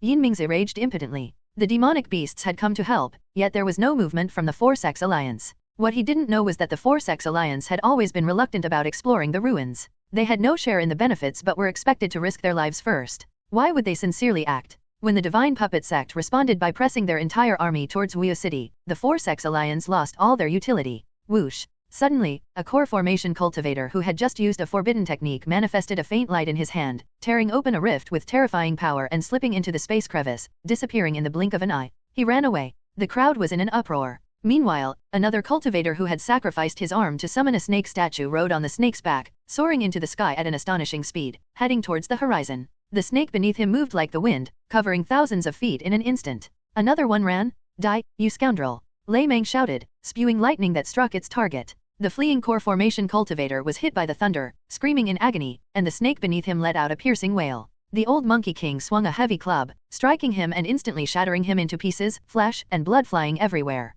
He didn't manage to escape and was beaten to death. With one main force dead and another fled, the remaining disciples of the Snake Catchers sect turned pale, losing all will to fight. Even Yinmingzi felt the urge to retreat. The premise of fighting to the death was having a chance to kill the opponent, but now, what chance was there? His eyes flickered, and with a gritted teeth, he took out a large boat made of snakeskin, boarded it, and fled far away. He actually ran away too? With so many elders dead, Yinmingzi's heart bled, but he had no choice. Going up meant certain death. What else could he do? In this battle, the Snake Catcher's sect had deployed more than half of its core strength, leaving only a few old immortals with little lifespan to guard the sect. The high-level losses were severe, and the disciples below suffered equally. This was the worst disaster for the Snake Catcher's sect in nearly 200 years. L.B//JNN. The old Monkey King chased after Yinmingzi, while the demonic beasts attacked the remaining disciples, mercilessly beating the fallen. The people of the Snake Catcher's sect were utterly panicked, fleeing in all directions, either burrowing underground or taking out flying magical artifacts, using all means, their forces in complete disarray. Boom! Suddenly, a loud explosion erupted from a distant mountain stream, rocks flying, mountains exploding, and a blood-colored figure shot into the sky, wielding a dragon-slaying sword, dyeing half the sky red. It was Su Qingzi. Perfect timing. Inner demon Su Qingzi rubbed his hands together, hoisting the dragon-slaying sword, ready to engage in a great battle. At this moment, Su Qingzi seemed to have made up his mind. His eyes were cold as he took out a mass of fresh red flood dragon blood. With the flood dragon blood in hand, Su Qingzi's face was reflected in a crimson hue. He no longer hesitated and swallowed the blood in one gulp. Originally, he wanted to personally kill Su He, infusing his entire body with flood dragon blood to perfectly form a nascent soul. But now, killing Su He had become a luxury. Without breaking through the inner demon, he couldn't even get close. Su Qingzi could only settle for the next best thing, using the flood dragon blood left by his ancestors to attempt forming a nascent soul. Although the success rate wasn't high, there was still a chance to enhance his cultivation and reach the pseudo-nascent soul level. Boom! After consuming the dragon blood, Su Qingzi's body roared and vibrated, blood energy surging, forming a crimson wave that swept around, forcing the inner demon back 1,000 feet. Oh, you think you're the only one who can break through? The inner demon also took out a drop of flood dragon blood, swallowed it, and his aura rose as well, forming a tornado that whipped up an even greater storm. Su Qingzi's expression was cold and indifferent. Without saying a word, he stepped on the dragon-slaying sword, transforming into a long rainbow, flying towards the distance, ignoring the inner demon. He needed to find a place to go into seclusion, wait for his realm to stabilize, and then come back to settle the score. No matter what, he had to slay that flood dragon. Hey, you're ignoring me again. How many times have I told you, you think I don't exist, huh? I'm going to kill you. The inner demon shouted angrily, stepping on the dragon-slaying sword, chasing after Su Qingzi, also transforming into a long rainbow, and the two disappeared at the horizon's end. This scene was reminiscent of how Xianyangzi had come. With Su Qingzi's departure, the blood-colored clouds in the sky dissipated, and the oppressive crimson feeling vanished without a trace, along with the nausea and discomfort. The dark clouds in the sky also disappeared, a thick cloud layer splitting open to let a warm ray of sunlight shine down, illuminating the Wu Mountain range and the distant Wuyo city. Su He exhaled, feeling the world spinning, and collapsed. He was too exhausted. From returning to reality until now, he hadn't rested. From the core formation thunder tribulation to killing Li Si, and then to the battle with the Snake Catcher's sect, Su He felt like he had been running with a boulder on his back. When the pressure was lifted, the taut string snapped, and Su He lost consciousness as soon as he hit the ground. Before he fainted, he fell into a patch of green lotus, as if he were in a hibernating nest, comfortable and warm, putting his mind at ease. This time, his slumber didn't last long. Perhaps only a stick of incense, less than half an hour. A rumbling explosion came from afar, shaking the heavens, as if the earth was being overturned, an indescribable surge of energy sweeping in from all directions, crashing into Su He's mind. The tremor was so intense that it forcibly woke Su He from his slumber. He slowly woke up, immediately alert, looking towards the distant valley. That was where Wuyo City was located. What happened? Not only him, but all the nearby demonic beasts also looked towards Wuyo City, eyes filled with shock. In the direction of Wuyo City, a dazzling white light appeared, blinding to the eyes, expanding rapidly from a single point until it enveloped the entire Wuyo City. It was like a sun rapidly expanding, growing larger and larger, covering the entire Wuyo City. Boom! The tremor spanned the sky, leaving everyone deaf and nearly blind. It was a cataclysmic disaster, akin to the end of the world. Even from a great distance, Su He felt an irresistible heavenly might, a sense of insignificance arising from the depths of his heart. This was 1,000 times more terrifying than a full-force strike from an elemental infant cultivator. When the sun-like light disappeared, half of Wuyo City was gone, leaving only ruins and rubble. Su He was utterly shocked. The scene just now replayed in Su He's mind, etched into his memory. Crack, crack, crack. Countless dense cracks appeared in the surrounding space, torn open by a pair of large hands, and one by one, disheveled figures emerged from the rifts, falling to the ground. These were the members of the Chu-Tian Alliance. Su Qingfeng, Ayin, Ku Xian, Zhang Tai, Zhao Wenzuo, Xiao Zhou, and in addition, 2 more figures. One was Little Overlord Xiang Fei, whom Su He had seen before. The other emitted a white halo all over, obscuring his appearance, only his silhouette visible. His stature was as tall as a mountain, limbs robust, eyes like thunder, aura like a fierce tiger, exuding an imposing presence, with an air of lifting mountains. The spatial rift just now was torn open by him with his bare hands. With just one glance, one could feel the aura of a hero from this person, definitely a giant in his own right, comparable to Qin Sunji. Suhei instinctively thought of one person, the leader of the Chutian alliance. After this person appeared, he glanced at Suhei, without any conversation, just nodded slightly. Su Qingfeng and the others also nodded in greeting to Suhei. Xiaozhou glanced at He Huang, instinctively shrinking his neck, showing an awkward yet polite smile. Whoosh! A token shot over, landing in front of Suhei. This token was different from the previous one. It was personally given to him by the person suspected to be the leader. After delivering the token, there were no extra words. He took out a black cauldron, quickly enlarging it, and took the members of the Chutian alliance inside. At this moment, a pair of majestic eyes appeared in the sky, peering down from the clouds, like a human emperor in the world, reigning over all, overlooking all beings, with an irresistible imperial might. Just a glance would make an ordinary person tremble with fear, not daring to meet its gaze. However, the hero before them merely glanced calmly at those eyes, saying indifferently, "He can be replaced." After saying this, the black cauldron carried everyone, soaring into the sky, heading towards the horizon. Before leaving, Su Qingfeng cupped his fists and said, "Fellow deist Su, Chu territory is no longer a place to linger. The universe is yet to be determined, we shall meet again." The black cauldron tore through the void, disappearing into the sky, and those eyes filled with imperial might merely scanned the ruined Wuyo city before disappearing, as if it were all just an illusion. He Huang said, "No need to look, this place is not suitable for staying, we should leave too." This indeed wasn't a place to linger. Su Qingzi, who had left, might return at any time, and who knew what level of cultivation he would have reached by then. With Su Hei's current strength, he couldn't contend with the great perfection of the golden core. He Huang whistled, and the Wolf King immediately ran over. He Huang mounted it directly. Su Bai also crawled over, using a cactus to support Su Hei on her back. Ergo followed along, looking at Su Bai with a somewhat fearful gaze. Back then, Ergo had eaten Su Bai's pills like meals, resulting in various mutations. Fortunately, he wasn't poisoned to death. Later, he joined the Wolf clan of the Wu Mountain Range and became a young master. Although still pathetically weak, only at the Foundation Establishment level, a three-colored mixed spiritual root breaking through to Foundation Establishment was already a great fortune. "Thank you, Boss Bai," Ergo said, shrinking his neck in gratitude. Su Bai smiled and said, "I've just developed a longevity pill and need a few testers. Do you want to try it?" No, Boss Bai's kindness is more than enough, I can't bear it." Ergo shivered in fear, quickly retreating. "Humph? Ungrateful." Su Bai rolled her eyes.